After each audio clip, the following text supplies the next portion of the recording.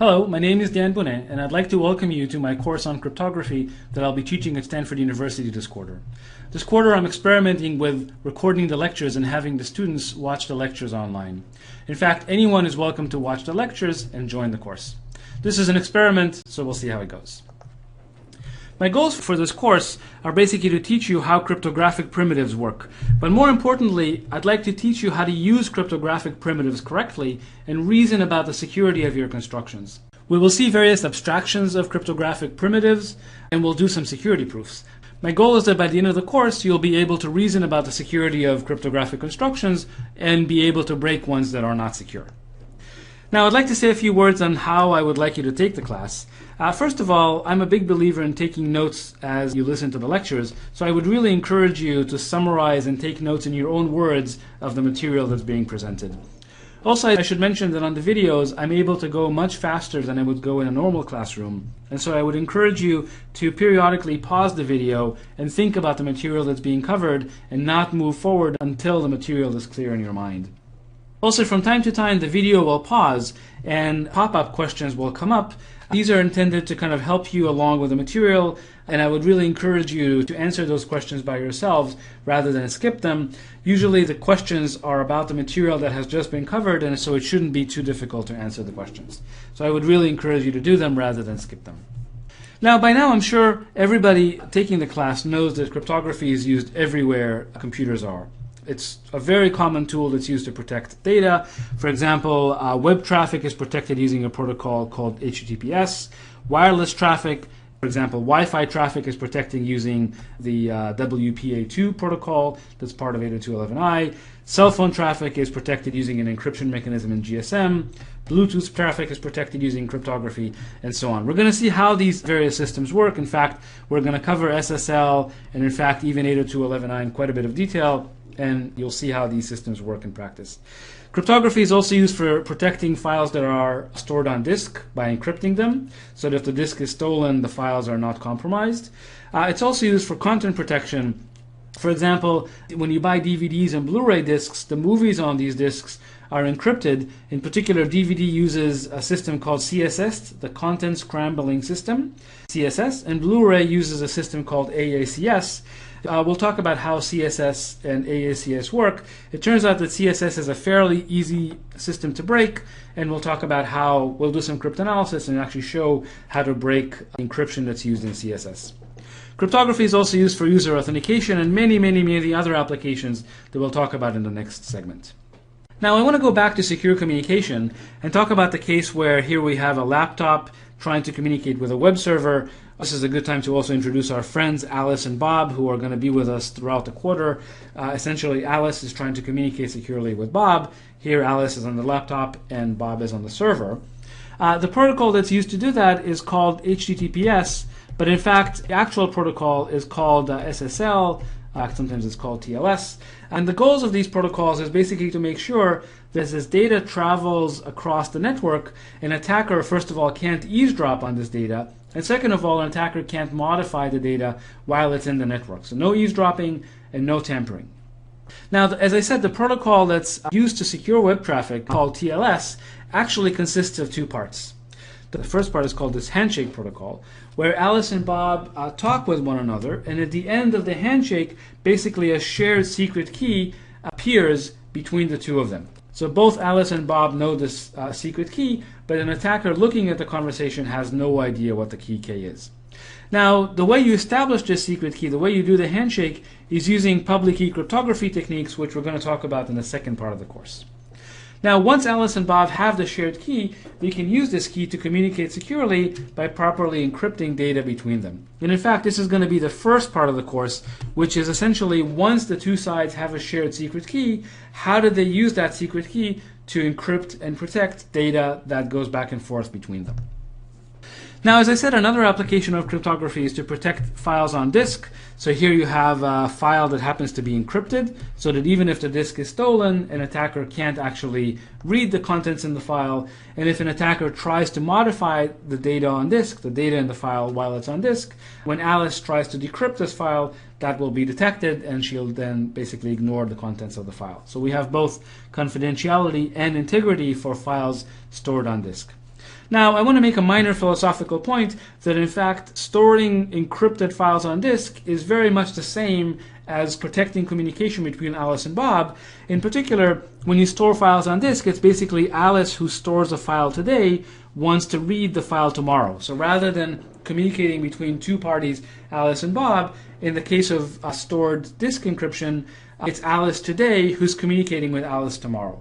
But really the two scenarios, secure communications and secure files, are kind of philosophically the same.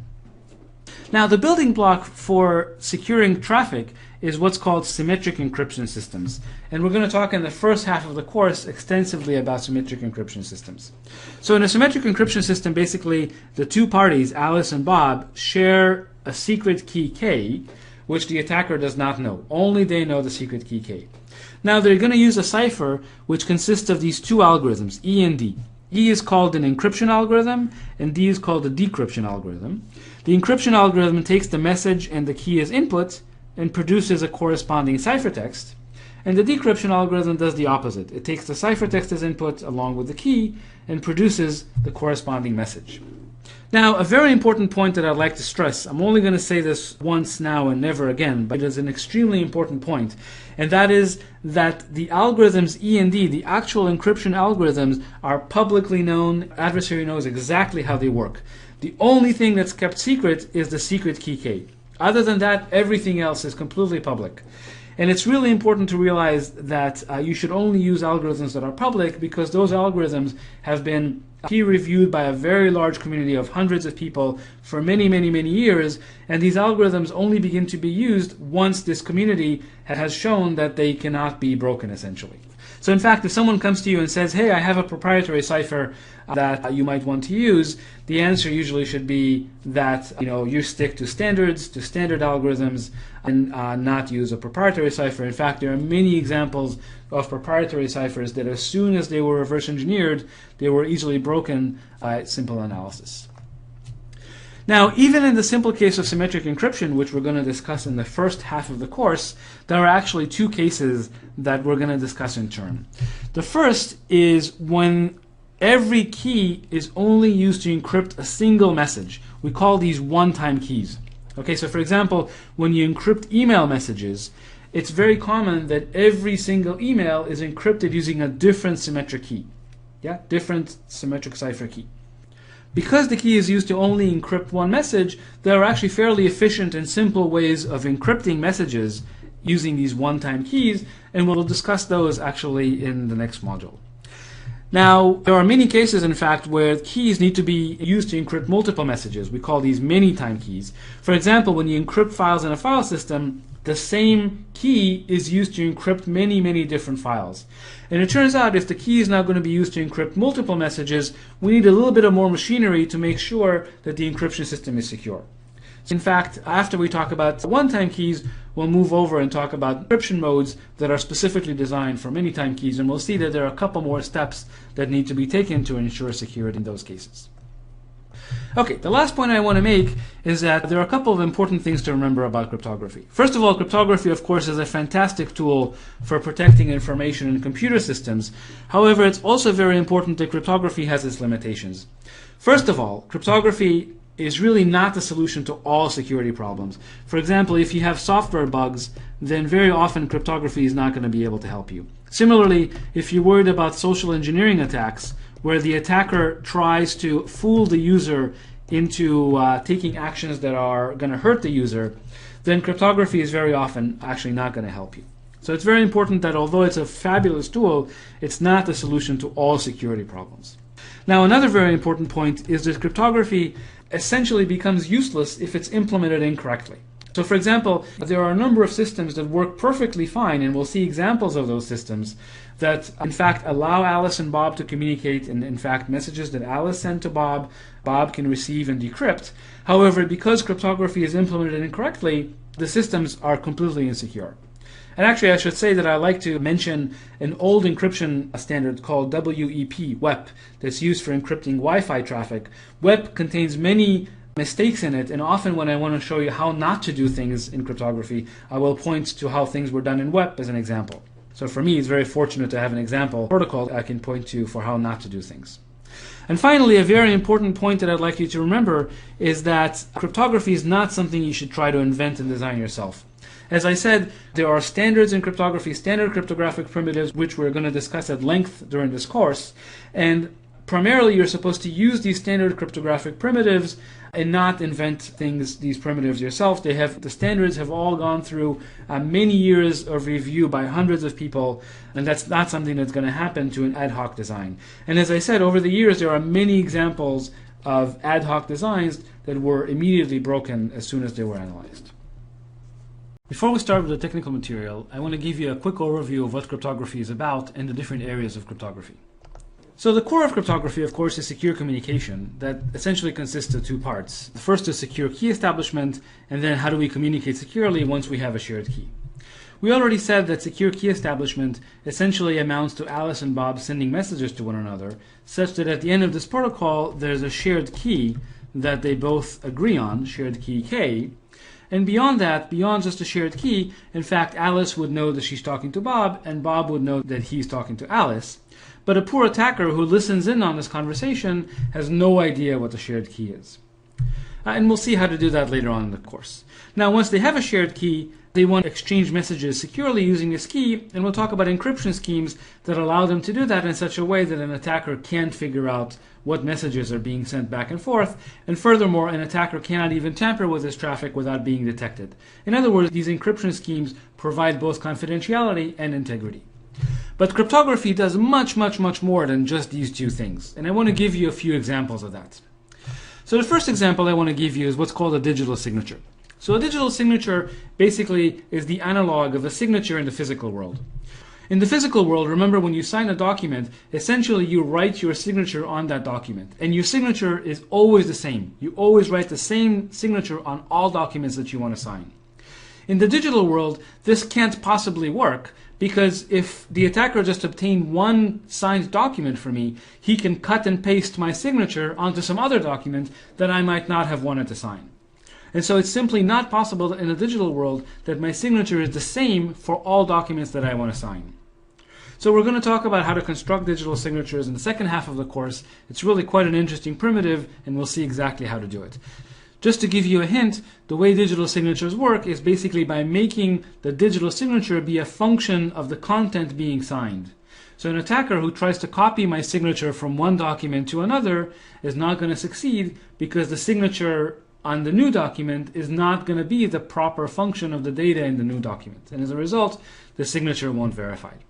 And as I said, we're going to see exactly how to construct digital signatures later on, and then we'll prove that those constructions are secure.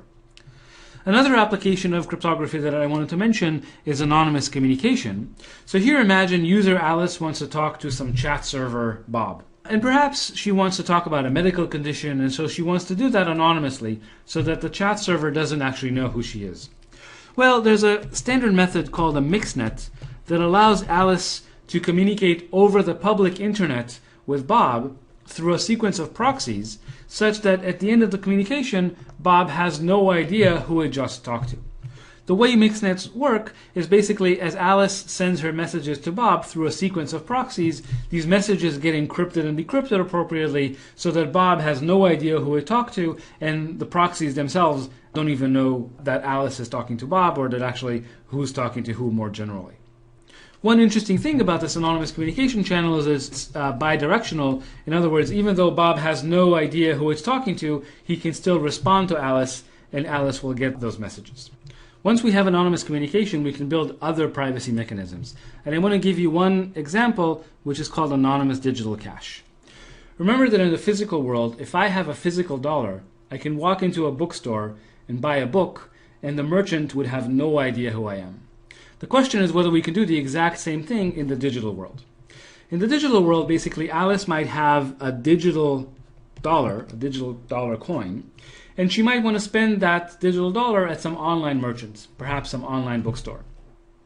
Now, what we'd like to do is make it so that when Alice spends her coin at the bookstore would have no idea who Alice is. So we provide the same anonymity that we get from physical cash. Now the problem is that in the digital world, Alice can take the coin that she had, this $1 coin, and before she spent it, she can actually make copies of it. And then all of a sudden, instead of having just $1 coin, now all of a sudden she has $3 coins, and they're all the same, of course.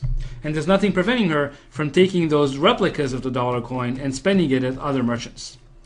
And so the question is, how do we provide anonymous digital cash, but at the same time also prevent Alice from double spending the dollar coin at different merchants? In some sense, there's a paradox here where anonymity is in conflict with security, because if we have anonymous cash, there's nothing to prevent Alice from double spending the coin, and because the coin is anonymous, we have no way of telling who committed this fraud. And so the question is, how do we resolve this tension? And it turns out it's completely doable, and we'll talk about anonymous digital cash later on. Just to give you a hint, I'll say that the way we do it is basically by making sure that if Alice spends the coin once, then no one knows who she is. But if she spends the coin more than once, all of a sudden her identity is completely exposed, and then she could be subject to all sorts of legal problems. And so that's how anonymous digital cash would work at a high level, and we'll see how to implement it later on in the course. Another application of cryptography has to do with more abstract protocols. But before I state the general result, I want to give you two examples. So the first example has to do with election systems. So here's the election problem. Suppose we have two parties, party 0 and party 1, and voters vote for these parties. So for example, this voter could have voted for party 0, this voter voted for party 1, and so on. So in this election, party 0 got 3 votes, and party 2 got 2 votes. So the winner of the election, of course, is party 0, but more generally, the winner of the election is the party who receives the majority of the votes. Now, the voting problem is the following. The voters would somehow like to compute the majority of the votes, but do it in such a way such that nothing else is revealed about their individual votes. Okay, so the question is how to do that. And to do so, we're going to introduce an election center who's going to help us compute the majority but keep the votes otherwise secret. And what the parties will do is they will each send a funny encryption of their votes to the election center in such a way that at the end of the election center is able to compute and output the winner of the election. However, other than the winner of the election, nothing else is revealed about the individual votes. The individual votes otherwise remain completely private. Of course, the election center is also going to verify that this voter, for example, is allowed to vote and that the voter has only voted once. But other than that information, the election center and the rest of the world learn nothing else about that voter's vote other than the result of the election. So this is an example of a protocol that involves 6 parties. In this case, there are 5 voters and 1 election center. These parties compute amongst themselves, and at the end of the computation, the result of the election is known, but nothing else is revealed about the individual inputs. Now, a similar problem comes up in the context of private auctions.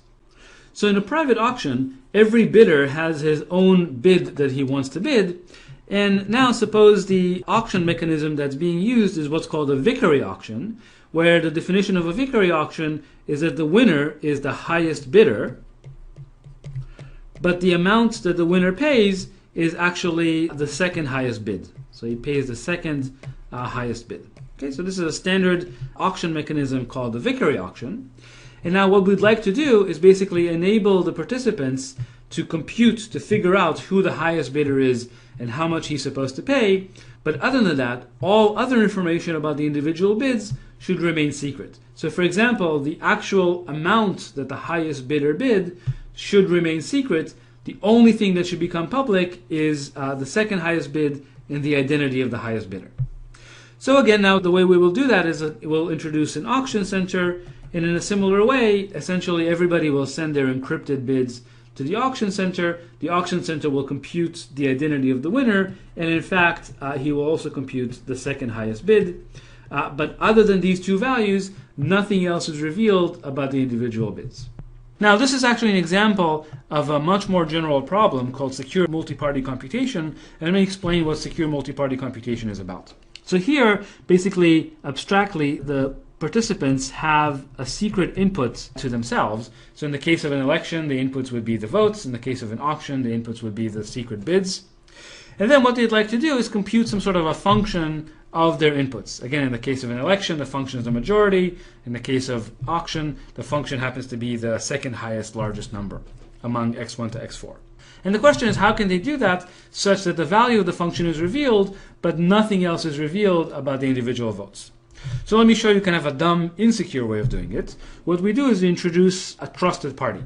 And then this trusted authority basically collects individual inputs, and it kind of promises to keep the individual inputs secret so that only it would know what they are, and then it publishes the value of the function to the world. So the idea is now that the value of the function became public, but nothing else is revealed about the individual inputs. But of course, you got this trusted authority that you got to trust, and if for some reason it's not trustworthy, then you have a problem. And so there's a very central theorem in crypto. It really is quite a surprising fact that says that any computation you'd like to do, any function f you'd like to compute, that you can compute with a trusted authority, you can also do without a trusted authority. Let me at a high level explain what this means. Basically what we're going to do is we're going to get rid of the authority, so the parties are actually not going to send their inputs to the authority, and in fact there's no longer going to be an authority in the system. Instead, what the parties are going to do is they're going to talk to one another using some protocol, such that at the end of the protocol, all of a sudden the value of the function becomes known to everybody, and yet nothing other than the value of the function is revealed. In other words, the individual inputs is still kept secret. But again, there is no authority. There's just a way for them to talk to one another such that the final output is revealed. So this is a fairly general result. It's kind of a surprising fact that this is at all doable, and in fact it is, and towards the end of the class we'll actually see how to make this happen. Now, there are some applications of cryptography that I can't classify in any other way other than to say that they're purely magical. Now, let me give you two examples of that. So the first is what's called privately outsourcing computation. So I'll give you an example of a Google search just to illustrate the point. So imagine Alice has a search query that she wants to issue. It turns out that there are very special encryption schemes such that Alice can send an encryption of her query to Google, and then because of the property of the encryption scheme, Google can actually compute on the encrypted values without knowing what the plaintext are. So Google can actually run its massive search algorithm on the encrypted query and recover an encrypted results. Okay? Google would send the encrypted results back to Alice, Alice would decrypt, and then she would receive the results. But the magic here is all Google saw was just encryptions of her queries and nothing else. And so Google, as a result, has no idea what Alice just searched for, and nevertheless, Alice actually learned exactly what she wanted to learn. Okay, so these are magical kind of encryption schemes. They're fairly recent. This is only a new development from about 2 or 3 years ago that allows us to compute on encrypted data, even though we don't really know what's inside the encryption. Now, before you rush off and think about implementing this, I should warn you that this is really, at this point, just theoretical in the sense that running a Google search on encrypted data probably would take 1 billion years. But nevertheless, just the fact that this is doable is already really surprising and is already quite useful for relatively simple computations. So in fact, we'll see some applications of this out later on. The other magical application I want to show you is what's called zero knowledge. And in particular, I'll tell you about something called the zero knowledge proof of knowledge. So here, what happens is there's a certain number n which Alice knows, and the way the number n was constructed is as a product of two large primes. So imagine here we have two primes, p and q. Each one you can think of it as like 1,000 digits. And you probably know that multiplying 2,000 digit numbers is fairly easy. But if I just give you their product, figuring out their factorization into primes is actually quite difficult. And in fact, we're going to use the fact that factoring is difficult to build public key crypto systems in the second half of the course.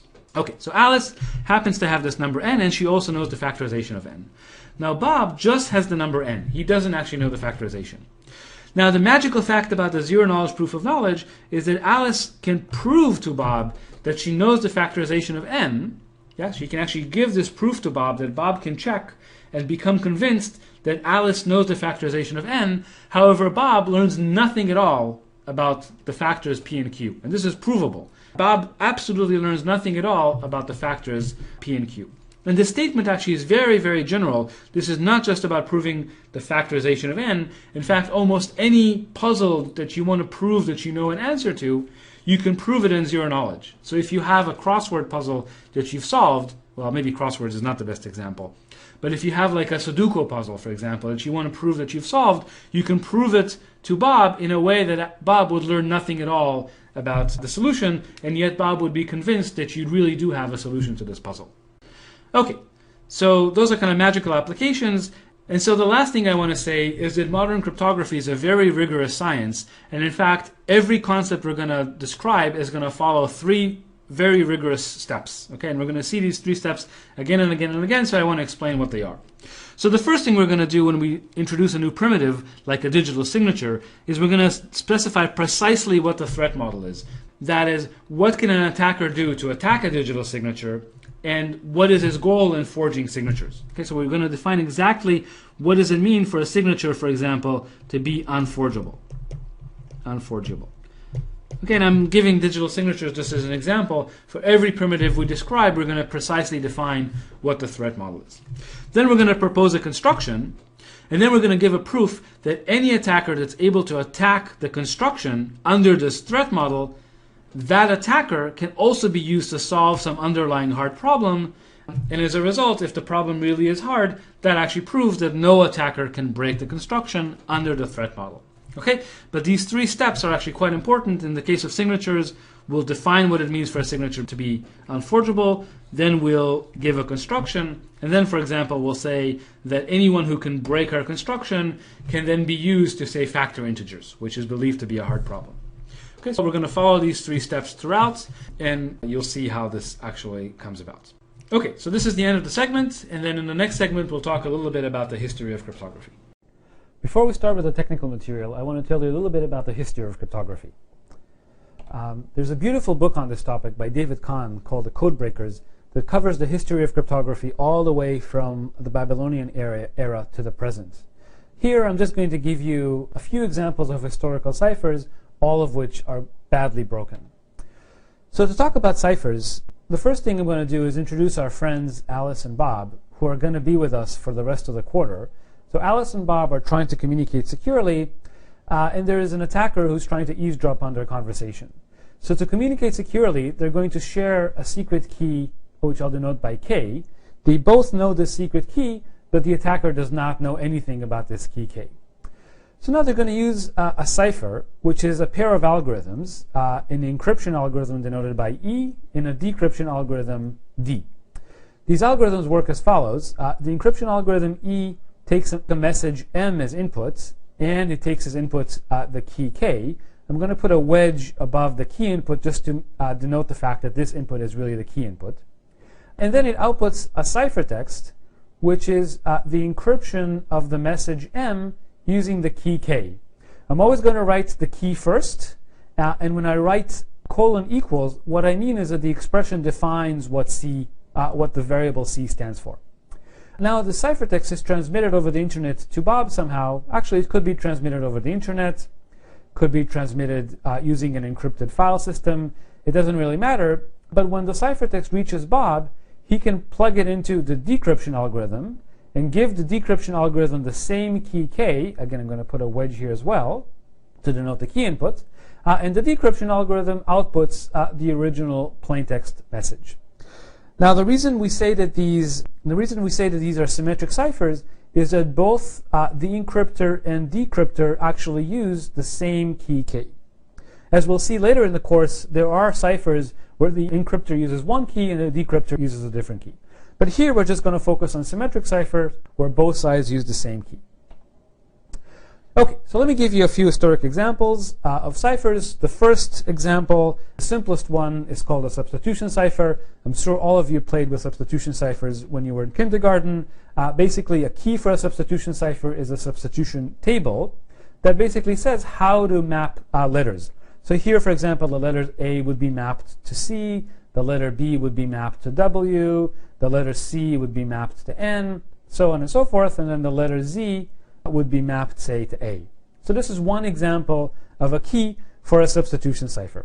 So just to practice the notation we introduced before, the encryption of a certain message using this key, let's say the message is BCZA, the encryption of this message using this key here would be is done by substituting one letter at a time. So B becomes W, C becomes N, Z becomes A, and A becomes C. So the encryption of BCZA is WNAC, and this defines the ciphertext. Similarly, we can decrypt the ciphertext using the same key, and of course we'll get back the original message. Okay, so just for historical reasons, there's one example of something that's related to the substitution cipher called the Caesar cipher. The Caesar cipher actually is not really a cipher at all, and the reason is that it doesn't have a key. What a Caesar cipher is basically a substitution cipher where the substitution is fixed, namely it's a shift by 3. So A becomes D, B becomes E, C becomes F, and so on and so forth. What is it? Y becomes B, and Z becomes C. It's a fixed substitution that's applied to all plaintext messages. So again, this is not a cipher because there is no key. The key is fixed. So if an attacker knows how our encryption scheme works, he can easily decrypt the message. The key is not random, and therefore decryption is very easy once you understand how the scheme actually works. Okay, so now let's go back to the substitution cipher where the keys really are chosen at random. These substitution tables are chosen at random. And let's see how we break this substitution cipher. Turns out to be very easy to break. The first question is, how big is the key space? How many different keys are there, assuming we have 26 letters? So I hope all of you said that the number of keys is 26 factorial, because a substitution key is simply a table, a permutation of all 26 letters. The number of permutations of 26 letters is 26 factorial. If you calculate this out, 26 factorial is about 2 to the 88, which means that describing a key in a substitution cipher takes about 88 bits. So each key is represented by about 88 bits. Now, this is a perfectly fine size for a key space. In fact, we're going to be seeing ciphers that are perfectly secure that are adequately secure with key spaces that are roughly of this size. However, even though the substitution cipher has a large key space of size 2 to the 88, it's still terribly insecure. So let's see how to break it. And to break it, we're going to be using letter frequencies. So the first question is, what is the most frequent letter in English text? So I imagine all of you know that, in fact, E is the most common letter. And that is going to, if we make that quantitative, that's going to help us break a substitution cipher. So just given the ciphertext, we can already recover the plaintext. So the way we do that is, first of all, using frequencies of English letters. So here's how this works. So you give me an encrypted message using a substitution cipher. What I know is, all I know is that the message is in English, the plaintext is in English. And I know that the letter E is the most frequent letter in English, and in fact it appears 12.7% of the time in standard English text. So what I'll do is I'll look at the ciphertext you gave me, and I'm going to count how many times every letter appears. Now, the most common letter in the ciphertext is going to be the encryption of the letter E with very high probability. So now I'm able to recover one entry in the key table. Namely, now I know what the letter E maps to. The next most common letter in English is the letter T, that appears about 9.1% of the time. So now again, I count how many times each letter appears in the ciphertext, and the second most frequent letter is very likely to be the encryption of the letter T. So now I've recovered the second entry in the key table. And I can continue this way. In fact, the letter A is the next most common letter. It appears 8.1% of the time. So now I can guess that the third most common letter in the ciphertext is the encryption of the letter A, and now I've recovered 3 entries in the key table. Well, so now what do I do? The remaining letters in English appear roughly the same amount of time, other than some rare letters like Q and X. But we're kind of stuck at this point. We figured out 3 entries in the key table, but what do we do next? So the next idea is to use frequencies of pairs of letters. Sometimes these are called digrams. So what I'll do is I'll count how many times each pair of letters appears in the ciphertext, and I know that in English the most common pairs of letters are things like HE, AN, IN, I guess TH is another common pair of letters, and so I know that the most common pair of letters in the ciphertext is likely to be the encryption of one of these 4 pairs. And so by trial and error, I can sort of figure out more elements in the key table. And again, by more trial and error, this way, by looking at trigrams, I can actually figure out the entire key table. So the bottom line here is that in fact this substitution cipher is vulnerable to the worst possible type of attack, namely a ciphertext only attack. Just given the ciphertext, the attacker can recover the decryption key and therefore recover the original plaintext. So there's really no point in encrypting anything using a substitution cipher because the attacker can easily decrypt it all. You might as well send your plaintext completely in the clear. So now we're going to fast forward to the Renaissance, and I guess we're moving from the Roman era to the Renaissance, and look at a cipher designed by a fellow named Vigenère who lived in the 16th century. He designed a couple of ciphers. Here I'm going to show you a variant of one of his ciphers. This is called a Vigenère cipher. So in a Vigenère cipher, the key is a word. In this case, the word is crypto. It's got 6 letters in it. And then to encrypt the message, what you do is you write the message under the key. So in this case, the message is, "What a nice day today." And then you replicate the key as many times as needed to cover the message. And then the way you encrypt is basically you add the key letters to the message letters modulo 26. So just to give you an example here, for example, if you add Y and A, you get Z. If you add T and A, you get U. And you do this for all the letters. And remember, whenever you add modulo 26. So if you go past Z, you go back to A. So that's the Vigenère cipher. And in fact, decryption is just as easy as encryption. Basically, the way you would decrypt is, again, you would write the ciphertext under the key, you would replicate the key, and then you would subtract the key from the ciphertext to get the original plaintext message. So breaking a Vigenère cipher is actually quite easy. Let me show you how you do it. The first thing we need to do is we need to assume that we know the length of the key. So let's just assume we know that. In this case, the length of the key is 6. And then what we do is we break the ciphertext into groups of 6 letters each. Okay, so we're going to get a bunch of groups like this. Each one contains 6 letters.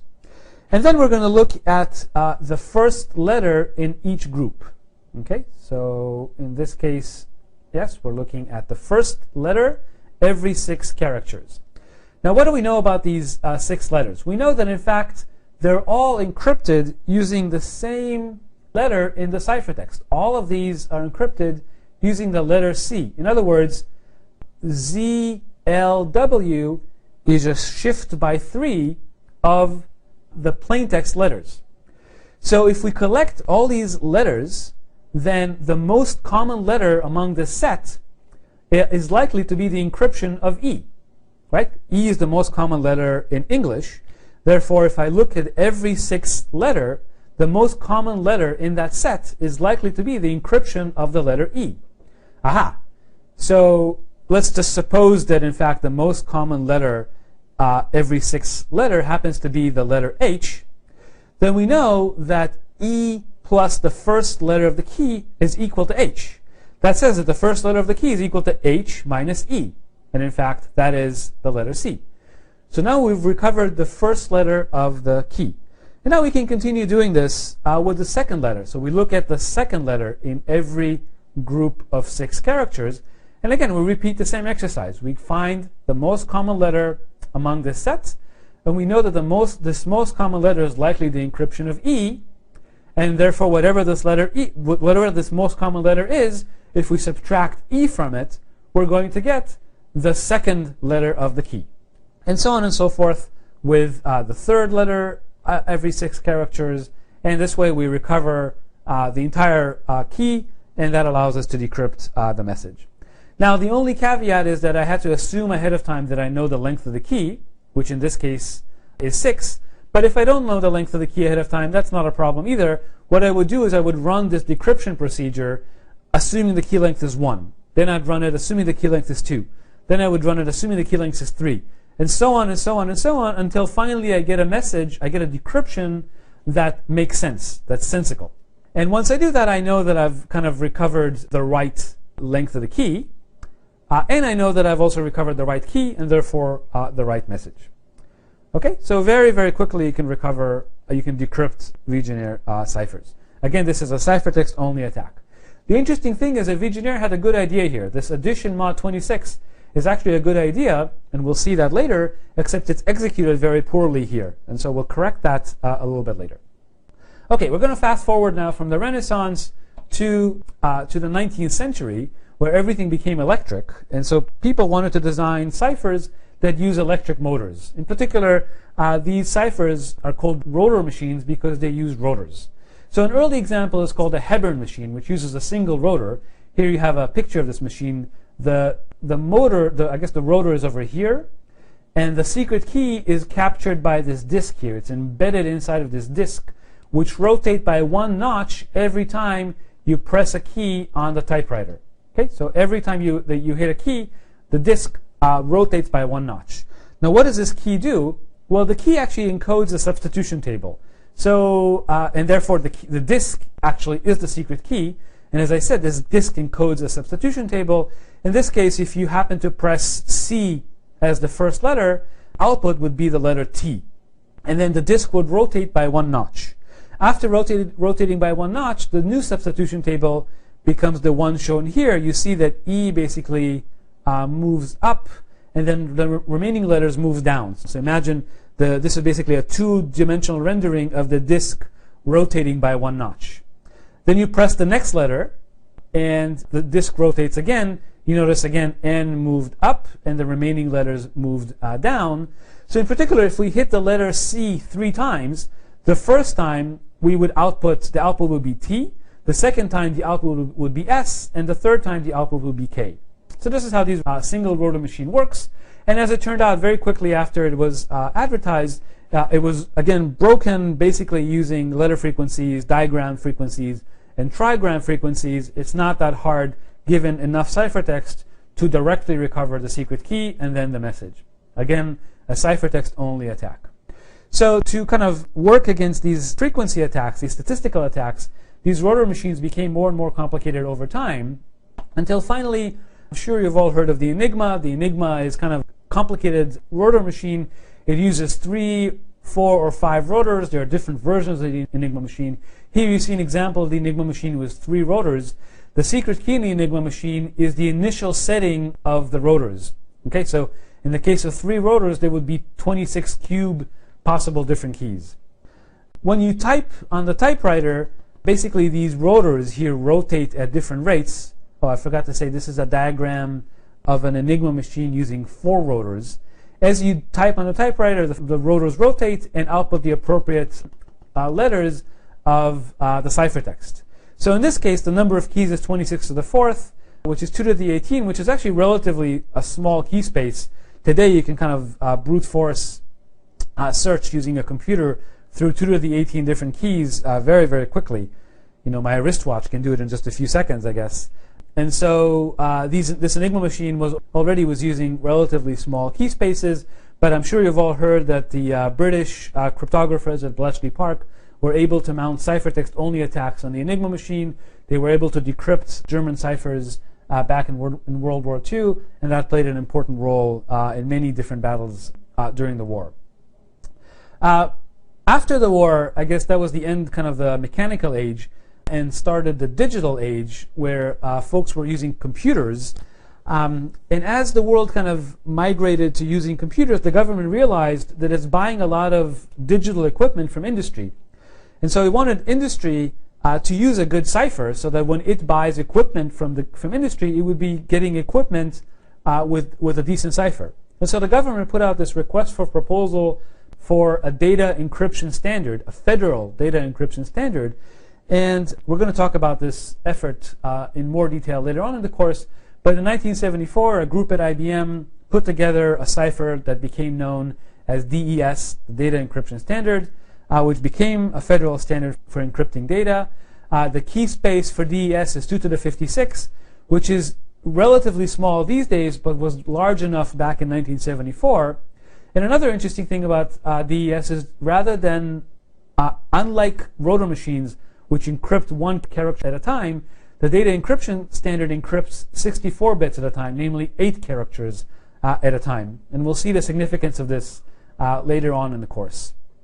Because DES uses such a small key space, these days it can be broken by a brute force search.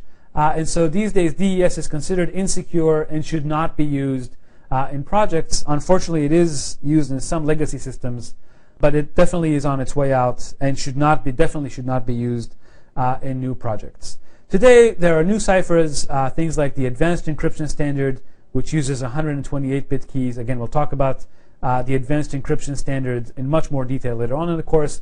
There are many, many other types of ciphers. I mentioned Salsa 20 here. We'll see why in just a minute. But this is all for the quick historical survey. And now we can get into the more technical material. Over the years, many natural cryptographic constructions were found to be insecure. In response, modern cryptography was developed as a rigorous science where constructions are always accompanied by a proof of security. The language used to describe security relies on discrete probability. In this segment and the next, I'll give a quick overview of discrete probability, and I point to this Wikibooks article over here for a longer introduction. Discrete probability is always defined over a universe, which I'll denote by U, and this universe in our case is always going to be a finite set. In fact, very commonly, our universe is going to be simply the set of all n-bit strings, which here is denoted by 0, 1 to the n. So for example, the set 0, 1 squared is the set of all 2-bit strings, which happens to be the string 0, 0, 0, 1, 1, 0, and 1, 1. So there are 4 elements in this set, and more generally, in the set 0, 1 to the n, there are 2 to the n elements. Now, a probability distribution over this universe U is simply a function which I'll denote by P, and this function, what it does is it assigns to every element in the universe a number between 0 and 1. And this number is what I'll call the weight or the probability of that particular element in the universe. Now, there's only one requirement on this function P, and that is that the sum of all the weights sum up to 1. That is, if I sum the probability of all elements x in the universe, what I end up with is the number 1. So let's look at a very simple example, looking back to our 2-bit universe, so 0, 0, 0, 1, 1, 0, and 1, 1, and you can consider the following probability distribution, which, for example, assigns to the element 0, 0 the probability 1/2, the elements 0, 1, we assign the probability 1/8, to 1, 0, we assign the probability 1/4, and to 1, 1, we assign the probability 1/8. Okay, and you can see that if we sum up these numbers, in fact, we get 1, which means that this probability P is, in fact, the probability distribution. Now, what these numbers mean is if I sample from this probability distribution, I'll get the string 0, 0 with probability 1/2, I'll get the string 0, 1 with probability 1/8, and so on and so forth. So now that we understand what a probability distribution is, let's look at 2 classic examples of probability distributions. The first one is what's called the uniform distribution. The uniform distribution assigns to every element in the universe exactly the same weight. I'm going to use U between 2 bars to denote the size of the universe U, that is the number of elements in the universe. And since we want the sum of all the weights to sum up to 1, and we want all these weights to be equal, what this means is that for every element x in the universe, we assign a probability of 1 over U. So in particular, if we look at our example, the uniform distribution on the set of 2-bit strings would simply assign 1/4, the weight 1/4 to each one of these strings. And clearly, the sum of all the weights sums up to 1. What this means is that if I sample at random from this distribution, I'll get a uniform sample across all 2-bit strings. So all of these 4-bit strings are equally likely to be sampled by this distribution. Another distribution that's very common is what's called the point distribution at the point x0. And what this point distribution does is basically it puts all the weights on a single point, namely x0. So here we assign to the point x0 all the weight, 1, and then to all other points in the universe, we assign the weight 0.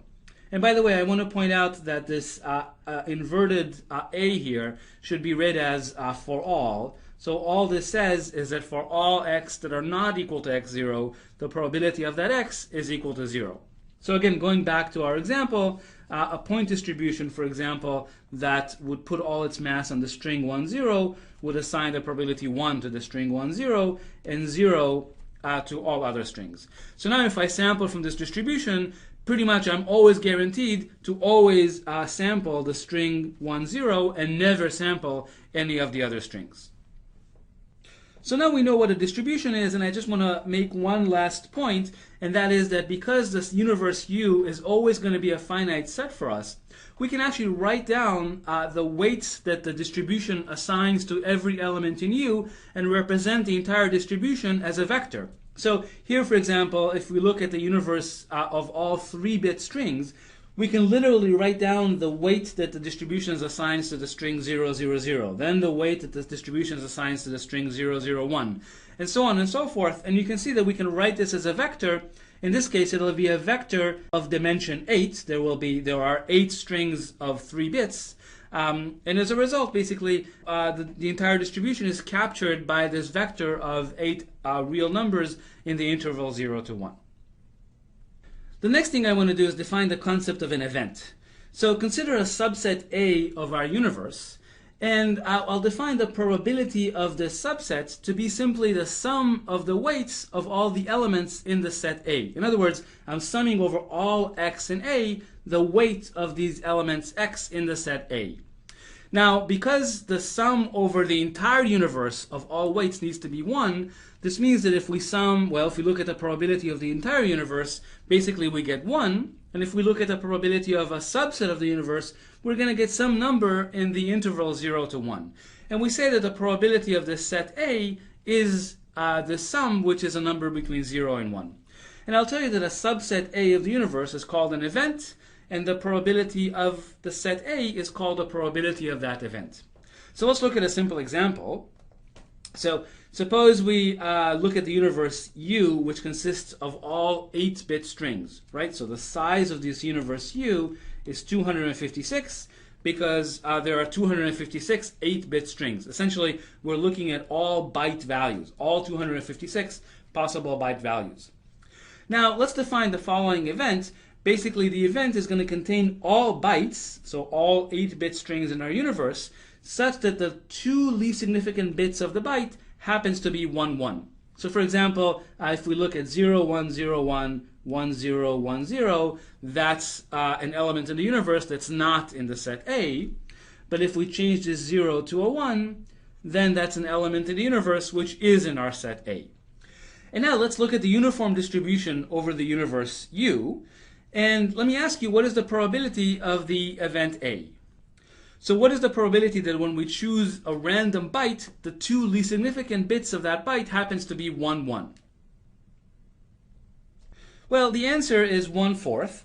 And the reason that's true is because it's not too difficult to convince yourself that of the 256 8-bit strings, exactly 64 of them, 1/4 of them, end in 1, 1.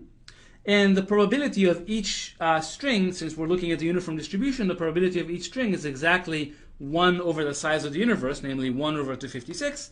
And the product of these 64 elements, each one has weight 1 over 256, is exactly 1/4, which is the probability of the event A that we were looking at.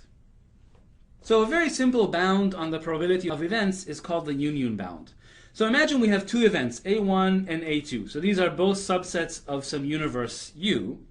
And we want to know what is the probability that either A1 occurs or A2 occurs. In other words, what is the probability of the union of these 2 events? This little U here denotes the union of the 2 sets. So the union bound tells us that the probability that either A1 occurs or A2 occurs is basically less than the sum of the 2 probabilities. And that's actually quite easy to see. So simply look at this picture here. You can see that when we look at the sum of the 2 probabilities, we're basically summing the probability of all the elements in A1, all the elements in A2, and you realized we kind of double summed these elements in the intersection. They get summed twice here on the right-hand side. And as a result, the sum of the 2 probabilities is actually going to be larger or larger than or equal to the actual probability of the union of A1 and A2. So that's the classic union bound. And in fact, I'll tell you that if the 2 events are disjoint, in other words, their intersection is empty, in that case, if we look at the sum, at the probability that either A1 happens or A2 happens, that's exactly equal to the sum of the 2 probabilities. Okay, so we'll use these facts here and there throughout the course. So just to be clear, the inequality holds always, but when the two events are disjoint, then in fact we get an equality over here. So let's look at a simple example. Suppose our event A1 is the set of all n-bit strings that happen to end in 1, 1. And suppose A2 is the set of all n-bit strings that happen to begin with 1, 1. Okay, so n, think of it as 8 or some large number. And I'm asking now, what is the probability that either A1 happens or A2 happens? In other words, if I sample uniformly from the universe U, what is the probability that either the least significant bits are 1, 1 or the most significant bits are 1, 1? Well, as we said, that's basically the probability of the union of A1 and A2. We know that the probability of each one of these events is 1/4 by what we just did on the previous slide. And therefore, by the union bound, the probability of the OR is, 1/4, the probability of A1 plus the probability of A2, which is 1/4 plus 1/4. And we just proved that the probability of seeing 1, 1 in the most significant bit or 1, 1 in the least significant bit is less than 1/2. So that's a simple example of how we might go about using the union bound to bound the probability that one of two events might happen. The next concept we need to define is what's called a random variable. Now, random variables are fairly intuitive objects, but unfortunately the formal definition of a random variable can be a little confusing. So what I'll do is give an example, and hopefully that'll be clear enough. So formally, a random variable, denoted say by x, is a function from the universe into some set v. And we say that this set v is where the random variable takes its values. So let's look at a particular example. So suppose we have a random variable x, and this random variable maps into the set 0, 1. So the values of this random variable are going to be either 0 or 1, so 1 bit basically. Now this random variable maps our universe, which is the set of all n-bit binary strings, 0, 1 to the n. And how does it do it?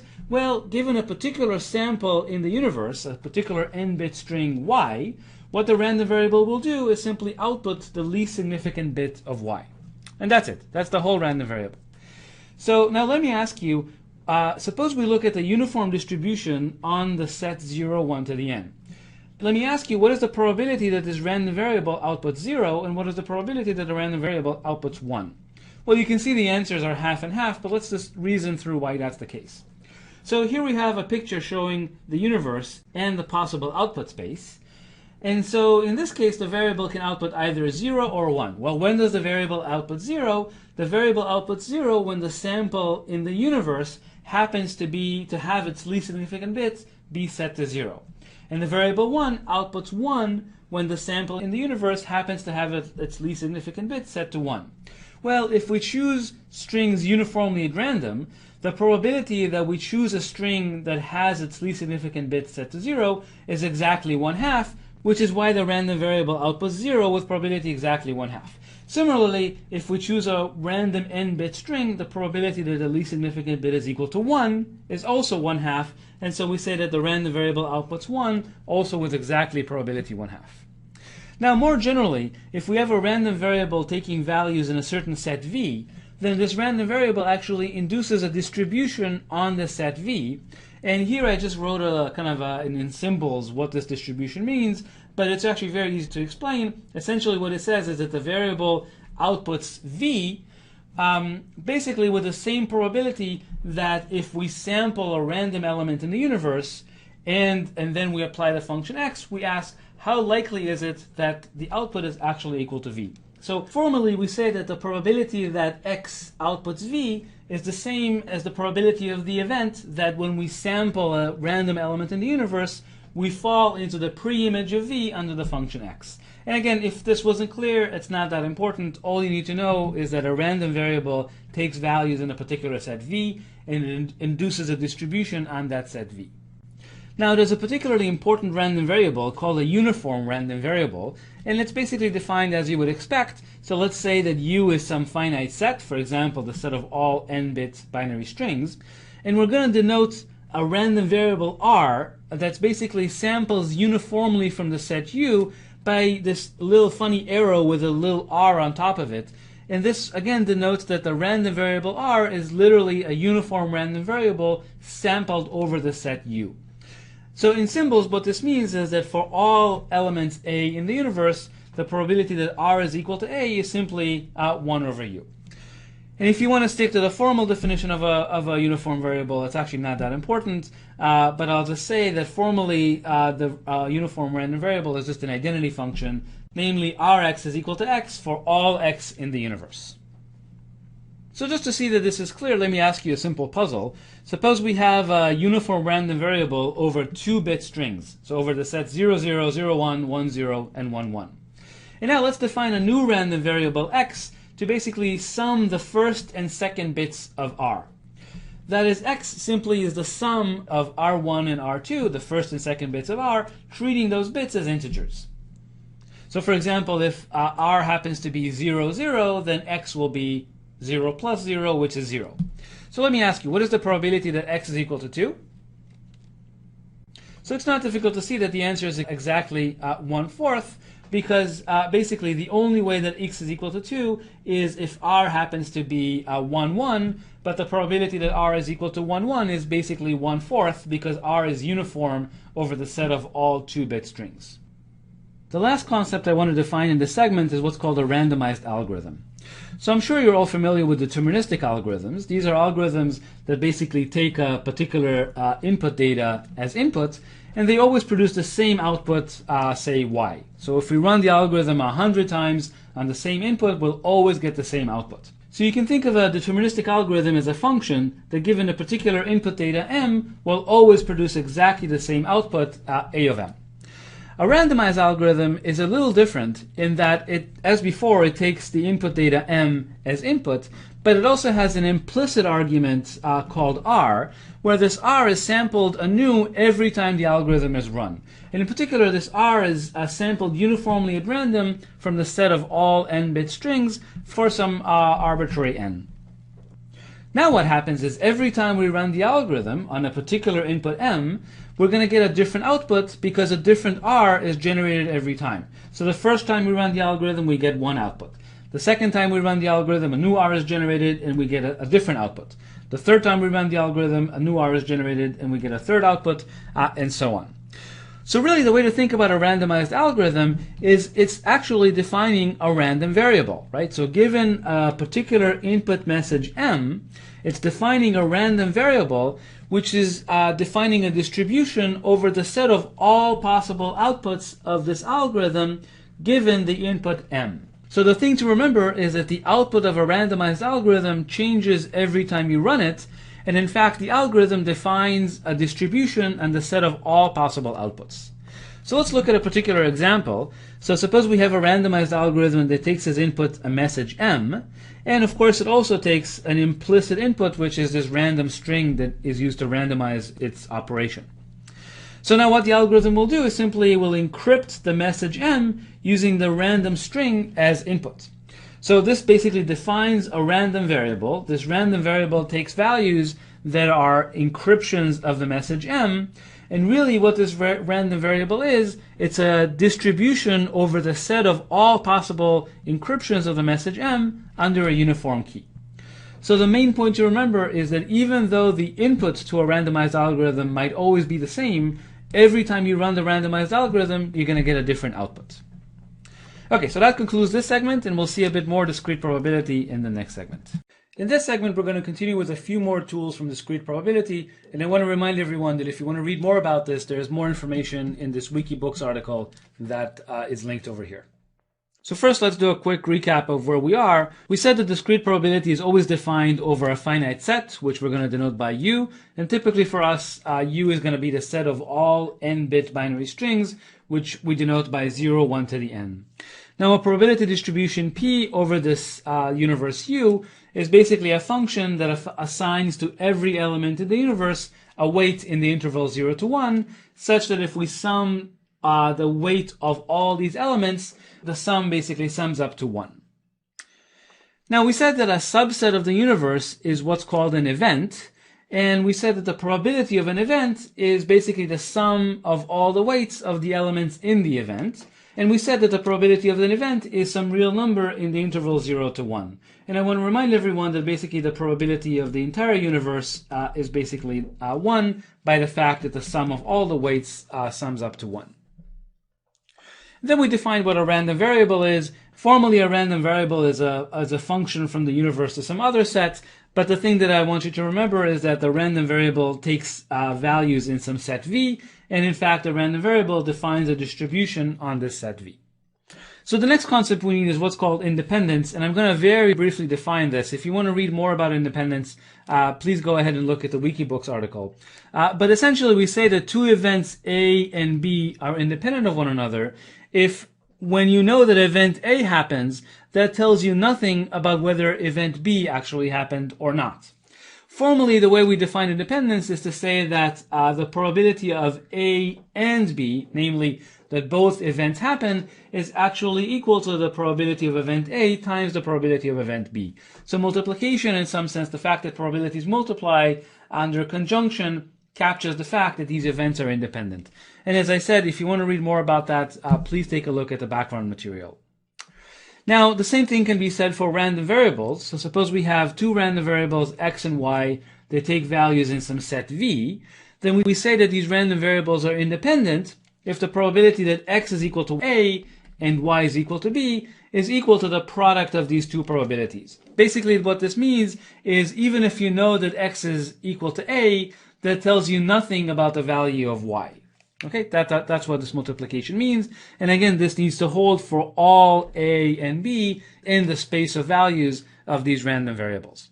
So just again, to jog your memory, if you've seen this before, a very quick example. Suppose we look at the set of 2-bit strings, so 0, 0, 0, 1, 1, 0, and 1, 1. And suppose we choose a random element from this set. Okay, so we randomly choose one of these four elements with equal probability. Now let's define two random variables. X is going to be the least significant bit that was generated, and y is going to be the most significant bit that's generated. So I claim that these random variables, x and y, are independent of one another. And the way to see that intuitively is to realize that choosing R uniformly from the set of four elements is basically the same as flipping a coin, an unbiased coin, twice. The first bit corresponds to the outcome of the first flip, and the second bit corresponds to the outcome of the second flip. And of course, there are four possible outcomes. All four outcomes are equally likely, which is why we get the uniform distribution over 2-bit strings. Now, variables x and y, why are they independent? Basically, if I tell you the result of the first flip, namely I tell you the least significant bit of R, so I tell you how the first coin, whether it fell on its head or fell on its tail, that tells you nothing about the result of the second flip. Which is why intuitively you might expect these random variables to be independent of one another. But formally, we would have to prove that for all 0, 1 pairs, the probability of x equals 0 and y equals 0, x equals 1, y equals 1, and so on, these probabilities multiply. Let's just do it for one of these pairs. So let's look at the probability that x is equal to 0 and y is equal to 0. Well, you see that the probability that x is equal to 0 and y is equal to 0 is basically the probability that R is equal to 0, 0. And what's the probability that R is equal to 0, 0? Well, by the uniform distribution, that's basically equal to 1/4. That's 1 over the size of the set, which is 1/4 in this case.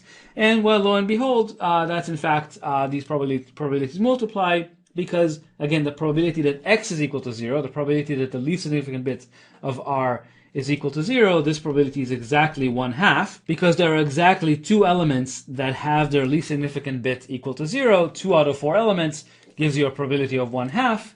And similarly, the probability that y is equal to 0 is also 1/2, so in fact the probabilities multiply. Okay, so that's this concept of independence.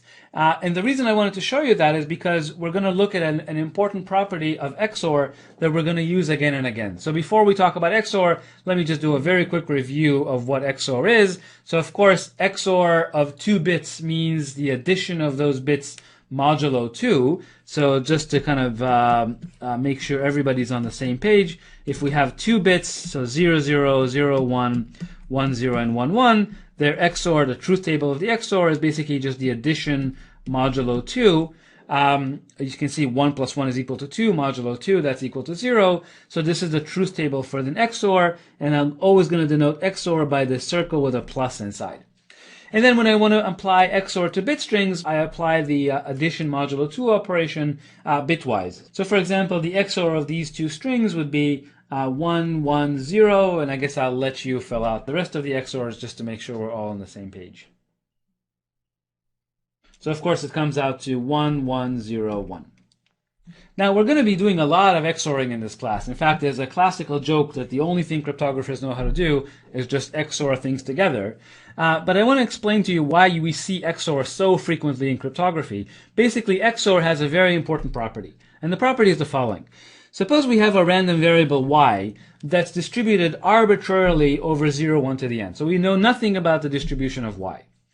But now suppose we have an independent random variable that happens to be uniformly distributed also over 0, 1 to the n. So it's very important that x is uniform and that it's independent of y.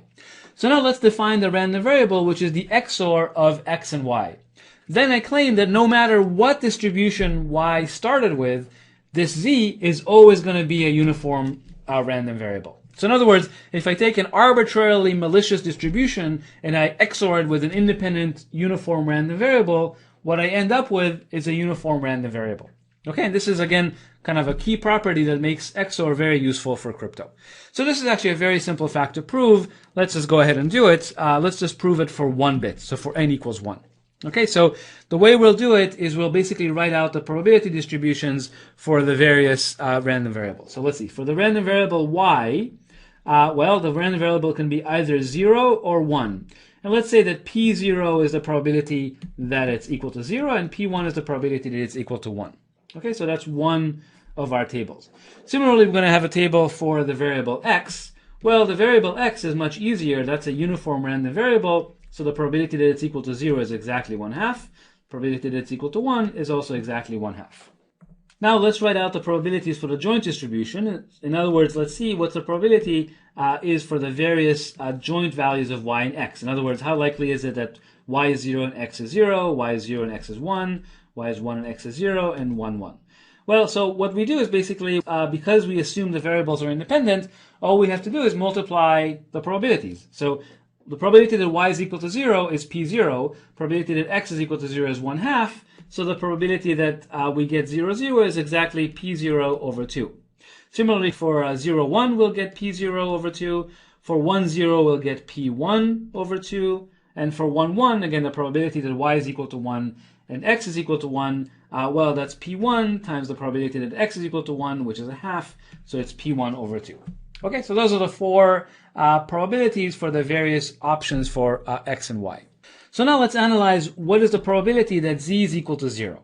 Well, the probability that z is equal to 0 is basically the same as the probability that, let's write it this way, xy is equal to 0, 0, or xy is equal to 1, 1. Those are the two possible cases that z is equal to 0 because z is the XOR of x and y.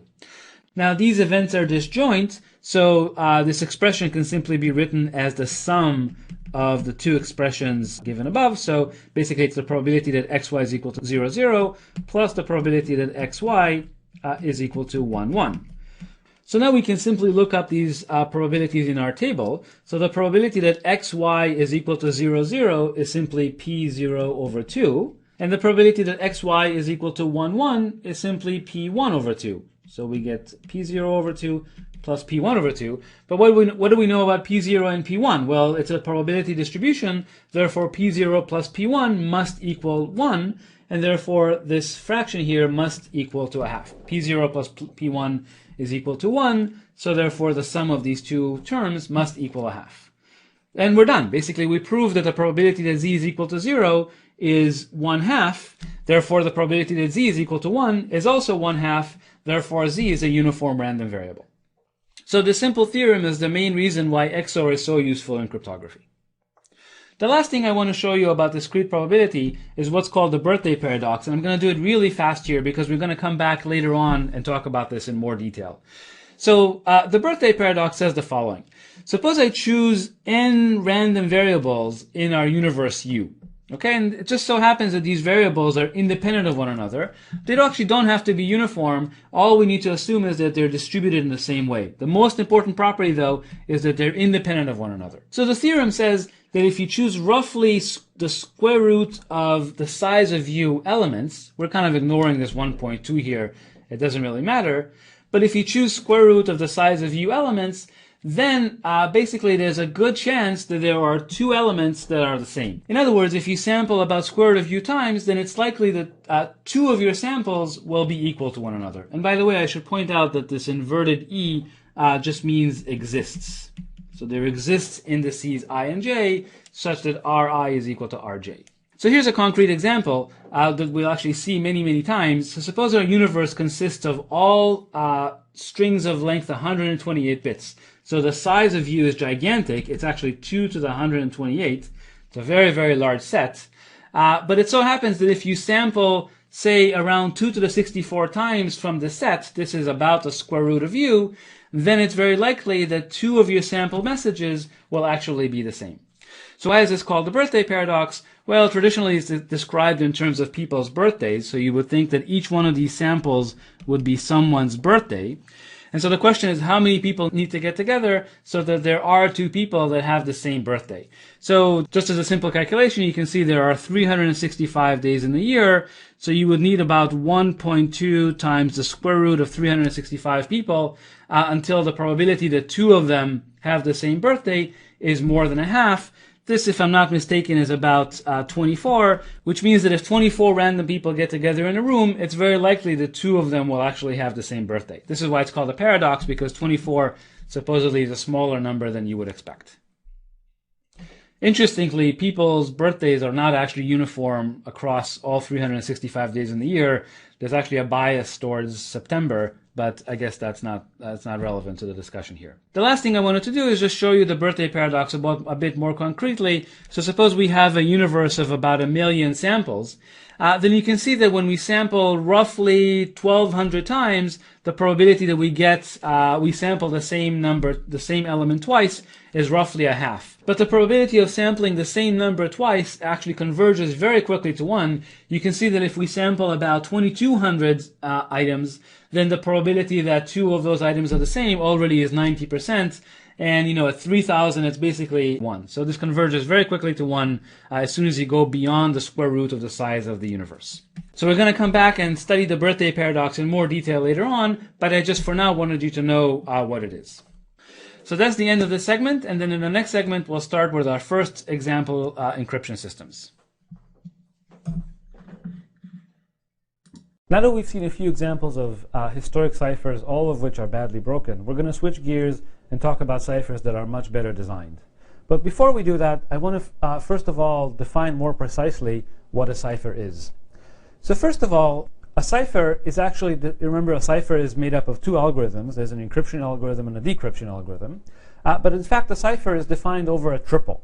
So there's the set of all possible keys, which I'm going to denote by script k. Sometimes I'll call this the key space, the set of all possible keys. There's the set of all possible messages, and the set of all possible ciphertexts. Okay, so this triple, in some sense, defines the environment over which the cipher is defined.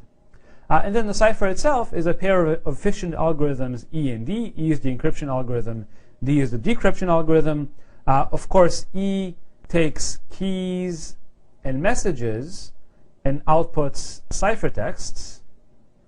And the decryption algorithm takes keys and ciphertexts and outputs messages. And the only requirement is that these algorithms are consistent. They satisfy what's called the correctness property. So for every message in the message space and every key in the key space, it had better be the case that if I encrypt the message with the key k, and then I decrypt using the same key k, I had better get back the original message that I started with. So this equation here is what's called the consistency equation, and every cipher has to satisfy it in order to be a cipher. Otherwise, it's not possible to decrypt. One thing I wanted to point out is that I put the word efficient here in quotes, and the reason I do that is because efficient means different things to different people. If you're more inclined towards theory, efficient means runs in polynomial time. So algorithms E and D have to run in polynomial time in the size of their inputs. If you're more practically inclined, efficient means runs within a certain time period. So for example, algorithm E might be required to take under a minute to encrypt a gigabyte of data. Either way, the word efficient kind of captures both notions, and you can interpret it in your head whichever way you like. I'm just going to keep referring to it as efficient and put quotes in it. As I said, if you're theory inclined, think of it as polynomial time, and otherwise think of it as concrete time constraints.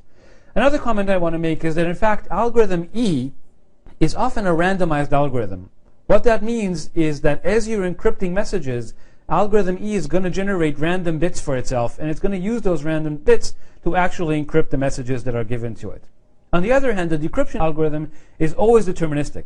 In other words, given the key and the ciphertext, output is always the same. Doesn't depend on any randomness that's used by the algorithm. Okay, so now that we understand what a cipher is better, I want to kind of show you the first example of a secure cipher. It's called the one-time pad. It was designed by Vernam back at the beginning of the 20th century. Before I actually explain what the cipher is, let's just state it in the terminology that we've just seen. So the message space for the Vernam cipher for the one-time pad is the same as the ciphertext space, which is just the set of all n-bit binary strings. So this just means all sequences of bits of 0, 1 characters. The key space is basically the same as the message space, which is again simply the set of all n-bit binary strings. So a key in the one-time pad is simply a random bit string, so it's a random sequence of bits that's as long as the message to be encrypted, as long as the message. Okay, now that we specified kind of what the cipher is defined over, we can actually specify how the cipher works, and it's actually really simple. So essentially, the ciphertext, which is the result of encrypting a message with a particular key, is simply the XOR of the two, simply K XOR M. So see a quick example of this. Remember that XOR, this plus with a circle, XOR means addition modulo 2. So if I take a particular message, say 0, 1, 1, 0, 1, 1, 1, and I take a particular key, say 1, 0, 1, 1, 0, 0, 1, when I compute the encryption of the message using this key, all I do is I compute the XOR of these two strings. In other words, I do addition modulo 2 bit by bit. So I get 1, 1, 0, 1, 1, 1, 0. That's the ciphertext. And then how do I decrypt? I basically kind of do the same thing. So to decrypt a ciphertext using a particular key, what I do is I XOR the key and the ciphertext again. And so all we have to verify is that it satisfies the consistency requirements. And I'm going to do this slowly once, and then from now on I'm going to assume this is all simple to you. So we're going to have to make sure that if I decrypt a ciphertext that was encrypted using a particular key, I had better get back the message M. So what happens here? Well, let's see. So if I look at the encryption of K and M, this is just K XOR M by definition. What's the decryption of K XOR M using K? That's just K XOR K XOR M. And so since I said that XOR is addition modulo 2, addition is associative, so this is the same as K XOR K XOR M, which is simply, as you know, K XOR K is just 0, and 0 XOR anything is simply M.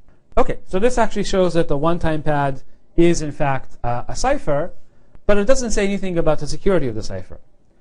And we'll talk about security of the cipher in just a minute. First of all, let me quickly ask you a question just to make sure we're all in sync. Suppose you're given a message M and the encryption of that message using the one-time pad. So all you're given is the message and the ciphertext. My question to you is, given this pair, M and C, can you actually figure out the one-time pad key that was used in the creation of C from M?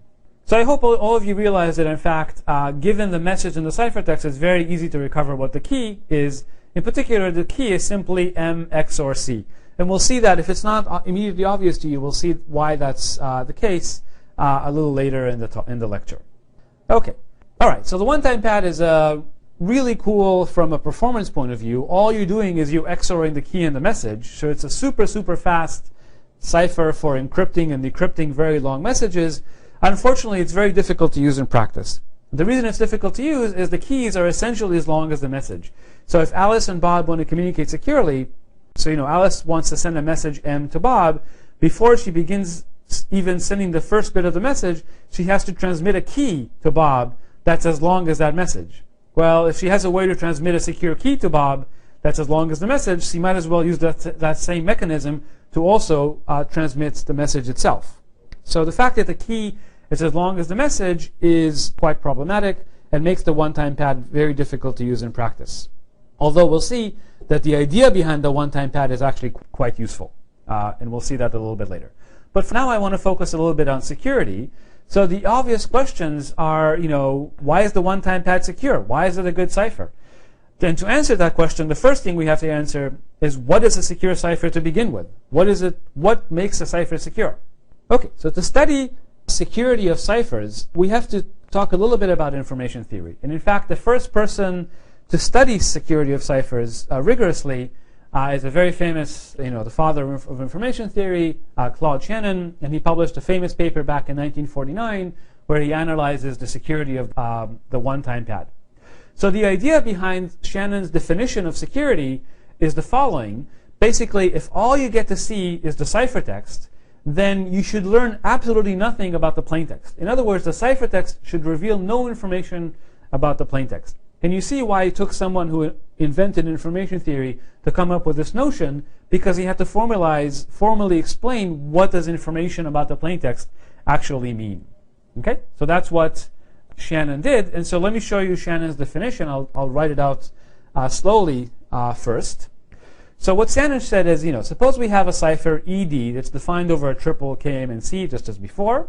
So KMNC define the key space, the message space, and the ciphertext space. And we say that the cipher has perfect secrecy if the following condition holds. It so happens that for every two messages, M0 and M1 in the message space, for every two messages, the only requirement I'm going to put on these messages is they have the same length. So we'll see why this requirement is necessary in just a minute. And for every ciphertext in the ciphertext space, okay, so for every pair of messages and for every ciphertext, it had better be the case that if I ask, what is the probability that encrypting M0 with K, encrypting M0 with K gives C, okay, so how likely is it, if we pick a random key, how likely is it that when we encrypt M0 we get C? That probability should be the same as when we encrypt M1. Okay, so the probability of encrypting M1 and getting C is exactly the same as the probability of encrypting M0 and getting C. And this is, as I said, where the key, the distribution, is over the distribution on the key. So the key is uniform in the key space. So K is uniform in K. And I'm often going to write K arrow with a little r above it to denote the fact that K is a random variable that's uniformly sampled in the key space K. Okay, this is the main part of Shannon's definition. And let's think a little bit about what this definition actually says. So what does it mean that these two probabilities are the same? Well, what it says is that if I'm an attacker and I intercept a particular ciphertext C, then in reality, the probability that the ciphertext is the encryption of M0 is exactly the same as the probability that it's the encryption of M1, because those probabilities are equal. So if all I have is the ciphertext C, that's all I've intercepted, I have no idea whether the ciphertext came from M0 or the ciphertext came from M1, because again, the probability of getting C is equally likely whether M0 is being encrypted or M1 is being encrypted. So here we have the definition stated again, and I will just want to write these properties again more precisely. So let's write this again. So what this definition means is that if I'm given a particular ciphertext, I can't tell where it came from. I can't tell if the message that was encrypted is either M0 or M1. And in fact, this property is true for all messages, for all these M0, for all M0 and M1. So not only can I not tell if C came from M0 or M1, I can't tell if it came from M2 or M3 or M4 or M5, because all of them are equally likely to produce the ciphertext C. So what this means really is that if you're encrypting messages with a one-time pad, then in fact the most powerful adversary, I don't really care how smart you are, the most powerful adversary can learn nothing about the plaintext, learns nothing about the plaintext from the ciphertext. So just to say it in one more way, basically what this proves is that there's no ciphertext only attack on a cipher that has perfect secrecy. Now, ciphertext only attacks actually aren't the only attacks possible, and in fact, other attacks may be possible. But other attacks may be possible. Okay. Now that we understand what perfect secrecy means, the question is, can we build ciphers that actually have perfect secrecy? And it turns out we don't have to look very far. The one-time pad, in fact, has perfect secrecy. So I want to prove to you, this is Shannon's first results, and I want to prove this fact to you. It's a very simple proof, so let's go ahead and look at it and just do it. So we need to kind of interpret, what does it mean? What is this probability that EK of M0 is equal to C? So it's actually not that hard to see that for every message and every ciphertext, the probability that the encryption of M under a key K, the probability that that's equal to C, the probability of a random choice of key, by definition, all that is basically the number of keys, K in script K, such that, well, if I encrypt M with K, I get C. So I literally count the number of such keys, and I divide by the total number of keys. Right? That's what it means that if I choose a random key, that key maps M to C. Right? So it's basically the number of keys that map M to C divided by the total number of keys. This is this probability. So now suppose that we had a cipher such that for all messages and all ciphertext, it so happens that if I look at this number, the number of K in K, such that EKM is equal to C. In other words, I'm looking at the number of keys that map M to C. Suppose this number happens to be a constant. So say it happens to be 2, 3, or 10, or 15. It just happens to be an absolute constant. If that's the case, then by definition, for all M0 and M1 and for all C, this probability has to be the same because the denominator is the same, the numerator is the same, it's just this constant, and therefore this probability is always the same for all M and C. And so if this property is true, then the cipher has perfect secrecy. Okay, so let's see what can we say about this quantity for the one-time pad. So the question to you is, if I have a message in a ciphertext, how many one-time pad keys are there that map this message M to the ciphertext C? In other words, how many keys are there such that M XOR K is equal to C? So I hope you've all answered 1, and let's see why that's the case. For the one-time pad, if we have that the encryption of M under K is equal to C, that basically, well, by definition, that implies that K XOR M is equal to C. But that also simply says that K has to be equal to M XOR C. Yes, I just XOR both sides by M, and I get that K must equal to M XOR C. Okay, so what that says is that for the one-time pad, in fact, the number of keys in K such that EKM is equal to C, that simply is 1, and this holds for all messages and ciphertext. And so again, by what we said before, this says that the one-time pad has perfect secrecy. Perfect secrecy, and that completes the proof of this trivial, very, very simple lemma. Now, the funny thing is that even though this lemma is so simple to prove, in fact, it proves a pretty powerful statement again. This basically says, for the one-time pad, there is no ciphertext-only attack. So unlike the substitution cipher or the Vigenère cipher or the rotor machines, all those could be broken by ciphertext-only attack, we've just proved that for the one-time pad, that's simply impossible. Given the ciphertext, you simply learn nothing about the plaintext. However, as we'll see, this is not the end of the story. I mean, are we done? I mean, basically, we're done with the course now because we have a way to encrypt so that an attacker can't recover anything about our message. So maybe we're done with the course. But in fact, as we'll see, there are other attacks. And in fact, the one-time pad is actually not such a secure cipher. And in fact, there are other attacks that are possible, and we'll see that shortly. Okay? So I emphasize again, the fact that it has perfect secrecy does not mean that the one-time pad is a secure cipher to use. Okay, but as we said, the problem with the one-time pad is that the secret key is really long. So if you had a way of communicating the secret key over to the other side, you might as well use that exact same method to also communicate the message to the other side, in which case you wouldn't need a cipher to begin with. Okay, so the problem again is the one-time pad has really long keys, and so the obvious question is, are there other ciphers that have perfect secrecy and possibly have much, much shorter keys?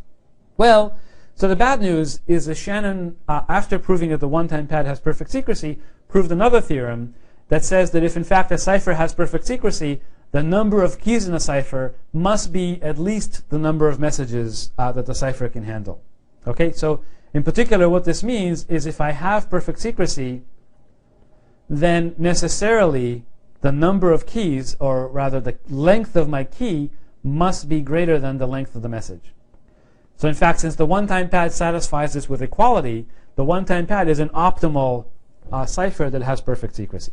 Okay, so basically what this shows is that this is an interesting notion. The one-time pad is an interesting cipher, but in fact, in reality, it's actually quite hard to use.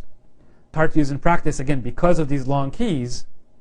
And so this notion of perfect secrecy, even though it's quite interesting, basically says that it doesn't really tell us that practical ciphers are going to be secure. And we're going to see, but as we said, the idea behind the one-time pad is quite good, and we're going to see in the next lecture how to make that into a practical system. Now that we know about the one-time pad, let's talk about making the one-time pad more practical using something called the stream cipher.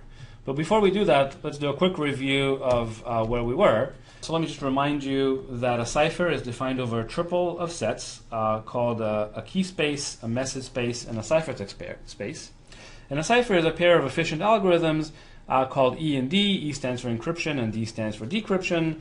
And the only property that we need to satisfy is that decryption is the opposite of encryption. In other words, if I encrypt a message M using a particular key and I decrypt using the same key, I get back the original message. Last time we looked at a couple of weak ciphers like the substitution cipher and the Vigenère cipher. We showed that all of them can be easily broken, so you should never, ever, ever use those ciphers. Those were just for historical reference. And then we looked at our first example of a good cipher, namely the one-time pad. Let me just remind you how the one-time pad is defined. Basically, the message space is the set of all n-bit strings. The ciphertext is the set of all n-bit strings, and similarly, the key is the set of all n-bit strings. And the way we encrypt is by a simple XOR. To encrypt the message, we just XOR the message and the key.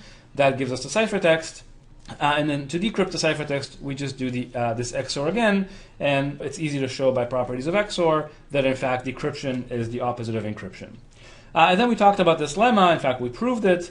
That says that the one-time pad has perfect secrecy, which means that if you're just an eavesdropper and you just get to see a single ciphertext, you're not going to be able to deduce any information about the encrypted plaintext.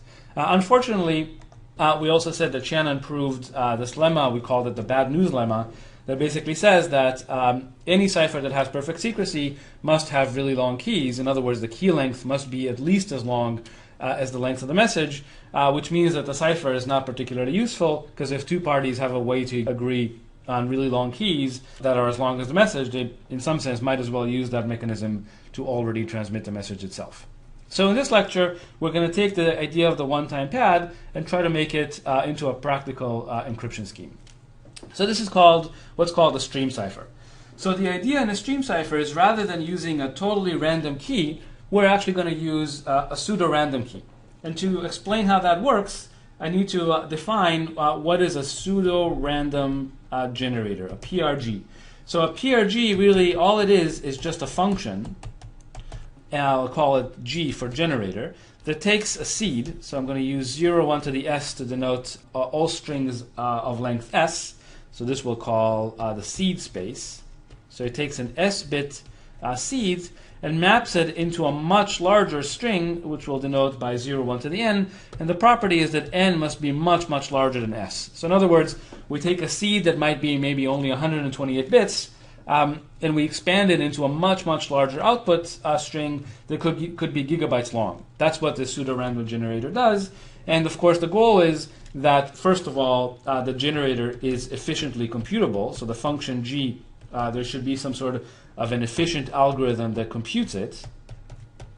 So efficiently computable by a deterministic algorithm. It's important to understand that the function g itself has no more randomness in it. It's totally deterministic. The only thing that's random here is the random seed that's given as input to the function g. And the other property, of course, is that the output should look random. And the question is, what does it mean to look random? And that's something that we'll define later on in the lecture. Okay, so suppose we have such a generator. How do we use that to build a stream cipher? Well, the idea is that we're going to use the seed as our key. So our short seed is going to be the secret key. And then we're going to use the generator to basically expand the seed into a much, much larger random-looking sequence, or pseudo-random sequence, as it's known. So this would be G of k. And then we are going to XOR it, just like in the one-time pad. We're going to XOR the pseudo-random sequence with the message, and that's going to give us the ciphertext. Or if we want to write this in math, we'll write C equals the encryption of the message M with a key K, which is simply defined as M XOR G of K. And then when we want to decrypt, basically we do exactly the same thing. It's basically the ciphertext XOR G of K, just like in the one-time pad, except that instead of XORing with K, we XOR with the output of the generator applied to K. So the first question to ask is, why is this secure? So basically, we only have one notion of security so far, which we called perfect secrecy. And so let's just quickly ask, can a stream cipher have perfect secrecy? Remember, in the stream cipher, the key is much, much shorter than the message. And so nevertheless, can it have perfect secrecy? So I hope everybody said the answer is no. The key is much shorter than the message. And we said that in a perfectly secure cipher, the key must be as long as the message. And therefore, it's not possible that a stream cipher actually has perfect secrecy. So the question is then, well, why is it secure? First of all, we would need a different definition of security to argue that the stream cipher is secure. And in particular, the security property is going to depend on the specific generator that we used. So in fact, the definition of privacy that we'll need to argue security of stream ciphers we'll see in the next lecture. But for now, let me show you one particular property that a generator must have, a minimal property needed for security. This property is called unpredictability. So let's just suppose for 1 second that in fact a stream cipher is predictable. So what does that mean? Suppose the PRG is predictable. What that means is essentially that there is some I such that if I give you the first I bits of the output, this notation bar 1 to I means look at the first I bits of the output of the function. Okay, so I give you the first I bits of the stream. There is some sort of an algorithm, there's an efficient algorithm that will compute the rest of the stream. Okay, so given the first I bits, you can compute the remainder of the bits. I claim that if this is the case, then the stream cipher would not be secure. So let's see why. Well, suppose an attacker actually intercepts a particular ciphertext, let's call it C. Right, so if this is the case, then in fact we have a problem. Because suppose that just by some prior knowledge, the attacker actually knows that the initial part of the message happens to be some known value. For example, you know that in the mail protocol, SMTP, the standard send mail protocol used in the internet, you know that every message starts with a word from colon. Well, that would be a prefix that the adversary knows that the message must begin with, from colon. What it could do is it could XOR the ciphertext with the words from colon, with the little prefix of the message that it actually knows, and what that would give it is a prefix of the pseudo-random sequence. So now it would learn as a result of this, it would learn a prefix of the pseudo-random sequence. But then we know that once it has a prefix of the pseudo-random sequence, it can predict the remainder of the pseudo-random sequence, and that would allow it to then predict the rest of the message M. Okay, so for example, if the pseudo-random generator was predictable given 5 bits of the pad, then every email encrypted using the stream cipher would be decryptable because, again, the attacker knows the prefix of the message, from which he deduces a prefix of the pad, which then allows him to compute the rest of the pad, which then allows him to recover the entire plaintext. Okay, so this is an example that shows that in fact if a PRG is predictable, then already there are security problems because a small prefix would reveal the entire message. As it turns out, even if I could just predict one bit of the output, even if given the first I bits, I can predict the next bit, the I plus first bit, already this is a problem, because that would say that given, again, the first couple of letters in a message, I can decrypt essentially and recover the next bit of the message, or the next letter of the message, and so on. So this predictability property shows that, if we use a PRG that's going to be used in a stream cipher, it had better be unpredictable. So what does it mean that a PRG is unpredictable? So let's define more precisely what it means for a PRG to be unpredictable. Well, first we'll define more precisely what it means for a PRG to be predictable. So we say that G is predictable if there exists an efficient algorithm, let's call it A, and there is some position, there's a position I between 1 and n minus 1, such that if we look at the probability over a random key, probability that if I generate a random key, and remember this notation means choose a random key from the set K, so this arrow with R just means choose a random key from the set K. Basically, if I give this algorithm the prefix of the output, so I give it the first I bits of the output, the probability that it's able to predict the next bit of the output, this probability is greater than half plus epsilon for some non-negligible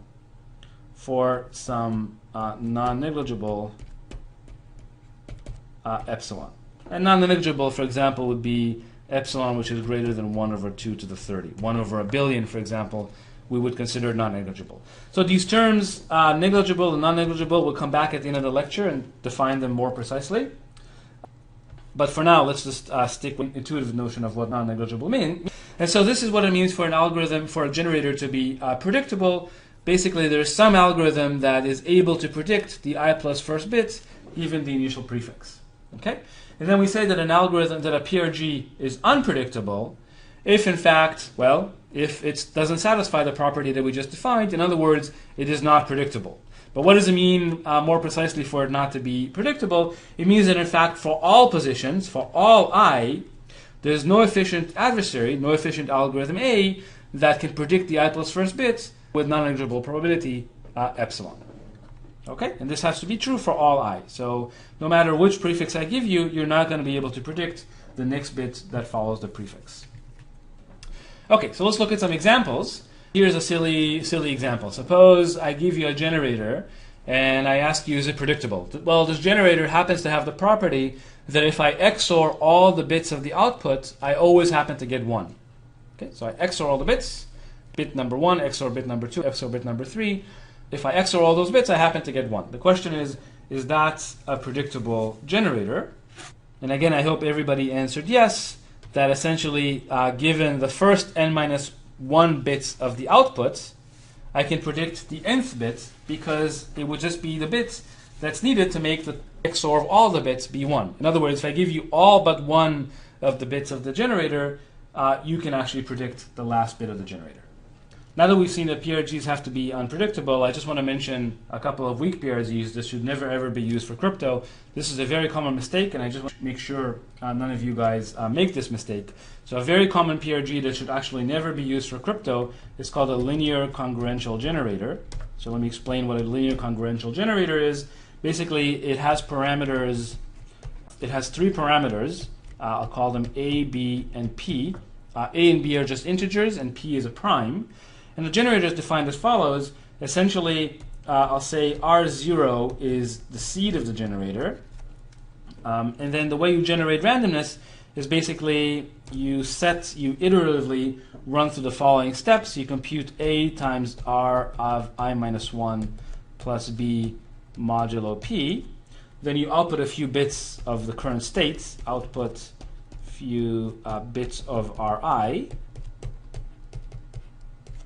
Then, of course, you increment I, and you iterate this again and again and again. Okay, so you can see how this generator proceeds. It starts with a particular seed. At every step, there is this linear transformation that's being applied to the seed, and then you output a few bits of the current state, and then you do that again and again and again and again. Unfortunately, even though this generator has good statistical properties in the sense that, for example, the number of zeros it outputs is likely going to be similar to the number of ones and so on. You can actually argue all sorts of nice statistical properties about this. Nevertheless, it is a very easy generator to predict, and in fact should never ever be used. In fact, just given a few output samples, it's easy to predict the remainder of the sequence. And as a result, this generator should never ever be used. Another example is a random number generator that's very closely related to the linear congruential generator. This is a random number generator implemented in glibc, very common library, that you can see. I just wrote down the definition here. You can see that it basically outputs a few bits at every iteration, and it just does this simple linear transformation at every step. Again, this is a very easy generator to predict and should never ever be used for crypto. And so kind of the lesson I want to just emphasize here is never ever use the function, the built-in glibc function random for crypto, because it doesn't produce cryptographic randomness in the sense that it's easy to predict. And in fact, systems like Kerberos version 4 have used random and have been bitten by that. So please don't make that mistake yourself. We'll talk about how to do secure random number generation actually in the next lecture. Before we conclude this lecture, I just want to give a little bit more detail about these concepts of negligible and non-negligible values. So different communities in crypto actually define these concepts differently. For practitioners, basically the terms negligible and non-negligible are just particular scalars that are used in the definition. So for example, a practitioner would say that if a value is more than 1 over a billion, 1 over 2 to the 30, we say that the value is non-negligible. The reason that's so is because if you happen to use a key, for example, for encrypting a gigabyte of data is about 2 to the 30 or maybe even 2 to the 32 bytes, then an event that happens with probability 1 over 2 to the 30 will likely happen after about a gigabyte of data. So since a gigabyte of data is within reason for a particular key, this event is likely to happen. Therefore, 1 over 2 to the 30 is non-negligible.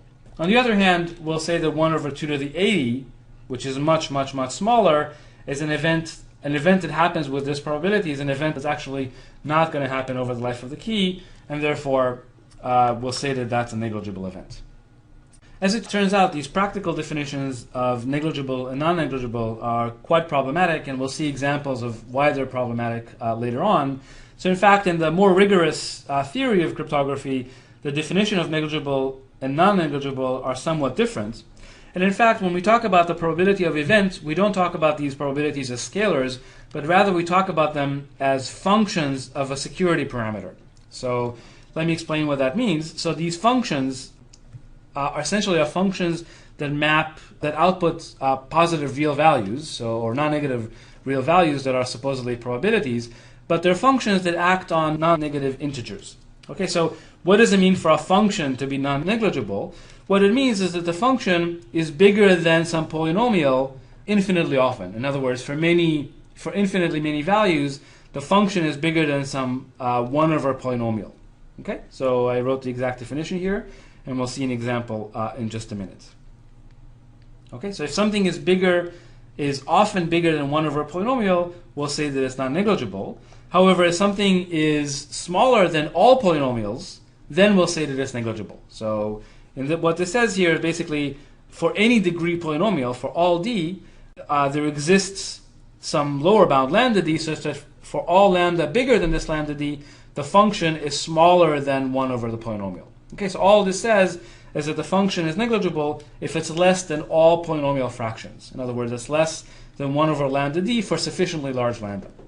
So let's look at some examples, and we'll see applications of these negligible and non-negligible concepts later on, but I just wanted to make it clear that this is how you would rigorously define these concepts. Basically, either smaller than 1 over poly or bigger than 1 over poly. One would be negligible, the other would be non-negligible. So let's look at some examples. So for example, a function that drops exponentially in lambda clearly would be negligible because for any constant d, there is a sufficiently large lambda such that 1 over 2 to the lambda is less than 1 over lambda to the d. Okay, so this is clearly less than all polynomials. However, the function, say, 1 over lambda to 1,000, right? This is a function that grows very, very, very slowly. It barely ever moves. Nevertheless, this function is non-negligible because if I set d to be 10,000, then clearly this function is bigger than 1 over lambda to the 10,000. And so this function is bigger than some polynomial fraction. Now let's look at a confusing example, just to be tricky. What do you think? If suppose I have a function that for odd lambda happens to be exponentially small, for even lambda happens to be polynomially small, is this a negligible or non-negligible function? Well, by our definition, this would be a non-negligible function. And the intuition is if a function happens to be only polynomially small very often, that actually means that this event, an event that happens with this probability, is already too large to be used in a real crypto system. Okay, so the main points to remember here are that these terms basically correspond to less than polynomial or more than polynomial. But throughout the course, we'll mostly use negligible to mean less than an exponential, and non-negligible to mean less than 1 over a polynomial. So now we saw the core idea for converting the one-time pad into a practical cipher, namely a stream cipher. And then in the next lecture, we're going to see how to actually argue that the stream cipher is actually secure. That's going to require a new definition of security, since perfect secrecy is not good enough here. And we will see that in the next lecture. In this segment, we're going to look at attacks on the one-time pad and some things you need to be careful with when you use the stream cipher. But before we do that, let's do a quick review of where we were. So recall that the one-time pad encrypts messages by XORing the message and a secret key, where the secret key is as long as the message. Similarly, decryption is done by similarly XORing the ciphertext and the same secret key. When the key is uniform and random, we prove that the one-time pad has this information theoretic security that Shannon called perfect secrecy. A problem was, of course, the keys are as long as the message, so the one-time pad is very difficult to use. We then talked about a way to make the one-time pad practical by using a pseudo-random generator that expands a short seed into a much larger message. And the way a stream cipher worked, essentially using a pseudo-random generator, was in the same way as the one-time pad, basically, but rather than using a truly random pad, we used the pseudo-random pad that's expanded to be as long as the message from the short key that's given as input to the generator. We said now that security no longer relies on perfect secrecy because stream ciphers cannot be perfectly secure. Instead, security relies on properties of the pseudo-random generator. And we said that the pseudo-random generator essentially needs to be unpredictable. But in fact, it turns out that definition is a little bit hard to work with. And we're going to see a better definition of security for PRGs in about 2 segments. But in this segment, we're going to talk about attacks on the one-time pad. And the first attack I want to talk about is what's called the two-time pad attack. Okay, so remember that the one-time pad is called one-time pad because the pad can only be used to encrypt a single message. I want to show you that if the same pad is used to encrypt more than one message, then security goes out the window and basically an eavesdropper can completely decrypt encrypted messages. So let's look at an example. So here we have 2 messages, M1 and M2, that are encrypted using the same pad. So the resulting ciphertext, C1 and C2, again, basically are encryptions of these messages, M1 and M2, but both are encrypted using the same pad. Now suppose an eavesdropper intercepts C1 and C2, and he basically has both C1 and C2. The natural thing for the eavesdropper to do is actually compute the XOR of C1 and C2, and what does he get when he computes this XOR? So I hope everybody sees that basically once you XOR C1 and C2, the pads cancel out, and essentially what comes out of this is the XOR of the plaintext messages. And it turns out that English basically has enough redundancy such that if I give you the XOR of 2 plaintext messages, you can actually recover those 2 messages completely.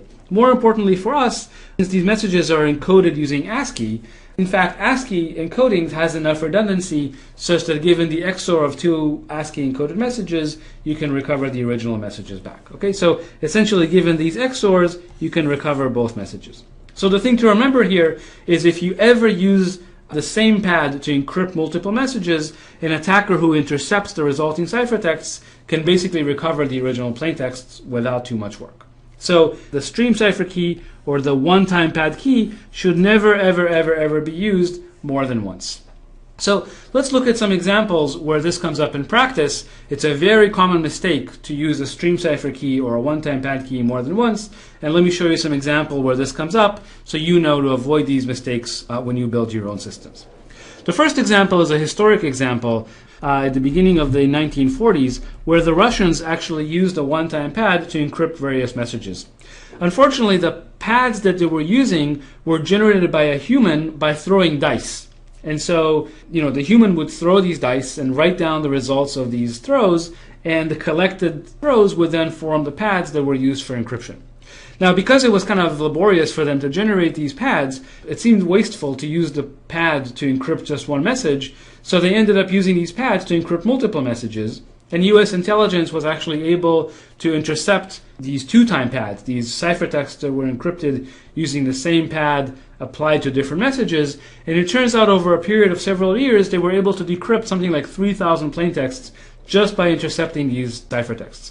The project is called Project Venona. It's actually a fascinating story of cryptanalysis just because the two-time pad is insecure. More importantly, I want to talk about some more recent examples that come up in networking protocols. So let me give you an example from Windows NT in a protocol called the point-to-point transfer protocol. This is a protocol for a client wishing to communicate securely with a server. The client and the server both share a secret key here, and they both send messages to one another. So here we'll denote the messages from the client by M1. So the client sends a message, the server responds, the client sends a message, the server responds, the client sends a message, the server responds, and so on and so forth. Now, the way PTP works is basically the entire interaction from the client to the server is considered as one stream. In other words, what happens is the messages M1 and M2 and M3 are kind of viewed as one long stream. Here, these two parallel lines means concatenation. So essentially, we're concatenating all the messages from the client to the server into one long stream, and all that stream is encrypted using the stream cipher with key K. So that's perfectly fine. I mean, there's nothing wrong with that. These messages are encrypted, are treated as one long stream, and they're all encrypted using the same key. The problem is the same thing is happening also on the server side. In other words, all the messages from the server are also treated as one long stream. So here, they're all concatenated together and encrypted using, unfortunately, the same pseudo-random seed. In other words, using the same stream cipher key. So basically what's happening here is you see an effect that the two-time pad is taking place where the set of messages from the client is encrypted using the same one-time pad as the set of messages from the server. The lesson here is that you should never use the same key to encrypt traffic in both directions. In fact, what you need to do is to have one key for interaction between the client and the server and one key for interaction between the server and the client. The way I like to write this is really that the shared key K really is a pair of keys. One key is used to encrypt messages from server to client, and one key is used to encrypt messages from client to server. So these are two separate keys that are used, and both sides, of course, know this key. So both sides have this pair of keys. Okay, and they can both encrypt. So one is used to encrypt messages in one direction, and the other is used to encrypt messages in the other direction. So another important example of the two-time pad comes up in Wi-Fi communication, in particular in the 802.11b protocol. So all of you, I'm sure, know that 802.11 contains an encryption layer, and the original encryption layer was called WEP. And WEP, fortunately for us, is actually a very badly designed protocol, so that I can always use it as an example of how not to do things. There are many, many mistakes inside of WEP, and here I want to use it as an example of how the two-time pad came about. So let me explain how WEP works. So in WEP, there's a client and an access point. Here's the client, here's the access point. They both share a secret key K. And then when they want to transmit a message to one another, say these are frames that they transmit to one another. Let's say the client wants to send a frame containing the plaintext M to the access point. What he would do is he appends some sort of a checksum to this plaintext. The checksum is not important at this point. What is important is that then this concatenation gets encrypted using a stream cipher, where the stream cipher key is this concatenation of a value IV and a long-term key K. So this IV is a 24-bit string. Okay, this IV is a 24-bit string, and you can imagine that it starts from 0, and perhaps it's a counter that counts increments by 1 for every packet.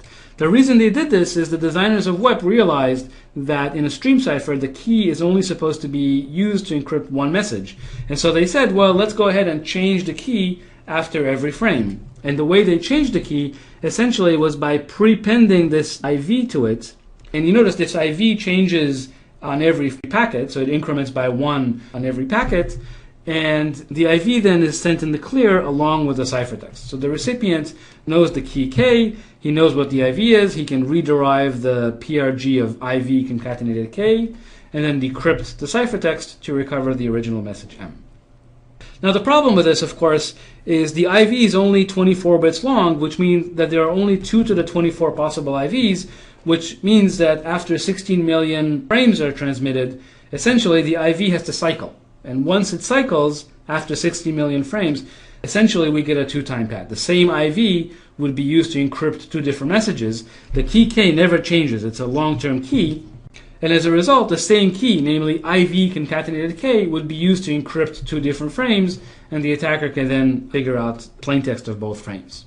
So that's one problem. And the worst problem is, in fact, that on many 802.11 cards, if you power cycle the card, the IV will reset back to 0. And as a result, every time you power cycle the card, essentially you'll be encrypting the next payload using 0 concatenated K. So after every power cycle, you'll be using the 0 concatenated K key to encrypt many, many, many times the same packet.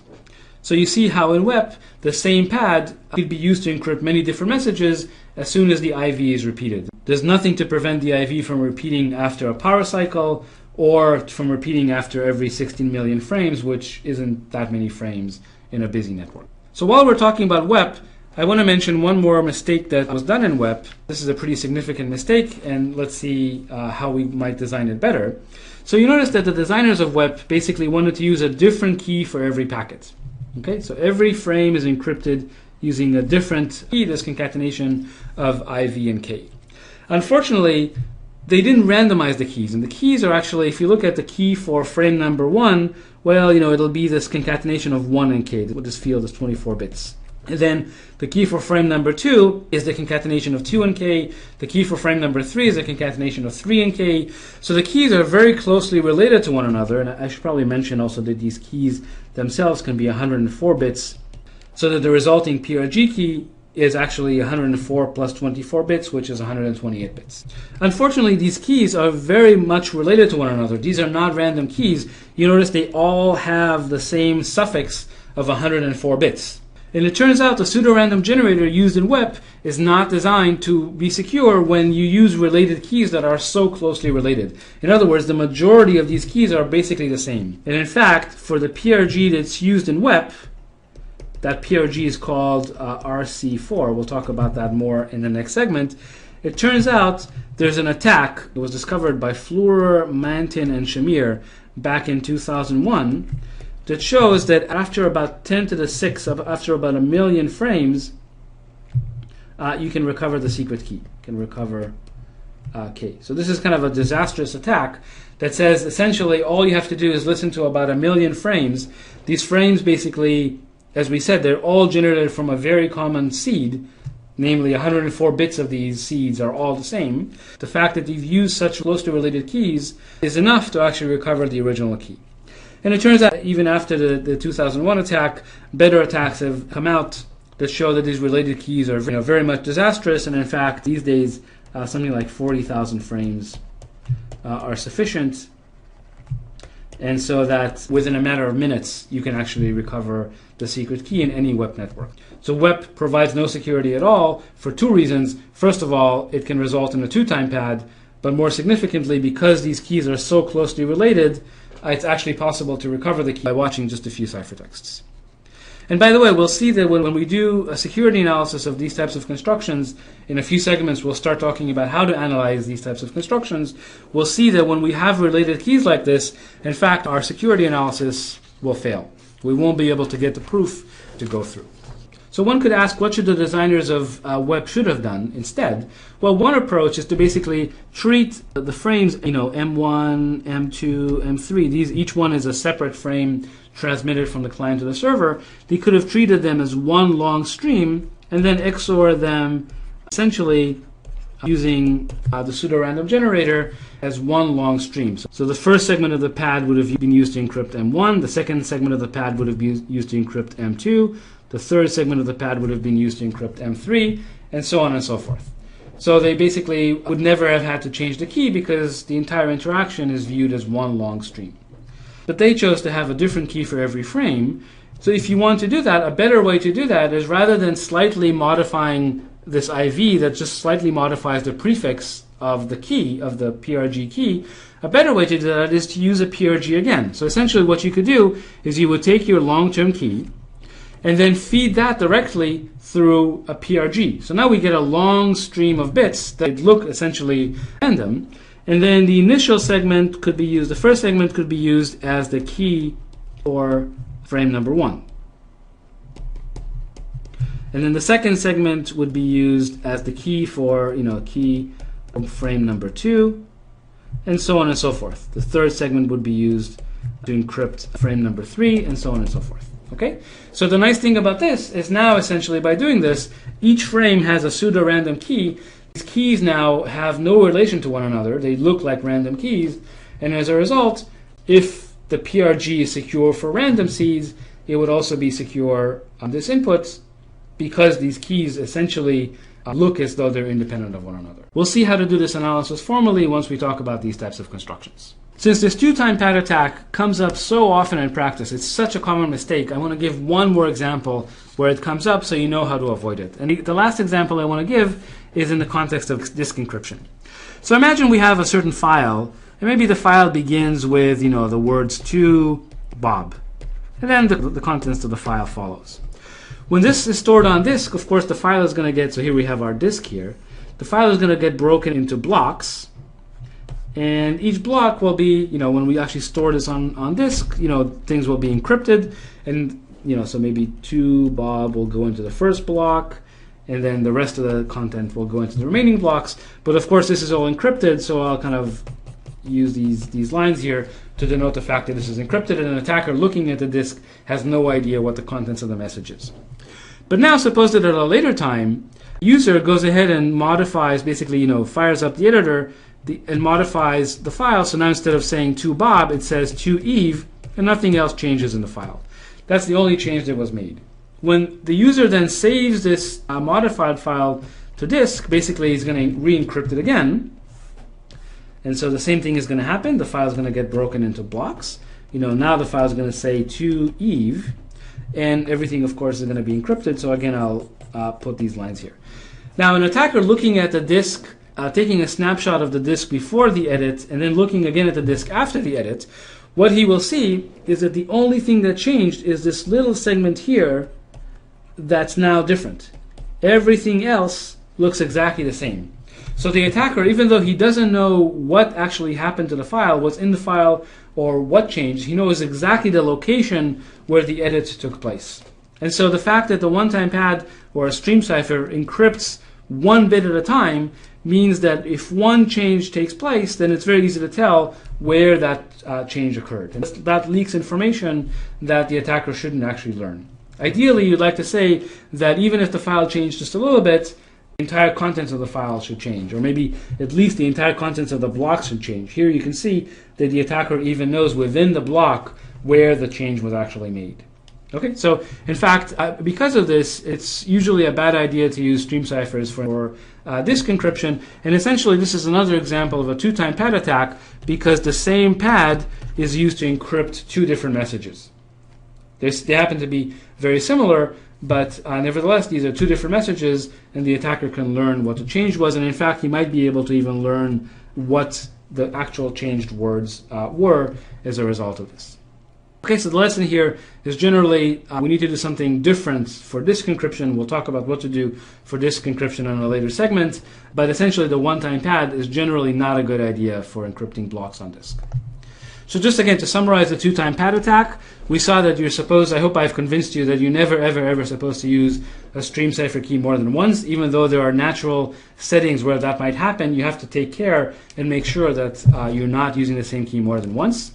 So for network traffic, typically what you're supposed to do is every session would have its own key, Within the session, the message from the client to the server would look as one complete stream. It would be encrypted using one key. The messages from the server to the client would be treated as one stream and encrypted using a different key.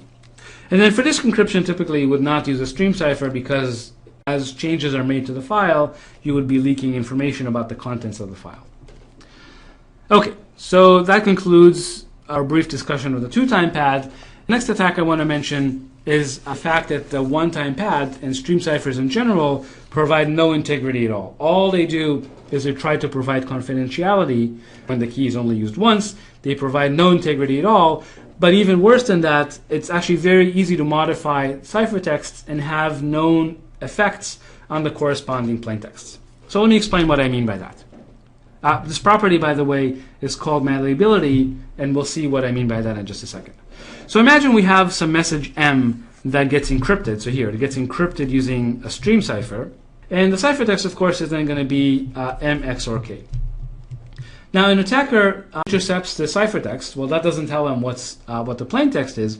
But what he can do is now, beyond eavesdropping, he can actually become an active attacker and modify the ciphertext. So when I say modify the ciphertext, let's suppose that he XORs the ciphertext with a certain value P. Let's call this the perturbation P. Well, the resulting ciphertext then becomes M XOR K XOR P. So now let me ask you, when we decrypt the ciphertext, what is it going to decrypt to? Well, I hope everybody sees that manipulating XORs, basically the decryption becomes M XOR P. So you notice that by XORing with this pad P, the attacker was able to have a very specific effect on the resulting plaintext. Okay? So to summarize this, basically you can modify the ciphertext. These modifications are undetected, but even worse, they're undetected. They have a very specific impact on the resulting plaintext. Namely, whatever you XOR the ciphertext with is going to have that exact effect on the plaintext. So to see where this can be dangerous, let's look at a particular example. Suppose the user sends an email that starts from the words "from Bob." And the attacker basically gets to intercept the corresponding ciphertext. Well, he doesn't know what the ciphertext is, but let's just, for the sake of it, let's pretend that he actually knows that this message is actually from Bob. What he wants to do is he wants to modify the ciphertext so that the plaintext would now look like it came from somebody else. Say he wants to make it look like this message actually came from Alice. All he has is the ciphertext. Well, what he can do is he can XOR it with a certain set of 3 characters. We'll see what those 3 characters are in just a second, such that the resulting ciphertext is actually an encryption of the message from Eve. And so that now when the user decrypts that, all of a sudden he'll see, hey, this message is from Eve. It's not. He'll think this message is from Eve, not from Bob, and that might cause, the wrong thing to take place. So here, the attacker, even though he himself could not have created a ciphertext that says from Eve, by modifying an existing ciphertext, all of a sudden he was able to make the ciphertext that he could not have done without intercepting at least one ciphertext. So again, by intercepting one ciphertext, he was able to change it so now it looks like it's from Eve rather than from Bob. So just to be specific, let's look at what these 3 characters need to be. So let's look at the word Bob, and I'm going to write it in ASCII. So Bob in ASCII corresponds to 42 hex, 6F hex, and 62 hex. So little b is encoded as 62, little o is encoded as 6F.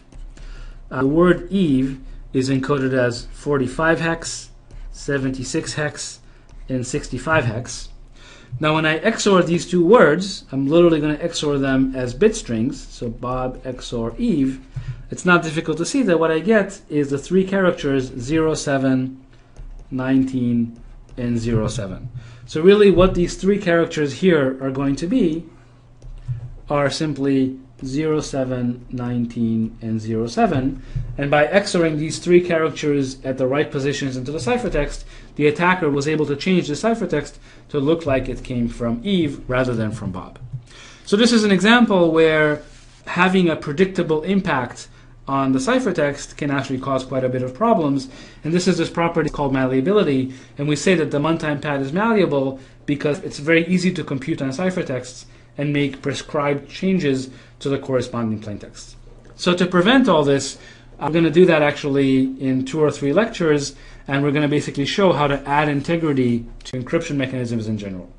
But right now I want you to remember that the one-time pad by itself has no integrity and is completely insecure against attackers that actually modify the ciphertexts. In this segment, I want to give a few examples of stream ciphers that are used in practice. I'm going to start with two old examples that are not supposed to be used in new systems, but nevertheless they're still fairly widely used, and so I just want to mention the names so that you're familiar with these concepts. The first stream cipher I want to talk about is called RC4, designed back in 1987. And I'm only going to give you the high-level description of it, and then we'll talk about some weaknesses of RC4 and leave it at that. So RC4 takes a variable size seed. Here I just gave as an example where it would take 128 bits as the seed size, which would then be used as the key for the stream cipher. The first thing it does is it expands the 128-bit secret key into 2048 bits, which are going to be used as the internal state for the generator. And then once it's done this expansion, it basically executes a very simple loop where every iteration of this loop outputs 1 byte of output. So essentially you can run the generator for as long as you want and generate 1 byte at a time. Now RC4 is actually, as I said, fairly popular. It's used in the HTTPS protocol quite commonly, actually. These days, for example, Google uses RC4 in its HTTPS. And it's also used in WEP, as we discussed in the last segment, but of course in WEP it's used incorrectly and it's completely insecure the way it's used inside of WEP. So over the years, some weaknesses have been found in RC4, and as a result, it's recommended that new projects actually not use RC4, but rather use a more modern pseudorandom generator, as we'll discuss towards the end of the segment. So let me just mention two of the weaknesses.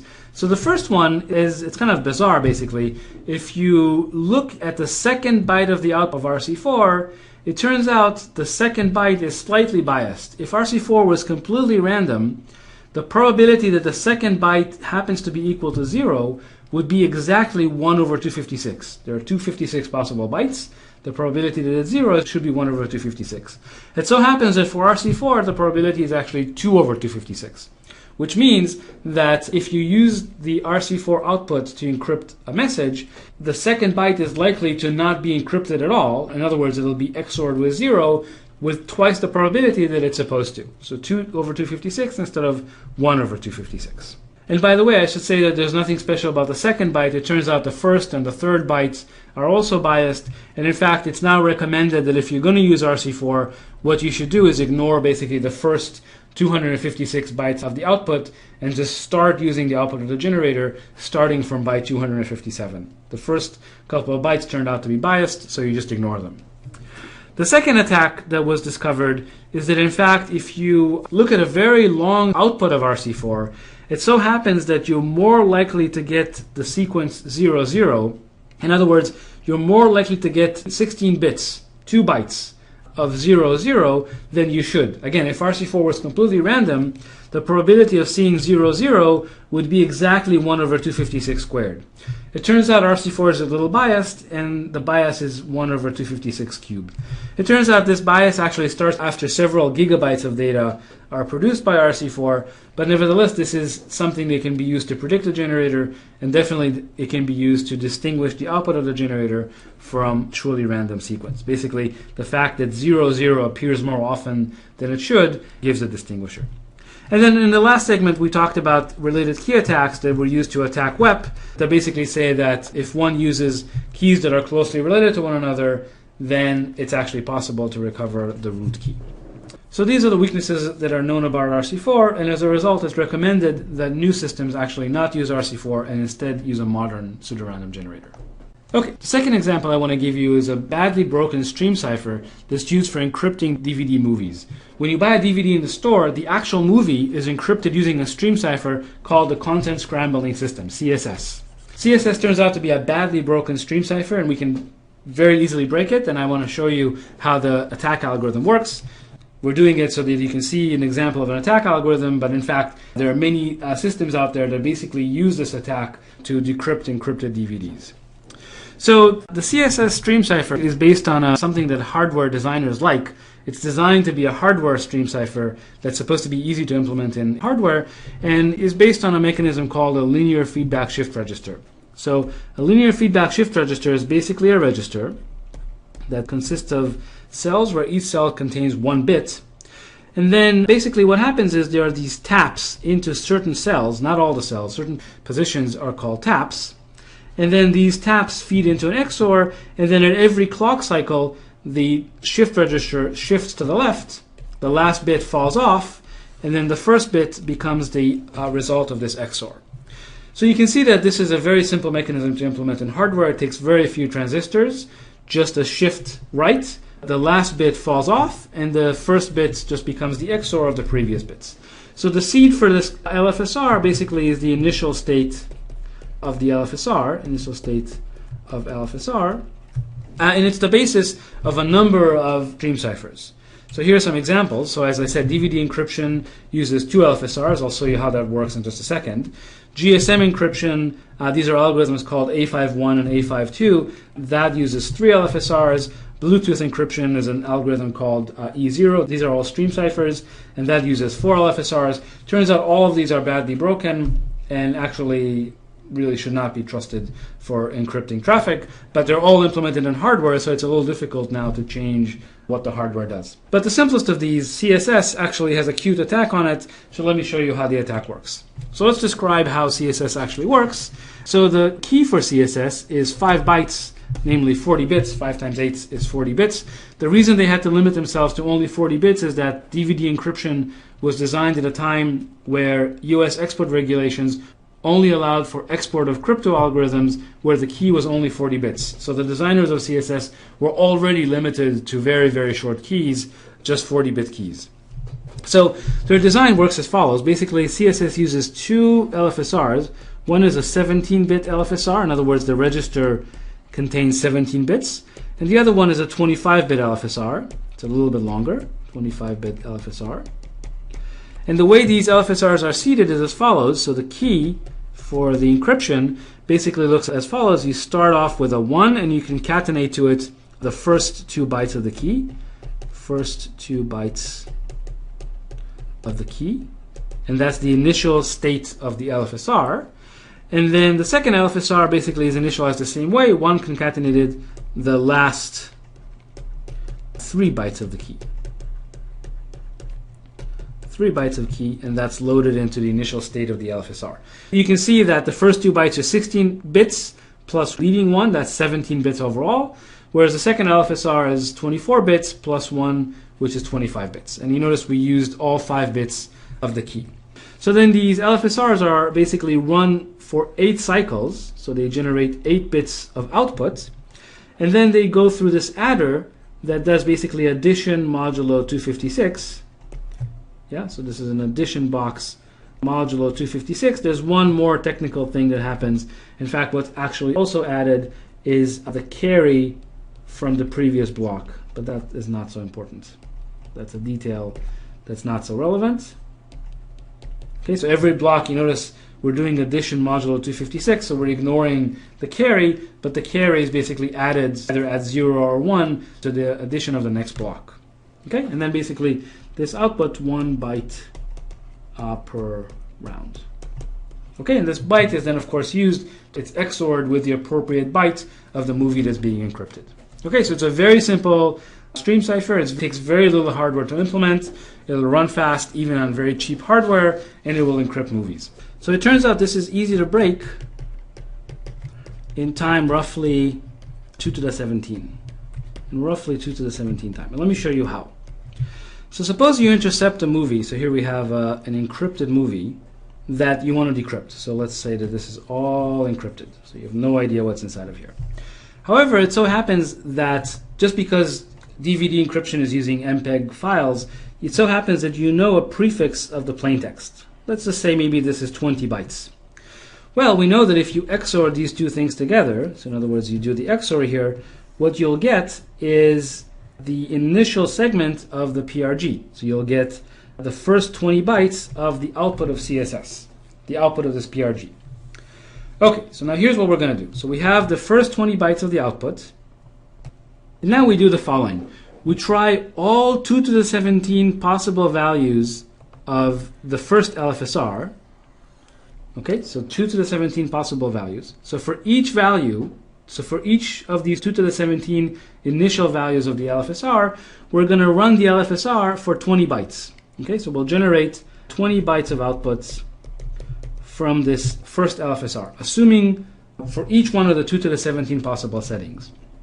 Now, remember, we have the full output of the CSS system. So what we can do is we can take this output that we have and subtract it from the 20 bytes that we got from the first LFSR. And if, in fact, our guess for the initial state of the first LFSR is correct, what we should get is the first 20 byte output of the second LFSR, right? Because that's, by definition, what the output of the CSS system is. Now, it turns out that looking at a 20 byte sequence, it's very easy to tell whether this 20 byte sequence came from a 25-bit LFSR or not.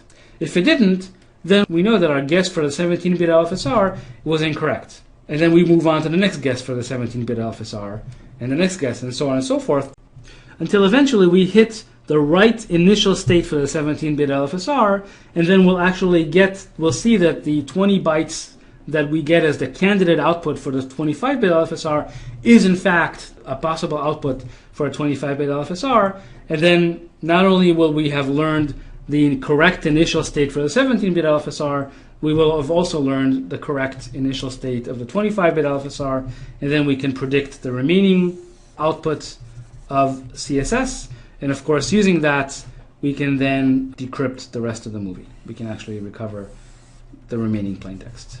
Okay, this is things that we talked about before. So I said this a little quick, but hopefully it was clear. We are also going to be doing a homework exercise on this type of stream ciphers, and you'll kind of get the point of how these attack algorithms work. And I should mention that there are many open source systems now that actually use this method to decrypt CSS encrypted data. Okay, so now that we've seen 2 weak examples, let's move on to better examples. And in particular, the better pseudo-random generators come from what's called the eStream project. This is a project that concluded in 2008, and they qualified basically 5 different stream ciphers. But here I want to present just one. So first of all, the parameters for these stream ciphers are a little different from what we're used to. So these stream ciphers, as normal, they have a seed. But in addition, they also have what's called a nonce. And we'll see what the nonce is used for in just a minute. So they take 2 inputs, a seed and a nonce. We'll see what the nonce is used for in just a second. And then, of course, they produce a very large output. So n here is much, much, much bigger than s. Now, when I say nonce, what I mean is a value that's never going to repeat as long as the key is fixed. And I'll explain that in more detail in just a second. But for now, just think of it as a unique value that never repeats as long as the key is the same. And so, of course, once you have this PRG, you would encrypt, you get a stream cipher just as before, except now, as you see, the PRG takes as input both the key and the nonce. And the property of the nonce is that the pair k, r, so the key, the nonce, is never repeats. It's never used more than once. So the bottom line is that you can reuse the key because the nonce makes the pair unique, because k and r are only used once. I'll say they're unique. Okay, so this nonce is kind of a cute trick that saves us the trouble of moving to a new key every time. Okay, so the particular example from the eStream that I want to show you is called Salsa 20. It's a stream cipher that's designed for both software implementations and hardware implementations. It's kind of interesting. You realize that some stream ciphers are designed for software, like RC4. Everything it does is designed to make software implementation run fast, whereas some other stream ciphers are designed for hardware, like CSS, using an LFSR, that's particularly designed to make hardware implementations very cheap. Salsa, the nice thing about that is that it's designed so that it's both easy to implement it in hardware, and its software implementation is also very fast. So let me explain how Salsa works. Well, Salsa takes either 128 or 256-bit keys. I'll only explain the 128-bit version of Salsa. So this is the seed. And then it also takes a nonce, just as before, which happens to be 64 bits, and then it'll generate a large output. Now, how does it actually work? Well, the function itself is defined as follows. Basically, given the key and the nonce, it will generate a very long, a long pseudo-random sequence as long as necessary. And it'll do it by using this function that I'll denote by h. This function h takes 3 inputs, basically the key, the seed k, the nonce r, and then a counter that increments from step to step. So it goes from 0, 1, 2, 3, 4, as long as we need it to be. Okay, so basically by evaluating this h on this KR, but using this incrementing counter, we can get a sequence that's as long as we want. So all I have to do is describe how this function h works. And let me do that here for you. The way it works is as follows. Well, we start off by expanding the state into something quite large, which is 64 bytes long. And we do it as follows. Basically, we stick a constant at the beginning. So there's tau 0. These are 4 bytes. It's a 4-byte constant. So the spec for salsa basically gives you the value for tau 0. Then we put k in, which is 16 bytes. Then we put another constant. Again, this is 4 bytes. And as I said, the spec basically specifies what this fixed constant is. Then we put the nonce, which is 8 bytes. Then we put the index. This is the counter 0, 1, 2, 3, 4, which is another 8 bytes. Then we put another constant, tau 2, which is another 4 bytes. Then we put the key again. This is another 16 bytes. And then finally we put a third constant, tau 3, which is another 4 bytes. Okay, so as I said, if you sum these up, you see that you get 64 bytes. So basically we've expanded the key and the nonce and the counter into 64 bytes. Basically the key is repeated twice, I guess.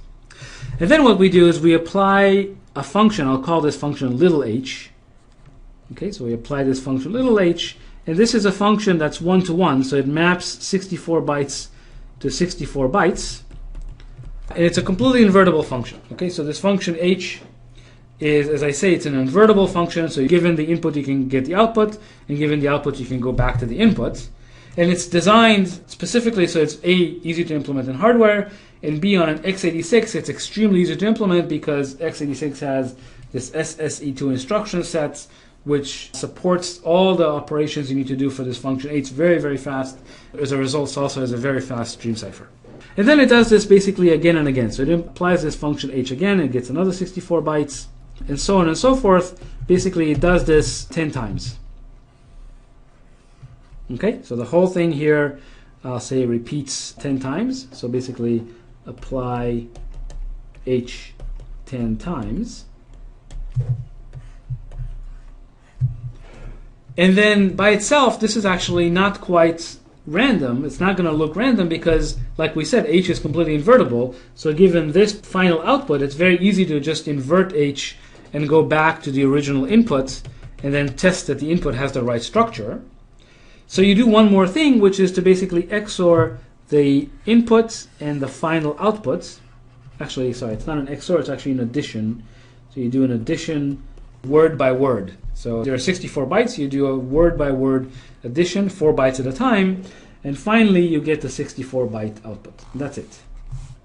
That's the whole pseudo-random generator. So that's the whole function little h, and as I explained, this whole construction here is the function big H, and then you evaluate big H by incrementing the counter I from 0, 1, 2, 3 onwards, and that will give you a pseudo-random sequence that's as long as you need it to be. And basically there are no significant attacks on this. This has security that's very close to 2 to the 128. We'll see what that means more precisely later on, but it's a very fast stream cipher, both in hardware and in software, and as far as we can tell, seems to be unpredictable as required for a stream cipher. So I should say that the eStream project actually has 5 stream ciphers like this. I only chose Salsa because I think it's the most elegant, but I can give you some performance numbers here. So you can see these are performance numbers on a 2.2 gigahertz, x86 type machine, and you can see that RC4 actually is the slowest because essentially, well, it doesn't really take advantage of the hardware. It only does byte operations, and so there's a lot of wasted cycles that aren't being used. But the eStream candidates, both Salsa and another candidate called Sosa Manuk, I should say these are eStream finalists. These are actually stream ciphers that are approved by the eStream project. You can see that they achieve significant rates. This is 643 megabytes per second on this architecture, more than enough for a movie, and these are actually quite impressive rates. And so now you've seen examples of 2 old stream ciphers that shouldn't be used, including attacks on those stream ciphers. You've seen what the modern stream ciphers look like with this nonce, and you see the performance numbers for these modern stream ciphers. So if you happen to need a stream cipher, you could use one of the eStream's finalists. In particular, you could use something like Salsa. In the next 3 segments, we will change gears a little bit and talk about the definition of a PRG. This definition is a really good way to think of a PRG, and we will see many applications for this definition. So consider a PRG with key space k that outputs n-bit strings. Our goal is to define what does it mean for the output of the generator to be indistinguishable from random. In other words, we're going to define a distribution that basically is defined by choosing a random key in the key space. Remember that arrow with R above it means choosing uniformly from the set script k. And then we output basically the output of the generator. And what we'd like to say is that this distribution of pseudo-random strings, is indistinguishable from a truly uniform distribution. In other words, if we just choose a truly uniform string in 0, 1 to the n, and simply output this string, we'd like to say that these two distributions are indistinguishable from one another. Now, if you think about it, this sounds really surprising, because if we draw a circle here of all possible strings in 0, 1 to the n, then the uniform distribution basically can output any of these strings with equal probability. That's the definition of the uniform distribution. However, a pseudo-random distribution generated by this generator G, because the seed space is so small, the set of possible outputs is really, really small. It's tiny inside of 0, 1 to the n, and this is really all that the generator can output. And yet what we're arguing is that an adversary who looks at the output of the generator in this tiny set can't distinguish it from the output of the uniform distribution over the entire set. Okay? That's the property that we're actually shooting for. So to understand how to define this concept of indistinguishability from random, we need the concept of a statistical test. So let me define what a statistical test on 0, 1 to the n is. I'm going to define these statistical tests by the letter A. And a statistical test is basically an algorithm that takes as input an n-bit string and simply outputs 0 or 1. Now I'll tell you that 0, we're going to think of it as though the statistical test said the input you gave me is not random. And 1, we're going to think of it as saying that the input you gave me actually is random. Okay, so all the statistical test does is it basically takes the input x that was given to it, the n-bit string that was given to it, and decides whether it looks random or it doesn't look random. Let's look at a couple of examples. So the first example basically will use the fact that for a random string, the number of zeros is roughly equal to the number of ones in that string. In other words, the statistical test is going to say 1 if and only if basically the number of zeros in the given string x minus the number of ones in the given string x is these two numbers are not too far apart. In other words, the difference between the number of zeros and the number of ones, let's just say, is less than 10 times square root of n. Okay, so if the difference is less than 10 times square root of n, the statistical test will say, hey, the string x looks random.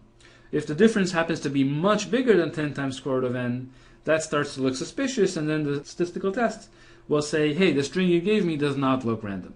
Okay, so this is our first example of a statistical test. Let's look at another similar example. We'll say here, the statistical test will say 1 if and only if, say, the number of times that we have 2 consecutive zeros inside of x.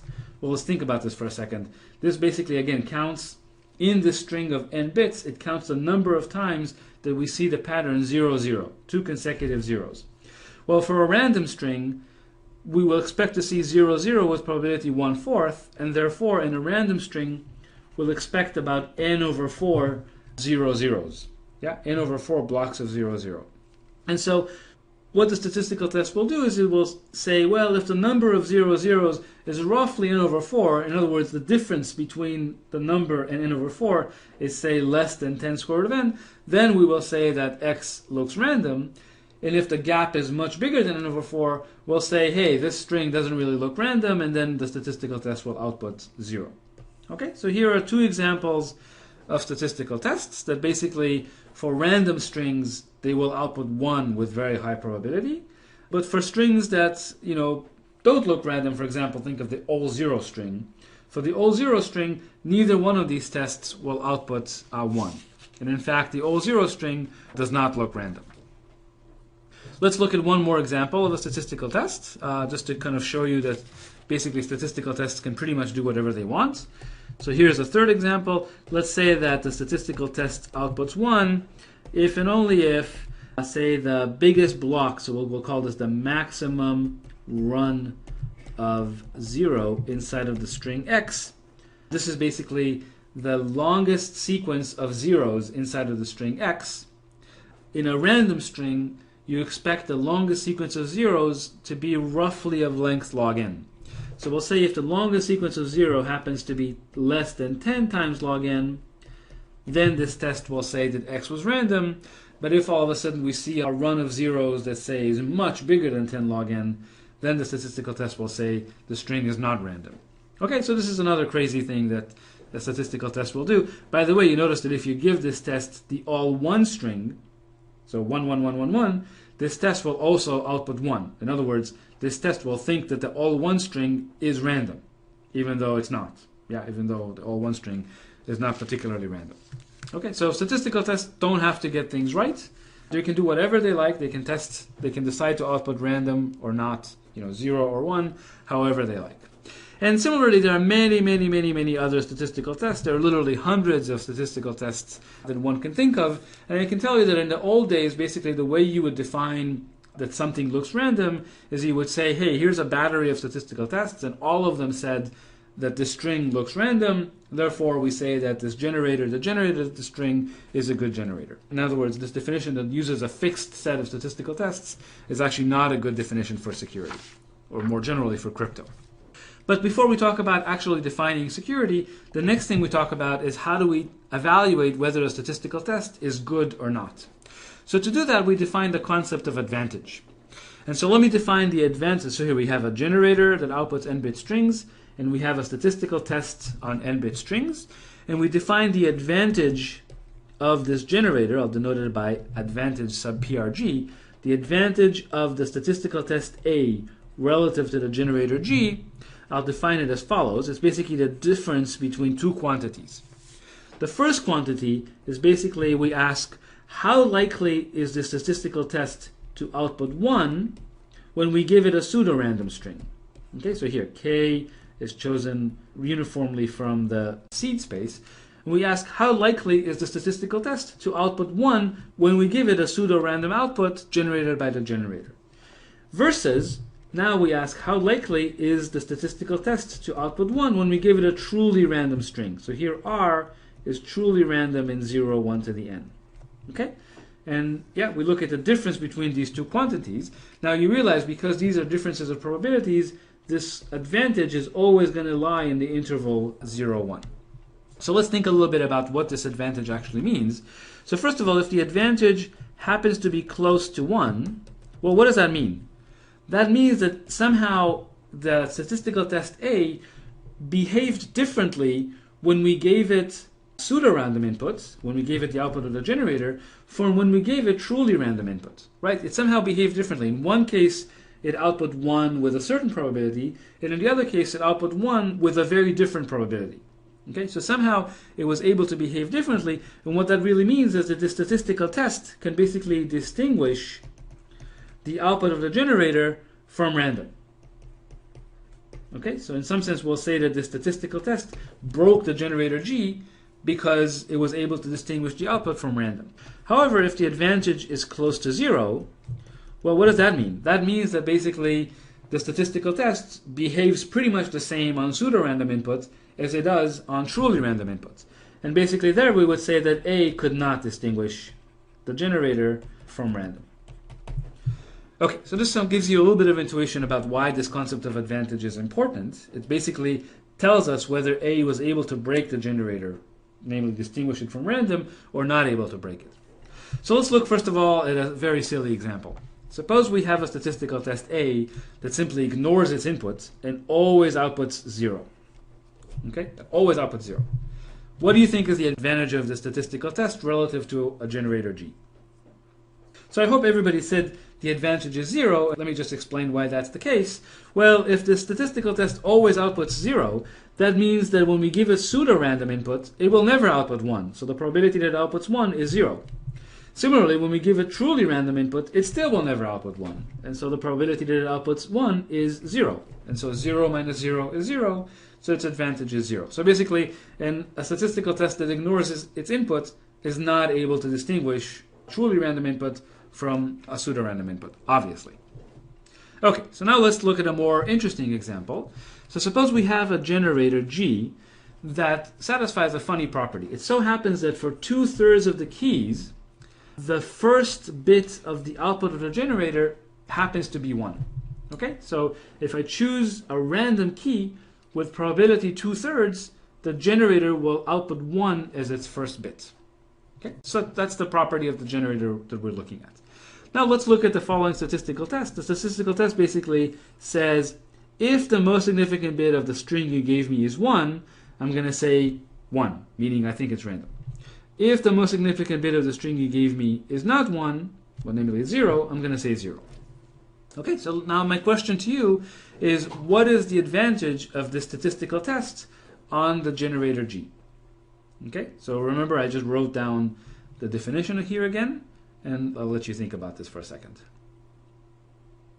So let me explain. Suppose we give the statistical test pseudo-random input. By definition of G, we know that with probability 2/3, the first bit in the input will start with the bit 1.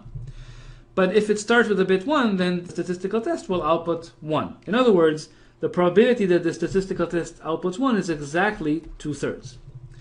Now let's look at the case of a random string. If I give you a random string, how likely is it that the most significant bit of the random string is 1?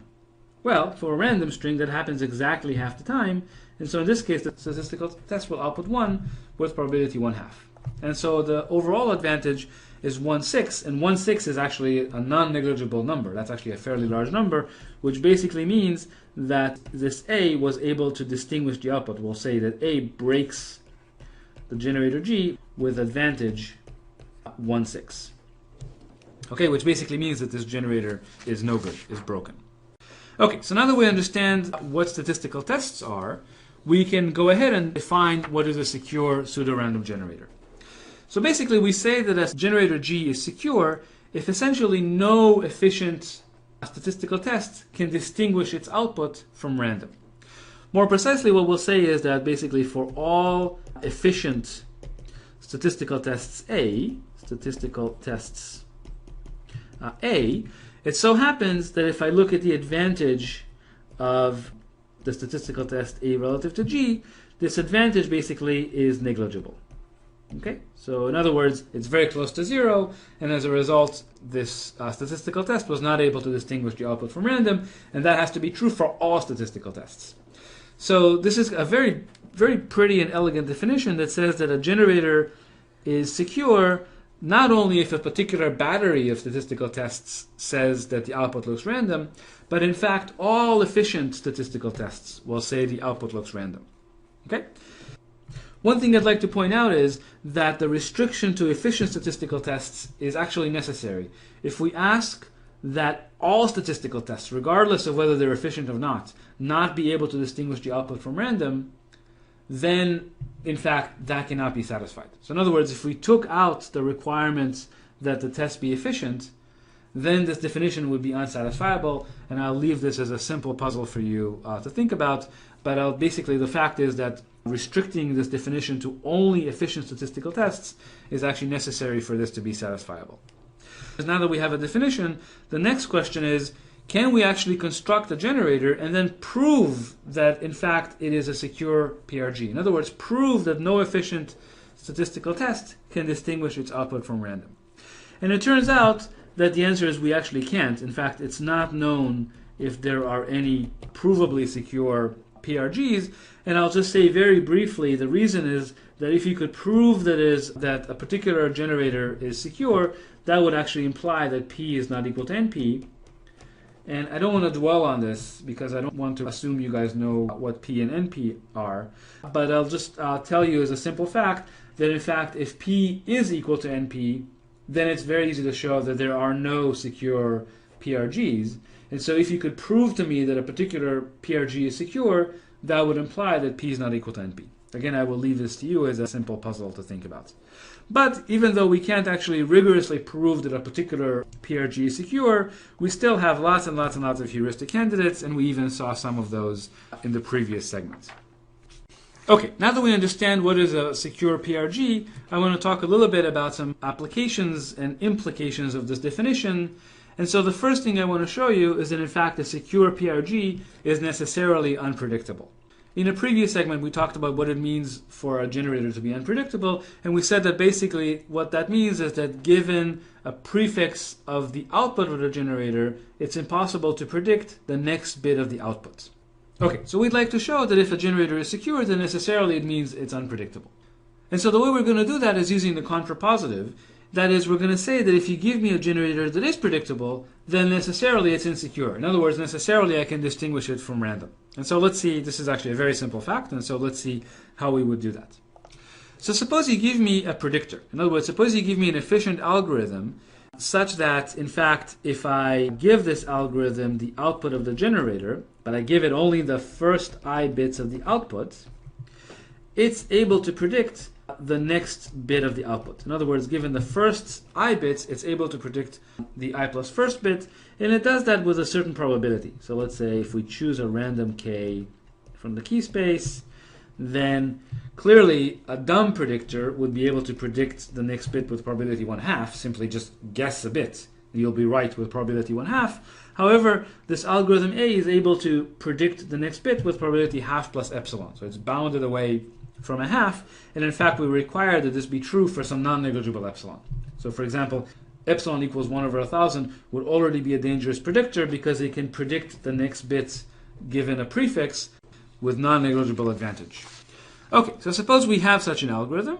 Let's see that we can use this algorithm to break our generator. In other words, to show that the generator is distinguishable from random and therefore is insecure.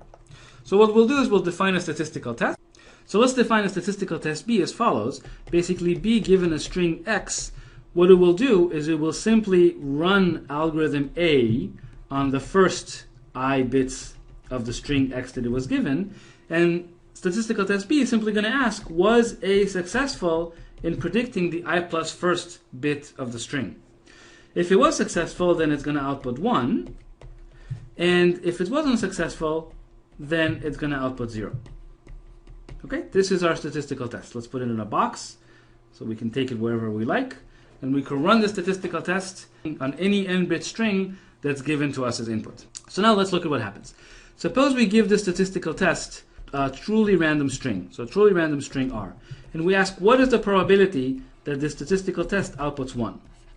Well, for a truly random string, the I plus first bit is totally independent of the first I bits. So whatever this algorithm A is going to output is completely independent of what the I plus first bit of the string R is. And so whatever A outputs, the probability that it's going to be equal to some random bit xi plus 1, random independent bit xi plus 1, that probability is exactly 1/2. In other words, algorithm A simply has no information about what the bit xi plus 1 is, and so necessarily the probability that it's able to predict xi plus 1 is exactly 1/2. On the other hand, let's look at what happens when we give our statistical tests a pseudo-random sequence. Okay, so now we're going to run the statistical test on the output of the generator, and we ask how likely is it to output 1? Well, by definition of A, we know that when we give it the first I bits of the output of the generator, it's able to predict the next bit with probability 1/2 plus epsilon. So in this case, our statistical test B will output 1 with probability greater than 1/2 plus epsilon. And basically what this means is if we look at the advantage of our statistical tests over the generator G, it's basically the difference between this quantity and that quantity.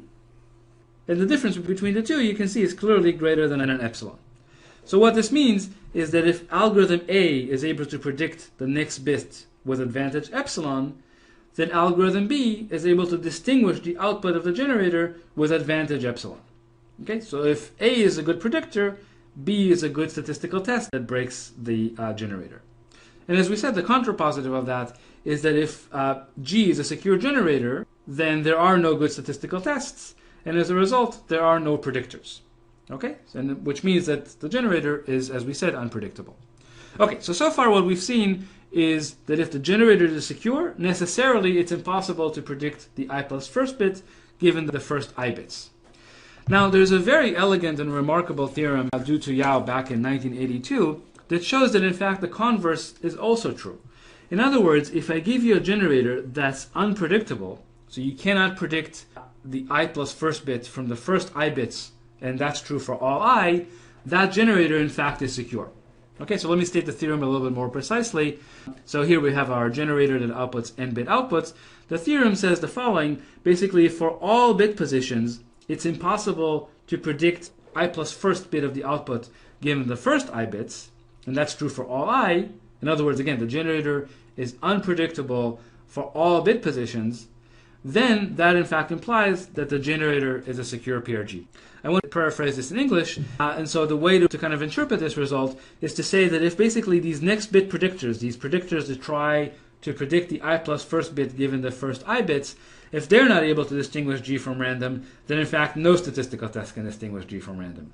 So kind of next bit predictors are in some sense universal predictors when it comes to distinguishing things from random. This theorem, by the way, it's not too difficult to prove, but there's a very elegant idea behind its proof. I'm not going to do the proof here, but I encourage you to think about this as a puzzle and try to kind of prove this theorem yourself. Let me show you kind of one cute implication of this theorem. So let me ask you the following question. Suppose I give you a generator, and I tell you that given the last bit of the output, it's easy to predict the first bit of the outputs. Okay, so given the last n bits, you can compute the first n bits. That's kind of the opposite of predictability, right? Predictability meant given the first bits, you can produce the next bits. Here, given the last bits, you can produce the first ones.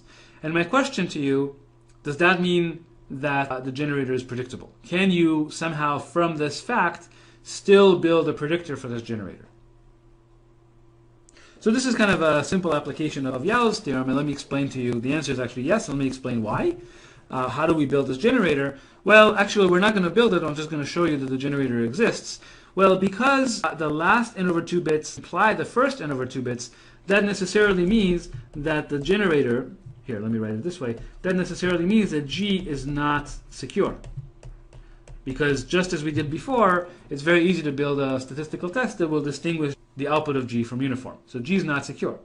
But if G is not secure, by Yao's theorem, that means that G is predictable. So in other words, there exists some I for which, given the first I bits of the output, you can build the I plus first bit of the output. Okay? And so even though I can't quite point to you to a predictor, we know that a predictor must exist.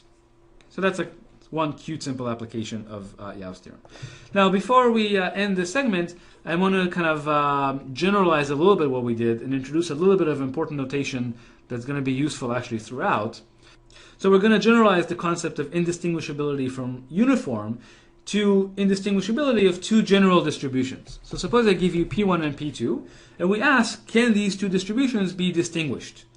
And so we'll say that the distributions are computationally indistinguishable, and we'll denote this by P1 is squiggly P, P2. This means that in polynomial time, P1 cannot be distinguished from P2, and we'll say that they're indistinguishable basically just as before, if basically for all efficient statistical tests A, it so happens that if I sample from the distribution P1 and I give the output to A, versus if I sample from the distribution P2 and I give the sample to A, then basically A behaves the same in both cases. In other words, the difference between these two probabilities is negligible. And this has to be true for all statistical tests, for all efficient statistical tests. Okay, so if this is the case, then we say that, well, A couldn't distinguish, its advantage in distinguishing the two distributions is negligible, and if that's true for all efficient statistical tests, then we say that the two distributions are basically computationally indistinguishable, because an efficient algorithm cannot distinguish them. And just to show you how useful this notation is, basically using this notation, the definition of security for a PRG just says that if I give you a pseudo-random distribution, in other words, I choose K at random and then output G of K, that distribution is computationally indistinguishable from the uniform distribution. So you can see this very simple notation captures the whole definition of pseudo-random generators.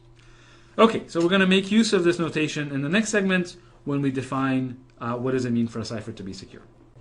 My goal for the next two segments is to show you that if we use a secure PRG, we get a secure stream cipher. The first thing we have to do is define what does it mean for a stream cipher to be secure. So whenever we define security, we always define it in terms of what can the attacker do and what is the attacker trying to do. In the context of stream ciphers, remember these are only used with a one-time key, and as a result, the most the attacker is ever going to see is just one ciphertext encrypted using the key that we're using. And so we're going to limit the attacker's abilities to basically obtain just one ciphertext. And in fact, later on, we're going to allow the attacker to do much, much, much more. But for now, we're just going to give him one ciphertext. And we want to define what does it mean for the cipher to be secure. So the first definition that comes to mind is basically to say, well, maybe we want to require that the attacker can't actually recover the secret key. Okay, so given the ciphertext, he shouldn't be able to recover the secret key. But that's a terrible definition, because think about the following brilliant cipher. So here, but the way we encrypt a message using a key K is basically we just output the message. Okay, this is a brilliant cipher. Yeah, of course, it doesn't do anything. Given a message, it just outputs the message as the ciphertext. So this is not a particularly good encryption scheme. However, given the ciphertext, namely the message, the poor attacker cannot recover the key because he doesn't know what the key is. And so as a result, this cipher, which clearly is insecure, would be considered secure under this requirement for security. So this definition will be no good. Okay, just recovering the secret key is the wrong way to define security. So the next thing we can try and attempt is basically to say, well, maybe the attacker doesn't care about the secret key. What he really cares about is the plaintext. So maybe it should be hard for the attacker to recover the entire plaintext. But even that doesn't work, because let's think about the following encryption scheme. So suppose what this encryption scheme does is it takes two messages. So I'm going to use two lines to denote the concatenation of two messages. M0 line M1 means concatenate M0 and M1. And imagine what the scheme does is really it outputs M0 in the clear and concatenates to that the encryption of M1, perhaps even using the one-time pad. Okay? And so here the attacker is going to be given one ciphertext, and his goal would be to recover the entire plaintext. But the poor attacker can't do that because here maybe we encrypted M1 using the one-time pad, so the attacker can't actually recover M1 because we know the one-time pad is secure given just one ciphertext. So this construction would satisfy the definition, but unfortunately, clearly this is not a secure encryption scheme because we just leaked half of the plaintext. M0 is completely available to the attacker. So even though he can't recover all of the plaintext, he might be able to recover most of the plaintext, and that's clearly insecure. So of course we already know the solution to this, and we talked about Shannon's definition of security, perfect secrecy, where Shannon's idea was that in fact when the attacker intercepts a ciphertext, he should learn absolutely no information about the plaintext. He shouldn't even learn one bit about the plaintext, or even he shouldn't even be able to predict a little bit about a bit of the plaintext. Absolutely no information about the plaintext. So let's recall very briefly Shannon's concept of perfect secrecy. Basically we said that, given a cipher, we said the cipher has perfect secrecy if given two messages of the same length. It so happens that the distribution of ciphertexts, if we pick a random key and we look at the distribution of ciphertext, we encrypt M0, we get exactly the same distribution as when we encrypt M1. The intuition here was that if the adversary observes the ciphertext, then he doesn't know whether it came from the distribution, the result of encrypting M0, or it came from the distribution as the result of encrypting M1. And as a result, he can't tell whether we encrypted M0 or M1. And that's true for all messages of the same length. And as a result, the poor attacker doesn't really know what message was encrypted. Of course, we already said that this definition is too strong in the sense that it requires really long keys. If a cipher that has short keys can't possibly satisfy this definition, and in particular stream ciphers can't satisfy this definition. Okay, so let's try to weaken the definition a little bit, and let's think to the previous segment, and we can say that instead of requiring that the two distributions be absolutely identical, what we can require is that the two distributions just be computationally indistinguishable. In other words, a poor, efficient attacker cannot distinguish the two distributions, even though the distributions might be very, very, very different. But just given a sample for one distribution and a sample from another distribution, the attacker can't tell which distribution he was given a sample from. It turns out this definition is actually almost right, but it's still a little too strong. This still cannot be satisfied. So we have to add one more constraint, and that is that instead of saying that this definition should hold for all M0, M1, it needs to hold for only pairs M0, M1 that the attacker can actually exhibit. Okay, so this actually leads us to the definition of semantic security. And so, again, this is semantic security for a one-time key. In other words, when the attacker is only given one ciphertext. And so the way we define semantic security is by defining two experiments. Okay, we'll define experiment 0 and experiment 1. And more generally, we'll think of these as experiment parenthesis B, where B can be 0 or 1. Okay, so the way the experiment is defined is as follows. We have an adversary that's trying to break the system, an adversary A. That's kind of the analog of a statistical test in the world of pseudo-random generators. And then the challenger does the following. So really we have two challengers, but the challengers are so similar that we can just describe them as a single challenger that in one case takes as inputs the bit set to 0, and the other case takes as input the bit set to 1. And let me show you what these challengers do. The first thing the challenger is going to do is it's going to pick a random key, and then the adversary basically is going to output two messages, M0 and M1. Okay, so this is an explicit pair of messages that the attacker wants to be challenged on. And as usual, we're not trying to hide the length of the messages. We require that the messages be equal length.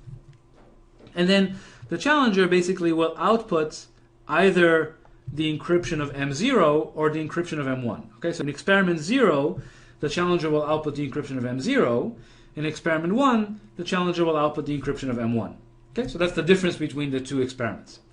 And then the adversary is trying to guess, basically, whether he was given the encryption of M0 or given the encryption of M1. Okay, so here's a little bit of notation. Let's define the event WB to be the event that in experiment B, the adversary output 1. Okay, so that's just an event that basically in experiment 0, W0 means that the adversary output 1. In experiment 1, W1 means the adversary output 1. And now we can define the advantage of this adversary, basically to say what this is called the semantic security advantage of the adversary A against the scheme E, to be the difference of the probability of these two events. In other words, we're looking at whether the adversary behaves differently when he was given the encryption of M0 from when he was given the encryption of M1. And I want to make sure this is clear, so I'm going to say it one more time. So in experiment 0, he was given the encryption of M0. In experiment 1, he was given the encryption of M1. Now, we're just interested in whether the adversary output 1 or not in these experiments. If in both experiments the adversary output 1 with the same probability, that means that the adversary wasn't able to distinguish the two experiments. Experiment 0 basically looks to the adversary the same as experiment 1, because in both cases it output 1 with the same probability. However, if the adversary is able to output 1 in one experiment with significantly different probability than in the other experiment, then the adversary was actually able to distinguish the two experiments. Okay? So, to say this more formally, essentially the advantage, again, because it's a difference of two probabilities, the advantage is a number between 0 and 1. If the advantage is close to 0, that means that the adversary was not able to distinguish experiment 0 from experiment 1. However, if the advantage is close to 1, that means the adversary was very well able to distinguish experiment 0 from experiment 1, and that really means that he was able to distinguish an encryption of M0 from an encryption of M1. Okay, so that's our definition. Actually, that's just the definition of the advantage, and then the definition is just what you would expect. Basically, we'll say that a symmetric encryption scheme is semantically secure if for all efficient adversaries, here I'll put this in quotes again, for all efficient adversaries, the advantage is negligible. In other words, no efficient adversary can distinguish the encryption of M0 from the encryption of M1. And basically this is what it says repeatedly, that for these two messages that the adversary was able to exhibit, he wasn't able to distinguish these two distributions. Now, I want to show you, this is actually a very elegant definition. It might not seem so right away, but I want to show you some implications of this definition, and you'll see exactly why the definition is the way it is. Okay, so let's look at some examples.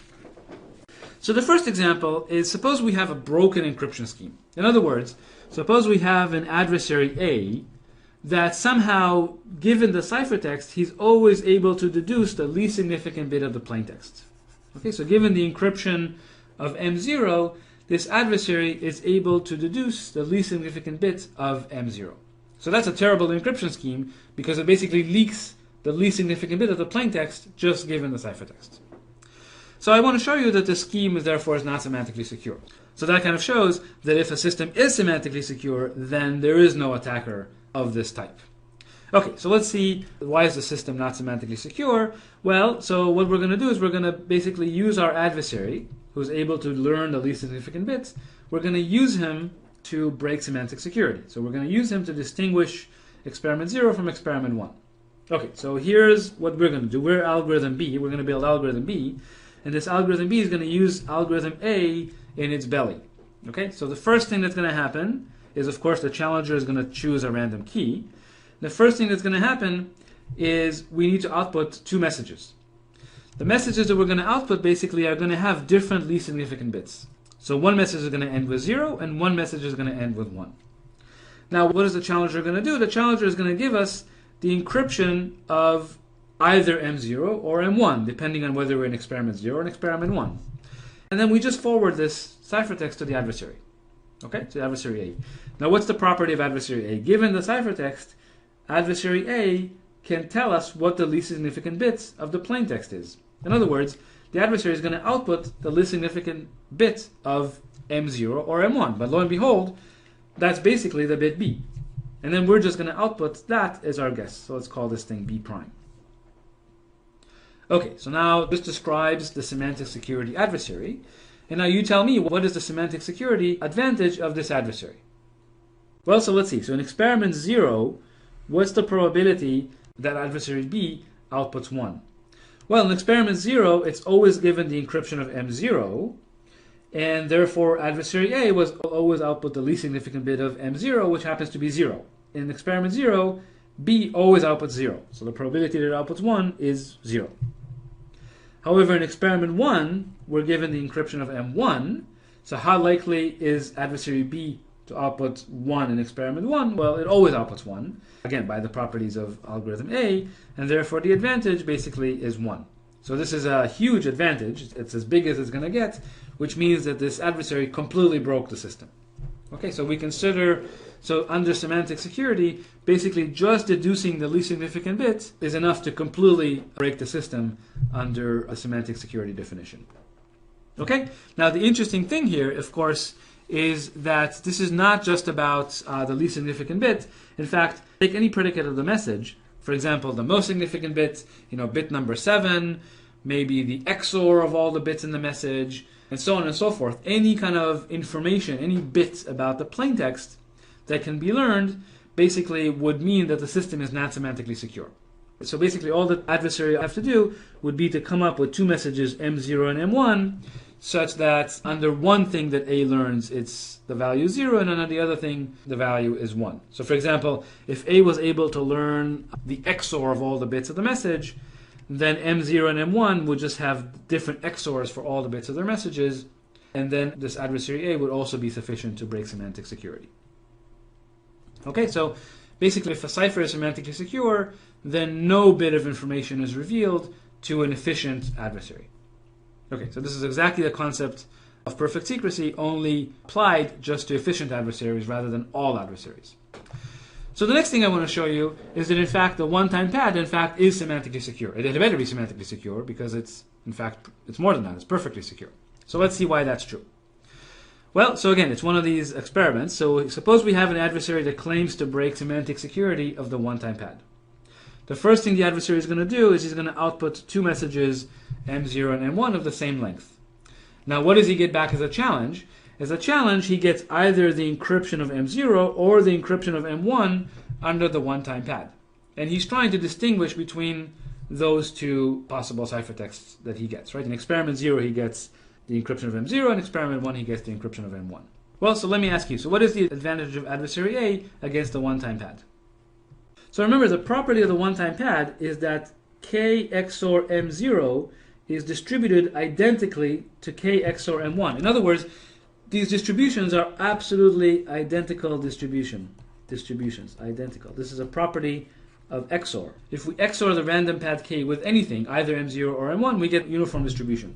So in both cases, algorithm A is given as input exactly the same distribution, namely the uniform distribution on ciphertexts.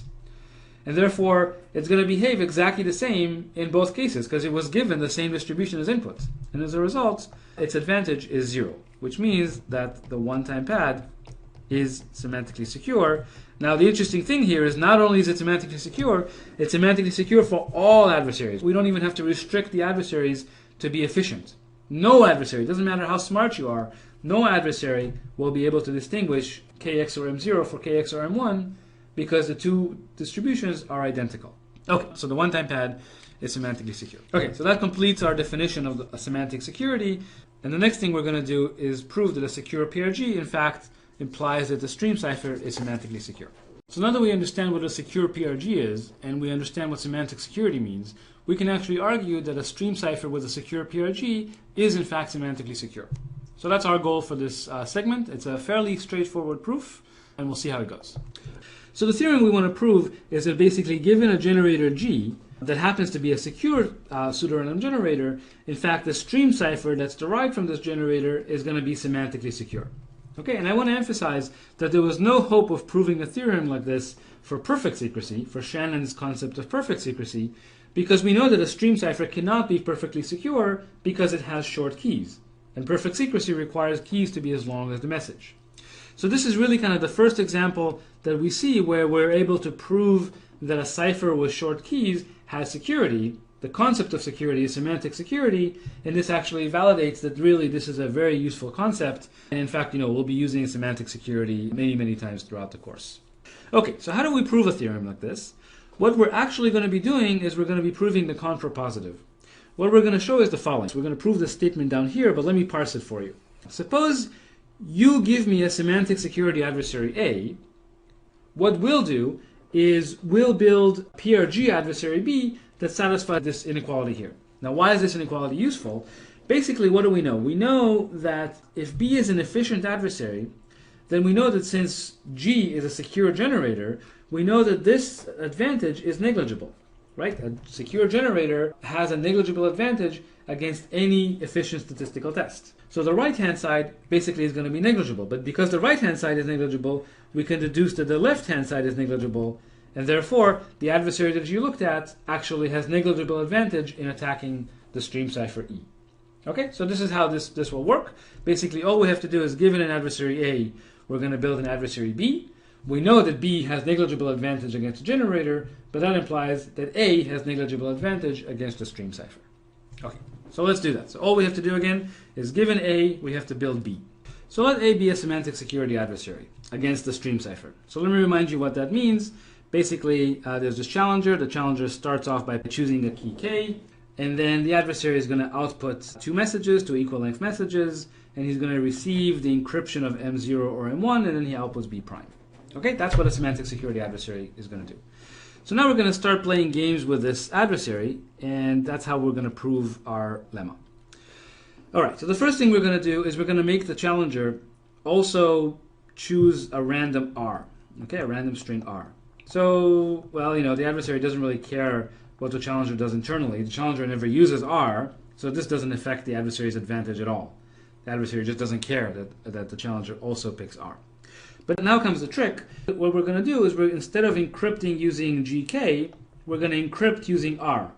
And you can see kind of basically what we're doing here. Essentially, we're changing the challenger, so now the challenge ciphertext is encrypted using a truly random pad as opposed to the pseudo-random pad GK. Okay, now the property of the pseudo-random generator is that its output is indistinguishable from truly random. So because the PRG is secure, the adversary can't tell that we made this change. The adversary can't tell that we switched from a pseudo-random string to a truly random string. Again, because the generator is secure. Well, but now look at the game that we ended up with. So the adversary's advantage couldn't have changed by much because he can't tell the difference. But now look at the game that we ended up with. Now this game is truly a one-time pad game. This is a semantic security game against the one-time pad because now the adversary is getting a one-time pad encryption of M0 or M1. But in the one-time pad, we know that the adversary's advantage is 0 because you can't beat the one-time pad. The one-time pad is secure, unconditionally secure. And as a result, because of this, essentially, since the adversary couldn't have told the difference when we moved from pseudo-random to random, but he couldn't win the random game, that also means that he couldn't win the pseudo-random game. And as a result, the stream cipher, the original stream cipher, must be secure. So that's the intuition for how the proof is going to go. But I want to do it rigorously once. From now on, we're just going to argue by playing games with a challenger, and we won't be doing things as formal as I'm going to do next. But I want to do formally and precisely once, just so that you see how these proofs actually work. Okay, so I'm going to have to introduce some notation. And I'll do the usual notation. Basically, in the original semantic security game, when we're actually using a pseudo-random pad, I'm going to use W0 and W1 to denote the event that the adversary outputs 1 when he gets the encryption of M0 or gets the encryption of M1, respectively.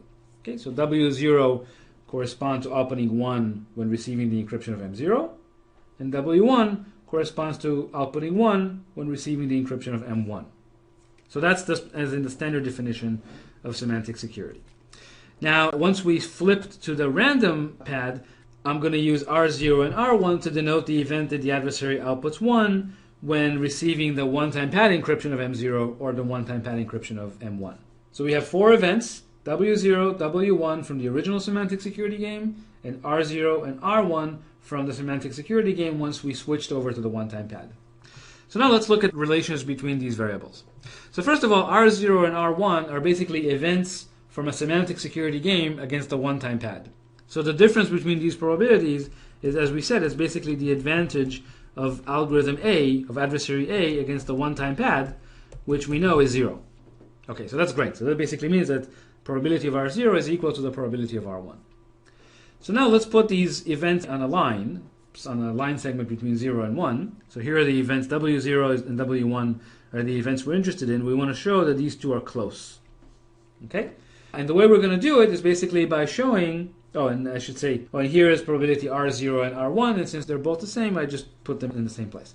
What we're going to do is we're going to show that both W0 and W1 are actually close to the probability of RB, and as a result, they must be close to one another. Okay, so the way we do that is using a second claim. So now we're interested in the distance between probability of WIB and probability of RB. Okay, so we'll prove the claim in a second. Let me just state the claim. The claim says that there exists an adversary B such that the difference between these two probabilities is basically the advantage of B against the generator G. And this is for both B's.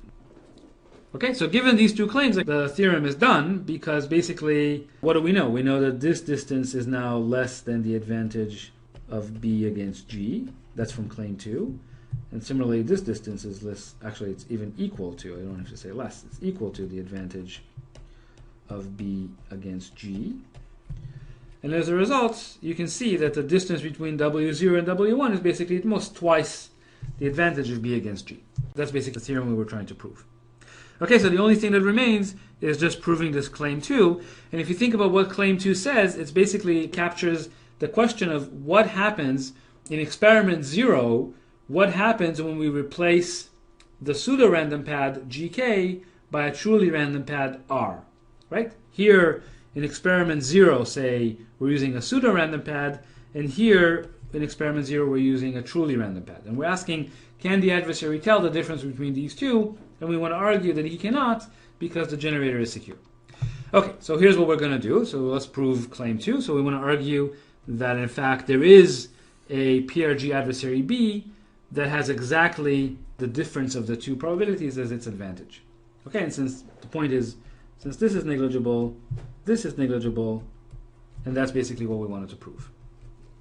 Okay, so let's look at the statistical test B. So what is statistical test B? It's going to use adversary A in its belly. So we get to build statistical test B however we want. As we said, it's going to use adversary A inside of it for its operation. And it's a regular statistical test. So it takes an n-bit string as input, and it's supposed to output, random or not random, 0 or 1. Okay, so let's see. So first thing it's going to do is it's going to run adversary A, and adversary A is going to output 2 messages, M0 and M1.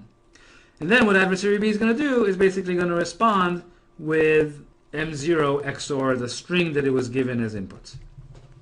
All right, that's the statistical test. And then whatever A outputs, it's going to output as its output. And now let's look at its advantage. So what can we say about the advantage of this statistical test against the generator? Well, so by definition, it's the probability that if we choose a truly random string, so here R is in 0, 1 to the n, it's the probability that B outputs 1, minus the probability that when we choose a pseudo-random string, B outputs 1. Okay? Okay, but let's think about what this is. So what can you tell me about the first expression? So what can you tell me about this expression over here? Well, by definition, that's exactly, if you think about what's going on here, this is exactly the probability R0, right? Because this game that we're playing with the adversary here is basically he outputs M0, M1, right? Here he outputted M0, M1, and he got the encryption of M0 under a truly one-time pad. Okay, so this is basically a probability of R0. Here, let me write this a little better. So this is basically a probability of R0. Now what can we say about the next expression? Well, what can we say about what happens when B is given a pseudo-random string Y as input? Well, in that case, this is exactly experiment 0 in the true stream cipher game, because now we're computing M XOR M0 XOR GK. So this is exactly W0. Okay, that's exactly what we had to prove. So it's a kind of a trivial proof. Okay, so that completes the proof of claim 2. And again, just to make sure this is all clear, once we have claim 2, we know that W0 must be close to W1, and that's the theorem. That's what we had to prove. Okay, so now we've established that a stream cipher is in fact semantically secure, assuming that the PRG is secure. Before we start with the technical material, I want to tell you a little bit about the history of cryptography. There's a beautiful book on this topic by David Kahn called The Codebreakers that covers the history of cryptography all the way from the Babylonian era to the present. Here I'm just going to give you a few examples of historical ciphers, all of which are badly broken. So to talk about ciphers, the first thing I'm going to do is introduce our friends Alice and Bob, who are going to be with us for the rest of the quarter. So Alice and Bob are trying to communicate securely, and there is an attacker who's trying to eavesdrop on their conversation. So to communicate securely, they're going to share a secret key, which I'll denote by K. They both know the secret key, but the attacker does not know anything about this key K. So now they're going to use a cipher, which is a pair of algorithms, an encryption algorithm denoted by E and a decryption algorithm D.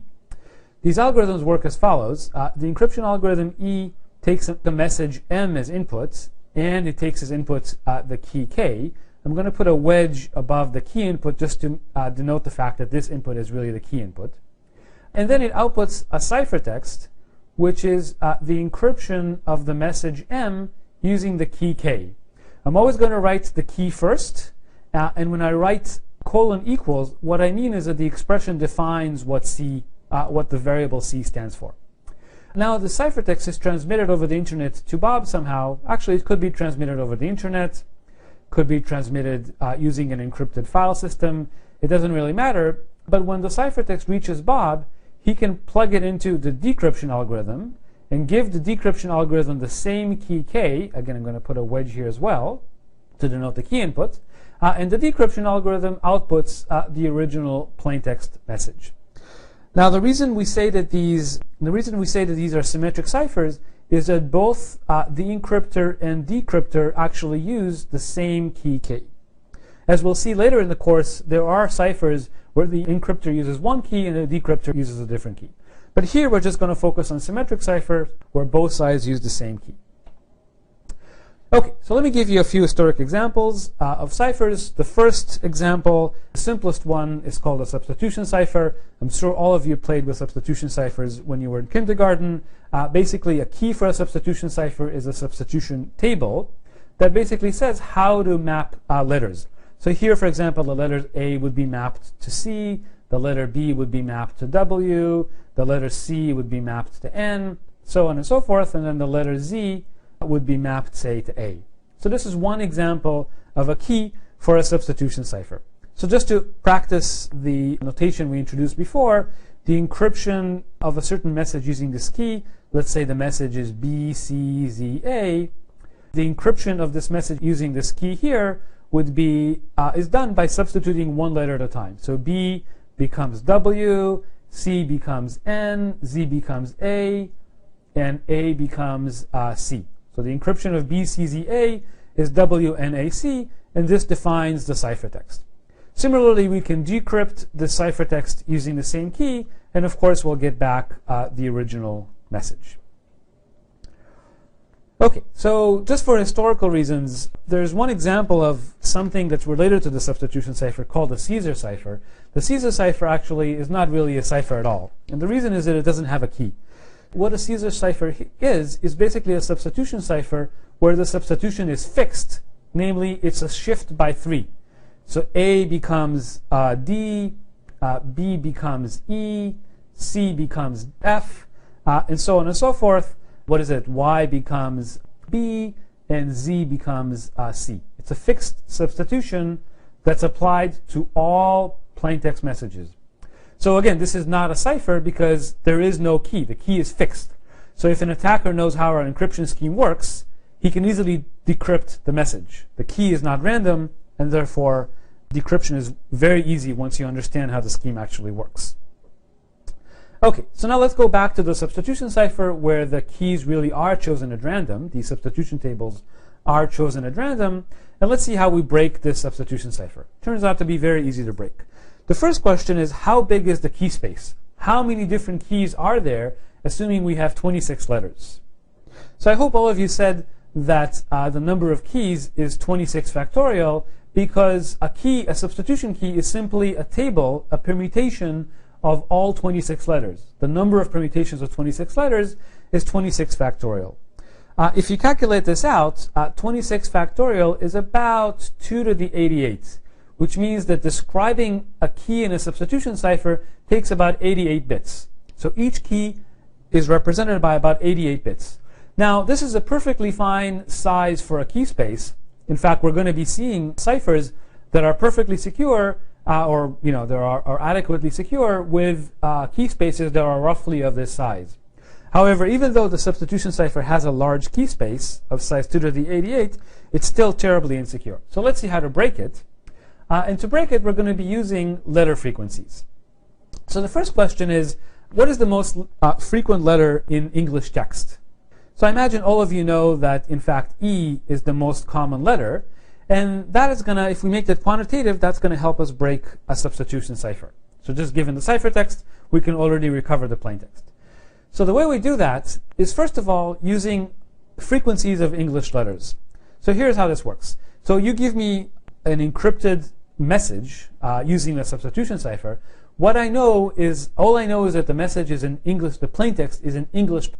And I know that the letter E is the most frequent letter in English, and in fact it appears 12.7% of the time in standard English text. So what I'll do is I'll look at the ciphertext you gave me, and I'm going to count how many times every letter appears. Now, the most common letter in the ciphertext is going to be the encryption of the letter E with very high probability. So now I'm able to recover one entry in the key table, namely now I know what the letter E maps to. The next most common letter in English is the letter T, that appears about 9.1% of the time. So now again, I count how many times each letter appears in the ciphertext, and the second most frequent letter is very likely to be the encryption of the letter T. So now I've recovered the second entry in the key table. And I can continue this way. In fact, the letter A is the next most common letter. It appears 8.1% of the time. So now I can guess that the third most common letter in the ciphertext is the encryption of the letter A, and now I've recovered 3 entries in the key table. Well, so now what do? The remaining letters in English appear roughly the same amount of time, other than some rare letters like Q and X. But we're kind of stuck at this point. We figured out 3 entries in the key table, but what do we do next? So the next idea is to use frequencies of pairs of letters. Sometimes these are called digrams. So what I'll do is I'll count how many times each pair of letters appears in the ciphertext. And I know that in English, the most common pairs of letters are things like HE, AN, IN, I guess TH is another common pair of letters. And so I know that the most common pair of letters in the ciphertext is likely to be the encryption of one of these 4 pairs. And so by trial and error, I can sort of figure out more elements in the key table. And again, by more trial and error, this way, by looking at trigrams, I can actually figure out the entire key table. So the bottom line here is that in fact this substitution cipher is vulnerable to the worst possible type of attack, namely a ciphertext only attack. Just given the ciphertext, the attacker can recover the decryption key and therefore recover the original plaintext. So there's really no point in encrypting anything using a substitution cipher because the attacker can easily decrypt it all. You might as well send your plaintext completely in the clear. So now we're going to fast forward to the Renaissance, and I guess we're moving from the Roman era to the Renaissance, and look at a cipher designed by a fellow named Vigenère who lived in the 16th century. He designed a couple of ciphers. Here I'm going to show you a variant of one of his ciphers. This is called a Vigenère cipher. So in a Vigenère cipher, the key is a word. In this case, the word is crypto. It's got 6 letters in it. And then to encrypt the message, what you do is you write the message under the key. So in this case, the message is, "What a nice day today." And then you replicate the key as many times as needed to cover the message. And then the way you encrypt is basically you add the key letters to the message letters modulo 26. So just to give you an example here, for example, if you add Y and A, you get Z. If you add T and A, you get U. And you do this for all the letters. And remember, whenever you add modulo 26. So if you go past Z, you go back to A. So that's the Vigenère cipher. And in fact, decryption is just as easy as encryption. Basically, the way you would decrypt is, again, you would write the ciphertext under the key, you would replicate the key, and then you would subtract the key from the ciphertext to get the original plaintext message. So breaking a Vigenère cipher is actually quite easy. Let me show you how you do it. The first thing we need to do is we need to assume that we know the length of the key. So let's just assume we know that. In this case, the length of the key is 6. And then what we do is we break the ciphertext into groups of 6 letters each. Okay, so we're going to get a bunch of groups like this. Each one contains 6 letters. And then we're going to look at the first letter in each group. Okay, so in this case, yes, we're looking at the first letter every 6 characters. Now, what do we know about these 6 letters? We know that, in fact, they're all encrypted using the same letter in the ciphertext. All of these are encrypted using the letter C. In other words, ZLW is a shift by 3 of the plaintext letters. So if we collect all these letters, then the most common letter among the set is likely to be the encryption of E. Right? E is the most common letter in English. Therefore, if I look at every 6th letter, the most common letter in that set is likely to be the encryption of the letter E. Aha! So let's just suppose that, in fact, the most common letter every 6th letter happens to be the letter H. Then we know that E plus the first letter of the key is equal to H. That says that the first letter of the key is equal to H minus E. And in fact, that is the letter C. So now we've recovered the first letter of the key. And now we can continue doing this with the second letter. So we look at the second letter in every group of 6 characters. And again, we repeat the same exercise. We find the most common letter among this set. And we know that this most common letter is likely the encryption of E. And therefore, whatever this most common letter is, if we subtract E from it, we're going to get the second letter of the key. And so on and so forth with the third letter every 6 characters. And this way we recover the entire key, and that allows us to decrypt the message. Now, the only caveat is that I had to assume ahead of time that I know the length of the key, which in this case is 6. But if I don't know the length of the key ahead of time, that's not a problem either. What I would do is I would run this decryption procedure assuming the key length is 1. Then I'd run it assuming the key length is 2. Then I would run it assuming the key length is 3. And so on and so on and so on until finally I get a message, I get a decryption that makes sense, that's sensical. And once I do that, I know that I've kind of recovered the right length of the key. And I know that I've also recovered the right key and therefore the right message.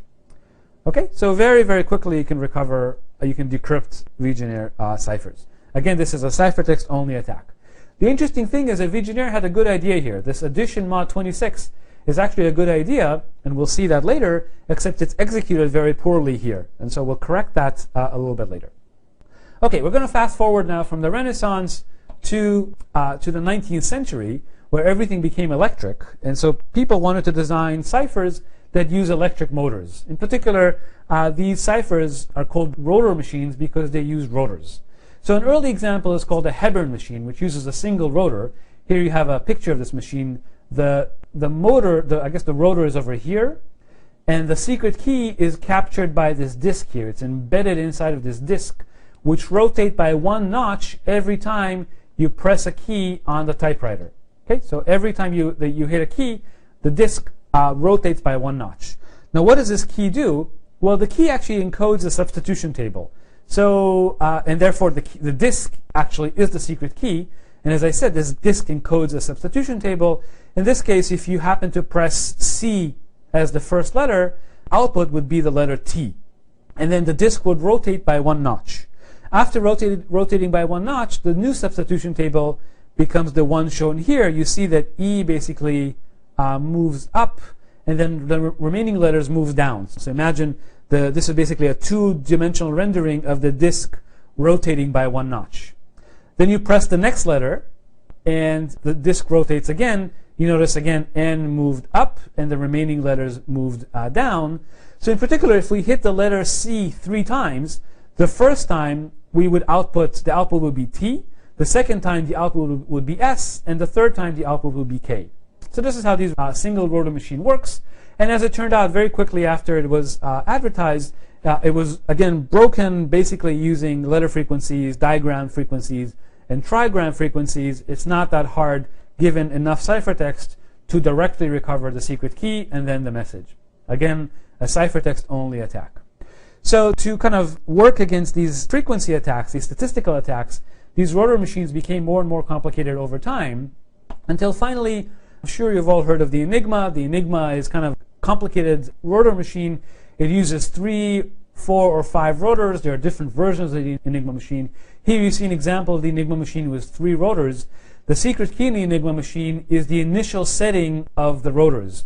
Okay, so in the case of 3 rotors, there would be 26 cube possible different keys. When you type on the typewriter, basically these rotors here rotate at different rates. Oh, I forgot to say this is a diagram of an Enigma machine using 4 rotors. As you type on the typewriter, the rotors rotate and output the appropriate letters of the ciphertext. So in this case, the number of keys is 26 to the 4th, which is 2 to the 18, which is actually relatively a small key space. Today you can kind of brute force search using a computer through 2 to the 18 different keys very, very quickly. You know, my wristwatch can do it in just a few seconds, I guess. And so this Enigma machine was using relatively small key spaces, but I'm sure you've all heard that the British cryptographers at Bletchley Park were able to mount ciphertext-only attacks on the Enigma machine. They were able to decrypt German ciphers back in World War II, and that played an important role in many different battles during the war. After the war, I guess that was the end kind of the mechanical age, and started the digital age where folks were using computers. And as the world kind of migrated to using computers, the government realized that it's buying a lot of digital equipment from industry. And so it wanted industry to use a good cipher so that when it buys equipment from industry, it would be getting equipment with a decent cipher. And so the government put out this request for proposal for a data encryption standard, a federal data encryption standard. And we're going to talk about this effort in more detail later on in the course. But in 1974, a group at IBM put together a cipher that became known as DES, the Data Encryption Standard, which became a federal standard for encrypting data. The key space for DES is 2 to the 56, which is relatively small these days, but was large enough back in 1974. And another interesting thing about DES is rather than, unlike rotor machines, which encrypt 1 character at a time, the data encryption standard encrypts 64 bits at a time, namely 8 characters at a time. And we'll see the significance of this later on in the course. Because DES uses such a small key space, these days it can be broken by a brute force search. And so these days, DES is considered insecure and should not be used in projects. Unfortunately, it is used in some legacy systems, but it definitely is on its way out and definitely should not be used in new projects. Today, there are new ciphers, things like the Advanced Encryption Standard, which uses 128-bit keys. Again, we'll talk about the Advanced Encryption Standard in much more detail later on in the course. There are many, many other types of ciphers. I mentioned Salsa 20 here. We'll see why in just a minute. But this is all for the quick historical survey. And now we can get into the more technical material. In this segment, we're going to continue with a few more tools from Discrete Probability, and I want to remind everyone that if you want to read more about this, there's more information in this Wikibooks article that is linked over here.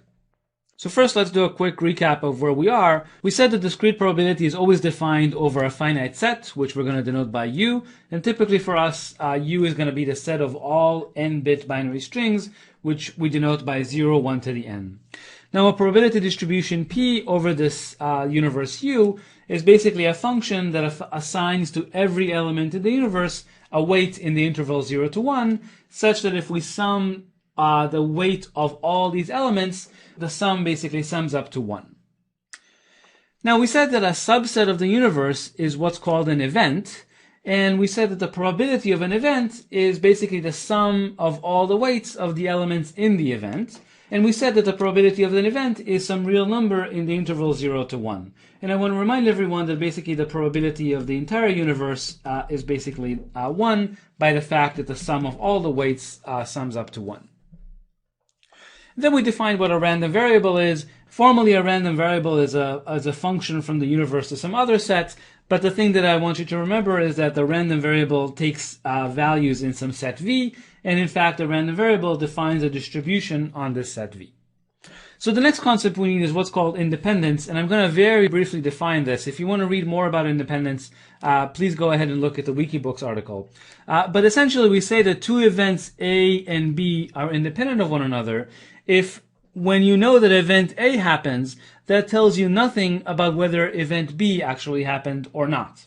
Formally, the way we define independence is to say that the probability of A and B, namely that both events happen, is actually equal to the probability of event A times the probability of event B. So multiplication, in some sense, the fact that probabilities multiply under conjunction, captures the fact that these events are independent.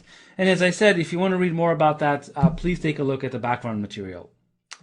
Now, the same thing can be said for random variables. So suppose we have two random variables, x and y, they take values in some set V. Then we say that these random variables are independent if the probability that x is equal to A and y is equal to B is equal to the product of these two probabilities. Basically, what this means is even if you know that x is equal to A, that tells you nothing about the value of y. Okay, that's what this multiplication means. And again, this needs to hold for all A and B in the space of values of these random variables. So just again, to jog your memory, if you've seen this before, a very quick example. Suppose we look at the set of 2-bit strings, so 0, 0, 0, 1, 1, 0, and 1, 1. And suppose we choose a random element from this set. Okay, so we randomly choose one of these four elements with equal probability. Now let's define two random variables. X is going to be the least significant bit that was generated, and Y is going to be the most significant bit that's generated. So I claim that these random variables, X and Y, are independent of one another. And the way to see that intuitively is to realize that choosing R uniformly from the set of four elements is basically the same as flipping a coin, an unbiased coin, twice. The first bit corresponds to the outcome of the first flip, and the second bit corresponds to the outcome of the second flip. And of course, there are four possible outcomes. All four outcomes are equally likely, which is why we get the uniform distribution over 2-bit strings. Now, variables x and y, why are they independent? Basically, if I tell you the result of the first flip, namely I tell you the least significant bit of R, so I tell you how the first coin, whether it fell on its head or fell on its tail, that tells you nothing about the result of the second flip. Which is why intuitively you might expect these random variables to be independent of one another. But formally, we would have to prove that for all 0, 1 pairs, the probability of x equals 0 and y equals 0, x equals 1, y equals 1, and so on, these probabilities multiply. Let's just do it for one of these pairs. So let's look at the probability that x is equal to 0 and y is equal to 0. Well, you see that the probability that x is equal to 0 and y is equal to 0 is basically the probability that r is equal to 0, 0. And what's the probability that r is equal to 0, 0? Well, by the uniform distribution, that's basically equal to 1/4. That's 1 over the size of the set, which is 1/4 in this case. And well, lo and behold, that's in fact these probabilities multiply, because again, the probability that x is equal to 0, the probability that the least significant bit of r is equal to 0, this probability is exactly 1/2, because there are exactly 2 elements that have their least significant bit equal to 0. 2 out of 4 elements gives you a probability of 1/2. And similarly, the probability that y is equal to 0 is also 1/2. So in fact, the probabilities multiply.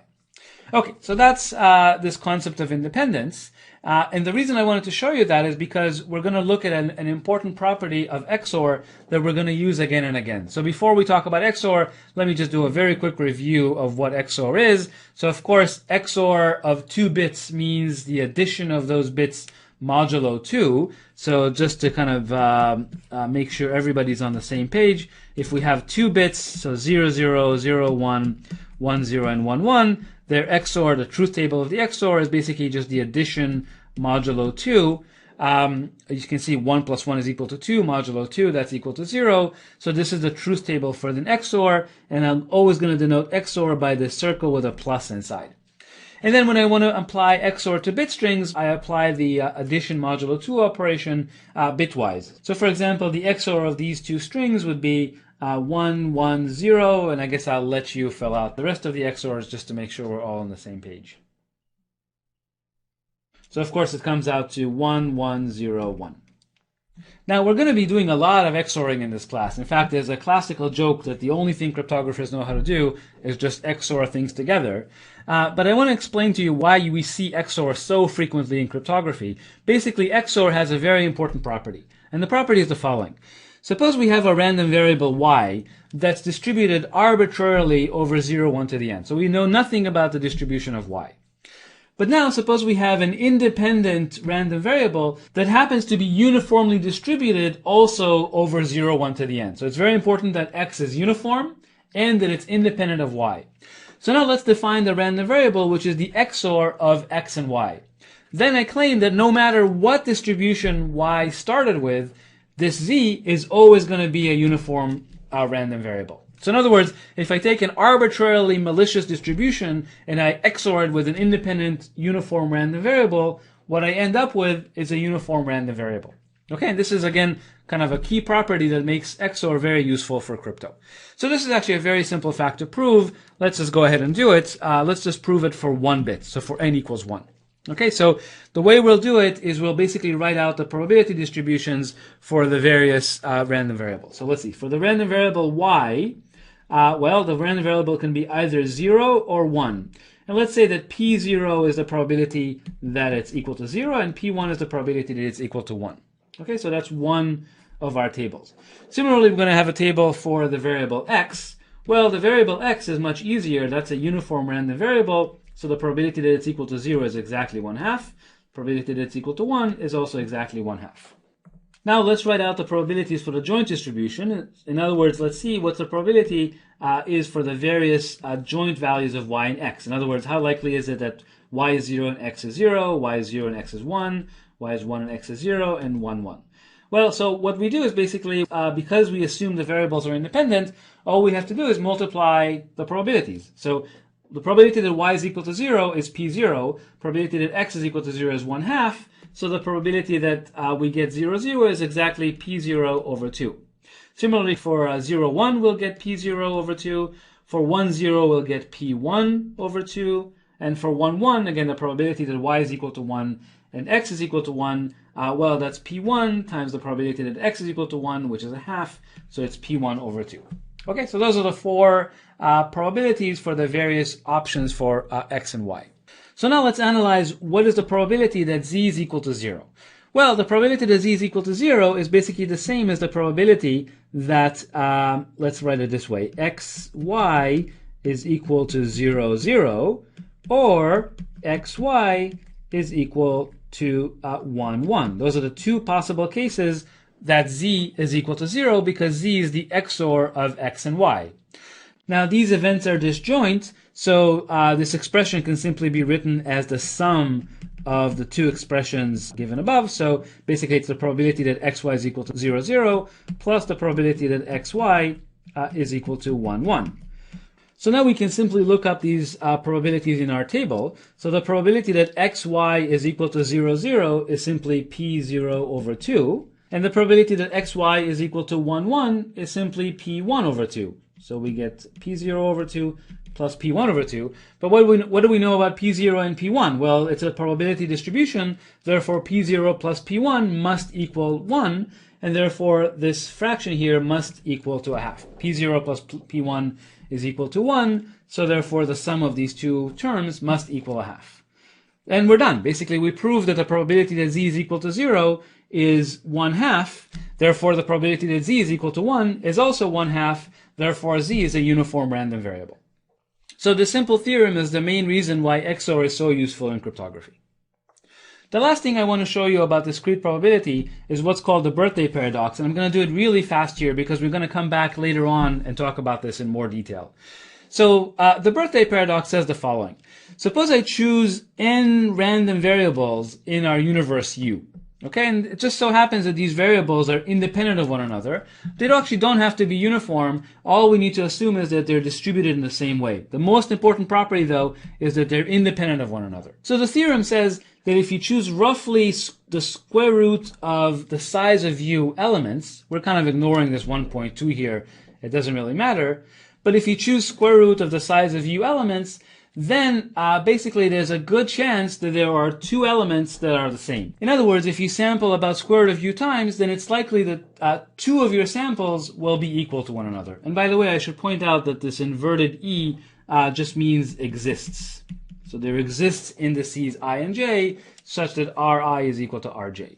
So here's a concrete example that we'll actually see many, many times. So suppose our universe consists of all strings of length 128 bits. So the size of U is gigantic. It's actually 2 to the 128. It's a very, very large set.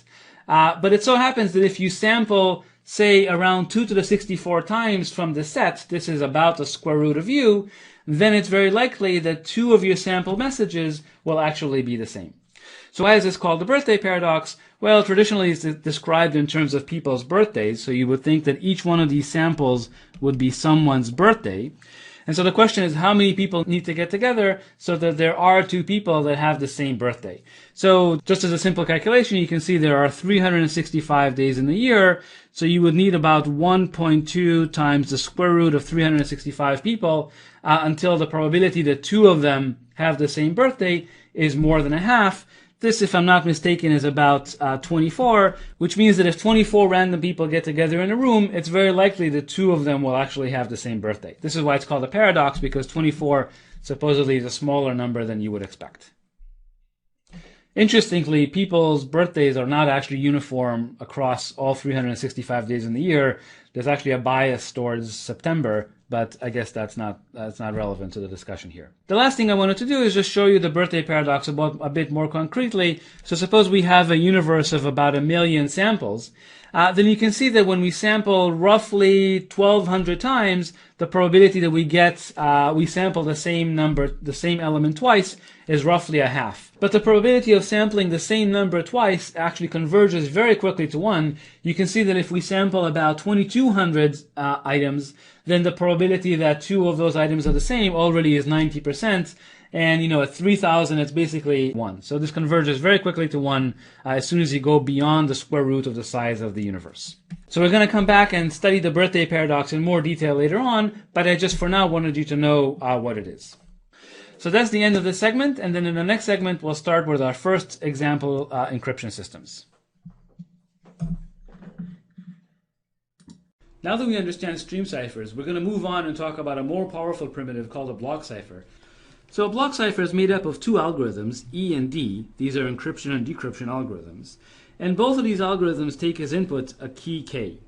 Now the point of a block cipher is that it takes an n-bit plaintext as input, and it outputs exactly the same number of bits as output. So it maps n bits of input to exactly n bits of output.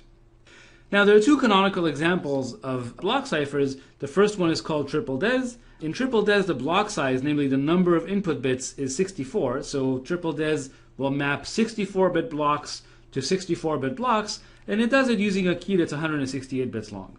We're going to talk about how triple des is built in the next segment. Another block cipher, which is more recent, is called AES. Now AES has slightly different parameters. So here the block size is 128 bits. So AES will map 128 bits of input to 128 bits of output. And it actually has three possible sizes of keys, and I wrote down these sizes over here. Basically, the longer the key, the slower the cipher is, but presumably the more secure it is to break. And we're going to talk about what it means for block ciphers to be secure in just a minute. Now, block ciphers are typically built by iteration. They take in as input a key k. For example, in the case of AES, the key could be 128 bits long. And the first thing that happens to the key is it gets expanded into a sequence of keys, k1 to kn, called round keys. Now, the way the cipher uses these round keys is by iteratively encrypting the message again and again and again using what's called a round function. So here we have this function r that takes two inputs. This function r is going to be called a round function. It takes as input the round key, and it takes as input the current state of the message. So here we have our input message. Say for AES, the message would be 128 bits exactly, because each block in AES is exactly 128 bits. And then the first thing that happens is we apply the first round function using the key k1 to the message. And we get some new message out as a result. Then we take this message m1, we apply the next round function to it using a different key, using the key k2, and we get the next round message out. And so on and so forth until all the rounds have been applied. And then the final output is actually the result of the cipher. And again, this would be also, in the case of AES, this was 128 bits. And the resulting ciphertext would also be 128 bits. Now, different ciphers have different number of rounds, and they have different round functions. So for example, for triple des, the number of rounds is 48, and we're going to see exactly how the round function for triple des works. For AES, for example, the number of rounds is only 10, and again, we're going to look at how the round functions for AES work as well in just a minute. Before we do that, I just wanted to mention performance numbers. So you can see here, these are the performance numbers for the two typical block ciphers, triple des and AES, and these are the corresponding numbers for the stream ciphers that we looked at in the previous module, RC4, Salsa, and Sosa Manuk. And you can see that the block ciphers are considerably slower than stream ciphers, but we'll see that we can do many things with block ciphers that we couldn't do very efficiently with constructions like RC4. Now, my goal for this week is to show you how block ciphers work, but more importantly, I want to focus on showing you how to use block ciphers correctly for either encryption or integrity or whatever application you have in mind. So to show you how to use block ciphers correctly, it actually makes a lot of sense to abstract the concept a little bit so that we have kind of a clean abstract concept of a block cipher to work with, and then we can argue and reason about what constructions are correct and what constructions are incorrect. And so an abstraction, it's a very elegant abstraction of a block cipher, is what's called a pseudo-random function and a pseudo-random permutation. So let me explain what these things are. So a pseudo-random function basically is defined over a key space, an input space, and an output space. And all it is basically a function that takes a key and an input as inputs and outputs some element in the output space. Okay, so it takes an element in k, an element in x, and outputs an element in y. And the only requirement, essentially, is that there's an efficient way to evaluate the function. For functions, we're not requiring that they be invertible. We just need them to be evaluatable given the key and the input x. Now, a related concept that more accurately captures what a block cipher is called a pseudo-random permutation. So a pseudo-random permutation is, again, defined over a key space and then just a set x. And what it does is it takes an element in the key space and an element in x and outputs basically one element in x. Now, as usual, the function e should be easy to evaluate, so there should be an algorithm to evaluate the function e. But more importantly, once we fix the key k, it's important that this function e be one-to-one. In other words, if you think of the space x as a set here, and here's the same set x again, then basically the function e, what it does is it's a one-to-one function, so every element in x gets mapped to exactly one element in X. And then because it's one-to-one, of course, it's also invertible. So given some output, there's only one input that maps to that output, and the requirement is that there's an efficient inversion algorithm, call it D, that given a particular output, will output the original preimage that mapped to that output. So really a pseudo-random permutation captures very accurately and syntactically what a block cipher is, and often I'll use the terms interchangeably, either a block cipher or a pseudo-random permutation. I'll use whichever term depending on the context where we're discussing things. Okay, so we have two examples, as we said, of pseudo-random permutations, triple DES and AES. Say for AES 128, the key space would be 128 bits, and the output space would be 128 bits. For triple DES, as we said, the block size is only 64 bits, and the key size is 168 bits. Okay, so we'll use these running examples actually throughout. So whenever I say a PRP, concretely you should be thinking AES or triple DES. Now, one thing that I wanted to point out is that in fact, any pseudo-random permutation, namely any block cipher, you can also think of it as a PRF. In fact, a PRP is a PRF that has more structure. In particular, PRP is a PRF where the input space and the output space are the same, so X is equal to Y, and in fact is efficiently invertible once you have the secret key K. Okay, so in some sense, a PRP is a special case of a PRF, although that's not entirely accurate, and we'll see why in just a second. So far we just described the kind of the syntactic definition of what is a pseudo-random permutation and a pseudo-random function. So now let's talk about what it means for a PRF or a PRP to be secure, and this concept will essentially capture what it means for a block cipher to be secure. Okay, so this is why I wanted to show you these definitions before we look at actual block cipher constructions, so at least it's clear in your mind what it is we're trying to construct. Okay, so here we have a PRF, and I'm going to need a little bit of notation, not too much though, so I'm going to need to define the set funds of x, y. This is basically the set of all functions from the set x to the set y. Denoted here as a big circle, funds of x, y. Now this set is gigantic. Its size is basically, the size of y to the size of x. So for example, for AES, remember both x and y would be 2 to the 128. So for AES, the size of the set is enormous. It'll be 2 to the 128 times 2 to the 128. So it's kind of a double exponential. So this is a gigantic number. This is more particles than there are in the universe. But regardless, we can kind of think of this set abstractly. We never have to kind of write it down. We can just keep it in our head and not worry about computing on it. So this is a particular gigantic set of the set of all functions from x to y.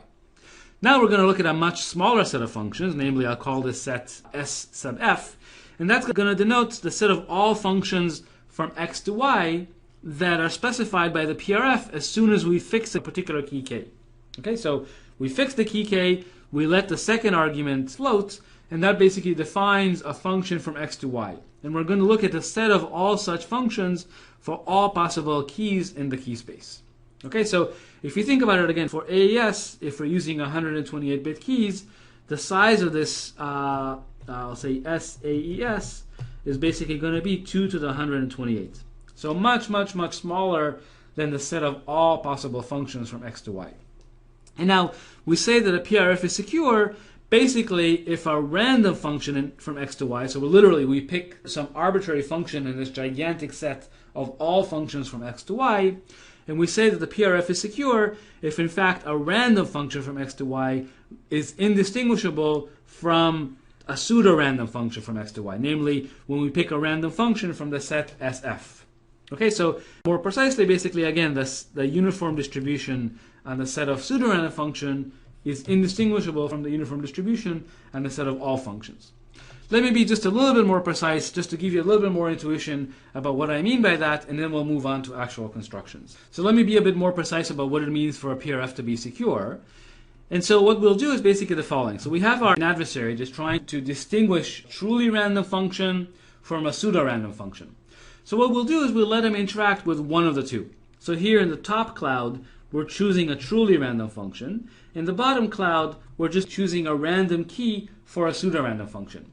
And now what this adversary is going to do is he's going to submit points in x. So he's going to submit a bunch of x's. In fact, he's going to do this again and again and again. So he's going to submit x1, x2, x3, x4. And then for each one of those queries, we're going to give him either the value of the truly random function at the point x or the value of the pseudo-random function at the point x. Okay, so the adversary doesn't know which one he's getting. By the way, for all queries, he's always getting either the truly random function or the pseudo-random function. In other words, he's either interacting with a truly random function for all his queries, or he's interacting with a pseudo-random function for all his queries. And we say that the PRF is secure if this poor adversary can't tell the difference. He cannot tell whether he's interacting with a truly random function or interacting with a pseudo-random function. Okay, and we're going to come back actually later on and define PRFs more precisely. But for now, I wanted to give you the intuition for what it means for a PRF to be secure, so you'll understand what it is that we're trying to construct when we construct these pseudo-random functions. And I should say that the definition for a pseudo-random permutation is pretty much the same, except instead of choosing a random function, we're going to choose a random permutation on the set X. In other words, a random one-to-one function on the set X. The adversary can either query this random function on the set X, or he can query a pseudo-random permutation, and the PRP is secure if the adversary cannot tell the difference. Okay, so again, the goal is to make these functions and permutations look like truly random functions or permutations. Okay, so let's look at a simple question. So suppose we have a secure PRF. So we know that this PRF F happens to be defined on the set X, and it so happens, it outputs 128 bits every time. It so happens that this PRF cannot be distinguished from a truly random function from X to 0, 1 to the 128.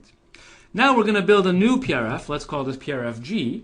And the PRFG is going to be defined as follows. We say if X is equal to 0, always output 0. Otherwise, if X is not equal to 0, just output the value of F. So my question to you is, do you think this G is a secure PRF? Well, so the answer, of course, is that it's very easy to distinguish the function G from a random function. All the adversary has to do is just query the function at X equals 0. For a random function, the probability that the result is going to be 0 is 1 over 2 to the 128. Whereas for the pseudo-random function, he's always going to get 0. Because at 0, the function is always defined to be 0 no matter what the key. And so all he would do is he would say, hey, I'm interacting with a pseudo-random function if he gets 0 at X equals 0. And he'll say I'm interacting with a random function if he gets non-zero at X equals 0. So it's very easy to distinguish this G from random. So what this example shows is that even if you have a secure PRF, it's enough that on just one known input, the output is kind of not random, the output is fixed, and already the entire PRF is broken, even though you realize everywhere else the PRF is perfectly indistinguishable from random. Okay, so just to show you the power of PRF, let's look at a very easy application. I want to show you that in fact pseudo-random functions directly give us a very simple pseudo-random generator. Okay, so let's assume we have a pseudo-random function. So this one happens to go from n bits to n bits. And then let's define the following generator. Its seed space is going to be the key space for the PRF, and its output space is going to be basically t blocks of n bits each. Okay, so you can see the output is a total of n times t bits for some parameter t that we can choose. And it turns out basically you can do this very simple construction. This is sometimes called counter mode, where essentially you take the PRF and you evaluate it at 0, you evaluate it at 1, you evaluate it at 2, at 3, at 4, up to t, and you concatenate all these values. That's the generator. Okay, so we basically took the key for the PRF and we expanded it into n times t bits. Okay? A key property of this generator is that it's parallelizable. And what I mean by that is if you have two processors or two cores that you can compute on, then you can have one core compute the even entries of the output, and you can have another core compute the odd entries of the output. So basically, if you have two cores, you can make this generator run twice as fast as it would if you only have a single core. So the nice thing about this is, of course, we know that pseudo-random generators give us stream ciphers, and so this is an example of a parallelizable stream cipher. And I just wanted to point out that many of the stream ciphers that we looked at before, for example, RC4, those were inherently sequential. So even if you had two processors, you couldn't make the stream cipher work any faster than if you just had a single processor. Now the main question is, why is this generator secure? And so here I'm only going to give you a little bit of intuition, and we're going to come back and argue this more precisely later on. But I'll just say that security basically follows directly from the PRF property. And the way we reason about security is we say, well, this PRF by definition is indistinguishable from a truly random function on 128 bits. So in other words, if I take this generator and instead I define a generator using a truly random function, in other words, I'll write the output of the generator as f of 0 concatenated f of 1 and so on and so forth, using a truly random function, then the output of the generator using the truly random function would be indistinguishable from the output of the generator using a pseudo-random function. That is the essence of the security property of a PRF. But with a truly random function, you notice that the output is just truly random, because for a truly random function, f of 0 is a random value, f of 1 is an independent random value, f of 2 is an independent random value, and so on and so forth. So the entire output is a truly random output. And so with a truly random function, this generator produces truly random output and is therefore a perfectly secure generator. And so you see how the PRF security property lets us argue security. Basically, we argue that when we replace the PRF with a truly random function, the construction is necessarily secure, and that says that the construction with a pseudo-random function is also secure. Okay, and we're going to see a couple more examples like this later on. So now you understand what a block cipher is, and you have intuition for what security properties it's trying to achieve. And in the next segments, we're going to look at constructions for block ciphers. So now that we understand what block ciphers are, let's look at a classic example called the data encryption standard. So just a quick reminder, block ciphers basically map n bits of input to n bits of output. And we talked about two canonical examples, triple DES and AES. In this segment, we're going to talk about DES, and we'll talk about triple DES actually in the next segment. And then I also mentioned before that block ciphers are often built by iteration. In particular, we're going to look at block ciphers that are built by a form of iteration where a key k is first expanded into a bunch of round keys, and then a round function is applied to the input message again and again and again. And essentially, after all these round functions are applied, we obtain the resulting ciphertext. Okay, and again, we're going to look at how DES, the data encryption standard, uses this format. I just want to be clear that in fact, to specify a block cipher of this type, one needs to specify the key expansion mechanism, and one needs to specify the round function. In the segment here, I'm going to focus on the round function, and I'm not going to talk much about key expansion, but I just wanted to mention that in fact, key expansion is also a big part of describing how a block cipher works. Okay, so let's talk about the history of DES. Essentially, in the early 1970s, IBM realized that their customers are demanding some form of encryption. And so they formed a crypto group, and the head of that group was Horst Feistel, who in the early 70s designed a cipher called Lucifer. Now, it's interesting. In fact, Lucifer had a number of variations, but one of the later variations, in fact, had a key length that was 128 bits and a block length that's also 128 bits. Okay? In 1973, the government realized that it's buying many commercial off-the-shelf computers, and so it wanted its suppliers to actually have a good crypto algorithm that they could use in products sold to the government. So in 1973, the National Bureau of Standards, as it was called at the time, put out a request for proposals for a block cipher that's going to become a federal standard. And in fact, IBM submitted a variant of Lucifer. That variant actually went through some modification during the standardization process. And then finally, in 1976, the National Bureau of Standards adopted DES as a federal standard. And in fact, for DES, it's interesting that the key length was far reduced from Lucifer. It's only 56 bits, and the block length was also reduced to 64 bits. And in fact, these decisions, especially the decision to reduce the key length, is kind of the Achilles heel of DES and was a source of many complaints over its life. In particular, already back in 1997, DES was broken by exhaustive search, meaning that a machine was able to search through all 2 to the 56 possible keys to recover a particular challenge key. And in fact, we're going to talk about exhaustive search quite a bit. It's quite an interesting question, and there are various ways to defend against exhaustive search. And basically, this 1997 experiment kind of spelled the doom of DES. It meant that DES itself is no longer secure, and as a result, the National Institute of Standards, as it became known, issued a request for proposals for a next generation block cipher standard. And in 2000, it standardized on a cipher called Rindale, which became the Advanced Encryption Standard, AES, and we'll talk about AES later on. But in this segment, I want to describe how DES works. Now, DES as a cipher It's an amazingly successful cipher. It's been used in banking industry. In fact, there's a classic network called the Electronic Clearinghouse, which banks use to clear checks with one another, and DES is used for integrity in those transactions. It's also used in commerce. In fact, it was very popular up until recently as the main encryption mechanism for the web. Of course, now that's been replaced with AES and other ciphers. Overall, it's a very successful cipher in terms of deployment. DES also has a very rich history of attacks, which we'll talk about in the next segment. Okay, so now let's talk about the construction of DES. So the core idea behind DES is what's called a Feistel network, due to Horst Feistel. And basically, it's a very clever idea for building a block cipher out of arbitrary functions f1 to fd. Okay, so imagine we have these functions f1 to fd that happens to map n bits to n bits. Now these are arbitrary functions. They don't have to be invertible or anything. What we want to do is build an invertible function out of those d functions. And the way we'll do it is by building a new function, we'll call it capital F, that maps 2n bits to 2n bits. And the construction is described right here. So here we have our input. You notice there are two blocks of n bits. In other words, the input is actually 2n bits. R and L stand for right and left. Typically, people describe a Feistel network from top to bottom, in which case these n bits really would be right and left. But here it's more convenient for me to describe it horizontally. So if we follow the R input, you realize it basically gets copied into the L output without any change at all. Okay?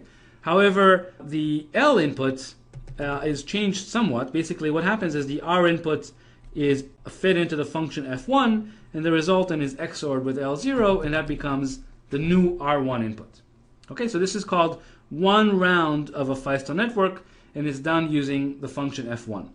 Now we do this again with another round of the Feistel network with the function f2, and we do it again and again and again till we get to the last round, and we do it again with the function fd, and finally the output is rd ld.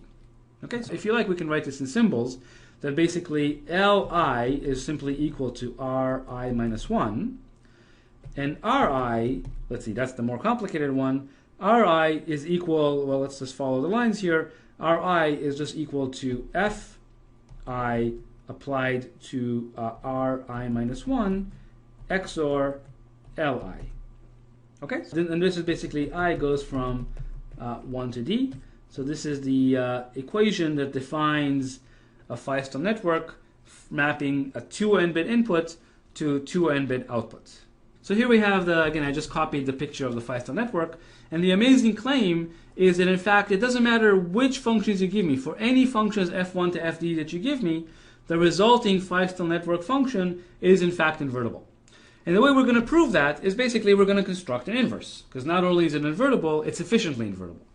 So let's see. So let's look at one round of a Feistel network. So here, this is the input, ri, li, and this is the output, ri plus 1, li plus 1. And now what I'm going to ask you is to invert this. So let's see. So suppose now the input that we're given is ri plus 1, li plus 1. And we want to compute ri, li. So we want to compute the round in the reverse direction. So let's see if we can do it. Well, let's look at ri. So ri is very easy. Basically, ri is just equal to li plus 1. So li plus 1 just becomes ri. But now let me ask you to write the expression for li in terms of ri plus 1 and li plus 1. So I hope everybody sees that basically li plus 1 is fed into the function fi plus 1. The result is XORed with ri plus 1, and that gives the li input. So this is the inverse of one round of a Feistel network. And if we draw this as a diagram, let's just write the picture for the inverse. So here you notice the input is ri plus 1, li plus 1, and the output is ri, li, right? So we're inverting the round. So you notice that the inverse of a Feistel round looks pretty much the same as the Feistel round in the forward direction. It's literally, just for a technical reason, it's kind of the mirror image of one another, but it's basically the same construct. And when we put these inverted rounds back together, we essentially get the inverse of the entire Feistel network. So you notice we start off with round number d, with the inverse of round number d, then we do the inverse of round number d minus 1, and so on and so forth, until we get to the inverse of the first round, and we get our final output, which is R0, L0. Right? This is the input, and we managed to invert basically RD-LD and get R0-L0. And the interesting thing is that basically the inversion circuit looks pretty much the same as the encryption circuit, and the only difference is that the functions are applied in reverse order. Right? We started with FD and ended with F1, whereas when we were encrypting, we started with F1 and ended with FD. So for hardware designers, this is very attractive because basically if you want to save hardware, you realize that your encryption hardware is identical to your decryption hardware. So you only have to implement one algorithm and you get both algorithms the same way. The only difference is that the functions are applied in reverse order. Okay, so this Feistel mechanism is a general method for building invertible functions from arbitrary functions F1 to Fd. And in fact, it's used in many different block ciphers, although interestingly, it's not actually used in AES. So there are many other block ciphers that use a Feistel network. Of course, they differ from DES in the functions F1 to Fd, but AES actually uses a completely different type of structure that's actually not a Feistel network. We'll see how AES works in a couple of segments. So now that we know what Feistel networks are, let me mention an important theorem about the theory of Feistel networks that shows why they're a good idea. This theorem is due to Luby and Rockoff back in 1985, and it says the following. Suppose I have a function that is a secure pseudo-random function. Okay, so it's indistinguishable from random and happens to act on n bits. So it maps n bits to n bits and uses a key k. Then it turns out that if you use this function in 3 rounds of a Feistel network, what you end up with is a secure pseudo-random permutation. In other words, what you end up with is an invertible function that's indistinguishable from a truly random invertible function. And I hope you remember that the definition of a secure block cipher is that it needs to be a secure pseudo-random permutation. So what this theorem says is if you start with a secure pseudo-random function, you end up with a secure block cipher. Basically, that's what this says. Now let me explain in a little bit more detail what's actually going on here. So essentially, the PRF is used in every round of the Feistel network. So in other words, here what's actually computed is the PRF using one secret key, K0. Here what's computed is the PRF using a different secret key, of course applied to R1. And here we have yet another secret key, K1 applied, K2 applied to R2. And you notice this is why basically this Feistel construction uses keys in K cubed. In other words, it uses 3 independent keys. So it's very important that the keys are actually independent. So really we need 3 independent keys. And then we end up with a secure pseudo-random permutation. Okay, so that's the theory behind Feistel networks. And now that we understand that, we can actually look at the specifics of DES. So DES is basically a 16-round Feistel network. Okay, so there are functions F1 to F16 that map 32 bits to 32 bits, and as a result, the DES itself acts on 64-bit blocks, 2 times 32.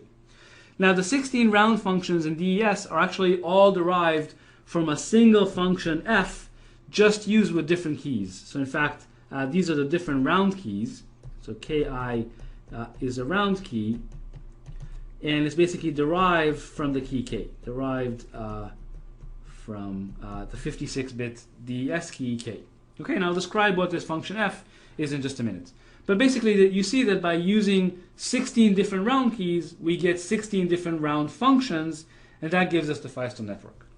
So just at a high level, how the DES works, basically you have a 64-bit input. The first thing it does is this initial permutation that just permutes the 64 bits around, namely it maps bit number 1 to bit number 6, bit number 2 to bit number 17, and so on. This is not for security reasons, this is just specified in the standard. Then we go into the 16-round Feistel network that actually you now know how it works. Basically uses the function f1 to f16 as specified before. And then basically we have another permutation. This is called the final permutation. That's just the inverse of the initial permutation. Again, it just permutes bits around. This is not necessary for security reasons.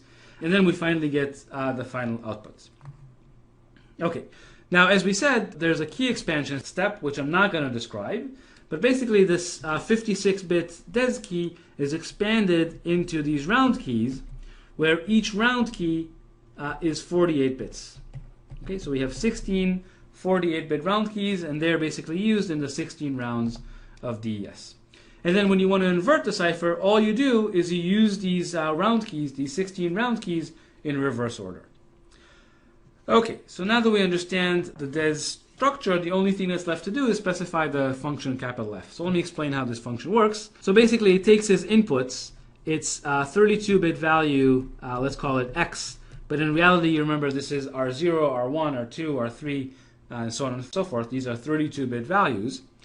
And then it takes also a 48-bit round key. So here we have our key ki, which happens to be 48 bits. The first thing it does is it goes through an expansion box.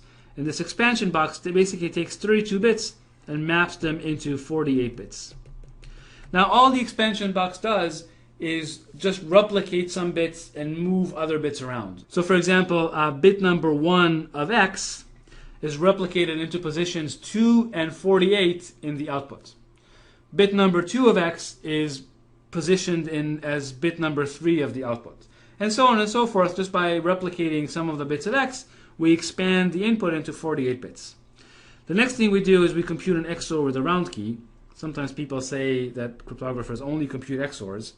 This is an example of that, where, well, we just do XORs in this function. And then comes the magic of DES, where actually these 48 bits are broken into 8 groups of 6 bits. 6, 7, 8. And so let me draw. And then what happens is, so each one of these wires is 6 bits. And then they go into what are called S boxes. And I'll explain the X boxes in just a minute. The X boxes are kind of the smarts of DES, S8. And then the S boxes basically map 6 bits to 4 bits. So the outputs of the S boxes are these 4 bits. They're collected. This gives us 32 bits, right? 8 groups of 4 bits gives us 32 bits. And then finally, this is fed into yet another permutation, which just maps the bits around. So for example, bit number 1 will go to bit number 9, bit number 2 will go to bit number 15, and so on. So it just permutes the 32 bits around, and that's the final 32 bits output of this F function. Okay? So by using different round keys, essentially we get different round functions, and that's how we form the 16 round functions of DES. Now, the only thing that's left to specify are these S boxes. So the S boxes literally are just functions from 6 bits to 4 bits, and they're just implemented as a lookup table, right? So describing a function from 6 bits to 4 bits basically amounts to writing the output of the function on all 2 to the 6 possible inputs. 2 to the 6 is 64, so we just have a table that literally contains 64 values, where each value is 4 bits. So here's an example. This happens to be the 5th S box. And you see that this is a table that contains 64 values, right? It's 4 by 16. So 64 values. And for example, if you want to look at the output that corresponds to 0, 1, 1, 0, 1, 1, okay, then you look at these 2 bits. This is 0, 1. And you look at these 4 bits. This is 1, 1, 0, 1. And you see that the output is 1, 0, 0, 1. The 4 bits output 1, 0, 0, 1. Okay, so the S boxes are just implemented as these tables. And now the question is, how are these S boxes chosen? How are these tables actually chosen by the designers of DES? To give you some intuitions for that, let's start with a very bad choice for S boxes. So imagine the S boxes were linear. What do I mean by that? I mean that imagine that these 6-bit inputs literally were just XORed with one another in different ways to produce the 4-bit outputs. Okay, another way of writing that is that we can write the S box as a matrix vector product. So here you have the matrix AI and the vector, the 6-bit vector X. And you can see that if we write this matrix vector product, basically we take the inner product of this vector with the input vector. Remember, these are all bits. So the 6-bit vector, inner product, another 6-bit vector, and we do that modulo 2, you realize basically what we're computing is x2, XOR x3. Right, because only position 2 and position 3 have 1s in it. And similarly, the next inner product will produce x1, x4, x4, XOR x5, and so on and so forth. Okay, so you can literally see that if the S boxes are implemented this way, then all they do is just apply the matrix A to the input vector x, which is why we say that in this case the S boxes are completely linear. Now I claim that in fact if the S boxes were linear, then DES would be totally insecure. And the reason is, if the S boxes are linear, then all that DES does is just compute XOR various things and permute and shuffle bits around. So it's just XORs and bit permutations, which means that as a result, all of DES is just a linear function. In other words, there will be a matrix B of these dimensions. Basically, it's a matrix B that has width 832. Basically, what I would do is I would write the 64-bit message plus the 16 round keys as one long vector, right? So the message is 64 bits, and there are 16 round keys, each one is 48, and that, if you do the math, it's basically 832. Okay, so I write these guys, the keys and the message, as one long vector, and then there would be this matrix that essentially, when you compute these matrix vector products, essentially you get the different bits of the ciphertext. So there's 64 of these rows, and as a result, you get 64 bits of ciphertext. Okay, so this is what it means for DES to be linear. So if you think a little bit about this, you realize the S boxes are the only nonlinear part of DES. So if the S boxes were linear, then the entire circuit is linear, and therefore it can be expressed as this matrix. Now, if that's the case, then DES would be terrible as a secure pseudo-random permutation. And let me give you a very simple example. Basically, if you take the XOR of 3 outputs of DES, well, let's think what that means. Basically, we would be looking at B times the matrix B that defines DES times one vector, XOR B times another vector, XOR B times a third vector. We could take the B out of the parentheses, so we'd be basically doing B times this vector over here, but of course K XOR K XOR K XOR K, this is just K. And so if you think about what that means, basically we just got back DES of K at the point M1 XOR M2 XOR M3. But this means that now DES has this horrible relation that can be tested, right? So basically if you XOR the output of 3 values M1, M2, and 3, you'll get the value of DES at the point M1 XOR M2 XOR M3. Now this is not a relation that's going to hold for a random function. A random function is not going to satisfy this equality, and so you get a very easy test to tell you that DES is not a random function. And in fact, it's not even, maybe you can take that as a small exercise, it's not even difficult to see that given enough input-output pairs, you can literally recover the entire secret key. Yeah, you just need 832 input-output pairs, and you'll be able to recover the entire secret key. And so if the S boxes were linear, DES would be completely insecure. It turns out, actually, even if the S boxes were close to being linear, in other words, the S boxes were linear most of the time, so maybe for 60 out of the 64 inputs, the S boxes were linear, it turns out that would also be enough to break DES, and we're going to see why later on. In particular, if you choose the S boxes at random, it turns out they'll tend to be somewhat close to linear functions. As a result, you'll be able to totally break DES. You'll just be able to recover the key in basically very little time. And so the designers of DES actually specified a number of rules they use for choosing the S boxes. And it's not surprising, the first rule is that these functions are far away from being linear. Okay, so in other words, there is no function that agrees with a large fraction of the outputs of the S box. And then there are all these other rules. For example, they're exactly 4-to-1 maps, right? So every output has exactly 4 preimages, and so on and so forth. So we understand now why they chose the S boxes the way they did. And in fact, it's all done to defeat certain attacks on DES. Okay, so that's the end of the description of DES.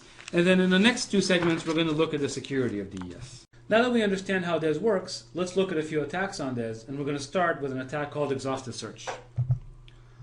So our goal here is basically that given a few input-output pairs, MICI, our goal is to find the key that maps these M's to the C's. In other words, our goal is to find the key that maps M1, M2, M3 into C1, C2, C3. And as I said, our goal is to find the key that does this mapping. The first question is, how do we know that this key is unique? And so let's do a little bit of analysis to show that, in fact, just one pair is enough to completely constrain a DES key, and that's why this question makes sense. Okay, so let's see. So we're going to prove this simple lemma. Now let's assume that DES is what's called an ideal cipher. So what is an ideal cipher? Basically, we're going to pretend like DES is made up of random invertible functions. In other words, for every key, DES implements a random invertible function. Since there are 2 to the 56 keys in DES, we're going to pretend like DES really is a collection of 2 to the 56 functions that are invertible, from 0, 1, 64 to 0, 1, 64. Okay, so of course des is not a collection of 2 to the 56 random functions, but we can idealize the cipher and pretend that it is such a collection. Then what can we say? Then in fact it turns out that just given one message and ciphertext, you just give me one pair, message and ciphertext, there is already only one key that maps this message to that ciphertext. So already, just given one pair, M and C, I can ask you, find me the key that maps M to C, and the solution is very likely to be unique. In fact, it's going to be unique with probability roughly 99.5%. I should say that this statement is true for all M and C, and the probability is just over the choice of the random permutation that make up the cipher. So let's do the proof. This is fairly straightforward. So what we're basically asking is, what's the probability that there exists some key that's not equal to k, such that, well, C we know is equal to DES of k comma m, by definition of C and m, but we're asking how likely is it that there's this other key k prime that also satisfies this equality. You realize that if this is true, if such a key k prime exists, then just given M and C, you can't decide whether the right key is K or K prime, because both of them work. Okay? But I want to argue that this happens with low probability. Well, so what does it mean that there exists a key K prime that satisfies this relation?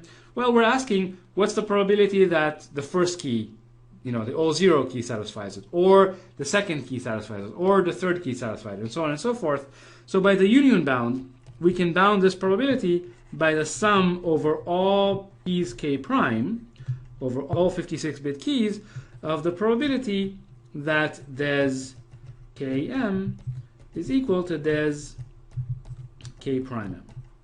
Okay, so we're asking basically, what is this probability for a fixed key k prime that it happens to collide with the key k at the message m?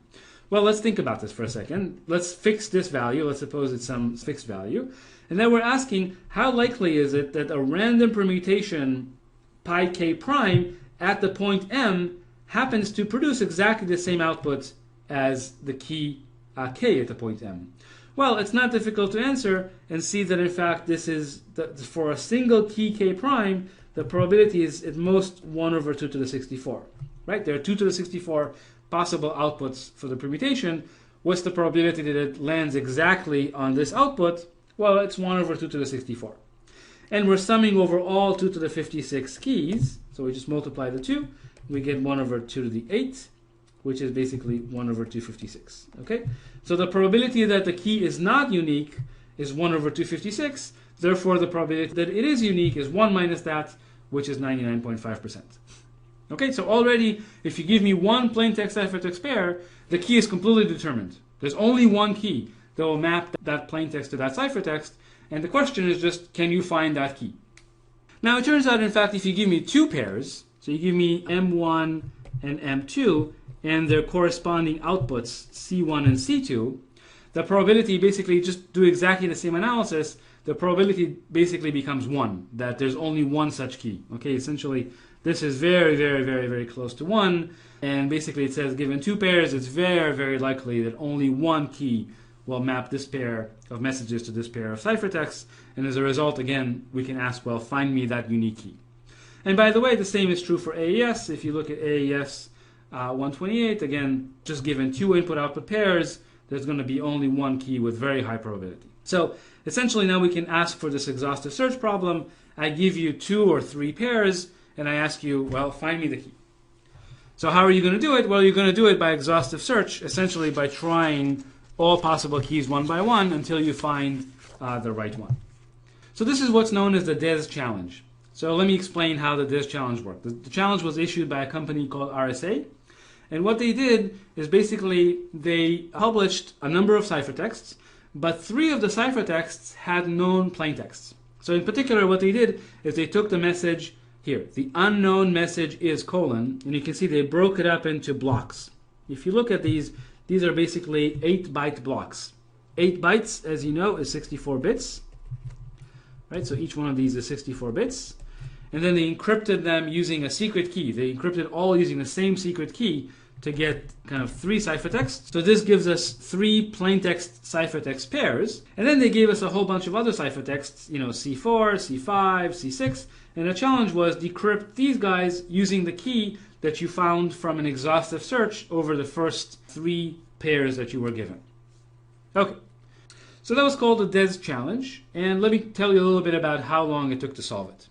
So interestingly, in 1997, using an internet search, using distributed.net basically, they were able to search through enough of the key space to find the correct key in about 3 months. You realize the key space has size 2 to the 56, but on average you only have to search through half the key space to find the key, and so it took them 3 months.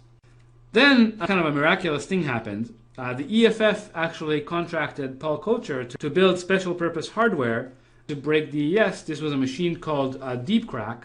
It cost about $250,000, and it broke the next DES challenge in only 3 days. Interestingly, by the way, RSA said that they would pay $10,000 for each solution of the challenge, so you can see that this is not quite economical. They spent $250K, they got $10,000 for solving the challenge. The next thing that happened is in 1999, RSA issued another challenge, and they said, well, you got to solve it in half the time of the previous solution. And so using both DeepCrack and the internet search together, they were able to break DES in 22 hours. So the bottom line here is essentially DES is completely dead. Essentially, if you forget or you lose your DES 56-bit key, don't worry. Within 22 hours, you can actually recover it. And in fact, anyone can recover it. And so DES essentially is dead and no longer secure. And just kind of a final nail in the coffin, as hardware technology improved, there was another project called Copacabana. They used FPGAs, just off-the-shelf FPGAs, only 120 FPGAs. It only cost $10,000, and they were able to do an exhaustive key search in about 7 days. So very, very cheap hardware, just off the shelf. You can break DES already very quickly. So the lesson from all this is essentially 56-bit ciphers are totally, totally dead. And so the question is what to do. People really like DES. It was deployed in a lot of places. There were a lot of implementations. There was a lot of hardware support for it. So the question was what to do. And so the first thing that came to mind is, well, maybe we can take DES and we can kind of artificially expand the key size so we strengthen it against this exhaustive search attack. And the first idea that comes to mind is basically, well, let's iterate the block cipher a couple of times. And this is what's called triple DES. So triple DES is a general construction. Basically, it says the following. Suppose you give me a block cipher E. So here, it has a key space K, and it has a message space M, and an output space, of course, M as well. Let's define the triple construction, which now uses 3 keys. And it's defined as follows. Basically, here, the triple construction uses 3 independent keys, encrypts the same message block as before, and what it does is it will encrypt using the key K3, then it will decrypt using the key K2, and then it will encrypt again using the key K1. Okay, so it's basically encrypting 3 times using 3 independent keys. You might be wondering, why is it doing EDE? Why not just do EEE? Why do we have to have a D in the middle? Well, that's just for kind of a hack. You notice what happens if you set up K1 equals K2 equals K3? What happens if all 3 keys are the same? Well, basically, what would happen is one E and one D would cancel, and you would just get normal DES out. So it's just a hack so that if you have a hardware implementation of triple DES, you can set all 3 keys to be the same, and you'll get a hardware implementation of single DES. Of course, it'll be 3 times as slow as a regular implementation of single DES, but nevertheless, it's still an option. Okay, so for triple DES, in fact, now we get a key size that's 3 times 56, which is 168 bits. So this is 168 bits is way too long to actually do exhaustive search on. That will take time 2 to the 168, which is more than all the machines on Earth working for 10 years would be able to do. Unfortunately, of course, the cipher is 3 times slower than DES. So this is a real problem with triple DES. Now, I want to mention that, in fact, you might think that triple DES has security 2 to the 168, but in fact, there is a simple attack that actually runs in time 2 to the 118, and I want to show you how that attack works. Okay, so, but in fact, 2 to the 118 is still a large number. In fact, anything that's kind of bigger than 2 to the 90 is considered sufficiently secure. 2 to the 118 is definitely sufficiently secure against exhaustive search, and generally is considered a high enough level of security. So clearly triple DES is 3 times as slow as DES. So the question is, why did they repeat the cipher 3 times? Why not repeat the cipher just 2 times? Or in particular, the question is, what's wrong with double DES? So here we have double DES. Basically, you see it uses only 2 keys, and it uses only 2 applications of the block cipher. And as a result, it's only going to be twice as slow as DES, not 3 times as slow as DES. Well, the key length for double DES is 2 times 56, which is 112 bits. And in fact, doing exhaustive search on a space of 112 bits is too much. 2 to the 112 is too big of a number to do exhaustive search over such a large space. So the question is, what's wrong with this construction? Well, it turns out this construction is completely insecure, and I want to show you an attack. So suppose I'm given a bunch of inputs, say M1 to M10, and I'm given the corresponding outputs C1 to C10. What's my goal? Well, my goal is basically to find keys, a pair of keys K1, K2, such that if I encrypt the message, the message capital M using these keys, in other words, if I do this encryption, this double DES encryption, then I get the ciphertext vector that was given to me. Okay, so our goal is to solve this equation here. Now you stare at this equation a little bit and you realize, hey, wait a minute, I can rewrite it in kind of an interesting way. I can apply the decryption algorithm, and then what I'll get is that I'm really looking for keys K1, K2 that satisfy this equation here, where basically all I did is I applied the decryption algorithm using K1 to both sides. Okay, now whenever you see an equation like this, what just happened here is that we separated our variables into 2 sides. The variables now appear on independent sides of the equation, and that usually means that there's a faster attack than exhaustive search. And in fact, this attack is called a meet-in-the-middle attack, where really the meet in the middle is going to somehow attack this particular point in the construction. Okay, so we're going to try and find a key that maps M to a particular value here and maps C to the same value. Okay, so let me show you how the attack works. So the first thing we're going to do is we're going to build a table. Here, let me clear up some space here.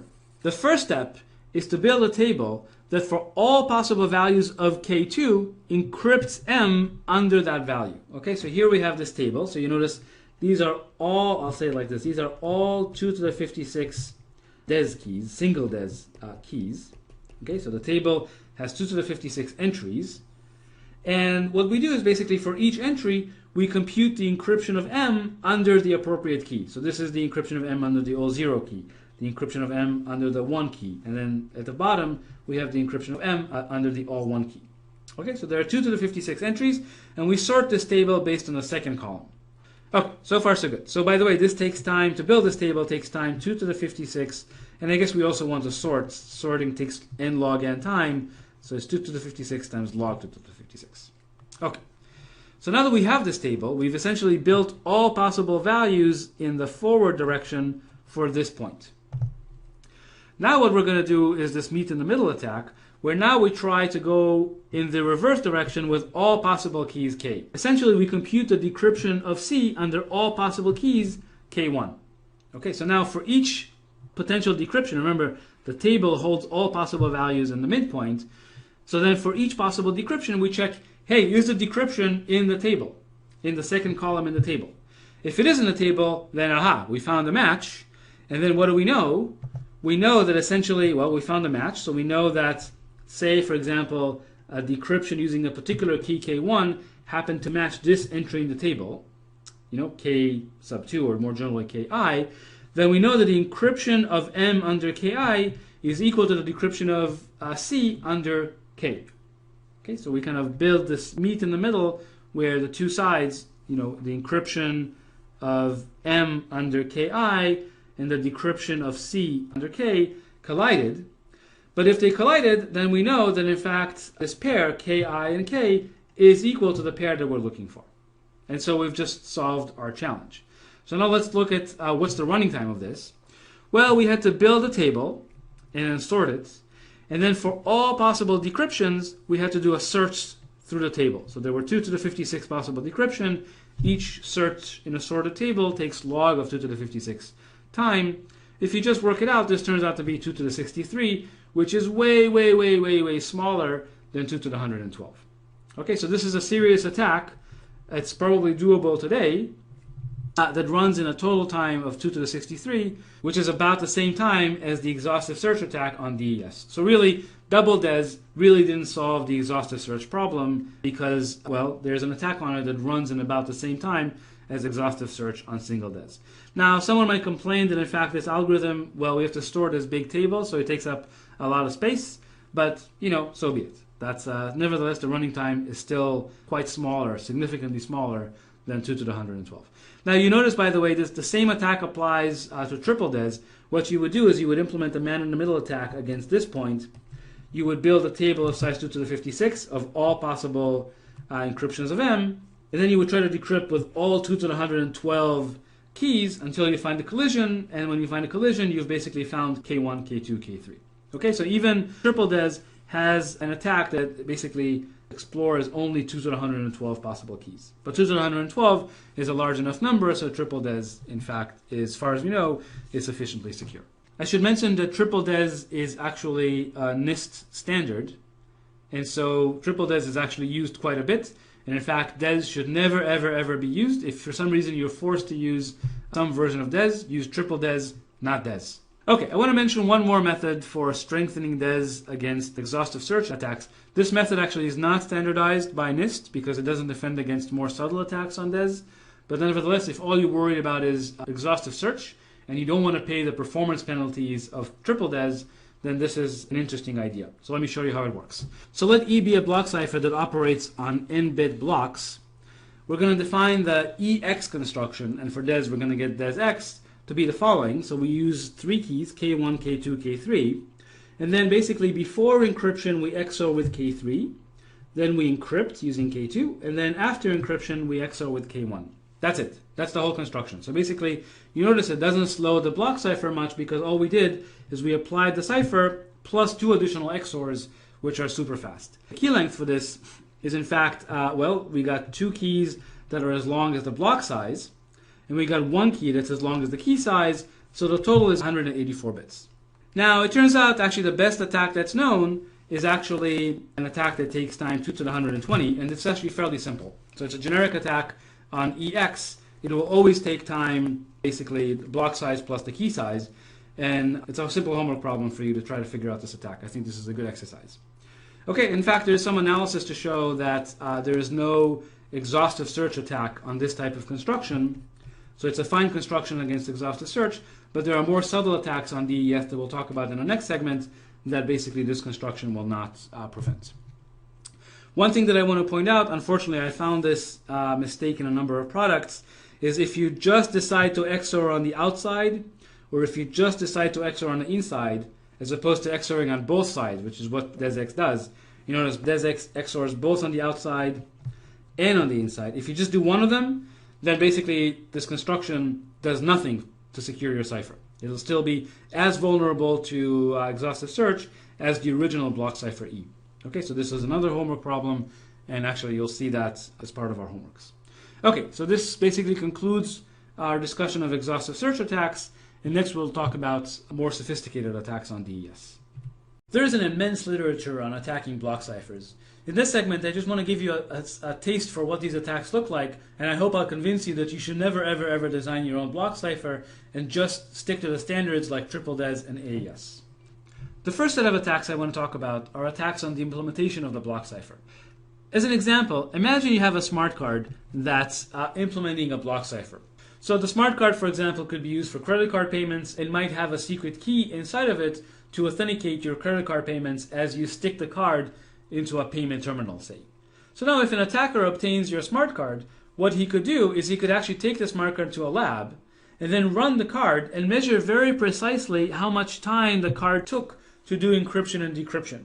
Now, if the amount of time that the implementation took to do encryption depends on bits of the secret key, then by measuring the time, the attacker will learn something about your secret key, and in fact, he might even be able to completely extract your secret key. And there are many examples of implementations that simply by measuring the time very precisely for many operations of encryption algorithm, you can completely extract the secret key. Another example is rather than just measuring the time, you could actually measure the power consumption of the card as it's operating. So literally, you can connect it to a device that will measure the current that the card is drawing and then graph the current very, very precisely. Now, these cards are not very fast, and as a result, you can actually measure the exact amount of power consumed at every clock cycle as the card was executing. When you do that, you actually get graphs of this form. So this is an example of a smart card operating while it's doing the DIS computation. So you can see very clearly, here's when it was doing the initial permutation, here's when it's doing the final permutation, and then here you can count there are actually 16 hills and troughs corresponding to the 16 rounds. And essentially, when you zoom in on a graph like this, you can basically read the key bits off one by one just by looking at how much power the card consumed as it was doing the different operations. It turns out that even cards that take steps to mask this type of information are still vulnerable. There's an attack called a differential power analysis, where basically you measure the power consumed by the card over many runs of the encryption algorithm. And as long as there's any even small dependence between the amount of current consumed and the bits of the secret key, basically that dependence will show up after enough runs of the encryption algorithm, and as a result you'll be able to completely extract the secret key. Okay, so these attacks were actually discovered by Paul Kocher and his colleagues up at Cryptography Research, and there's actually a fairly large industry devoted to just defending against these power attacks. As far as timing attacks are concerned, I want to mention that these are real. They're not just about smart cards.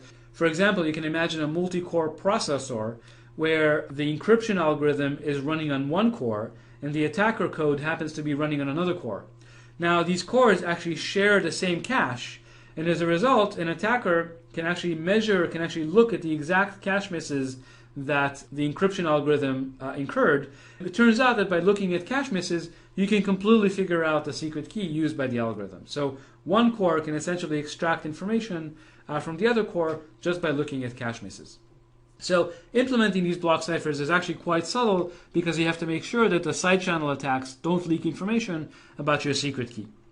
Another type of attack that's been discussed in the literature is what's called a fault attack. So here, basically, if you're attacking a smart card, you can actually cause the smart card to malfunction, perhaps by overclocking it, perhaps by warming it up. Essentially, you can cause the processor to malfunction and output erroneous data. It turns out that if during encryption there are errors in the last round of the encryption process, that the resulting ciphertexts that are produced are enough to actually expose the secret key K. It's quite an interesting result that, in fact, if you have any errors, if you ever output a wrong result, that actually could completely compromise your secret key. So, of course, the defense against this means that before you output the result of your algorithm, you should check to make sure that the correct result was computed.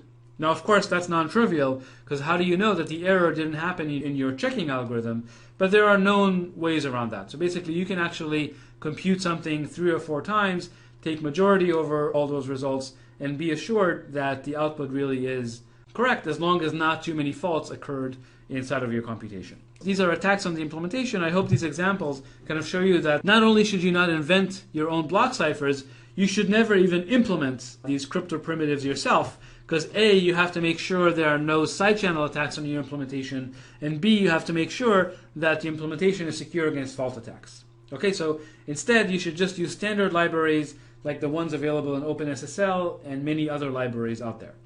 So don't implement these primitives yourself, just use existing libraries. Alright, so now I want to turn to kind of more sophisticated attacks on block ciphers, and I'll particularly talk about how these attacks apply to DES. Okay, so these attacks were discovered by Biham and Shamir back in 1989, and I'll particularly describe a version of the attack discovered by Matsui in 1993. So the goal here is basically, given many input-output pairs, can we actually recover the key better than exhaustive search? So anything that runs better than exhaustive search already counts as an attack on the block cipher. Okay, so the example I want to give you is what's called linear cryptanalysis. And here, imagine it so happens that C is the encryption of M using key K.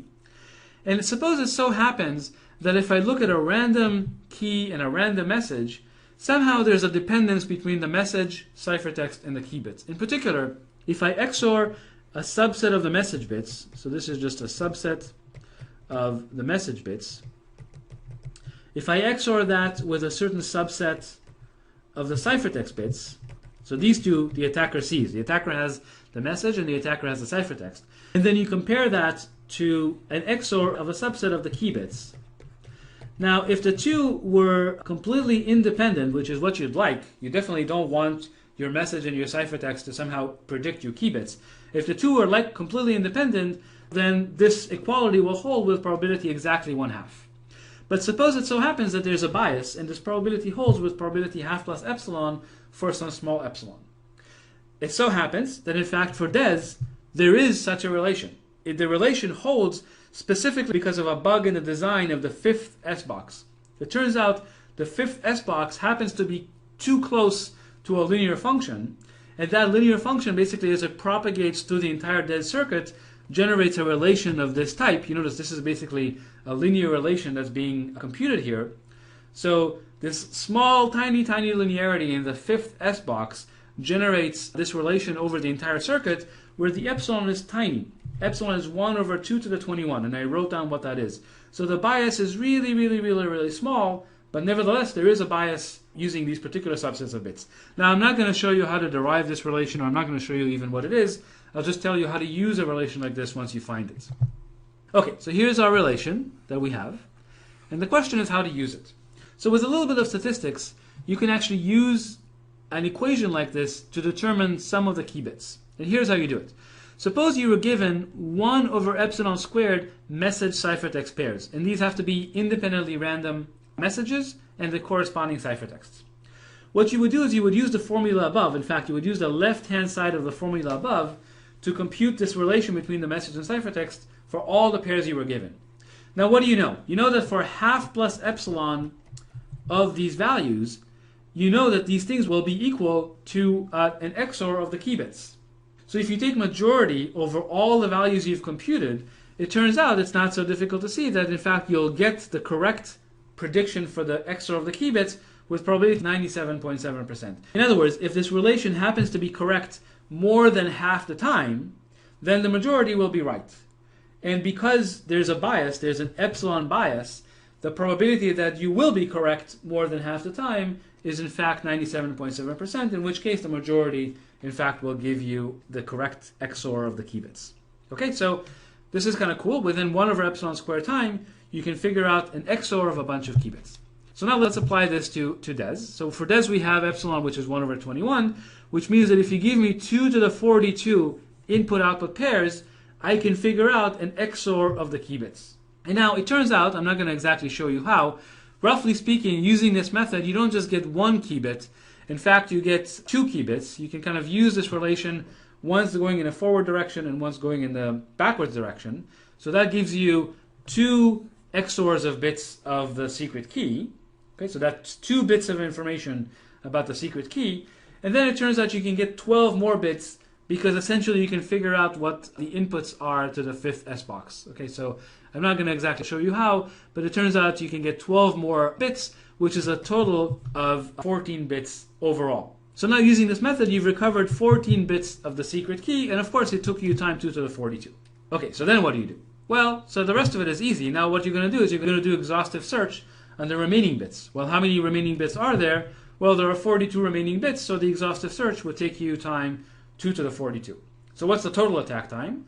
Well, the first step of the algorithm to determine the 14 bits took 2^42 time, and the remaining brute force search also took 2^42 time. So overall, the attack took 2^43 time. Okay, so now this is much better than exhaustive search. Within 2^43 time, we broke DES, but of course this required 2^42 random input-output pairs, whereas exhaustive search only required 3 pairs. Okay, so this is a fairly large number of input-output pairs that are needed, but given such a large number, you can actually recover the key faster than exhaustive search. Okay, so what's the lesson in all this? The lesson is firstly, any tiny bit of linearity, basically in the 5th S-box, which was not designed as well as the other S-boxes, basically led to an attack on the algorithm. Okay, a tiny bit of linearity already introduced this linear attack. And I want to emphasize again that this is not the sort of thing you would think of when you design a cipher. And so again, the conclusion here is there are very subtle attacks on block ciphers, one which you will not be able to find yourself. And so just stick to the standards. Don't ever design your block cipher. Okay, so that's all I want to say about sophisticated attacks. Now let's move on to the last type of attack that I want to mention, which I'll call quantum attacks, which are, again, these are generic attacks on all block ciphers. So let me explain what I mean by this. So first of all, let's look at a generic problem. It's a generic search problem. Suppose I have a function on some large domain X that happens to output either 0 or 1. And it so happens that this function is mostly 0, and there's like maybe one input where the function happens to evaluate to 1. And your goal is basically, find me the input where the function happens to be 1. Maybe there's only one such input, but your goal is to find it. Well, so on a classical computer, what can you do? The function is given to you. It's given to you as a black box. So the best you can do is just try all possible inputs. So this is going to take time, which is linear in the size of the domain. Now, it turns out there's an absolutely magical result that says that if you build a computer that's based on quantum physics as opposed to classical physics, you can solve this problem faster. So let me explain what I mean by this. So first of all, in the 70s and 80s, it was observed, I think it was actually Richard Feynman who observed this initially, that said that it turns out to be very difficult to simulate quantum experiments on a classical computer. So Feynman said, hey, if that's the case, maybe these quantum experiments are computing things that a classical computer can't compute. So they're somehow able to compute very quickly things that are very difficult to do classically.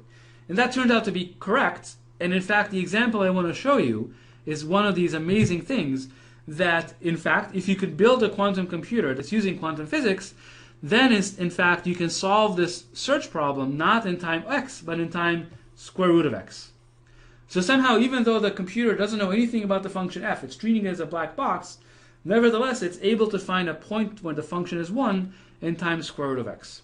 I'm not going to explain this here, but at the end of the class, we're going to have an advanced topics lecture. And if you'd like me to explain how this algorithm works, I can explain it in that advanced topics lecture.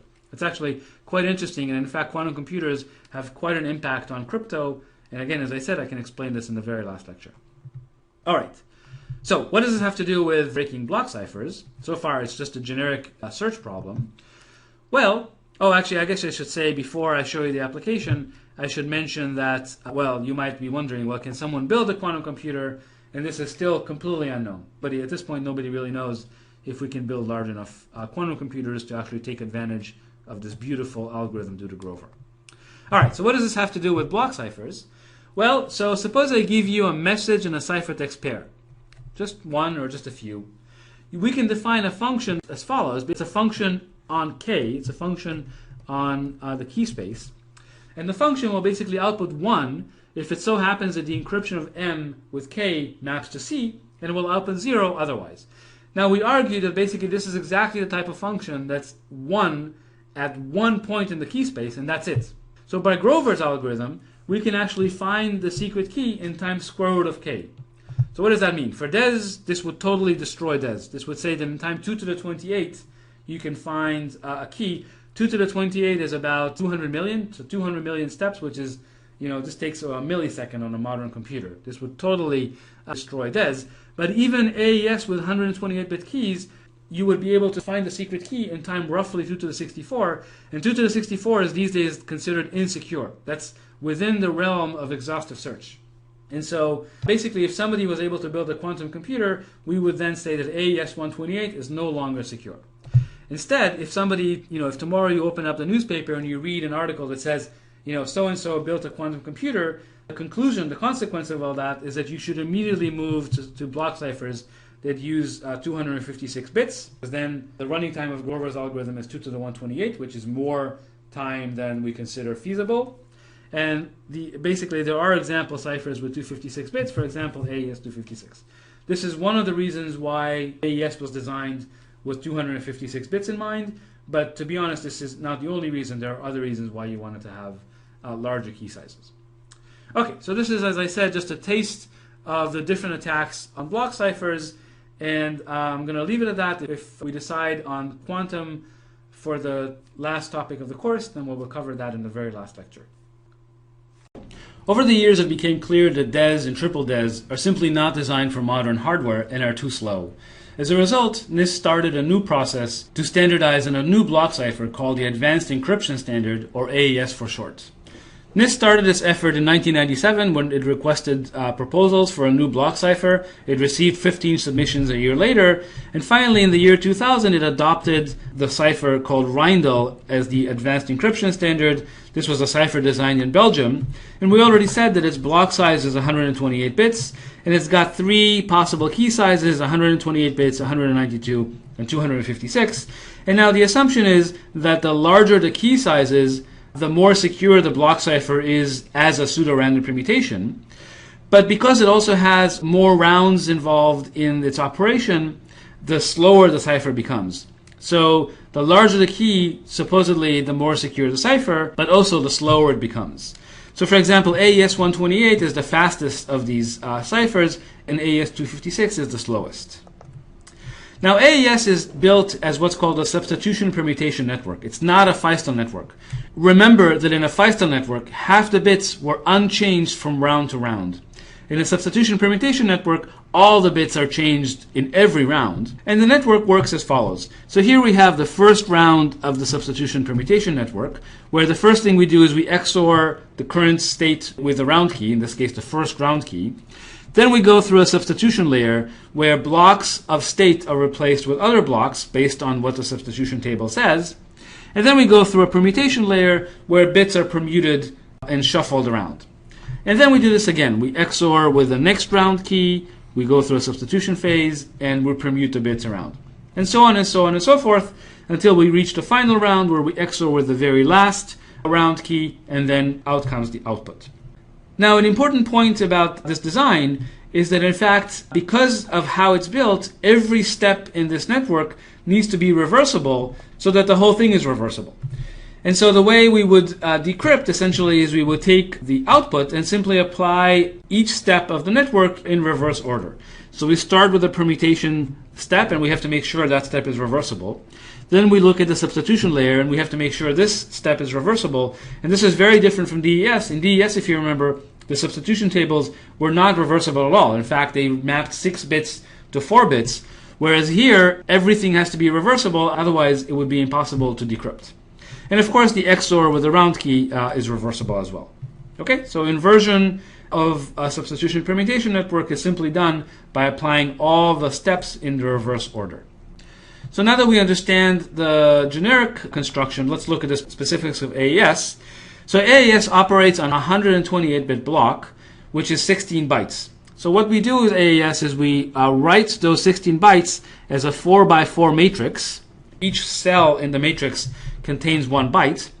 And then we start with the first round. So we XOR with the first round key. And then we apply a certain function that includes substitutions and permutations and other operations on the state. And again, these 3 functions that are applied here have to be invertible so that, in fact, the cipher can be decrypted. And then we XOR with the next round key, and we do that again. Again, we apply the round function and XOR with the round key, and we do that again and again and again. We do it 10 times, although interestingly, in the last round, the mixed column step is actually missing. And then finally, we XOR with the last round key, and out comes the output. Again, at every phase here, we always keep this 4x4 array, and so the output is also 4x4, which is 16 bytes, which is 128 bits. Now, the round keys themselves, of course, come from a 16-byte AES key using key expansion. So the key expansion maps us from a 16 bytes AES key into 11 keys, each one being 16 bytes. So these keys themselves are also a 4x4 array that's XORed into the current state. Okay, so that's the schematic of how AES works, and the only thing that's left to do is specify these 3 functions, byte sub, shift row, and mixed column.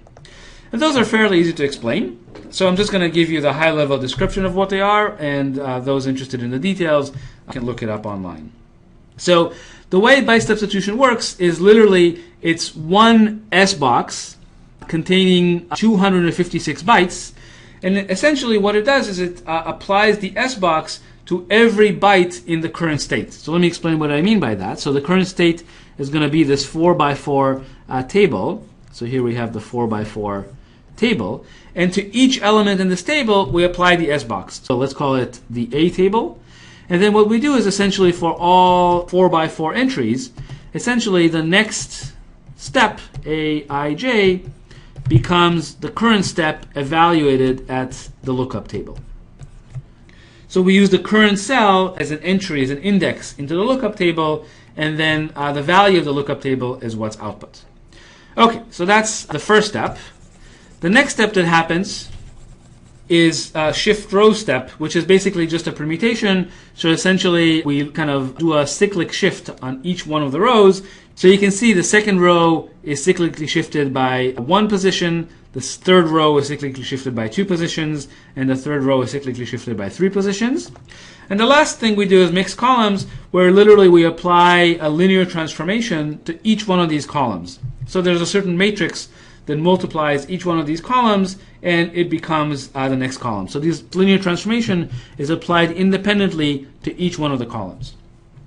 Now I should point out that so far shift rows and mixed columns are very easy to implement in code, and I should say that the byte substitution itself is also easily computable, so that you can actually write code that takes less than 256 bytes to write, and you can kind of shrink the description of AES by literally storing code that computes the table rather than hardwiring the table into your implementation.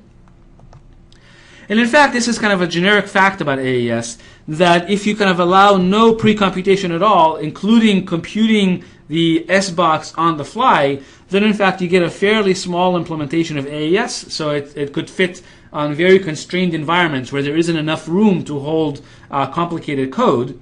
But of course, this would be the slowest implementation because everything is computed now on the fly, and as a result, the implementation obviously is going to be slower than if things were pre-computed.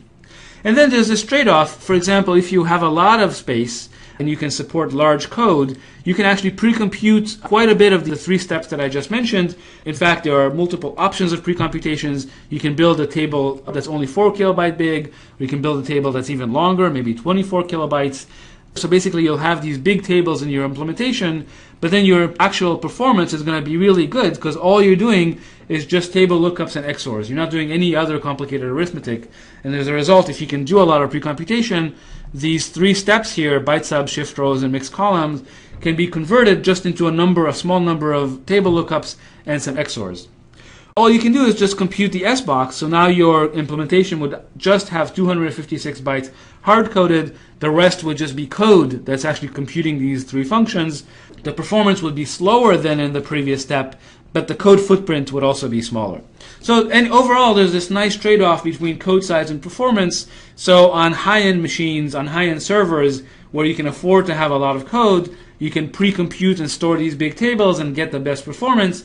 Whereas on low-end machines like 8-bit smart cards, or think of like an 8-bit wristwatch, you would actually have a relatively small implementation of AES, but as a result, of course, it won't be so fast. So here's an example that's a little unusual. Suppose you wanted to implement AES in JavaScript, so you can send an AES library to the browser and have the browser actually do AES by itself. So in this case, what you'd like to do is you'd like to both shrink the code size so that on the network there's minimum traffic to send the library over to the browser, but at the same time you'd like the browser performance to be as fast as possible.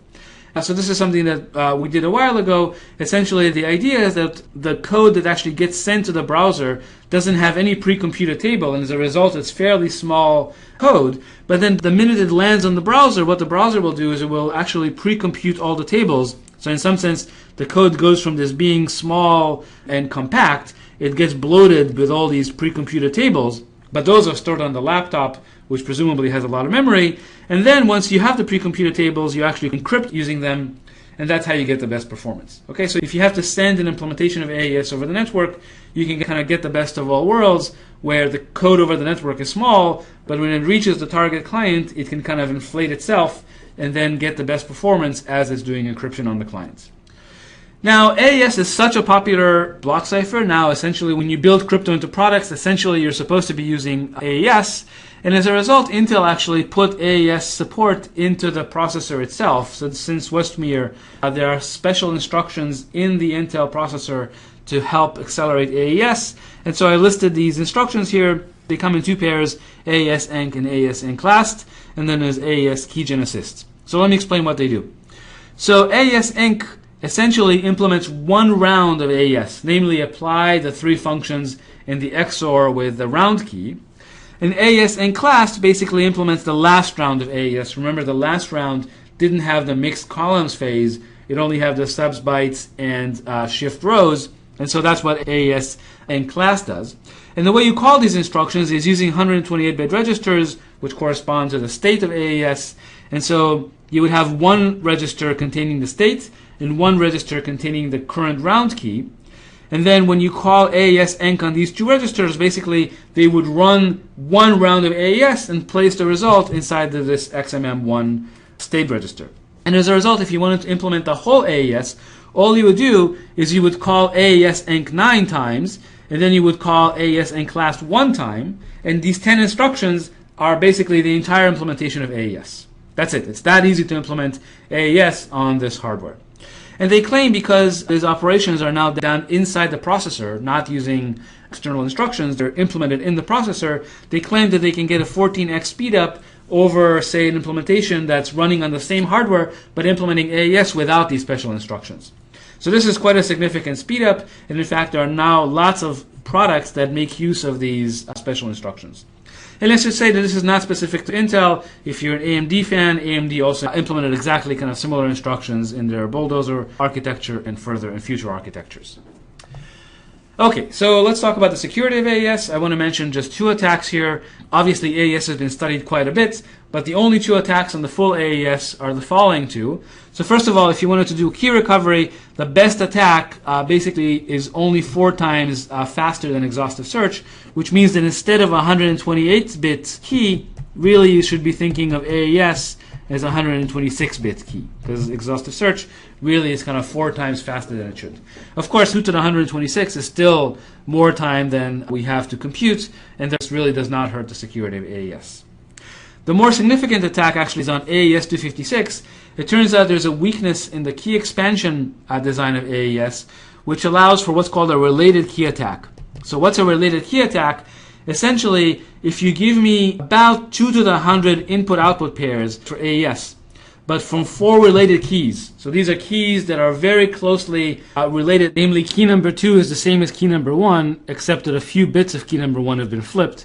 Similarly, key number 3 is the same as key number 1, except that a few bits are flipped, and the same for key number 4. These are very closely related keys. If you like, their Hamming distance is very short. But if you do that, then in fact, there is a 2 to the 100 attack. Now you should say, well, 2 to the 100 is still impractical. This is still more time than we can actually run today. But nevertheless, the fact that it's so much better than an exhaustive search attack, is so much better than 2 to the 256, is kind of a limitation of the cipher. But generally, it's not a significant limitation because it requires related keys.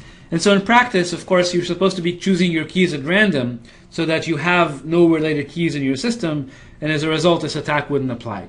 But if you do have related keys, then there's a problem. So this is the end of the segment, and in the next segment, we're going to talk about more provably secure constructions for block ciphers.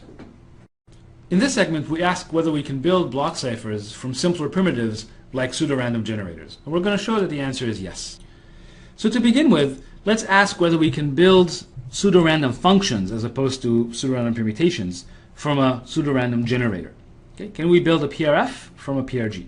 Our ultimate goal, though, is to build a block cipher, which is a PRP. And we'll get to that at the end. Okay, for now we build a PRF. So let's start with a PRG that doubles its input. Okay, so the seed for this PRG is an element in K, and the output is actually 2 elements in K. So here we have a schematic of this generator that basically takes as input a seed in K and outputs 2 elements in K as its output. And now what does it mean for this PRG to be secure? Recall, this means that essentially the output is indistinguishable from a random element inside of K squared. Now it turns out it's very easy to define basically what's called a 1-bit PRF from this PRG. So what's a 1-bit PRF? It's basically a PRF whose domain is only 1 bit. Okay, so it's a PRF that just takes 1 bit as input. Okay, and the way we'll do it is we'll say if the input bit x is 0, output the left output, and if the input bit x is 1, output the right output of the PRF. Okay, in symbols basically we have what we wrote here. Now, it's straightforward to show that, in fact, if G is a secure PRG, then this 1-bit PRF is, in fact, a secure PRF. If you think about it for a second, this is really a tautology. It's really just stating the same thing twice. So I'll leave it for you to think about this briefly and see and convince yourself that, in fact, this theorem is true. The real question is whether we can build a PRF that actually has a domain that's bigger than just 1 bit. Ideally, we'd like the domain to be 128 bits, just say as AES has. So the question is, can we build a 128-bit PRF from a pseudo-random generator? Well, so let's see if we can make progress. So the first thing we're going to do is we're going to say, well, again, let's start with a PRG that doubles its input. Let's see if we can build a PRG that quadruples its input. Okay, so it goes from k to k to the 4th instead of k to k squared. Okay, so let's see how to do it. So here we start with our original PRG that just doubles its input. But now remember, the fact that this is a PRG means that the output of the PRG is indistinguishable from 2 random values in k. Well, if the output looks like 2 random values in k, we can simply apply the generator again to those 2 outputs. So let's say we apply the generator once to the left output and once to the right output. And we're going to call the output of that, this quadruple of elements, we're going to call that G1k. And I wrote down in symbols what this generator does, but you can see basically from this figure exactly how the generator works. Okay, so now that we have a generator from k to k to the 4th, we actually get a 2-bit PRF. Namely, what we'll do is we'll say, given 2 bits, 0, 0, 0, 1, 1, 0, or 1, 1, we'll simply output the appropriate block that's the output of G1k. Okay, so now we can basically have a PRF that takes 4 possible inputs as opposed to just 2 possible inputs as before. So the question you should be asking me is, why is this G1k secure? Why is it a secure PRG? That is, why is this quadruple of outputs indistinguishable from random? And so let's do a quick proof of this. We'll just do a simple proof by pictures. So here's our generator that we want to prove is secure. And what that means is we want to argue that this distribution is indistinguishable from a random 4-tuple in k to the 4th. Okay, so our goal is to prove that these 2 are indistinguishable. Well, let's do it one step at a time. We know that the generator is a secure generator.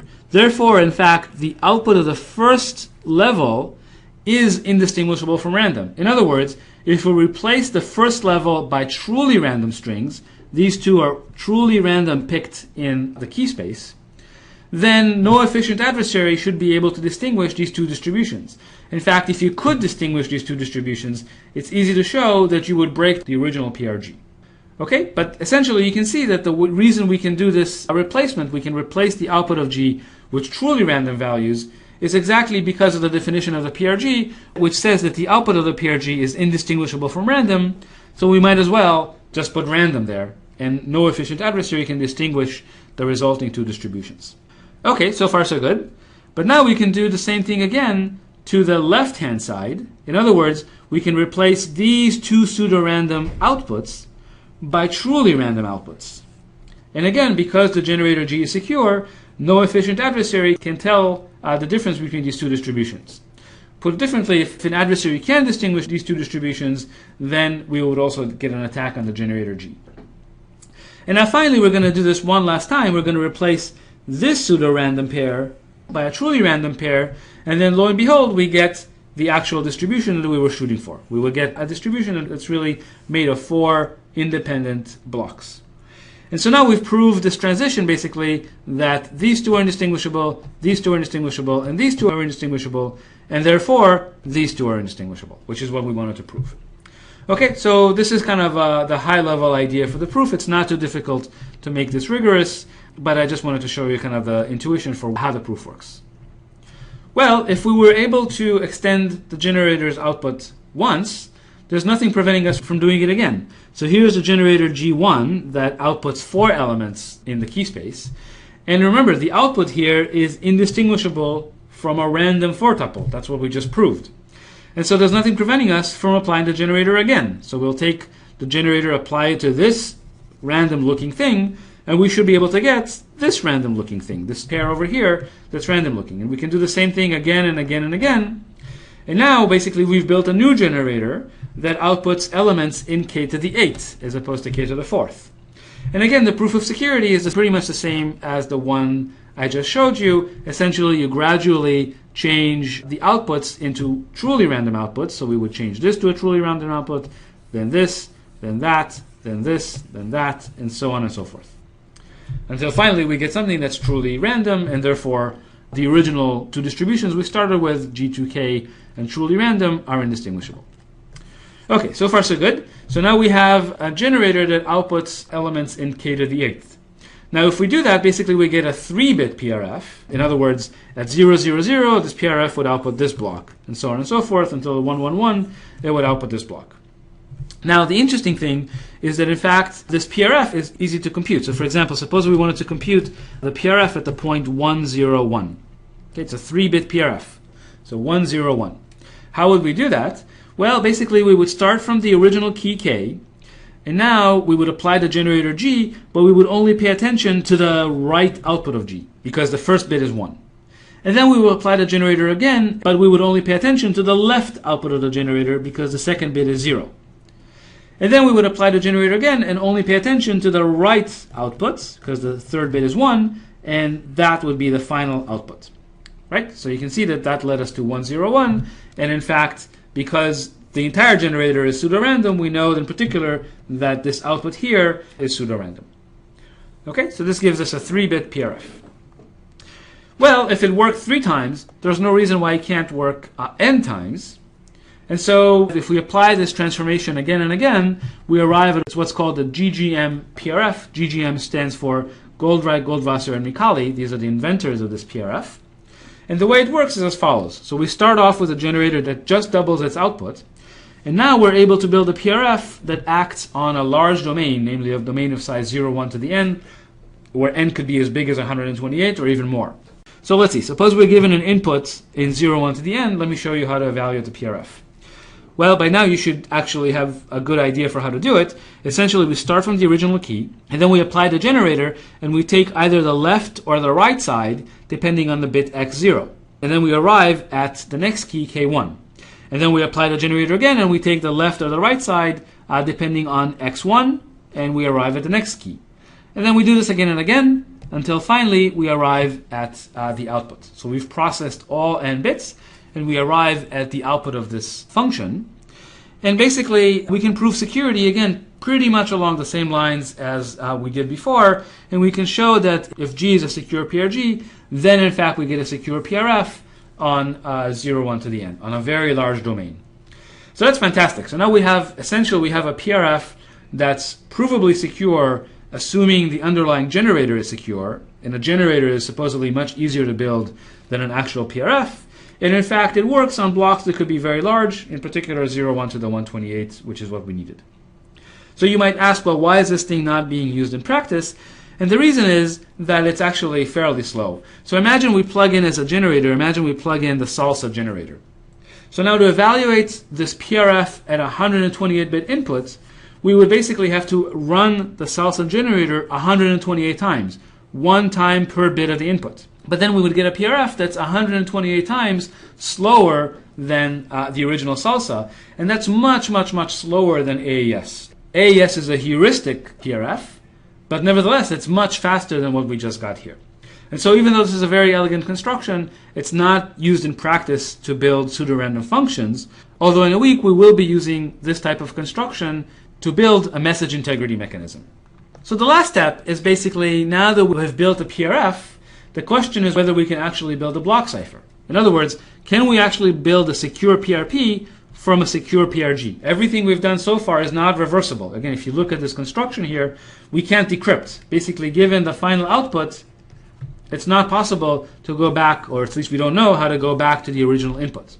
So now the question of interest is, can we actually solve the problem we wanted to solve initially? Namely, can we actually build a block cipher from a secure PRG? So I'll let you think about this for a second and mark the answer. So of course, I hope everybody said the answer is yes, and you already have all the ingredients to do it. In particular, you already know how to build a PRF from a pseudo-random generator. And we said that once we have a PRF, we can plug it into the Luby-Rockoff construction, which, if you remember, was just a 3-round Feistel. So we said that if you plug a secure PRF into a 3-round Feistel, you get a secure PRP. So combining these two together basically gives us a secure PRP from pseudorandom generator. And this is provably secure as long as the underlying generator is secure. So it's a beautiful result, but unfortunately, again, it's not used in practice because it's considerably slower than heuristic constructions like AES. Okay, so this completes our module on constructing pseudorandom permutations and pseudorandom functions. And then in the next module, we're going to talk about how to use these things to do proper encryption. Now that we know what block ciphers are and we know how to construct them, let's see how to use them for secure encryption. But before that, I want to briefly remind you of an important abstraction called a pseudorandom function and a pseudorandom permutation. So as we said in the last module, block ciphers map n bits of inputs to n bits of outputs, and we saw two examples of block ciphers, triple DES and AES. Now, an important abstraction of the concept of a block cipher is captured by this idea of a PRP and a PRF. And remember that a pseudorandom function, a PRF, basically is a function that takes two inputs. It takes a key and an element in some set X, and it outputs an element in some set Y. And for now, the only requirement is that there's an efficient algorithm to evaluate this function. We're going to talk about security for PRFs in just a minute. And then similarly, there's a related concept called a pseudorandom permutation, which is similar to a PRF. In fact, there's also an efficient algorithm to evaluate the pseudorandom permutation. However, there's an additional requirement that there's also an algorithm D that will invert this function E. So a PRP is basically a PRF, but where the function is required to be one-to-one for all keys, and there's an efficient inversion algorithm. So now let's talk about how to define secure PRFs. So we already said that essentially the goal of a PRF is to look like a random function from the set X to Y. So to capture that more precisely, we defined this notation funds xy to be the set of all functions from the set X to the set Y. Similarly, we defined the set S sub f to be the set of all functions from the set X to Y that are defined by the PRF. In other words, once you fix the key k, you obtain a function from the set X to the set Y, and the set of all such functions given a particular PRF would be the set S sub f. So as we said last time, funds xy is generally a gigantic set of all functions from X to Y. I think I mentioned that, in fact, for AES, where X and Y are 2 to the 128, the size of this set is 2 to the 128 times 2 to the 128. It's a double exponential, which is an absolutely enormous number. On the other hand, the number of functions defined by the AES block cipher is just 2 to the 128, namely one function from each key. And what we'd like to say is that a random choice from this huge set is indistinguishable from a random choice from this small set. And what do we mean by indistinguishable? We mean that an adversary who can interact with a random function in here can't distinguish that interaction from an interaction with a random function in here. Now let's define that more precisely. So we're going to, as usual, define two experiments, experiment 0 and experiment 1, and our goal is to say that the adversary can't distinguish these two experiments. So in experiment 0, the challenger basically is going to choose a random pseudo-random function. Okay, so he's going to fix the key k at random, and that's going to define this function little f over here to be one of the functions implemented by the PRF. In experiment 1, on the other hand, the challenger is going to choose a truly random function from the set X to the set Y, and again, we're going to call this truly random function little f. Either way, in either experiment 0 or experiment 1, the challenger ends up with this little function f that's either chosen from the PRF or chosen as a truly random function from X to Y. Now, the adversary basically gets to query this function little f. So he gets to submit a query x1, and he obtains the value of f at the point x1. Then he gets to submit an x2, and he obtains the value of f at the point x2. And so on and so forth. He makes q queries, and so he learns the value of the function little f at those q points. And now his goal is to say whether the function little f is chosen truly at random from funds xy or chosen just from the set of functions implemented by the PRF. So he outputs a certain bit b prime, and we'll refer to that output as the output of experiment, either experiment 0 or experiment 1. And as usual, we say that the PRF is secure if, in fact, the adversary can't distinguish these two experiments. In other words, the probability that he outputs 1 in experiment 0 is the same, pretty much the same, as the probability that he outputs 1 in experiment 1. In other words, the difference of these two probabilities is negligible. So this captures nicely the fact that the adversary couldn't distinguish a pseudo-random function from a truly random function from the set X to Y. Now the definition for a secure pseudo-random permutation, a secure PRP, which is basically a secure block cipher, is pretty much the same. In experiment 0, the adversary is going to choose a random instance of the PRP, so he's going to choose a random k and define little f to be the function that corresponds to little k within the pseudo-random permutation. In experiment 1, the adversary is going to choose not a truly random function from x to y, but a truly random one-to-one function from x to x. Okay, so the goal of our PRP is to look like a random permutation from x to x, namely a random one-to-one function from the set x to itself. So the little function, little f here, is again going to be a random function from the set x to itself. And again, the challenger ends up with this function, little f. As before, the adversary gets to submit queries, and he gets to see the results of those queries, and then he shouldn't be able to distinguish, again, experiment 0 from experiment 1. So again, given the value of the function f at q points chosen by the adversary, he can't tell whether the function f came from a PRP or whether it's a truly random permutation from x to x. So let's look at a simple example. Suppose the set x contains only 2 points, 0 and 1. In this case, perms x is really easy to define. Essentially, there are 2 points, and we're looking at 0, 1, and we're asking what is the set of all invertible functions on the set 0, 1? Well, there are only 2 such functions. One function is the identity function, and the other function is basically the function that does crossovers, namely this function here. These are the only 2 invertible functions in the set 0, 1. So really, perms x only contains 2 functions in this case. Now let's look at the following PRP. The key space is going to be 0, 1, and of course x is going to be 0, 1. And let's define the PRP as basically x XOR k. Okay, so that's our PRP. And my question to you is this a secure PRP? In other words, is this PRP indistinguishable from a random function on perms x? I hope everybody said yes, because essentially the set of functions implemented in this PRP is identical to the set of functions in perms x. So a random choice of key here is identical to a random choice of function over here, and as a result, the 2 distributions, either pseudo-random or random, are identical. So clearly an adversary can't distinguish the 2 distributions. Now, we already said that we have a couple of examples of secure PRPs, triple DES and AES, and I just wanted to mention that if you want to make things very concrete, here's a concrete security assumptions about AES. Just to give an example, say that all algorithms that run in time 2 to the 80 have advantage against AES of at most 2 to the minus 40. This is a reasonable assumption about AES, and I just wanted to state it for concreteness. So let's look at another example. Consider again the PRP from the previous question, namely x XOR k. Remember the set x was just 1 bit, namely the values 0 and 1. And this time we're asking, is this PRP a secure PRF? In other words, is this PRP indistinguishable from a random function from x to x? Now the set of random functions from x to x, funds xx, in this case contains only 4 elements. There are the 2 invertible functions, which we already saw, namely the identity function and the negation function, the function that sends 0 to 1 and 1 to 0. But there are 2 other functions, namely the function that sends everything to 0 and the function that sends everything to 1. Okay? These are 4 functions inside funds of xx. And the question is this PRP that we just looked at, is it also indistinguishable from a random choice from funds xx? So I hope everybody said no, and the reason it's not a secure PRF is because there's a simple attack. Namely, the attacker is supposed to distinguish whether he's interacting with this PRP or is he interacting with a random function from funds xx. And the distinguisher is very simple. Basically, we're going to query the function at both x equals 0 and x equals 1.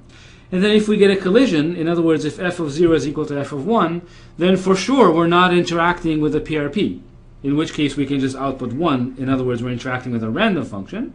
In other words, we say 0. So let's look at the advantage of this distinguisher. Well, when it's interacting with a PRP, we'll never output a 1 because f of 0 can never be equal to f of 1. In other words, the probability of outputting 1 is 0. However, when we interact with a truly random function in funds xx, the probability that f of 0 is equal to f of 1 is exactly 1/2, because half the functions satisfy f of 0 is equal to f of 1 and half the functions don't. So then we'll output 1 with probability 1/2.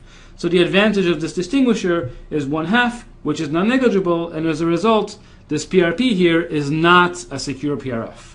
Now it turns out this is only true because the set X is very small, and in fact there's an important lemma called the PRF switching lemma that says that a secure PRP is in fact a secure PRF whenever the set X is sufficiently large. And by sufficiently large, I mean, say, the output space of AES, which is 2 to the 128. So by this lemma, which we'll state more precisely in a second, AES, if it's a secure PRP, it is also a secure PRF.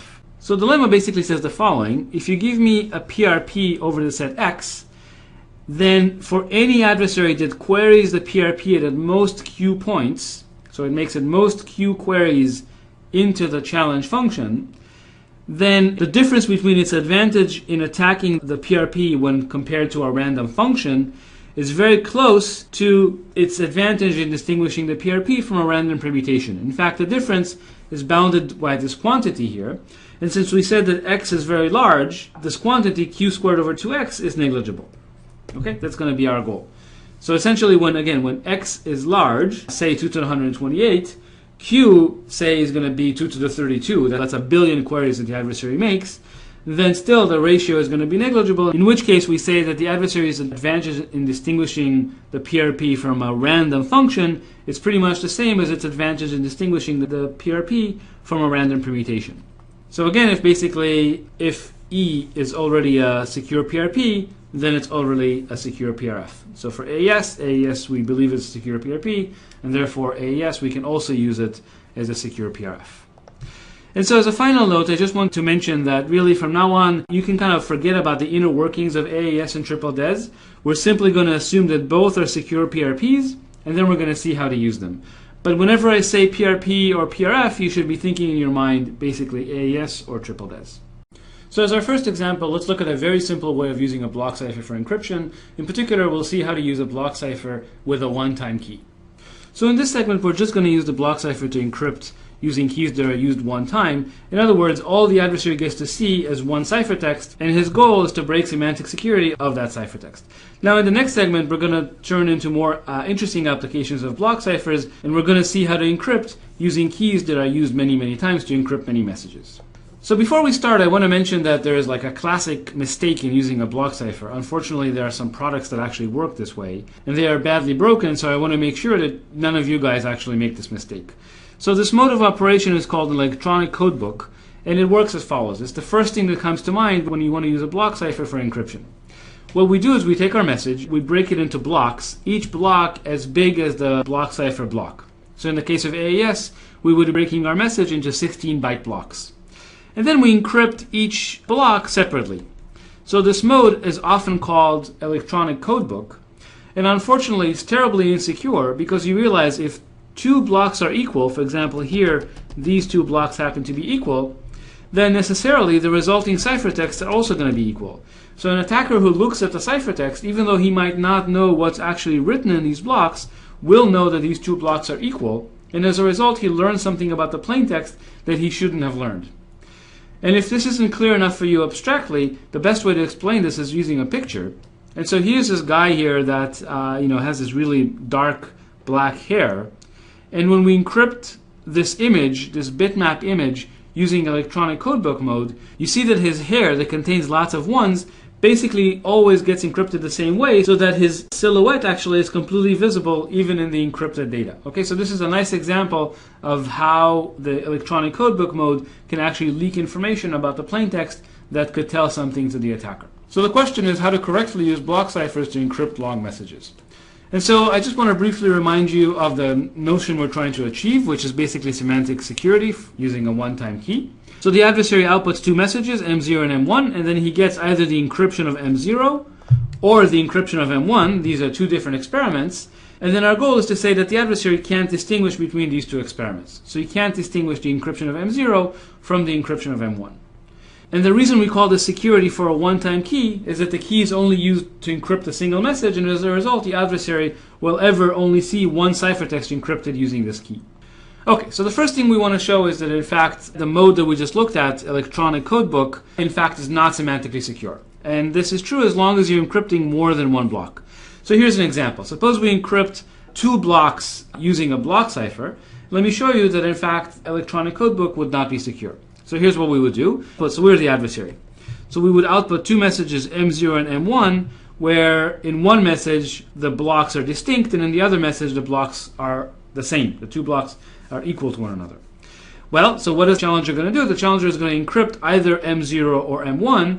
Either way, we're going to get two blocks back. So the ciphertext actually contains two blocks. The first block is going to be an encryption of the word hello, and the second block is going to be either an encryption of the word hello or the word world. And then if the two ciphertext blocks are the same, then the adversary knows that he received an encryption of the message hello, hello. And if they're different, he knows that he received an encryption of the message hello, world. Okay, so he just follows a simple strategy here. If you think about it for a second, you'll see what his advantage is. So what is the advantage? Well, this adversary, when he receives an encryption of the message M1, he will always output 0. And when he receives an encryption of the message M0, he will always output 1. And because of that, the advantage basically is 1, which means that the scheme is not secure, which again shows you the electronic codebook is not semantically secure and should never ever be used to encrypt messages that are more than one block long. So what should we do? Well, so here's a simple example. What we could do is we could use what's called deterministic counter mode. So in deterministic counter mode, basically we build a stream cipher out of the block cipher. So suppose we have a PRF, F. So again, you should think of AES when I say that. So AES is also a secure PRF. And what we'll do is basically we'll evaluate AES at the point 0, at the point 1, at the point 2, up to the point L. This will generate a pseudo-random pad, and we'll XOR that with all the message blocks and recover the ciphertext as a result. Okay, so really this is just a stream cipher that's built out of a PRF like AES and triple DES, and it's a simple way to do encryption. I wanted to just very quickly show you the security theorem. In fact, we've already seen the security theorem when it applied to stream ciphers using pseudo-random generators, so I'm not going to repeat this again. I'll just remind you that essentially for every adversary A that's trying to attack deterministic counter mode, we prove that there's an adversary B that's trying to attack the PRF. And since this quantity is negligible because the PRF is secure, we obtain that this quantity is negligible, and therefore the adversary has negligible advantage in defeating deterministic counter mode. And the proof in pictures is a really simple proof, so I'll just show it to you one more time for completeness. So basically what we want to show is when the adversary is given the encryption of the message M0, here this is the encryption of the message M0, M0 XOR counter applied to the PRF, versus in giving the encryption of the message M1, we want to argue that these two distributions are computationally indistinguishable.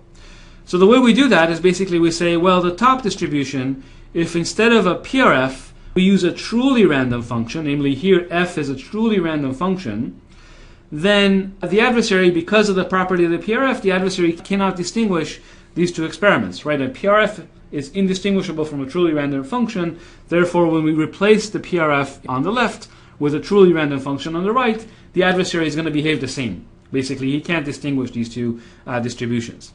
But now, because f is a truly random function, the pad here is a truly one-time pad, and therefore no adversary can distinguish an encryption of M0 from an encryption of M1 under the one-time pad. So again, these two distributions are the same. In fact, here there's an actual equality. These two distributions literally are the same distribution.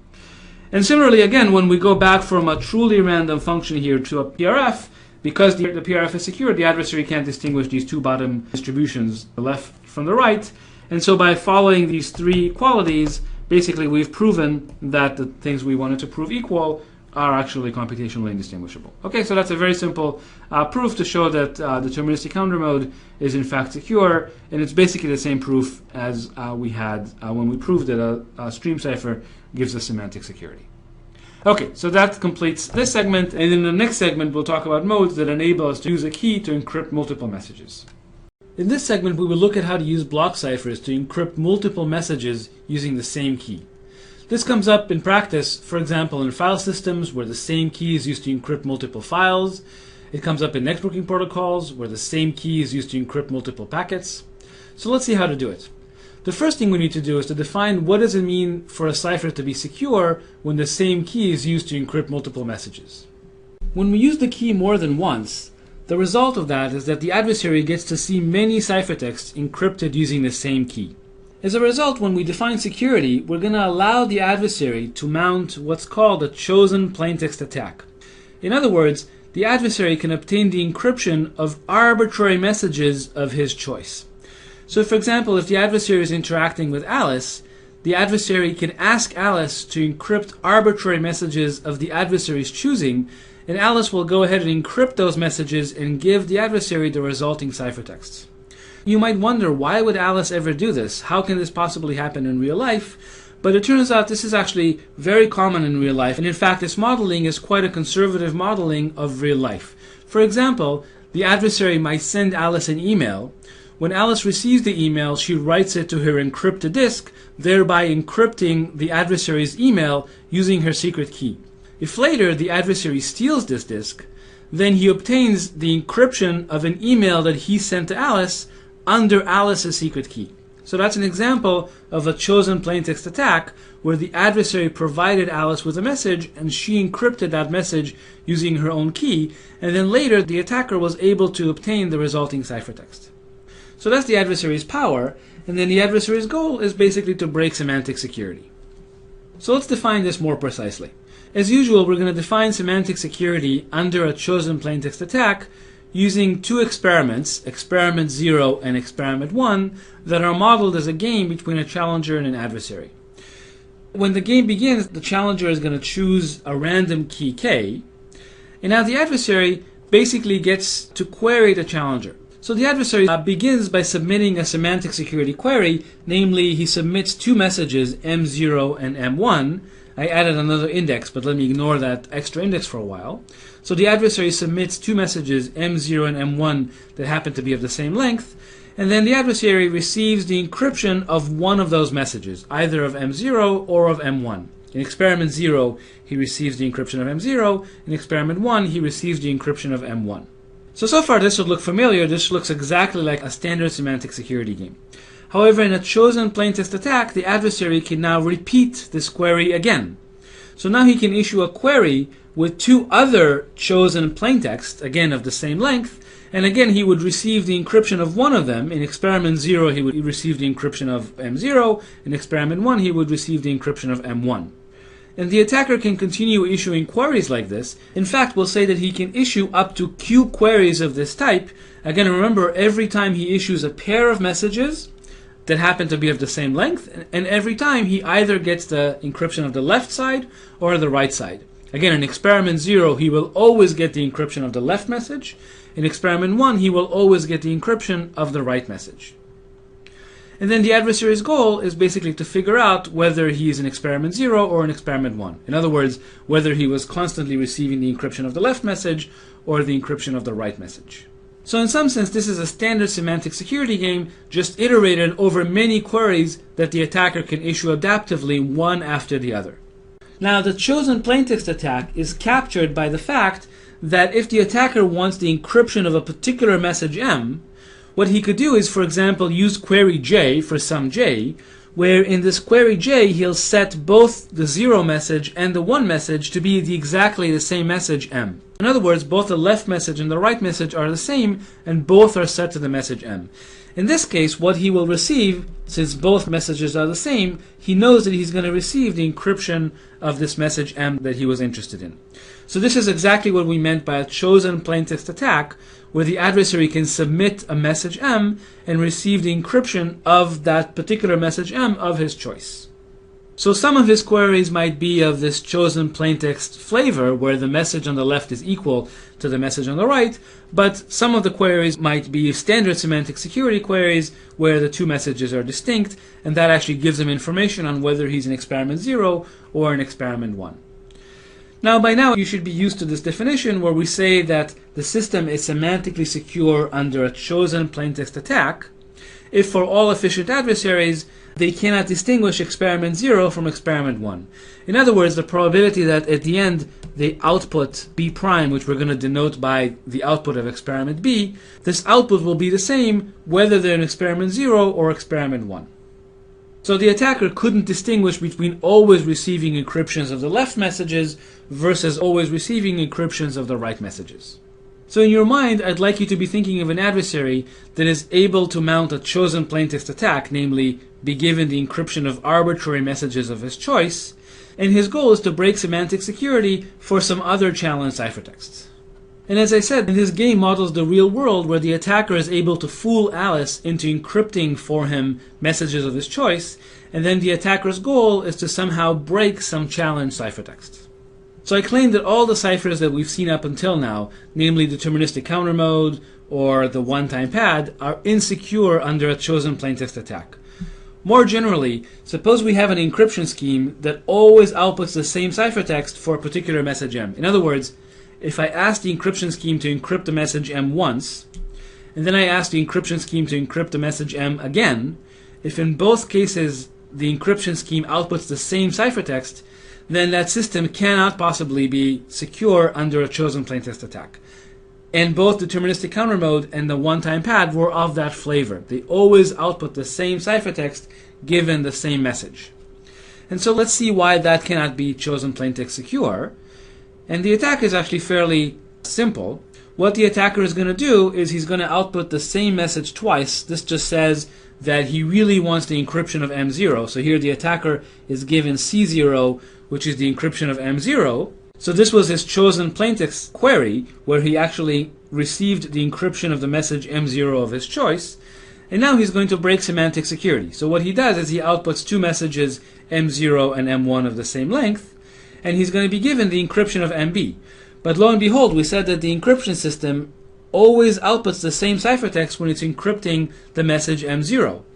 Therefore, if B is equal to 0, we know that C, this challenge ciphertext, is simply equal to C0 because it's the encryption of M0.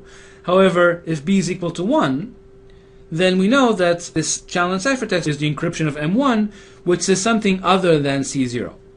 So all the attacker does is he just checks if C is equal to C0, he outputs 0. In other words, he outputs 1. So in this case, the attacker is able to perfectly guess this bit B, so he knows exactly whether he was given the encryption of M0 or the encryption of M1, and as a result, his advantage in winning this game is 1, meaning that the system cannot possibly be CPA secure. 1 is not a negligible number.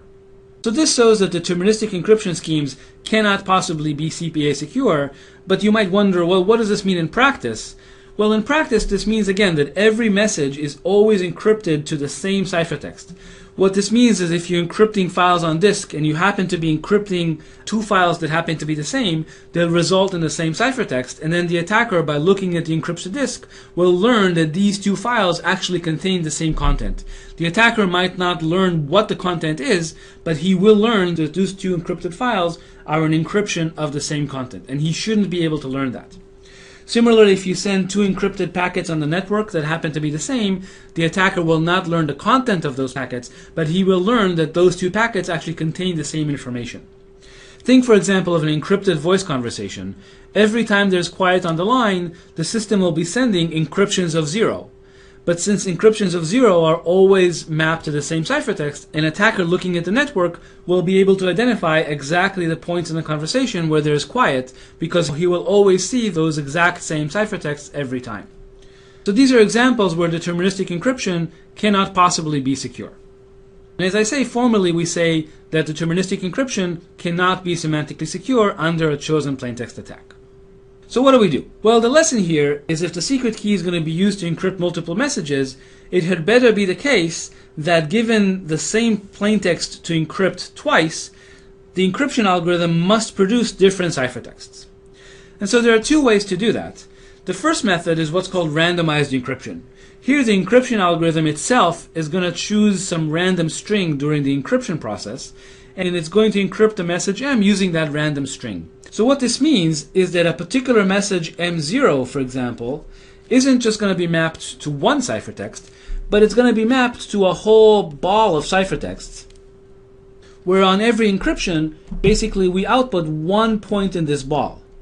So every time we encrypt, the encryption algorithm chooses a random string, and that random string leads to one point in this ball.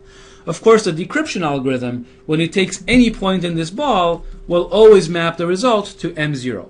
Similarly, the ciphertext M1 will be mapped to a ball, and every time we encrypt M1, we basically output one point in this ball, and these balls have to be disjoint so that the encryption algorithm, when it obtains a point in the ball corresponding to M1, will always output the message M1.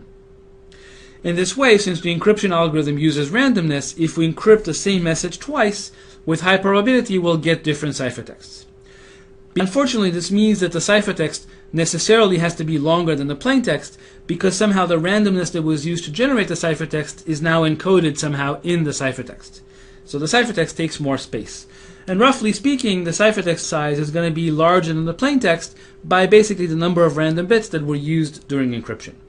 So if the plaintexts are very big, if the plaintexts are gigabytes long, the number of random bits is going to be on the order of 128, so maybe this extra space doesn't really matter. But if the plaintexts are very short, maybe they themselves are 128 bits, then adding an extra 128 bits to every ciphertext is going to double the total ciphertext size, and that could be quite expensive. So as I say, randomized encryption is a fine solution, but in some cases it actually introduces quite a bit of cost. So let's look at a simple example. So imagine we have a pseudo-random function that takes inputs in a certain space R, which is going to be called a nonce space, and it outputs in the message space.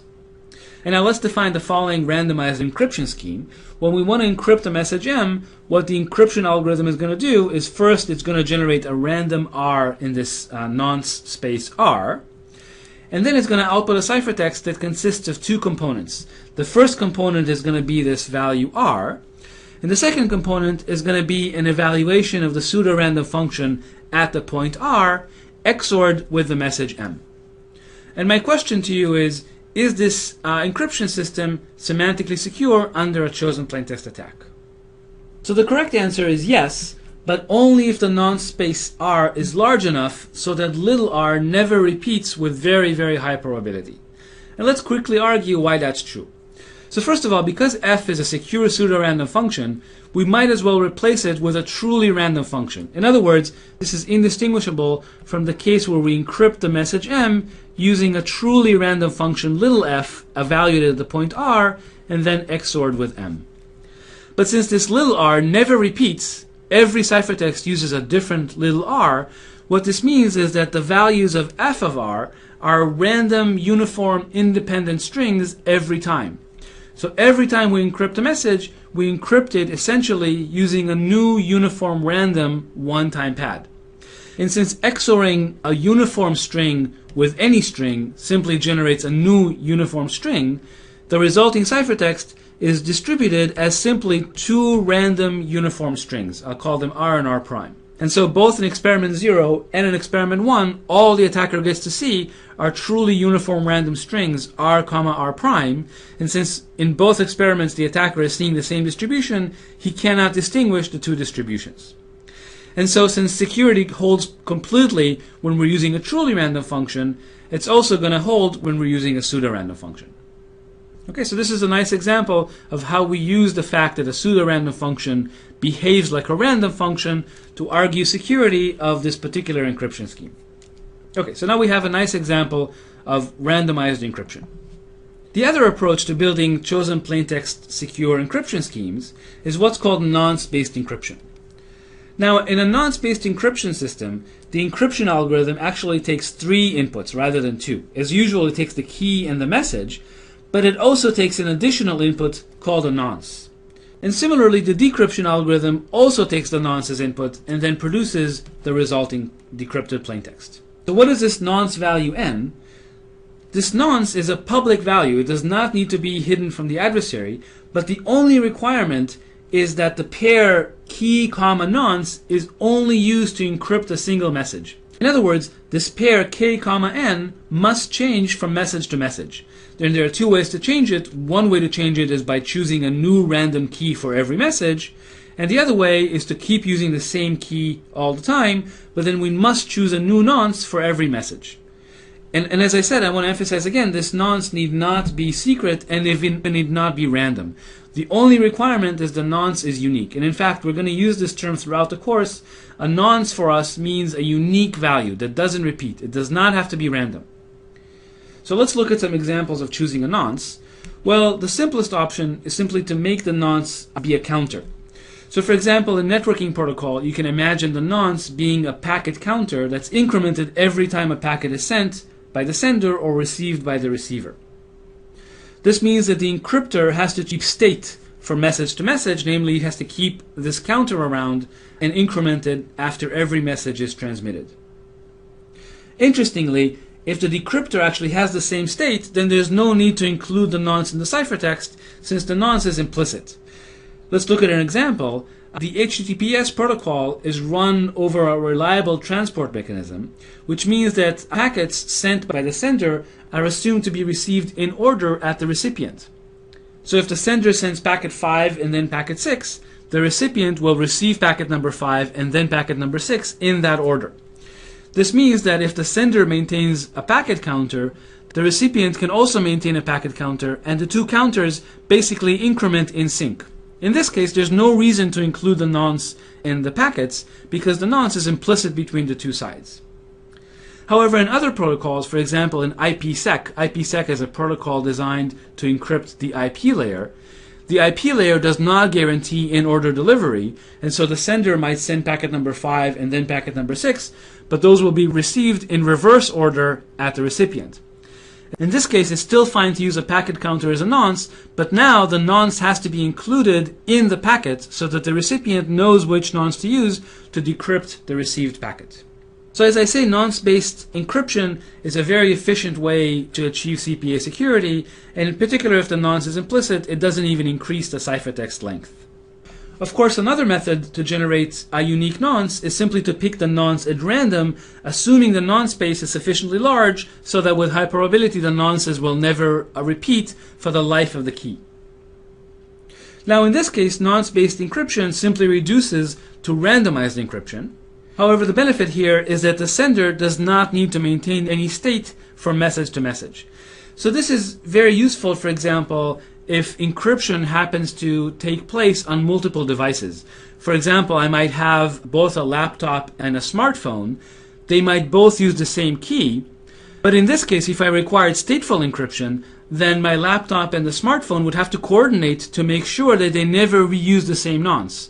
Whereas if both of them simply pick nonces at random, they don't need to coordinate because with very high probability, they'll simply never choose the same nonce. Again, assuming the nonce space is big enough. So there are some cases where stateless encryption is quite important, in particular where the same key is used by multiple machines. So I want to define more precisely what security means for nonce-based encryption. And in particular, I want to emphasize that the system must remain secure when the nonces are chosen by the adversary. The reason it's important to allow the adversary to choose the nonces is because the adversary can choose which ciphertext it wants to attack. So imagine the nonce happens to be a counter, and it so happens that when the counter hits the value 15, maybe at that point it's easy for the adversary to break semantic security. So the adversary will wait until the 15th packet is sent, and only then he will ask to break semantic security. So when we talk about nonce-based encryption, we generally allow the adversary to choose the nonce, and the system should remain secure even under those settings. So let's define the CPA game in this case. And it's actually very similar to the game before. Basically, the attacker gets to submit pairs of messages, MI0 and MI1. Obviously, they both have to be of the same length. And he gets to supply the nonce. And in response, the adversary is given the encryption of either MI0 or MI1, but using the nonce that the adversary chose. And of course, as usual, the adversary's goal is to tell whether he was given the encryption of the left plaintext or the right plaintext. And as before, the adversary gets to iterate these queries, and he can issue as many queries as he wants. We usually let Q denote the number of queries that the adversary issues. Now, the only restriction, of course, which is crucial, is that although the adversary gets to choose the nonces, he's restricted to choosing distinct nonces. The reason we force him to choose distinct nonces is because that's the requirement in practice. Even if the adversary fools Alice into encrypting multiple messages for him, Alice will never use the same nonce again. As a result, the adversary will never see messages encrypted using the same nonce, and therefore, even in the game, we require that all the nonces be distinct.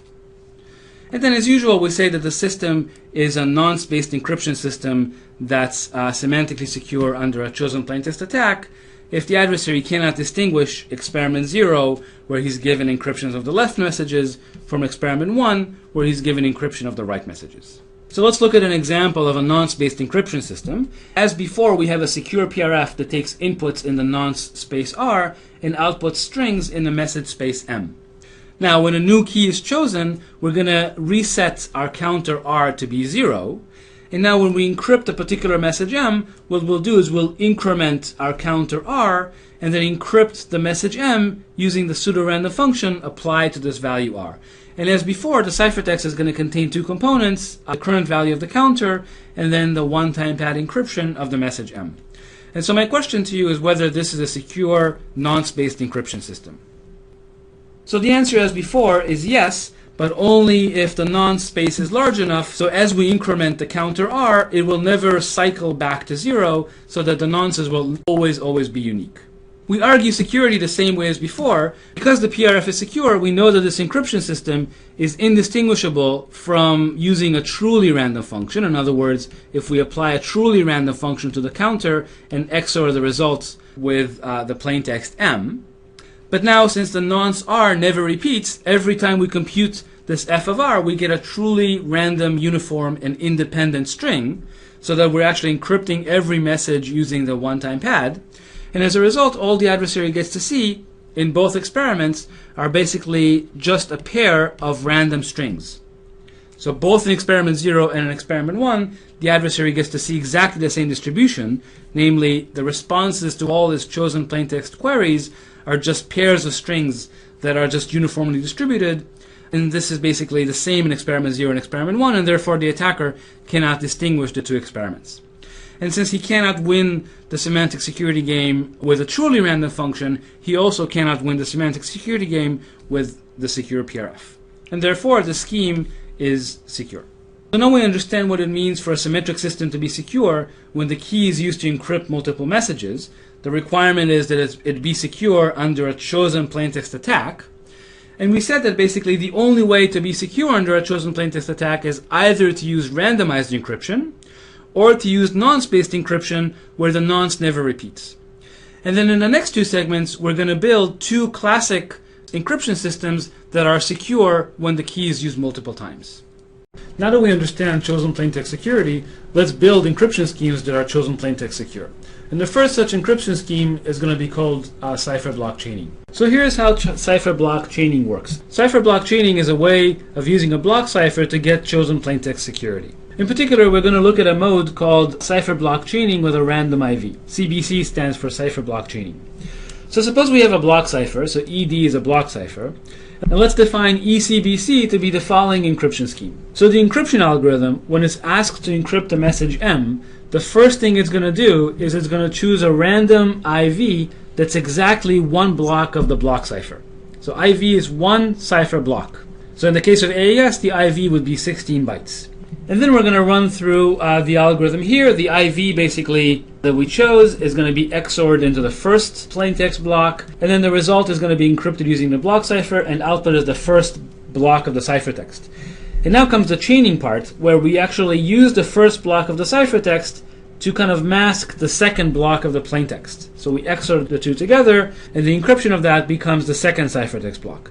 And so on and so on and so forth. So this is cipher block chaining. You can see that each cipher block is chained and XORed into the next plaintext block. And the final ciphertext is going to be essentially the IV, the initial IV that we chose, along with all the ciphertext blocks. I should say that IV stands for initialization vector. And we're going to be seeing that term used quite a bit every time we need to pick something at random at the beginning of the encryption scheme. Typically, we'll call that an IV for initialization vector. So you notice that the ciphertext is a little bit longer than the plaintext because we had to include this IV in the ciphertext, which basically captures the randomness that was used during encryption. So the first question is, how do we decrypt the result of CBC encryption? And so let me remind you again that if when we encrypt the first message block, we XOR it with the IV, encrypt the result, and that becomes the first ciphertext block. So let me ask you, how would you decrypt that? So given the first ciphertext block, how would you recover the original first plaintext block? So decryption is actually very similar to encryption. Here I wrote down the decryption circuit. You can see basically it's almost the same thing, except the XOR is on the bottom instead of on the top. And again, you realize that essentially we chopped off the IV as part of the decryption process, and we only output the original message back. The IV is dropped by the decryption algorithm. Okay, so the following theorem is going to show that in fact CBC mode encryption with a random IV is in fact semantically secure under a chosen plaintext attack. And so let's state out more precisely. Basically, if we start with a PRP, in other words a pure block cipher E, that's defined over a space X, then we're going to end up with an encryption algorithm ECBC that takes messages of length L and outputs ciphertext of length L plus 1. And then suppose we have an adversary that makes Q chosen plaintext queries. Then we can state the following security fact, that for every such adversary that's attacking ECBC, there exists an adversary that's attacking the PRP, the block cipher, with the following relation between the two algorithms. In other words, the advantage of algorithm A against the encryption scheme is less than the advantage of algorithm B against the original PRP, plus some noise term. So let me interpret this theorem for you as usual. So what this means is that essentially, since E is a secure PRP, this quantity here is negligible. And our goal is to say that adversary's A's advantage is also negligible. However, here we're prevented from saying that because we got this extra error term. This is often called an error term. And to argue that CBC is secure, we have to make sure the error term is also negligible. Because if both of these terms on the right are negligible, their sum is negligible, and therefore the advantage of A against ECBC would also be negligible. So this says that in fact, for ECBC to be secure, it had better be the case that Q squared L squared is much, much, much smaller than the value X. So let me remind you what Q and L are. So L is simply the length of the messages that we're encrypting. Okay, so L could be like, say, 1,000, which would mean that we're encrypting messages that are at most 1,000 AES blocks. Q is the number of ciphertexts that the adversary gets to see under the CPA attack. But in real life, what Q is basically the number of times that we've used the key K to encrypt messages. In other words, if we use a particular AES key to encrypt 100 messages, Q would be 100. It's because the adversary would then see at most 100 messages encrypted under this key K. Okay, so let's see what this means in the real world. So here I rewrote the error bounds from the theorem. And just reminded you, Q is the number of messages encrypted with K, and L is the length of the messages. And so suppose we want the adversary's advantage to be less than 1 over 2 to the 32. This means that the error term had better be less than 1 over 2 to the 32. Okay, so let's look at AES and see what this means. For AES of course uses 128-bit blocks. So X is going to be 2 to the 128. The size of X is 2 to the 128. And if you plug this into the expression, you see that basically the product Q times L had better be less than 2 to the 48. This means that after we use a particular key to encrypt 2 to the 48 AES block, we have to change the key. Okay, essentially CBC stops being secure after the key is used to encrypt 2 to the 48 different AES blocks. So it's kind of nice that the security theorem tells you exactly how long the key can be used and then how frequently essentially you have to replace the key. Now interestingly, if you apply the same analysis to DES actually has a much shorter block, namely only 64 bits. You see the key has to be changed much more frequently, namely after every 65,000 DES blocks, essentially you need to generate a new key. So this is one of the reasons why AES has a larger block size, so that in fact modes like CBC would be more secure and one can use the key for a longer period of time before having to replace it. What this means is after you encrypt 2 to the 16 blocks, each block of course is 8 bytes, so after you encrypt about half a megabyte of data, you would have to change the DES key, which is actually quite low. And you notice with AES you can encrypt quite a bit more data before you have to change the key. So I want to warn you about a very common mistake that people have made when using CBC with a random IV. And that is that the minute that the attacker can predict the IV that you're going to be using for encrypting a particular message, the cipher, this ECBC, is no longer CPA secure. So when using CBC with a random IV like we just shown, it's crucial that the IV is not predictable. But let's see an attack.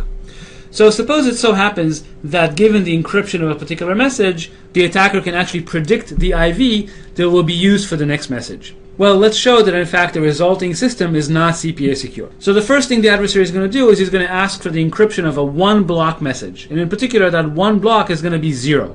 So what the adversary gets back is the encryption of 1 block, which namely is the encryption of the message, namely 0, XOR the IV. Okay, and of course the adversary also gets the IV. Okay, so now the adversary by assumption can predict the IV that's going to be used for the next encryption. Okay, so let's say that IV is called, well, IV. So next the adversary is going to issue his semantic security challenge, and the message M0 is going to be the predicted IV XOR IV1, which was used in the encryption of C1. And then the message M1 is just going to be some other message. It doesn't really matter what it is. So now let's see what happens when the adversary receives the resulting semantic security challenge. Well, he's going to get the encryption of M0 or the encryption of M1. So when the adversary receives the encryption of M0, tell me what is the actual plaintext that's encrypted in the ciphertext C.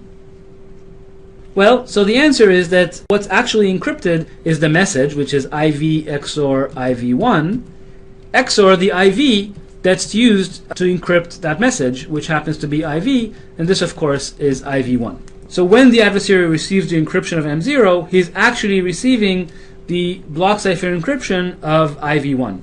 And lo and behold, you notice that he already has that value from his chosen plaintext query. And then when he's receiving the encryption of the message M1, he just receives a normal CBC encryption of the message M1. So you realize that now he has a simple way of breaking the scheme. Namely, what he'll do is he'll say, he's going to ask, is the second block of the ciphertext C equal to the value that I received in my CPA query? If so, I'll say that I received the encryption of M0. Otherwise, I'll say that I received the encryption of M1. So really, his test is C1, he refers to the second block of C, and C11 refers to the second block of C1. If the two are equal, he says 0, and otherwise he says 1. So the advantage of this adversary is going to be 1, and as a result, he completely breaks CPA security of this CBC encryption. So the lesson here is, if the IV is predictable, then in fact there is no CPA security. And unfortunately, this is actually a very common mistake in practice. In particular, even in SSL protocol in TLS 11, it turns out that the IV for record number I is in fact the last ciphertext block of record number I-1. That means that exactly given the encryption of record number I-1, the adversary knows exactly what IV is going to be used for record number I. Very recently, just last summer, this was actually converted into a pretty devastating attack on SSL. We'll describe that attack when we talk about SSL in more detail, but for now I wanted to make sure you understand that when you use CBC encryption, it's absolutely crucial that the IV be random. Okay, so now I'm going to show you the nonce-based version of CBC encryption. So in this mode, the IV is replaced by a non-random but unique nonce. For example, the numbers 1, 2, 3, 4, 5 could all be used as a nonce. And now the appeal of this mode is that if the recipient actually knows what the nonce is supposed to be, then there's no reason to include the nonce in the ciphertext. In which case, the ciphertext is exactly the same length as the plaintext. Unlike CBC with a random IV, where we had to expand the ciphertext to include the IV, here, if the nonce is already known to the recipient, there's no reason to include it in the ciphertext, and the ciphertext is exactly the same length as the plaintext. So it's perfectly fine to use a non-random but unique nonce. However, it's absolutely crucial to know that if you do this, there's one more step that you have to do before you use the nonce in the CBC chain. In particular, in this mode now we're going to be using two independent keys, K and K1. The key K is, as before, going to be used to encrypt the individual message blocks. However, this key K1 is going to be used to encrypt the non-random but unique nonce, so that the output is going to be a random IV, which is then used in the CBC chain. So this extra step here of encrypting the nonce with the key K1 is absolutely crucial. Without it, CBC mode encryption would not be secure. In particular, if you just directly use the nonce, feed that into CBC encryption, in other words, you use the nonce as the IV, then we already know that a non-random nonce would not be CPA secure. We saw that on the previous slide. But in fact, even if you set K to be equal to K1, in other words, you just encrypt the nonce using the key K, that also, well, is not going to be CPA secure and can lead to significant attacks. So I want to make sure you understand that if the nonce in CBC mode encryption is not random, this extra encryption step has to take place. And, so I'll make this extra step kind of dance here just to make sure you never forget to put it in. And I'll tell you that this is an extremely common mistake in practice. There are many real-world products and crypto libraries that actually forget to encrypt the non-random nonce before using it in the CBC chain, and that actually leads to a practical and significant attack. For example, this was not done in TLS. TLS, as we said, used predictable IVs, and that led to a significant attack on TLS. Moreover, the reason this is so important to know is that in fact many crypto APIs are set up to almost deliberately mislead the user into using CBC incorrectly. So let's look at how CBC is implemented inside of OpenSSL. So here are the arguments to the function. Basically, this is the plaintext. This is the place where the ciphertext will get written to. This is the length of the plaintext. This is the AES key. Finally, there's an argument here that says whether you're encrypting or decrypting. And the most important parameter that I wanted to point out here is the actual IV. And unfortunately, the user is asked to supply this IV, and the function uses the IV directly in the CBC encryption mechanism. It doesn't encrypt the IV before using it. And as a result, if you ever call this function using a non-random IV, the resulting encryption system won't be CPA secure. Okay, so it's very important to know that when calling functions like this CBC encryption in OpenSSL, either supply a truly random IV, or if you want the IV to be a counter, then you have to encrypt the counter using AES before you actually call CBC encrypt. And you have to do that yourself. So again, it's very important that the programmer knows that it needs to be done, otherwise the CBC encryption is insecure. One last technicality about CBC is what to do when the message is not a multiple of the block cipher block length. That is, what do we do if the last message block is shorter than the block length of AES, for example? So the last message block is less than 16 bytes. And the answer is that we add a pad to the last block so that it becomes as long as 16 bytes, as long as the AES block size. And this pad, of course, is going to be removed during encryption. So here's a typical pad. This is the pad that's used in TLS. Basically, if you pad with n bytes, then essentially what you do is you write the number n times. So for example, if you pad with 5 bytes, you pad with the string 55555. So 5 bytes where each byte is the value 5. And the cute thing about this pad is basically when the decryptor receives the message, what he does is he looks at the last byte of the last block. So suppose that value is 5, then he simply removes the last 5 bytes of the message.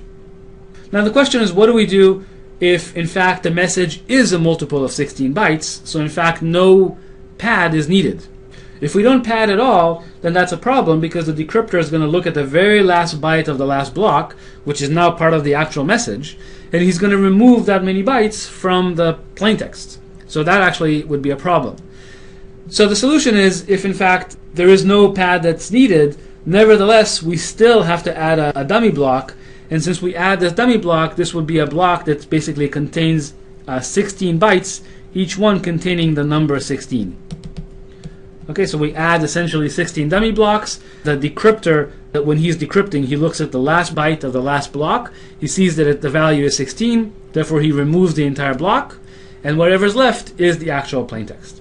So it's a bit unfortunate that in fact, if you're encrypting short messages with CBC, and the messages happen to be, say, 32 bytes, so they are a multiple of 16 bytes, then you have to add one more block and make all these ciphertexts be 48 bytes, just to accommodate the CBC padding. I should mention that there's a variant of CBC called CBC with ciphertext stealing that actually avoids this problem, but I'm not going to describe that here. If you're interested, you can look that up online.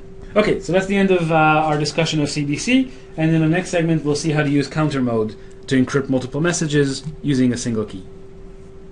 In this segment we're going to look at another method to achieve chosen plaintext security that's actually superior to CBC.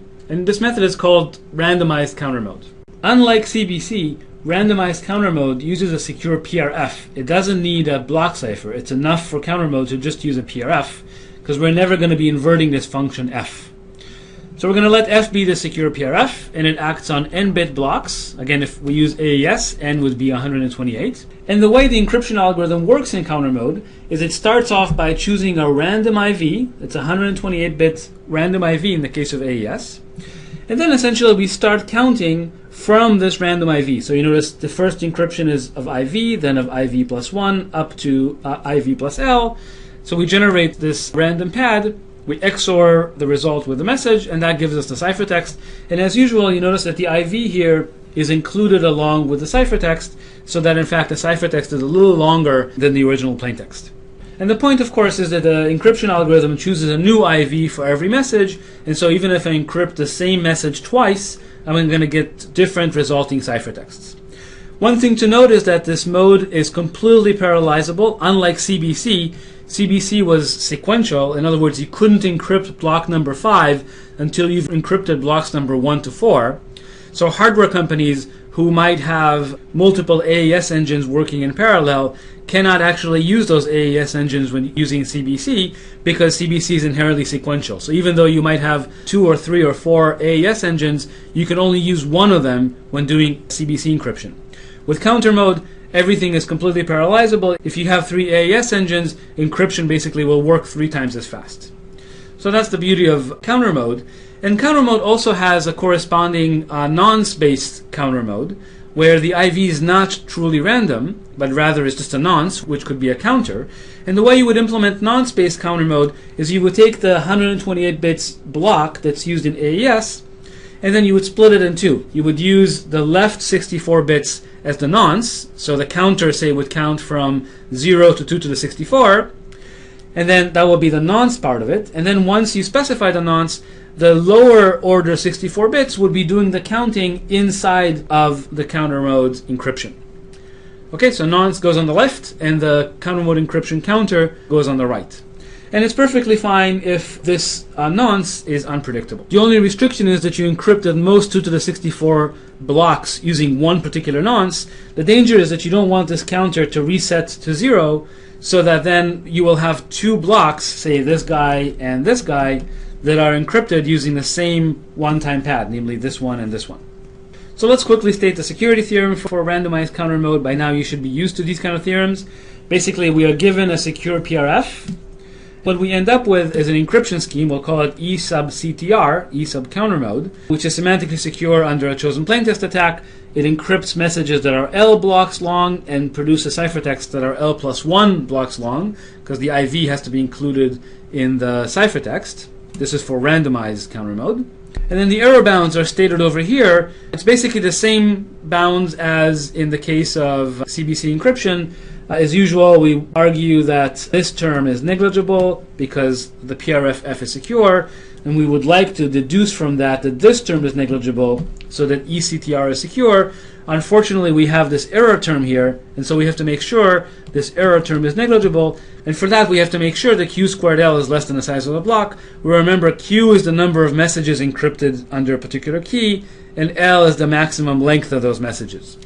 Now, interestingly, in the case of CBC, we had Q squared L squared had to be less than X, which is actually worse than we have for counter modes. In other words, counter modes can actually be used for more blocks than CBC could. And let's see a quick example of that. So here's again the error term for counter mode. Remember, Q is again the number of messages encrypted with the key, and L is the length of those messages. And as before, just as in the case of CBC, suppose we want the adversary's advantage to be at most 1 and 2 to the 32. That basically requires that this Q squared L over X be less than 1 over 2 to the 32. And so for AES, what happens is if you plug in the values, X is 2 to the 128, 128-bit blocks. So Q times square root of L should be less than 2 to the 48. This is basically the bound you get from plugging in 2 to the 128 into this bound here. And as a result, you can see if you're encrypting messages that are each 2 to the 32 blocks, then after 2 to the 32 such messages, you have to replace your secret key. Otherwise, randomized counter mode is no longer CPA secure. So this means we could encrypt a total of 2 to the 64 AES blocks using a single secret key. Remember, for CBC, corresponding value was 2 to the 48 blocks.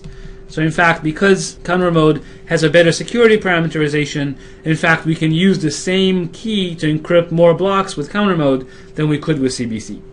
So I wanted to do a quick comparison of counter mode and CBC and argue that in every single aspect, counter mode is superior to CBC, and that's actually why most modern encryption schemes actually are starting to migrate to counter mode and abandon CBC, even though CBC is still quite widely used. So let's look at the comparison. First of all, recall that CBC actually had to use a block cipher, because if you look at the decryption circuit actually ran the block cipher in reverse. It was actually using the decryption capabilities of the block cipher. Whereas counter mode, we only need a PRF. We never ever use the decryption capabilities of the block cipher. We only use it in the forward direction, only encrypt with it.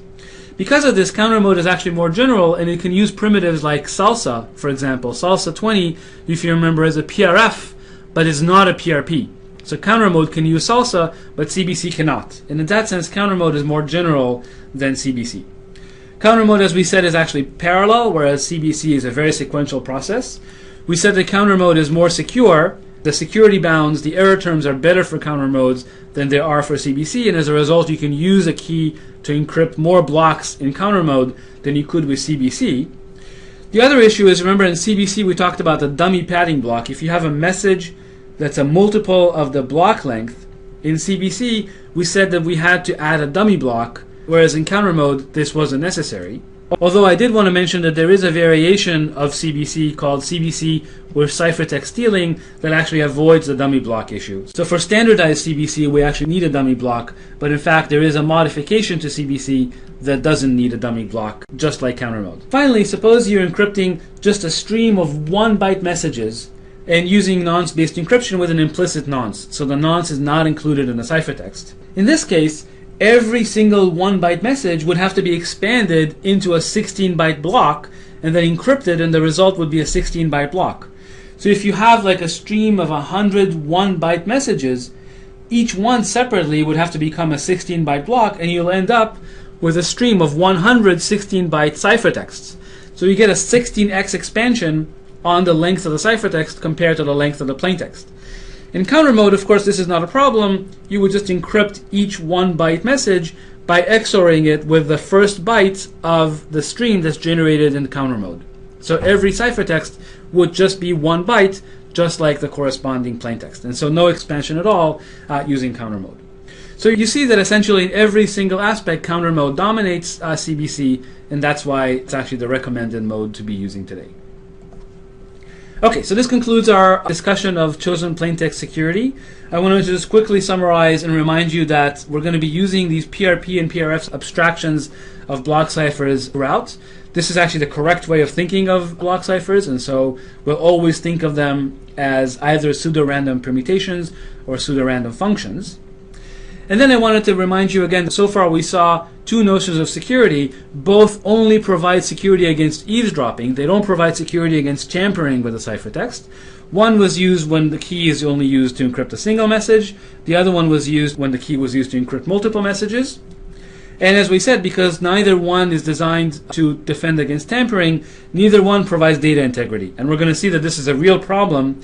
And as a result, in fact, I'm going to say in the next segment that these modes actually should never ever be used. You should only be using these modes in addition to an integrity mechanism, which is our next topic. Okay, so far we've seen basically if you're using the key once, you can use stream ciphers or you can use deterministic counter mode. If you're going to use the key many times, you could use randomized CBC or randomized counter mode. And we're going to talk about how to provide integrity and confidentiality once we cover the topic of integrity, which is our next module.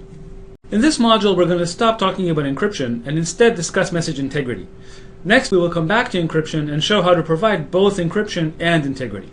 So as I said, our goal here is to provide integrity without any confidentiality. And there are actually, in fact, many cases in the real world where this comes up. For example, you can think of operating system files on your disk. Say if you're using Windows, all the Windows operating system files on disk are not confidential. They're public and known to the world, but it is quite important to make sure that they're not modified by a virus or some malware. That's an example where you want to provide integrity, but you don't care about confidentiality. Another example is banner ads on web pages. The provider of the ads doesn't care at all if someone copies them and shows them to other people, so there's no confidentiality issue at all, but they do care about modifying those ads. So for example, they do want to prevent people from changing the ads into different types of ads. So that's another example where integrity matters, but confidentiality is not important at all. So how do we provide message integrity? The basic mechanism is what's called a MAC, a Message Authentication Code, MAC. And the way we do it is as follows. So here we have our friends Alice and Bob. They have a shared key K, which is not known to the attacker, but known to both of them. And there's a public message M that Alice wants to send to Bob, such that an attacker along the way cannot modify this message on its way to Bob. The way Alice does it is by using what's called a MAC signing algorithm, well denoted by S, where the MAC signing algorithm takes as input the key and the message, and produces a very short tag. The tag could be like 90 bits or 100 bits or so on. Even though the message is gigabytes long, the tag is actually very, very short. And then she appends the tag to the message and sends the combination of the two to Bob. Bob receives the message and the tag, and then he runs what's called the MAC verification algorithm on this tag. So the MAC verification algorithm takes as input the key, the message, and the tag, and it says basically yes or no, depending on whether the message is valid or whether it's been tampered with. Okay, so more precisely, what is a MAC? Well, we said the MAC basically consists of two algorithms, a signing algorithm and a verification algorithm. As usual, they're defined over a key space, a message space, and a tag space. And as we said, it's a pair of algorithms. So the signing algorithm will output a tag in the tag space, and the verification algorithm, basically given the key, the message, and the tag, will output yes or no. And I want to remind you, as usual, there are these consistency requirements such that for every K in the key space and for every message in the message space, it so happens that if I sign the message using a particular key and then I verify the tag using the same key, I should get yes in response. So this is the standard consistency requirement, which is the analog of the one that we saw for encryption. Now, one thing I'd like to point out is that integrity really does require a shared key between Alice and Bob. And in fact, there's a common mistake that people make where they try to provide integrity without actually a shared key. So here's an example. So consider CRC. CRC stands for cyclic redundancy check. This is a classic checksum algorithm that's designed to detect random errors in messages. So imagine instead of using a key to generate a tag, Alice basically uses a CRC algorithm, which is keyless, doesn't take any key to generate a tag, and then she appends this tag to the message. She sends it over to Bob. Bob will basically verify that the CRC is still correct. In other words, Bob will still verify the tag is equal to CRCM, and if so, the verification algorithm would say yes, and otherwise the verification algorithm will say no. So the problem with this is very easy for an attacker to defeat. In other words, an attacker can very easily modify the message and route and fool Bob into thinking that the new message is a valid one. The way the attacker will do it is he'll cancel the message and the tag, he'll simply block them, and then he'll produce his own message M prime and compute his own CRC on this message M prime, and then send the concatenation of the two over to Bob. Bob will run the verification algorithm. Verification will work properly because in fact the right hand side is in fact a valid CRC for the left hand side, and as a result Bob would think that this message came from Alice, but in fact has been completely modified by the attacker and has nothing to do with the original message that Alice sent. Okay, so the problem is because CRC doesn't have a key, there's no difference between Alice and the attacker, and as a result Bob doesn't know where the message came from. Once we introduce a key, now Alice can do something that the attacker can't do, and as a result she might be able to compute a tag that the attacker can't modify. So the point to remember is that CRC, as we said, is designed to detect random errors, not malicious errors. And here our goal is to make sure that even a malicious attacker cannot modify messages en route. So next we want to define what it means for a MAC system to be secure. So as usual, we define security in terms of the attacker's power, what can the attacker do, and the attacker's goal, what is he trying to do. So in the case of MACs, the attacker's power is what's called a chosen message attack. In other words, the attacker can give Alice arbitrary messages of his choice, M1 to MQ, and Alice will compute the tag for him on those messages and give him those tags. So again, you might wonder, why would Alice ever do that? Why would Alice ever compute the tag on a message that the attacker gave her? So just like in the case of chosen plaintext attack, it's very common in the real world that the attacker can give Alice a message, Alice will compute the tag on that message, and then the attacker will obtain the resulting tag. For example, the attacker might send Alice an email. Alice might want to save the email to disk in a way that will prevent someone from tampering with the disk, so she'll compute a tag on the message and save the message and the tag to disk. Later on, the attacker might steal Alice's disk, and now he's recovered Alice's tag on the message that he sent to Alice. So this is an example of a chosen message attack in the real world where the attacker actually obtained a tag on a message that he gave Alice. Okay, so that's what the attacker can do, basically this chosen message attack. And what is his goal? Well, his goal is to do something called an existential forgery. In other words, what he's trying to do is to produce some new valid message tag pair. Okay, so some message tag pair that's different from one of the pairs that were given to him during the chosen message attack. And if he can do that, then we say that the system is insecure, and if he can't, then we'll say the system is secure. So I want to emphasize that existential forgery means that the attacker cannot produce a new message tag pair, even for a message that's completely gibberish. And again, you might wonder, well, why do we care if the attacker computes a tag on a message that's gibberish? That's not of any value to the attacker. But we want to build MACs that are secure under any usage settings. And there are in fact cases where, for example, you might want to compute an integrity tag on a random secret key. In which case, even if the attacker is able to compute a tag on a completely random message, he might be able to fool a user into using the wrong secret key. And as a result, we want to make sure that if the MAC is secure, the attacker can't produce a valid tag for any message, whether it's gibberish or sensical. Another property that's implied by the security definition is if the attacker is given some message tag pair, he shouldn't be able to produce a new tag for the same message. In other words, even though there might be another tag T prime for the same message M, the attacker given M and T shouldn't be able to find this new T prime. And again, you might wonder, well, why do we care? If the attacker already has a tag on the message M, why does it matter if he can produce another tag for the message M? He already has one tag.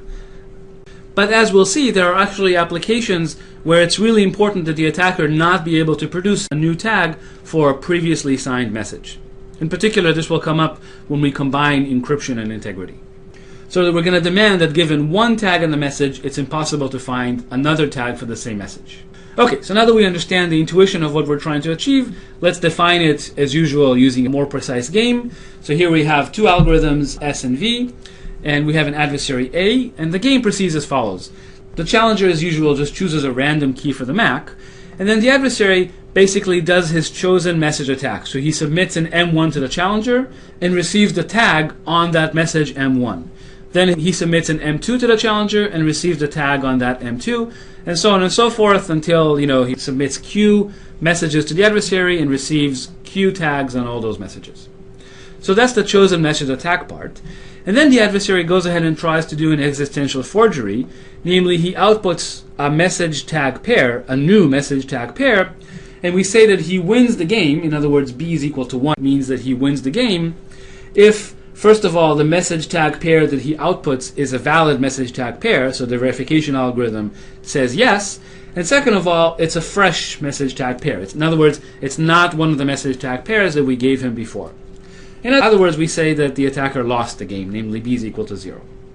And as usual, we define the advantage of an adversary as the probability that the challenger outputs 1 in this game, and we say that a MAC system is secure if for all efficient adversaries the advantage is negligible.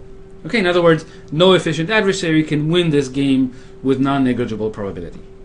Alright, that's our definition of secure MACs, and our goal is to build a secure MACs like this. Before we do that, I want to ask you two questions.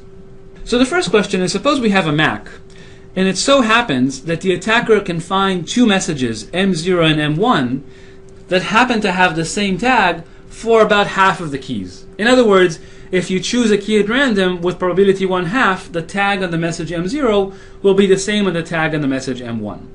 And my question to you is, can this be a secure MAC? So I want to emphasize the attacker doesn't know what the tag on M0 and M1 is. All he knows is that the two messages happen to have the same tag with probability 1/2. So the question is whether this is a secure MAC.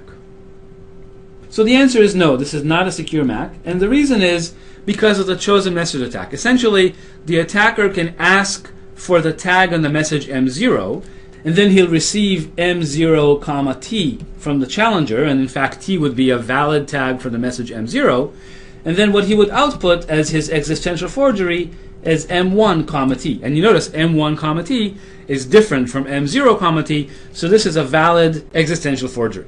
And as a result, the attacker wins the game with advantage 1/2. So we conclude that this MAC is not secure. The second question I'd like to ask you is, suppose we have a MAC that happens to always output a 5-bit tag. In other words, the tag space for this MAC happens to be 0, 1 to the 5. So for every key and for every message, the signing algorithm will just output a 5-bit tag. And the question is, can this MAC be secure?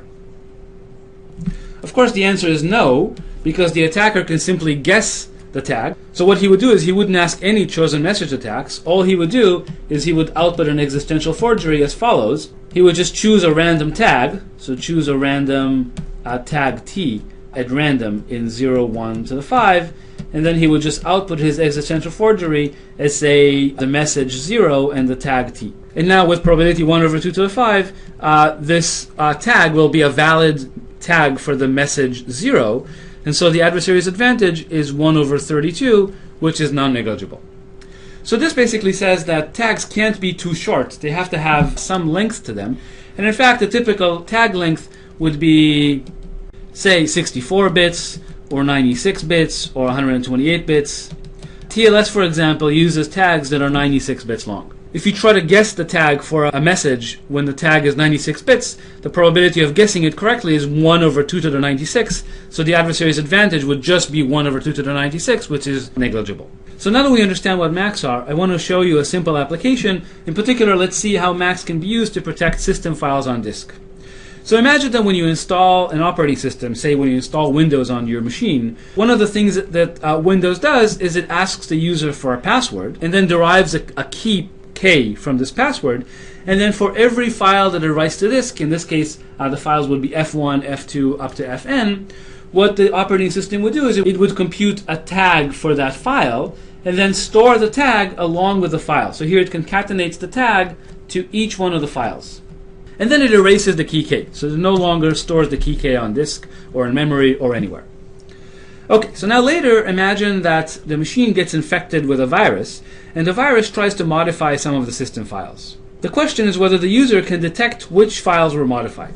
So here's one way to do it. Basically, the user would reboot the machine into some clean OS. Say you reboot from a USB disk or something.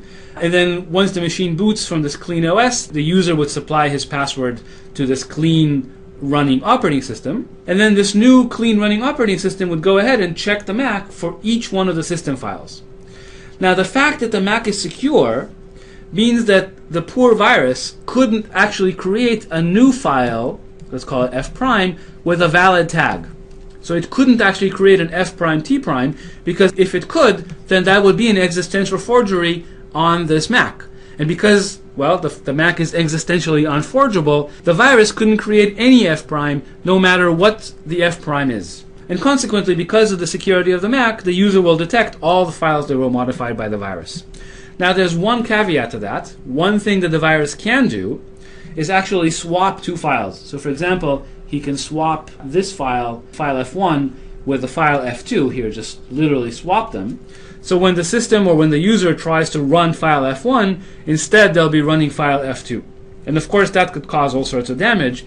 And so the way to defend against that is essentially by placing the file name inside of the MAC'd area, so that in fact we're computing an integrity check on the file name as well as on the contents of the file. And as a result, if the virus tries to swap two files, the system will say, hey, the file that's located in position F1 doesn't have the right name, and therefore it will detect that the virus did the swap, even though the MAC actually verifies. So it is important to remember that MACs can help you defend against file tampering or data tampering in general, but they won't help you defend against swapping of authenticated data, and that has to be done by some other means. Okay, so that concludes our introduction to MACs, and in the next segment we'll go ahead and construct our first examples of secure MACs. Now that we know what MACs are, let's go ahead and build our first secure MACs. First, I want to remind you that a MAC is a pair of algorithms. The first is a signing algorithm that's given a message and a key will generate a corresponding tag. And the second is a verification algorithm that given a key, a message, and a tag will outputs 0 or 1 depending on whether the tag is valid or not. And we said that a MAC is secure if it is existentially unforgeable under a chosen message attack. In other words, the attacker is allowed to mount a chosen message attack where he can submit arbitrary messages of his choice and obtain the corresponding tags for those messages. And then despite the ability to generate arbitrary tags, the attacker cannot create a new message tag pair that was not given to him during the chosen message attack. Okay, so we've already seen this definition in the last segment, and now the question is, how do we build secure MACs? So the first example I want to give you is basically showing that any secure PRF directly gives us a secure MAC as well. So let's see how we do it. So suppose we have a pseudo-random function. So the pseudo-random function takes inputs in X and outputs in Y. And let's define the following MAC. So the way we sign a message M is basically by simply evaluating the function at the point M. So the tag for the message M is simply the value of the function at the point M. And then the way we verify a message tag pair is by recomputing the value of the function at the message M and checking whether that's equal to the tag that was given to us. We say yes if so, and we reject otherwise. So here you have it in pictures. Basically, when Alice wants to send a message to Bob, she computes a tag by evaluating the PRF, and then she appends this tag to the message. Bob receives the corresponding message tag pair. He recomputes the value of the function and tests whether the given tag is actually equal to the value of the function at the point M. So let's look at a bad example of this instruction. And so suppose that we have a pseudo-random function that happens to output only 10 bits. Okay, so this is a fine pseudo-random function. It just so happens that for any message M, it only outputs 10-bit value. My question to you is, if we use this function f to construct a MAC, is that going to be a secure MAC? So the answer is no, this MAC is insecure, in particular because the tags are too short. So consider the following simple adversary. What the adversary will do is simply choose an arbitrary message M and just guess the value of the MAC for that particular message.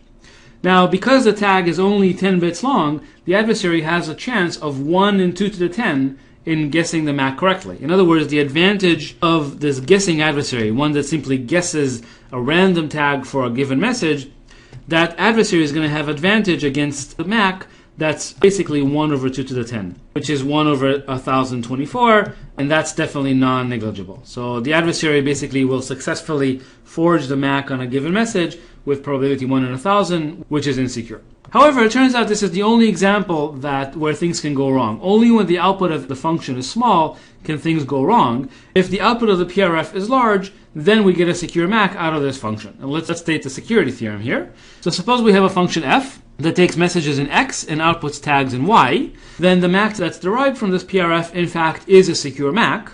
And in particular, if you look at the security theorem here, you'll see very clearly the error bounds. In other words, since the PRF is secure, we know that this quantity here is negligible.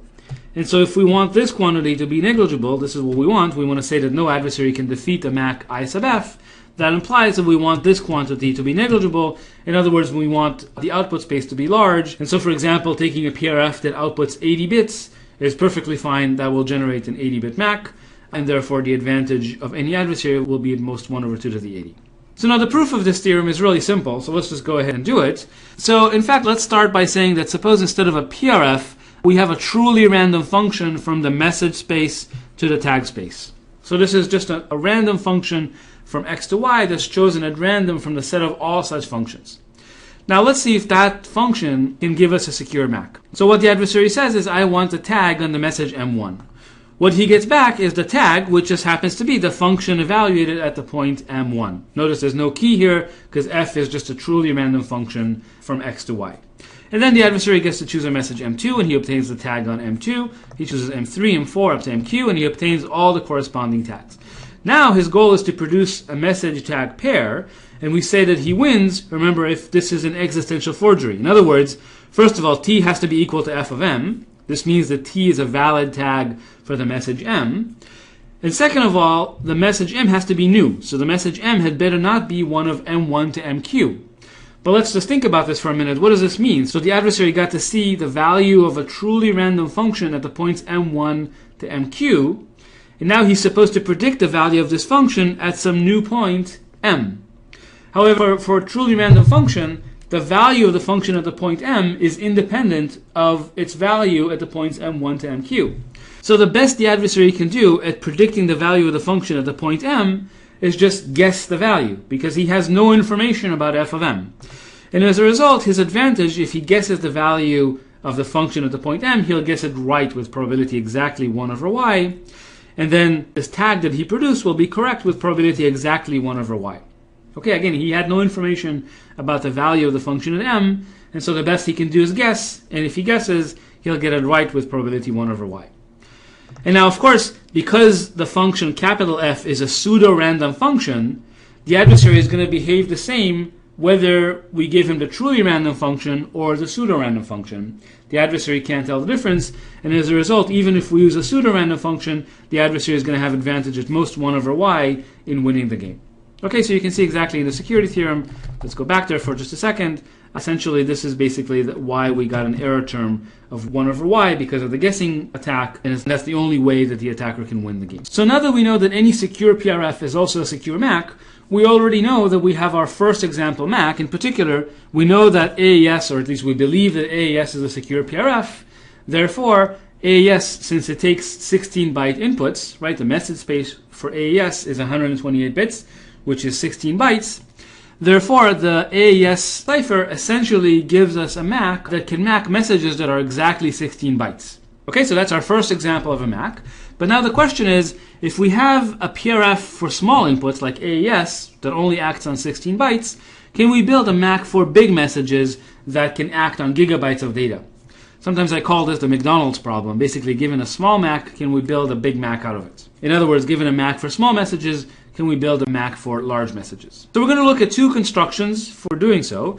The first example is called a CBC-MAC that again takes a PRF for small messages as input and produces a PRF for very large messages as output. The second one we'll see is HMAC, which does the same thing, again takes a PRF for small inputs and generates a PRF for very large inputs.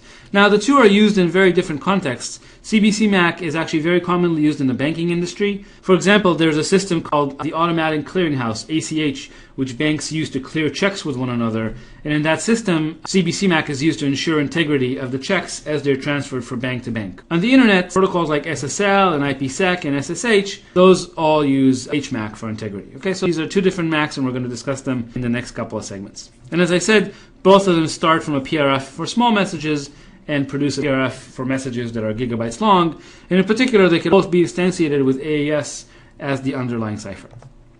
So the last comment I want to make about these PRF-based MACs is that in fact their output can be truncated. So suppose we have a PRF that outputs n-bit outputs. So again, for AES, this would be a PRF that outputs 128 bits as output. It's an easy lemma to show that in fact, if you have an n-bit PRF, if you truncate it, in other words, if you only output first t bits,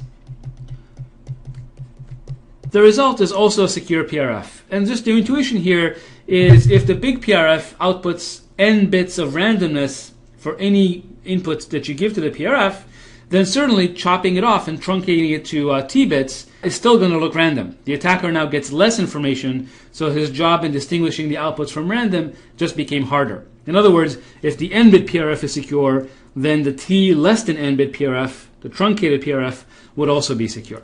So this is an easy lemma. Since any secure PRF also gives us a secure MAC, what this means is if you give me a MAC that's based on a PRF, what I can do is I can truncate it to W bits. However, because of the error term in the MAC-based PRF theorem, we know that truncating to W bits will only be secure as long as 1 over 2 to the W is negligible. So if you truncate the PRF to only 3 bits, the resulting MAC is not going to be secure. However, if you truncate it to say 80 bits or maybe even 64 bits, then a resulting MAC is still going to be a secure MAC. Okay, so the thing to remember here is that even though we use AES to construct larger PRFs and the output of these PRFs is going to be 128 bits, it doesn't mean that the MAC itself has to produce 128-bit tags.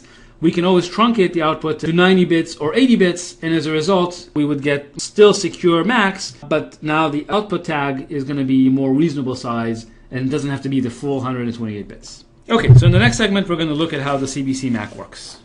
In this segment, we're going to construct two classic MACs, the CBC-MAC and the NMAC. Recall that in the last segment, we said that if you give me a secure PRF, then that secure PRF can actually be used to construct a secure MAC simply by defining the signature on a message M as the value of the function at the point M. The only caveat was that the output of the PRF F had to be large. For example, it could be 80 bits or 128 bits, and that would generate a secure MAC. Now, we also said that because AES is a secure PRF, essentially AES already gives us a secure MAC, except that it can only process 16-byte messages. And the question now is, given a PRF for short messages, like AES for 16-byte messages, can we construct a PRF for long messages that are potentially gigabytes long? It's just shorthand for what's coming. I'm going to denote by X the sets 0, 1 to the N, where N is the block size for the underlying PRF. So since we're always going to be thinking of AES as the underlying PRF, you can think of N as essentially 128 bits. So our first construction is called the encrypted CBC-MAC. or ECBC for short, encrypted CBC-MAC. So ECBC uses a PRF that takes messages in the set X, 0, 1 to the N, and outputs messages in the same set X. And what we're going to be building is a PRF that basically takes pairs of keys. It takes very long messages, in fact, arbitrarily long messages, and I'll explain this in just a second. And it outputs also tags in 0, 1 to the N. So that's our goal. Now, what is this X to the less than or equal to L? The point here is that, in fact, CBC-MAC can take very long messages up to L blocks. L could be 1,000,000 or 1,000,000,000. But it can also take variable length messages as input. In other words, X less than or equal to L means that we allow the input to be messages that contain an arbitrary number of blocks between 1 and L. So ECBC can process messages that are 1 block long, 2 blocks long, 10 blocks long, 100 blocks long. It's perfectly fine to give it variable size inputs, but just to keep the discussion simple, we upper bound the maximum length by capital L. So let's see how ECBC works. Well, we start by taking our message and breaking it into blocks. Each block is as long as a block of the underlying function f. And then essentially we run through the CBC chain, except that we don't output intermediate values. So you notice we basically encrypt the first block and then feed the results into the XOR with the second block and then feed that into f again. And we do that again and again and again. And finally we get a value out here which is called the CBC output of this long chain. And then I would like to point your attention to the fact that we do one more encryption step, and this step is actually done using an independent key, K1, that's different and chosen independently of the key K, and finally the output gives us a tag. So in this case the tag would be n bits long, but we also mentioned in the previous segment that it's fine to truncate the tag to less than n bits long as 1 over 2 to the n is negligible. So now you can see that FECBC takes a pair of keys as inputs, it can process variable length messages, and it produces an output in the set X. So you might be wondering what this last encryption step is for, and I'll tell you that the function that's defined without this last encryption step is called the raw CBC function. In other words, if we simply stop processing over here and we take that as the output, that's called raw CBC. And as we'll see in a minute, raw CBC is actually not a secure MAC. So this last step is actually critical for making the MAC secure. So another classic construction for converting a small PRF into a large PRF is called NMAC, for nested MAC. Now the NMAC starts from a PRF that, as before, takes inputs in X, but outputs element in the key space. Remember that for CBC, the output has to be in the set X. Here, the output needs to be in the key space K. And again, we basically obtain the PRF F NMAC, which takes pairs of keys as input, again, can process variable length messages up until L blocks, and the output is an element in the key space. And the way NMAC works is kind of starts as before. We take our message and we break it into blocks. Each block is, again, as big as the block length of the underlying PRF. And now we take our key and we feed our key as the key input into the function f, and the message block is given as the data input into the function f. What comes out is the key for the next block of NMAC. So now we have a new key for the next evaluation of the PRF, and the data for the next evaluation is the next message block. And so on and so forth until we reach the final output. The final output is going to be an element in K. Okay? And just as before, in fact, if we stop here, the function that we obtain is called a cascade function, and we're going to look at cascade in more detail in just a minute. So cascade will output an element in K. However, that, as we'll see again, is not a secure MAC. To get a secure MAC, what we do is we need to map this element T, which is in K, into the set X. And so typically, as we'll see, NMAC is used with PRFs where the block length, X, is much bigger than the key length. And so what we do is we simply append fixed pad. FPAD is called a fixed pad that gets appended to this tag T. And then this becomes, this input here, this block here becomes an element of X. We feed this into the function. And again, notice here that there's an independent key that's being used for the last encryption step. And then finally, the last tag is an element of K, which we output as the output of NMAC. So remember, without the last encryption step, the function is called a cascade. With the last encryption step, as we'll see, which is necessary for security, we actually get a PRF, which outputs elements in K and can process variable length messages that are up to L blocks long. All right, so that's the NMAC construction. So now we have two MACs that we can use to build a large PRF from AES, basically. So before we analyze the security of these MAC instructions, I'd like you to understand better what the last encryption step is for. So let's start with NMAC. So I claim that it's actually very easy to see that if we omitted the last encryption step, in other words, if we just used the cascade function, then the MAC would be completely insecure. Okay, so suppose we look at this MAC defined over here.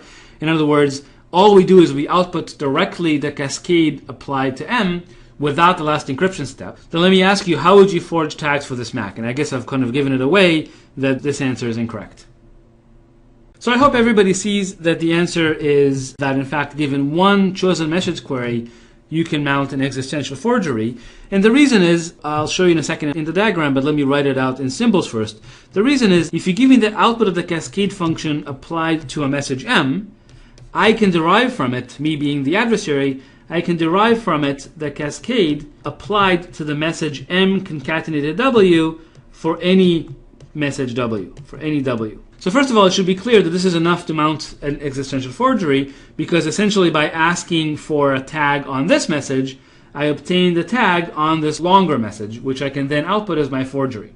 Okay, so the MAC is insecure because I'm given a MAC on one message, I can produce the MAC on another message. But let's go back to the diagram describing cascade and see why this is true. And so let's see what happens if this last step isn't there. As an attacker, what I can do, I can add one more block here, which we called W. And then basically I can take the output of cascade, which is this value t, and I can simply apply the function f to it again. So here I'll take this t value, I'll plug it into f, and plug my last block w into it, and what I'll get is t prime, which is, well, the evaluation of cascade on the message m concatenated w. And now I've calculated t prime, which I can use for my existential forgery. Okay, so this kind of shows you why this property of cascade holds. This is called an extension attack. We're given the tag of the message M, I can deduce the tag for an extension of M, and in fact for any extension of my choice. So basically, cascade is completely insecure if we don't do this last encryption step, and the last encryption step here basically prevents this type of extension attack. I can tell you, by the way, that in fact extension attacks are the only attacks on cascade, and that can be made precise, but I'm not going to do that here. The next question is, why did we have the extra encryption block in the ECBC construction? So again, let me show you that without this extra encryption block, ECBC is insecure.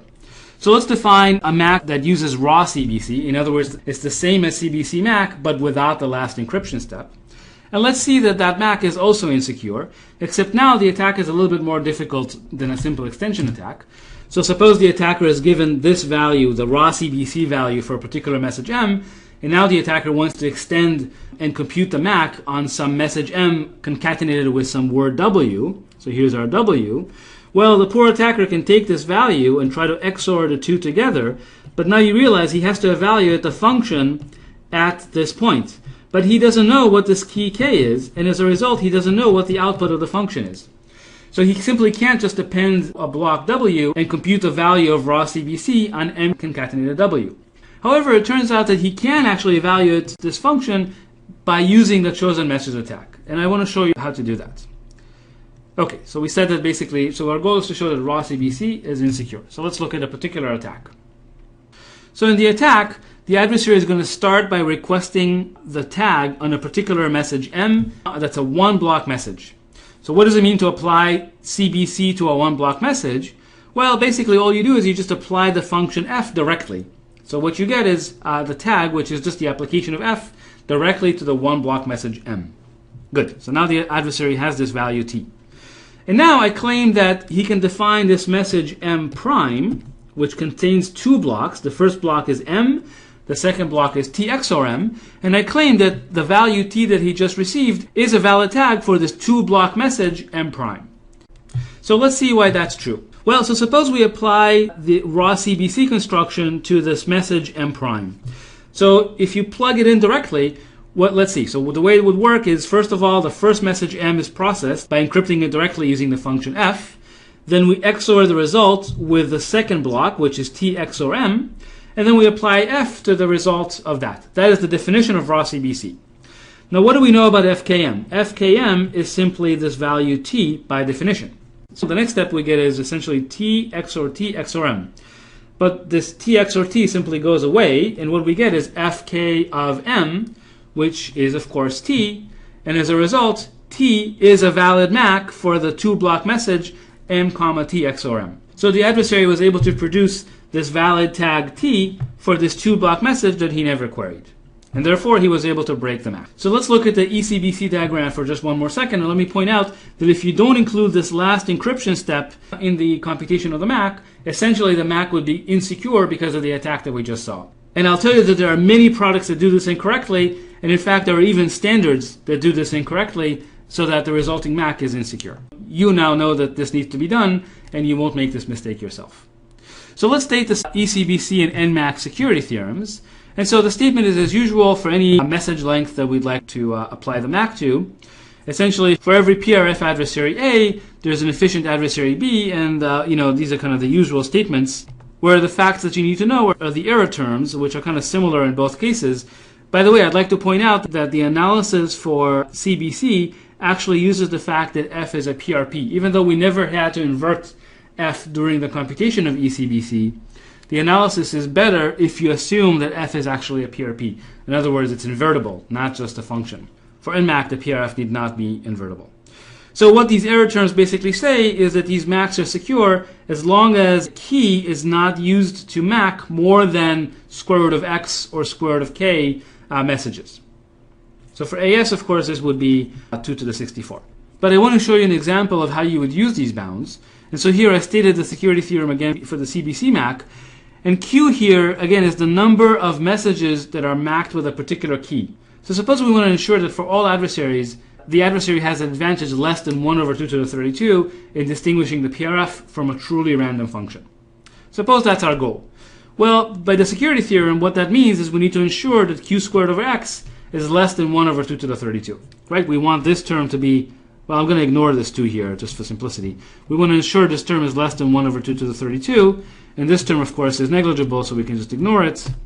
And this would imply that this term is also less than 1 over 2 to the 32. Okay, so if we want to ensure that the advantage is less than 1 over 2 to the 32, we need to ensure that Q squared over X is less than 1 over 2 to the 32. For AES, basically, this means that after macking 2 to the 48 messages, you have to change your key. Otherwise, you won't achieve the security level. So you can mac at most 2 to the 48 messages. You notice that if I plug in triple des, which has a much shorter block, only 64 bits, the same result says you now have to change your key every 65,000 messages. So this basically is quite problematic, whereas this is fine. This is actually a fairly large number. For AES, this means you have to change your key only every 16 billion messages, which is perfectly reasonable. And so this is one of the reasons why AES has a larger block than triple des. These modes remain secure, and you don't have to change your key as often as you would with triple des.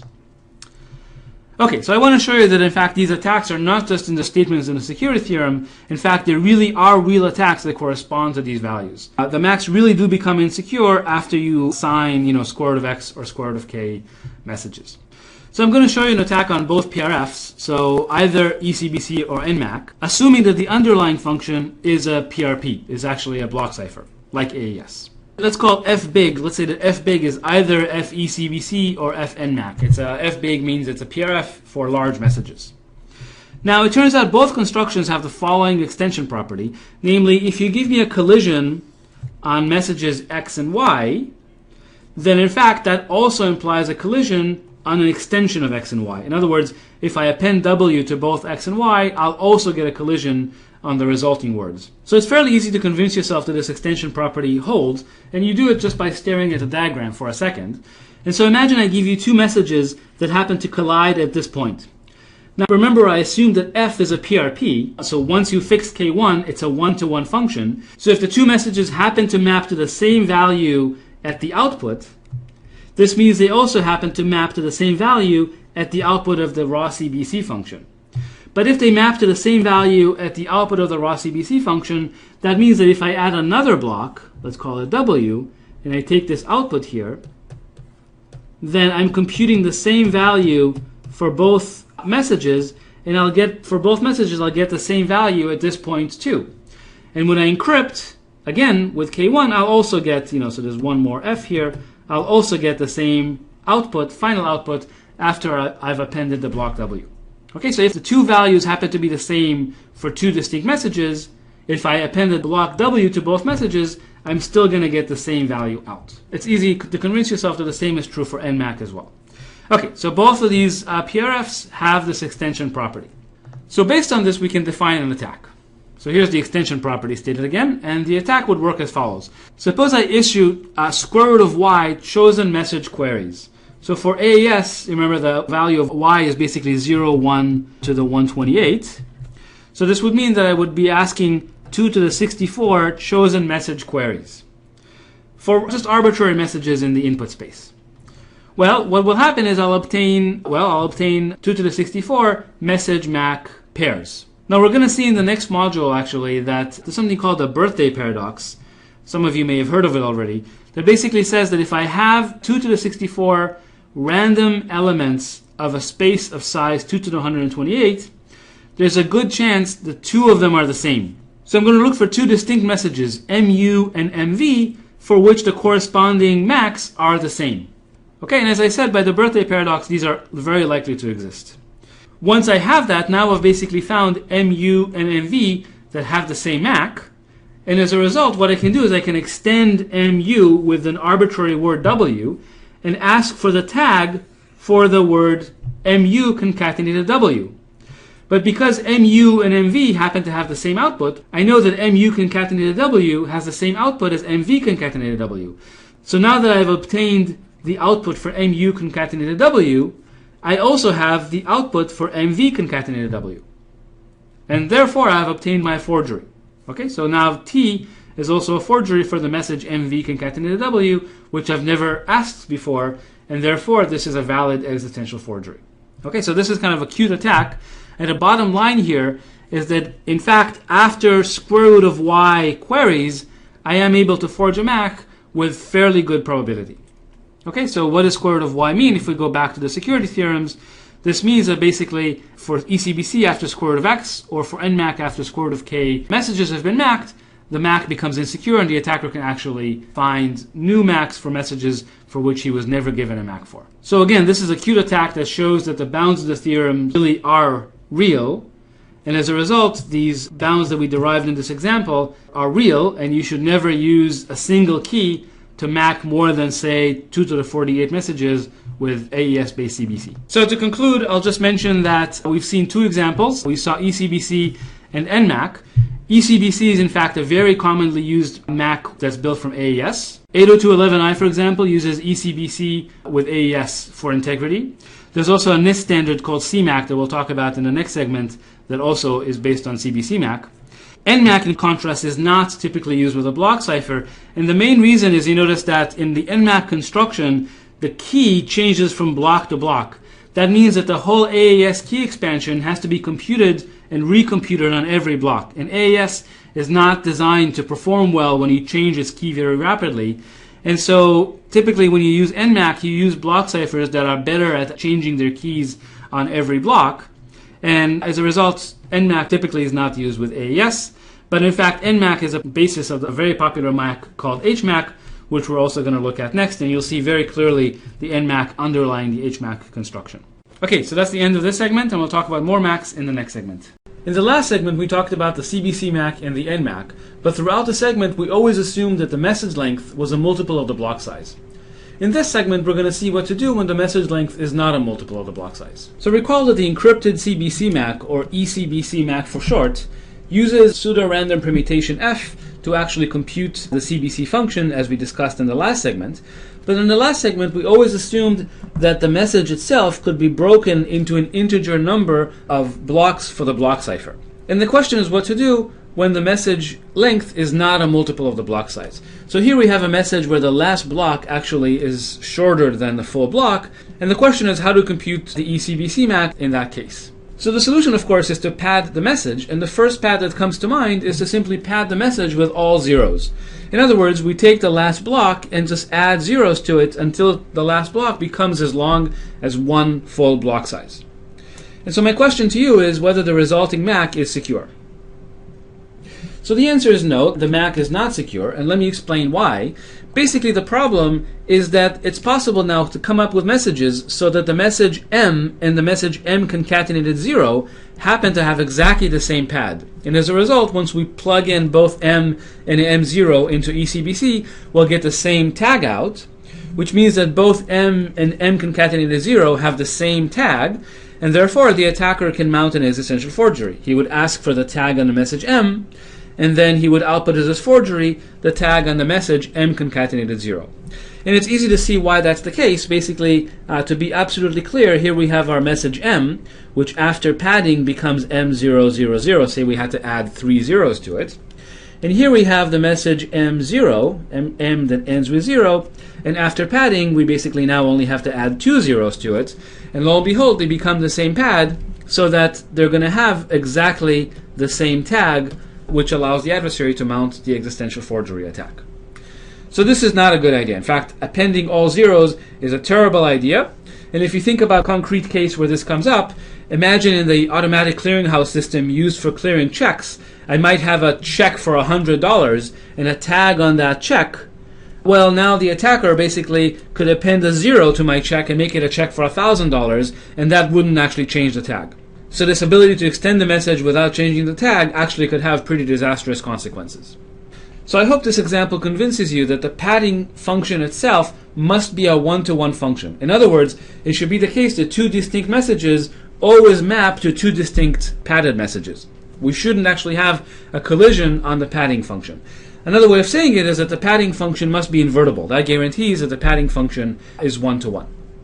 So a standard way to do this was proposed by the International Standards Organization, ISO. What they suggested is basically let's append the string 10000 to the end of the message to make the message be a multiple of the block length. Now, to see that this padding is invertible, all we do is describe the inversion algorithm, which simply is going to scan the message from right to left until it hits the first 1, and then it's going to remove all the bits to the right of this 1, including the 1.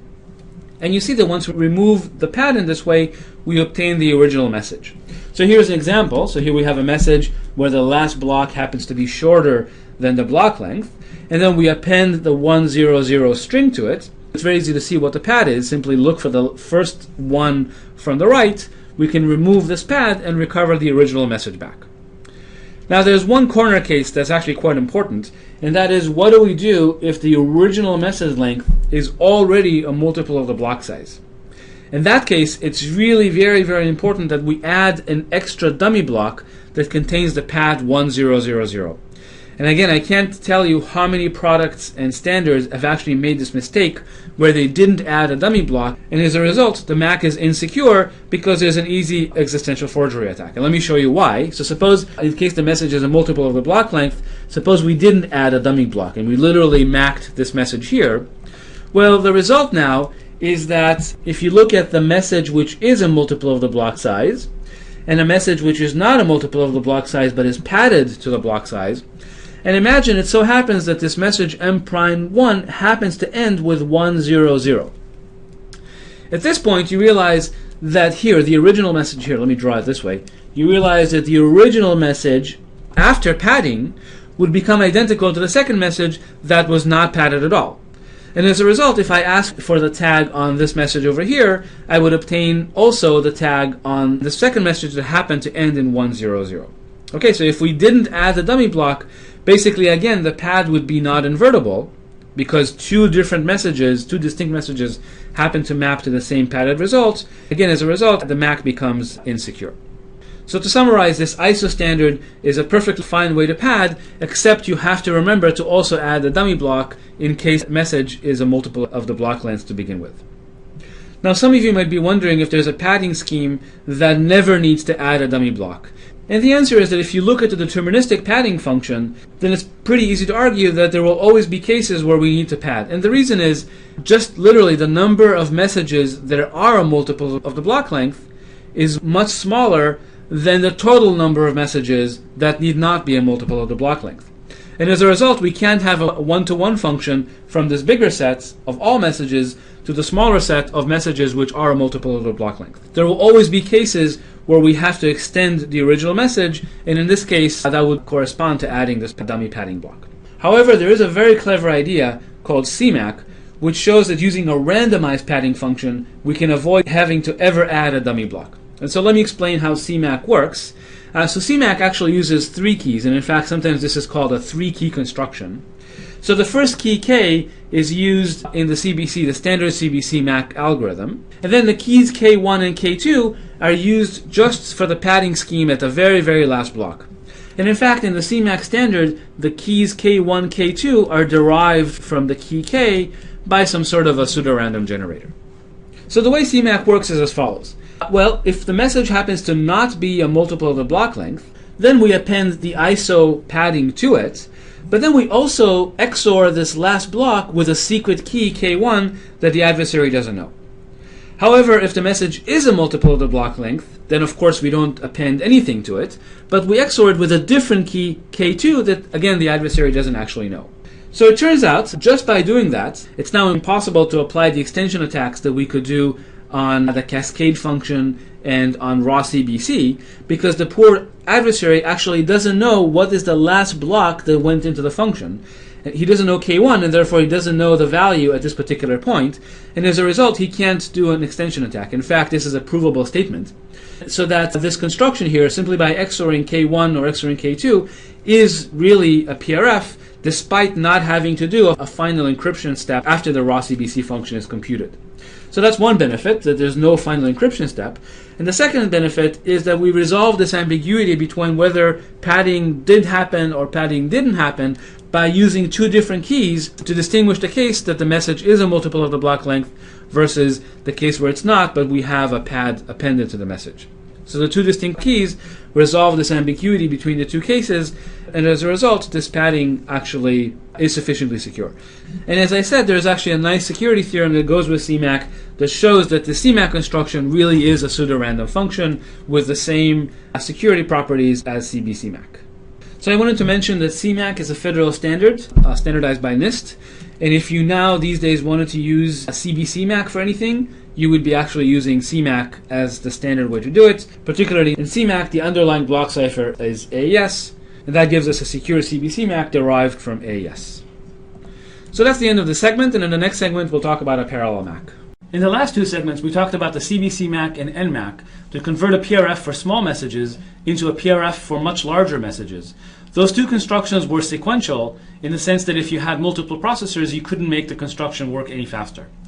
In this segment, we're going to look at a parallel MAC that also converts a small PRF into a large PRF, but does it in a very parallelizable fashion. In particular, we're going to look at a parallel MAC construction called PMAC that uses an underlying PRF to construct a PRF for much larger messages. In particular, the PRF can process much longer messages that can have variable length and have as many as L blocks in them.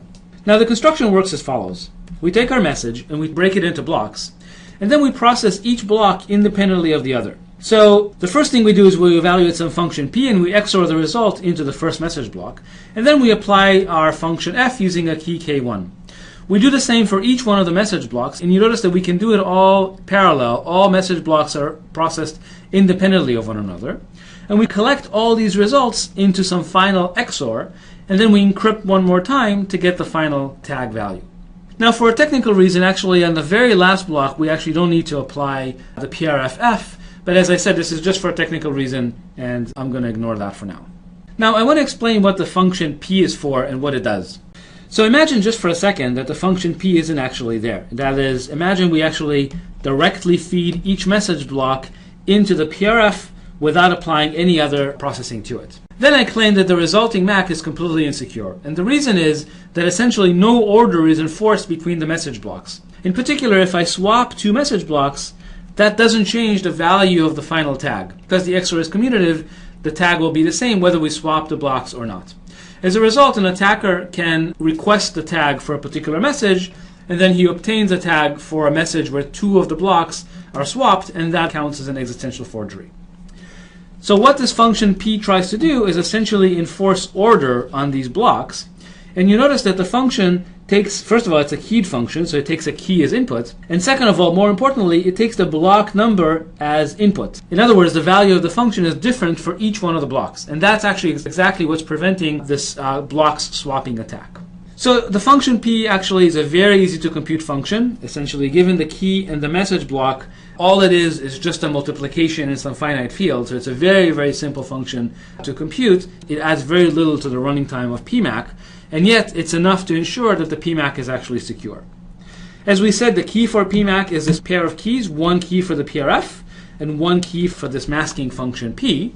And finally, I'll tell you that if the message length is not a multiple of the block length, that is, imagine the last block is shorter than full block length, then PMAC actually uses a padding that's similar to CMAC so that there is no need for an additional dummy block ever.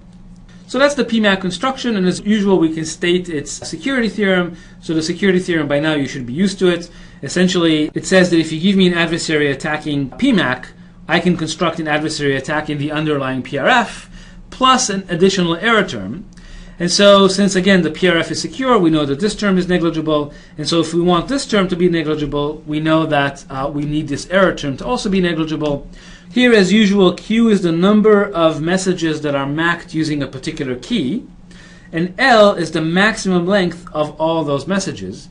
And PMAC is secure as long as this product is less than the square root of the block size. So for AES, this would be 2 to the 128. The square root, therefore, would be 2 to the 64. So the MAC would be secure as long as Q times L is less than 2 to the 64. And every time as it gets closer to that value, of course, you would have to change the key in order to continue macking more messages. So the main thing to remember is that PMAC also gives us a PRF, and when it processes the message blocks independently of one another. Turns out that PMAC also has a very interesting property, namely that PMAC MAC is incremental. So let me explain to you what that means. So suppose the function f that's used to construct PMAC is not just a PRF, but in fact a permutation, a PRP. So we can actually invert it when we need to. Now suppose we've already computed the MAC for a particularly long message M. And now suppose just one message block of this long message changes. So here M1 is changed into M'1, but the remaining message blocks all remain the same. For other MACs like CBC-MAC, even though only one message block changed, you would have to recompute the tag on the entire message. Recomputing the tag basically would take time that's proportional to the length of the message. It turns out with PMAC, if we only change one block or a small number of blocks, actually we can recompute the value of the tag for the new message very, very quickly. And let me ask you a puzzle to see if you can figure out how to do that yourself. And remember, the function f is a PRP and therefore is invertible. So let's see if you can figure out how to compute the MAC and the new message by yourself. So it turns out this can be done, and you can quickly recompute the tag and the new message using this third line here. So just to make sure we all see the solution, let's quickly go back to the original diagram for PMAC, and I can show you what I mean. So imagine this one message block changed into some other block, say changed into M'1. Then what we could do is we can take the tag on the original message before the change was made. So we can invert the function f and determine the value before the function f was applied. Now, well, since we now have an XOR of a bunch of blocks, what we can do is we can cancel out the XOR that came from the original message block, basically by XORing this value that came from the original message block into this XORed accumulator, and then XORing again the value that would come from the new message block back into the XOR accumulator, and then apply the function f again. And that would give us the tag for the new message where just one block was changed. So in symbols, basically, I wrote the formula over here. You can see basically we decrypt the tag, and then we XOR with the block that comes from the original message block. We XOR again with the block that comes from the new message block, and then we re-encrypt the final XOR accumulator to get the new tag for the message with the one block changed. So that's kind of a neat property. It kind of shows that if you have very large messages, you can very quickly update the tag. Of course, you will need a secret key to do the update, but you can quickly update the tag if just a small number of message blocks changed. Okay, so that concludes our discussion of PMAC, and now I want to switch topics a little bit and talk about the concept of a one-time MAC, which is basically the analog of the one-time pad, but in the world of integrity. So let me explain what I mean by that. So imagine we want to build a MAC that is only used for integrity of a single message. In other words, every time we compute the integrity of a particular message, we also change the key, so that any particular key is used only for integrity of one message. Then we can define the security game as basically saying the attacker is going to see one message, therefore we only allow him to do one chosen message attack. So he gets to submit one message query, and he is given the tag corresponding to that one message query, and now his goal is to forge a message tag pair. Okay, so you can see his goal is to produce one message tag pair that verifies correctly and is different from the pair that he was actually given. As we'll see, just like the one-time pad and stream ciphers were quite useful, it turns out one-time MACs are also quite useful for the same applications where we only want to use a key to encrypt or to provide integrity for just a single message. So as usual, we would say that a one-time MAC is secure if basically no adversary can win this game. Now the interesting thing is that one-time MACs, just like the one-time pad, can be secure against infinitely powerful adversaries. And not only that, because they're only designed to be secure for one-time use, they can actually be faster than MACs that are based on PRFs. And so I just wanted to give you a quick example of one-time MAC. This is a classic construction for a one-time MAC, and let me show you how it works. The first step is to pick a prime that's slightly larger than our block size. In this case, we're going to use 128-bit blocks, so let's pick the first prime that's bigger than 2 to the 128. This happens to be 2 to the 128 plus 51. And now the key is going to be a pair of random numbers in the range 1 to r prime, so 1 to q.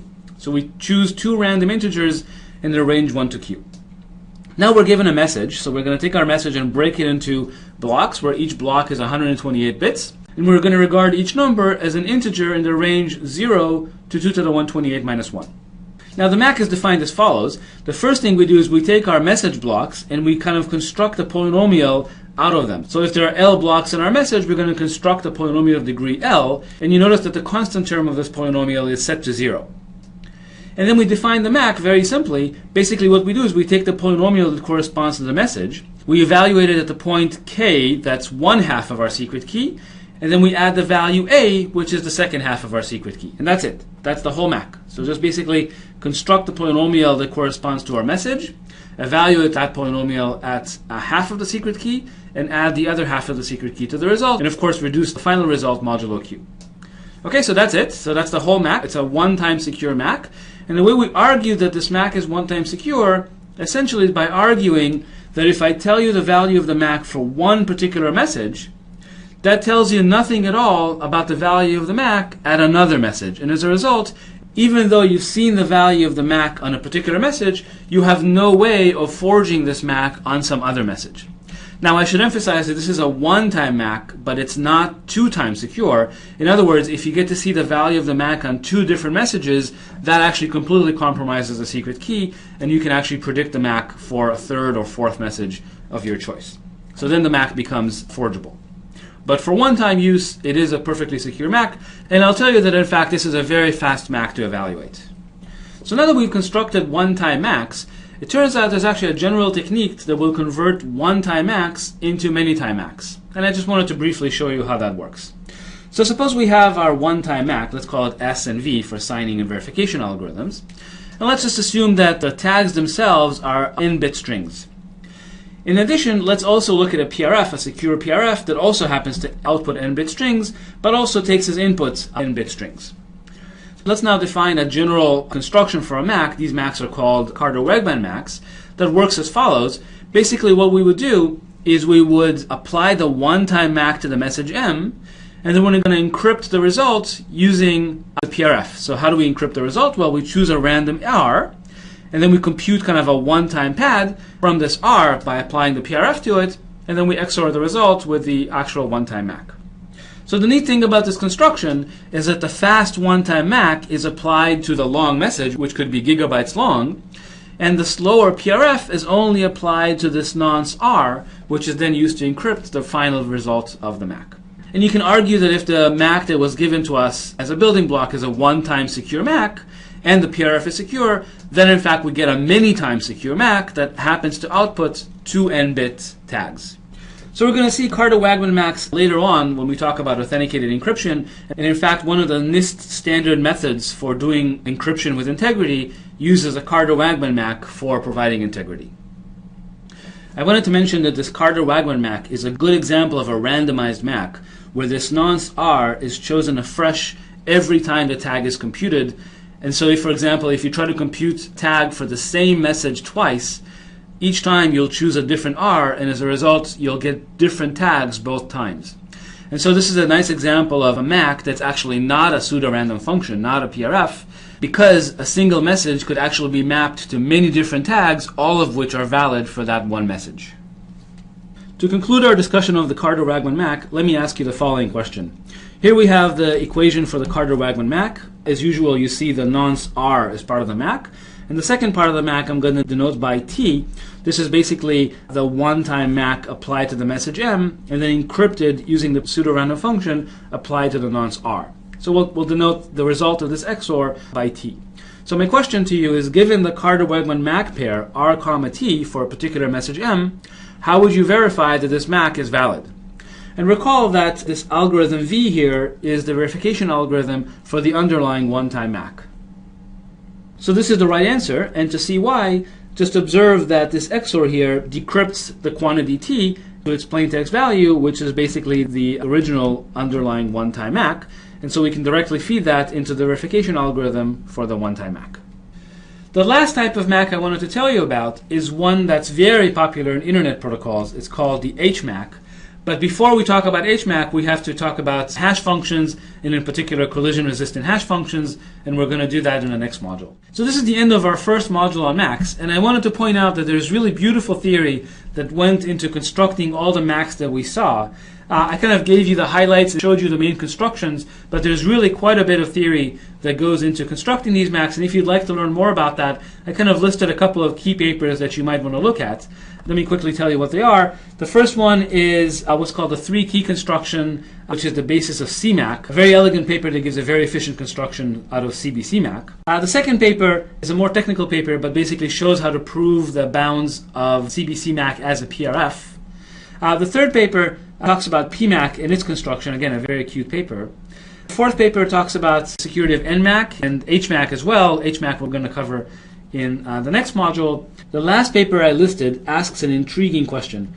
Recall that all of our constructions, we always assumed that AES is a pseudo-random function for 16-byte messages, and then we built a pseudo-random function and therefore a MAC for much longer messages.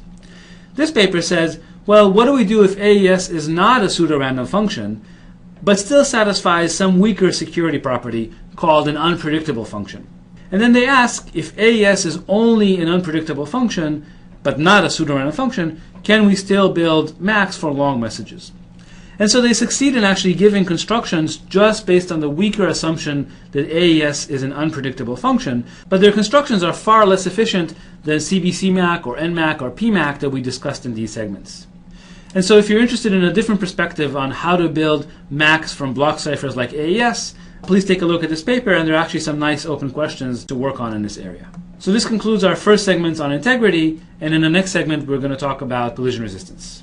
In this module we're going to talk about a new concept called collision resistance, which plays an important role in providing message integrity. Our end goal is to describe a very popular MAC algorithm called HMAC that's widely used in internet protocols. HMAC itself is built from collision-resistant hash functions. Before we do that, let's do a quick recap of where we are. In the last module, we talked about message integrity, where we said that a MAC system is secure if it is existentially unforgeable under a chosen message attack. This means that even an attacker who is given the tag on arbitrary messages of his choice cannot construct a tag for some new message. And then we showed that, in fact, any secure PRF immediately gives us a secure MAC.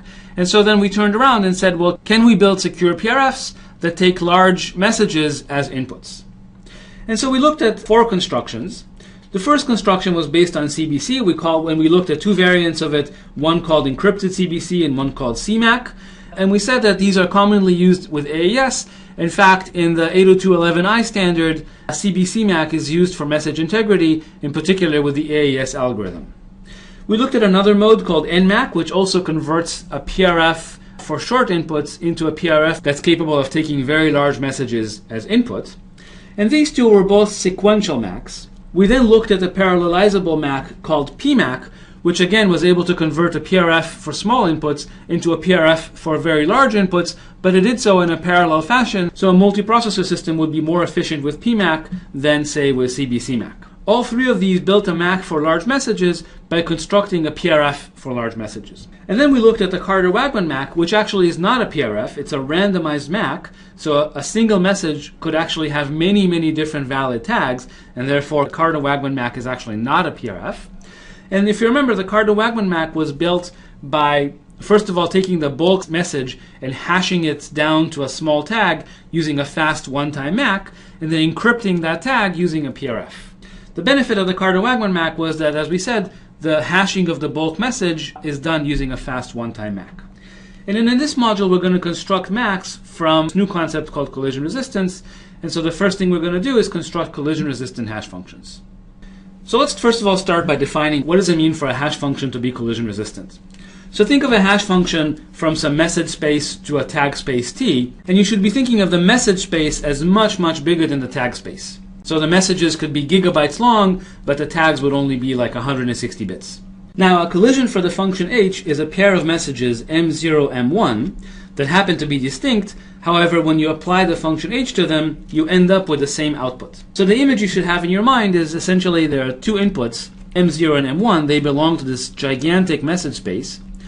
However, when we apply the hash function to them, they happen to collide, and they both map to the same output in the tag space. Now, we say that the function h is collision resistant if it's hard to find collisions for this function. Now, this should seem a little bit counterintuitive because we know that the output space is tiny compared to the input space. So by the pigeonhole principle, there must be lots and lots and lots of messages that map to the same output, just because there isn't enough space in the output space to accommodate all the messages without collisions. And so we know that there are lots of collisions, and the question is there an efficient algorithm that finds any such collisions explicitly? So we say that the function is collision resistant if for all explicit efficient algorithms A, and these algorithms are not able to print a collision for the function h. Okay, and as usual, we'll define the advantage as the probability that the algorithm A is able to output a collision. Now, I'm not going to formalize the term explicit here. All I'll say is that it's not enough to just say that an algorithm exists, an algorithm that simply prints a collision, because we know many collisions exist. What we actually want is an explicit algorithm that we can actually write down and run on a computer to generate these collisions. There are ways to formalize that, but I'm not going to do that here. Now, a classic example of a collision-resistant hash function is SHA-256, which happens to output 256 bits, but can take arbitrarily large input. For example, it can take gigabytes and gigabytes of data, and it'll map it all to 256 bits, and yet nobody knows how to find collisions for this particular function. So just to show you that this concept of collision resistance is very useful, let's see a very quick application for it. In particular, let's see how we can trivially build a MAC given a collision-resistant hash function. So suppose we have a MAC for short messages. So you should be thinking something like AES, which can MAC 16-byte messages. And then suppose we have a hash function, a collision-resistant hash function, from large message space that contains gigabyte messages into our small message space, say into 16-byte outputs. Then basically we can define a new MAC, let's call it IBIG, which happens to be macking large messages, and we'll define it simply by applying the small MAC to the output of the hash function. And how do we verify a MAC? Well, basically, given a tag, we verify it by rehashing the given message and then checking that a small MAC actually verifies under the given tag. Okay, so this is a very simple way to show you how collision resistance can take a primitive that's built for small inputs and expand it into a primitive that's built for very large inputs. And in fact, we're going to see this not just for MACs. Later on, when we talk about digital signatures, we're going to do the same thing. We're going to build a digital signature scheme for small inputs, and then we're going to use collision resistance to expand the input space and make it as large as we want. So the security theorem basically is in some sense trivial here. Basically, it says if the underlying MAC is secure and H is collision resistant, then the combination, which can actually MAC large messages, is also a secure MAC. And as a quick example, let's apply this to AES. So let's use the one example that we mentioned, SHA-256. So in this case, SHA-256 outputs 256-bit outputs, which is 32 bytes. So we have to build a MAC that can MAC 32-byte messages. And the way we could do that is basically by applying the 16-byte AES, plugging it into a 2-block CBC. A 2-block CBC would expand AES from a PRF on 16 bytes to a PRF on 32 bytes. and then take the output of SHA-256 and plug it into this 2-block CBC based on AES. And then we get a very, very simple MAC, which is secure, assuming AES is a PRF and SHA-256 is collision resistant. So one thing I wanted to point out is that in fact collision resistance is necessary for this construction to work. So in fact, collision resistance is not just a made-up term. Collision resistance really is kind of the essence of why this combined MAC is secure. And so let's just assume for a minute that the function h, the hash function we're using, is not collision resistant. In other words, there is an algorithm that can find two distinct messages that happen to map to the same output.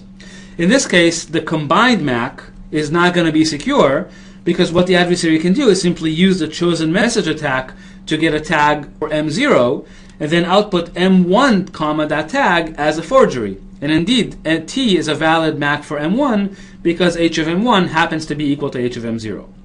And so in doing so, just with a one chosen message attack, the attacker was able to break this combined MAC simply because the hash function was not collision resistant. So it should be, again, I want to emphasize that if someone advertised even one collision for SHA-256, two messages, just one pair of messages that happen to have the same output under SHA-256, that would already make this construction insecure, because an attacker could then ask for the tag on one message, and in doing so he would obtain the tag on the other message as well. And that would count as an existential forgery. Okay, so already we see that collision resistance is a very useful primitive in that it lets us expand the input space of cryptographic primitives. I want to show you one more application where collision resistance is directly used for message integrity. Imagine again we have files that we want to protect. Let's imagine these files are actually software packages that we want to install on our system. So here are three different software packages. Maybe one is GCC, one is Emacs, and another one is, VI. Now the user wants to download the software package, and he wants to make sure that he really did get a version of the package that he downloaded, and it's not some version that the attacker tampered with and modified its content. So what he could do is basically refer to a read-only public space that's relatively small. All it has to do is hold small hashes of these software packages. So there isn't a lot of space needed here. The only requirement is that this space is read-only. In other words, the attacker cannot modify the hashes stored in this space. And then once he consults this public space, he can very easily compute the hash of a package that he downloaded, compare it to the value in the public space, and if the two match, then he knows that the version of the package he downloaded is in fact a correct one. Why is that true? Well, because the function h is collision resistant, the attacker cannot find an F1 hat that would have the same hash as F1. And as a result, the attacker cannot modify F1 without being detected, because there's no way that the hash of his F1 hat would map to the value that's stored in the public space. So the reason I brought up this example is I wanted to contrast this with the MAC example. We kind of saw a similar situation with MACs. In the MAC example, we needed a secret key to verify the individual file tags, but we didn't need a resource that was a read-only public space. With collision-resistant hashes, we kind of get the exact complement, where in fact we don't need a key to verify. Anyone can verify. You don't need a secret key for it. However, now all of a sudden we need this extra resource, which is some space that the attacker cannot modify. And in fact, later on, we're going to see that with digital signatures, we can kind of get the best of both worlds, where we have both public verifiability and we don't need a read-only space. But so far, with either MACs or collision resistance, we can have one, but not the other. So I'll tell you that in fact this kind of scheme is very popular. In fact, Linux distributions often use public spaces where they advertise hashes of their software packages, and anyone can make sure that they downloaded the right software package before installing it on their computer. So this is in fact something that's used quite extensively in the real world.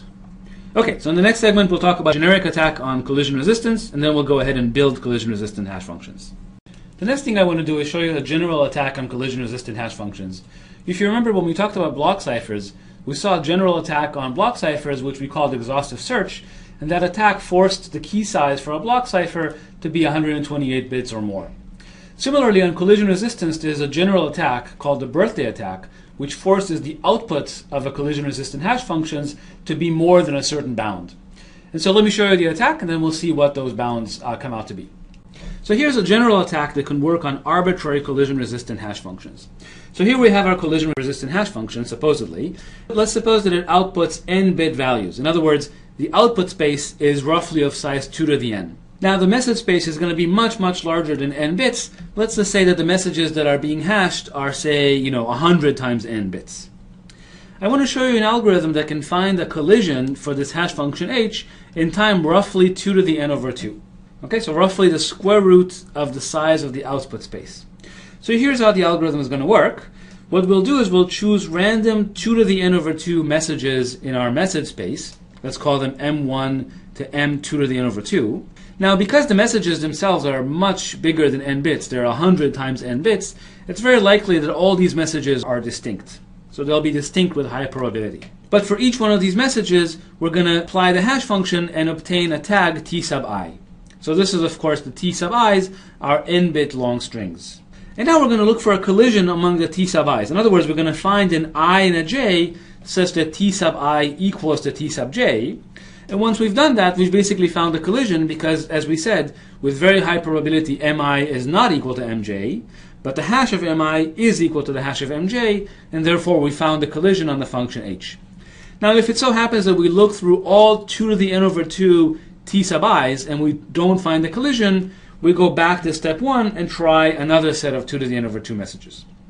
So the question is, how well will this work? In other words, how many times do we have to iterate this process until we actually find the collision? And I want to show you that, in fact, the number of iterations is going to be very, very small, which means that this algorithm will find the collision in time that's roughly proportional 2 to the n over 2.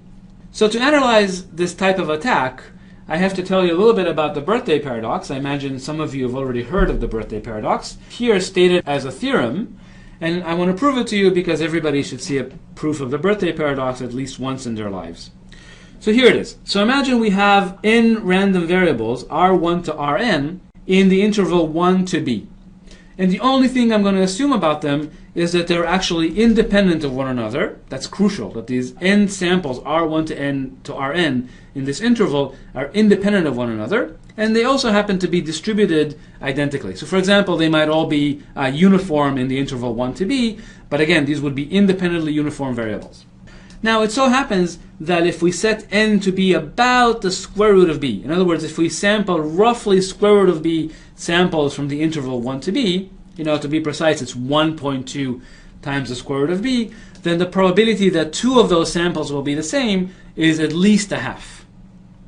Okay, and then it turns out, in fact, the uniform distribution is the worst case for the birthday paradox. In other words, if the distribution from which the RIs are sampled from is non-uniform, then in fact fewer than 1.2 times square root of b samples are needed. The uniform distribution is the worst case. So we're going to prove this for the uniform distribution, and that basically just also proves it for all other distributions. But the proof that I want to show you here will hold just for the uniform distribution. Okay, so let's do the proof. It's actually not difficult at all. So we're asking, what is the probability that there exists an I that's not equal to j such that Ri is equal to Rj? Well, let's negate that. So that's basically 1 minus the probability that for all I not equal to j, we have that Ri is not equal to Rj. This basically means that no collision occurred among the n samples that we chose. Well, let's try to write this out more precisely. Well, we're going to write this as 1 minus. And now when we choose R1, basically it's the first one we choose, so it's not going to collide with anything. But now let's look at what happens when we choose R2. When we choose R2, let me ask you, what is the probability that R2 does not collide with R1? Well, R1 takes 1 slot, so there are b minus 1 slots that if R2 falls into, it's not going to collide with R1. So in other words, the probability that R2 does not collide with R1 is b minus 1 slots divided by all b possible slots. Similarly, when we pick R3, what is the probability that R3 does not collide with either R1 or R2? Again, R1 and R2 take up 2 slots, and so there are b minus 2 slots that remain for R3. If it falls into either one of those b minus 2 slots, it's not going to collide with either R1 or R2. So I imagine you see the pattern now. So R4, its probability of not colliding with R1, R2, or R3 is b minus 3 over b, and so on and so forth until we get to the very last Rn, and the probability that Rn does not collide with the previous RIs, well, there are n-1 slots taken up by the previous RIs. So if Rn falls into any of the remaining b minus n plus 1 slots, it's not going to collide with any of the previous R1 to Rn minus 1. Now you notice the reason I was able to multiply all these probabilities is exactly because the RIs are all independent of one another. So it's crucial for the step that the RIs are independent. So let me rewrite this expression a little bit. Let me write it as 1 minus the product of I goes from 1 to n minus 1 of 1 minus I over b. Okay, all I did is I just rewrote this as a big product as opposed to writing the terms individually. So now I'm going to use a standard inequality that says that for any positive x, 1 minus x is less than e to the minus x. And that's actually easy to see because e to the minus x, if you look at its Taylor expansion, is 1 minus x plus x squared over 2 minus and so on and so forth. And so you can see that we're basically ignoring this latter part of the Taylor expansion, which happens to be positive. And as a result, the left side here is going to be smaller than the right-hand side. Okay, so let's plug this inequality in, and what do we get? We get that this is greater than 1 minus the product of I goes from 1 to n minus 1 of e to the minus I over b. Okay, I simply plugged in x equals I over b for each one of those terms. Now the nice thing about exponentials is that we multiply them, the exponents add. As a result, this is simply equal to 1 minus e to the power of, here, let me take the 1 over b out of the parentheses, sum of I goes from 1 to n minus 1 of I. Okay, so all I did is I took the minus 1 over b out of the parentheses, and we're left with a simple sum of 1 to n minus 1. And so the sum of the integers from 1 to n minus 1 is simply n times n minus 1 over 2, which I can bound by n squared over 2. And so really what I get at the end here is 1 minus e to the power of minus n squared over 2b. Okay, I literally bounded this sum here by n squared over 2. Okay, very good. Now, so what do we know about n squared over 2b? Well, we can derive exactly what n squared over 2b is from the relationship here. So if you think about it, let's look at n squared over 2. Well, n squared over 2 is 1.2 squared over 2. 1.2 squared is 1.44. Divided by 2 is 0.72 times the square root of b squared, which is b. Okay, so n squared over 2 is 0.72b, and as a result, n squared over 2b is just 0.72. So we get 1 minus e to the power of minus 0.72. Well, so now you just plug this into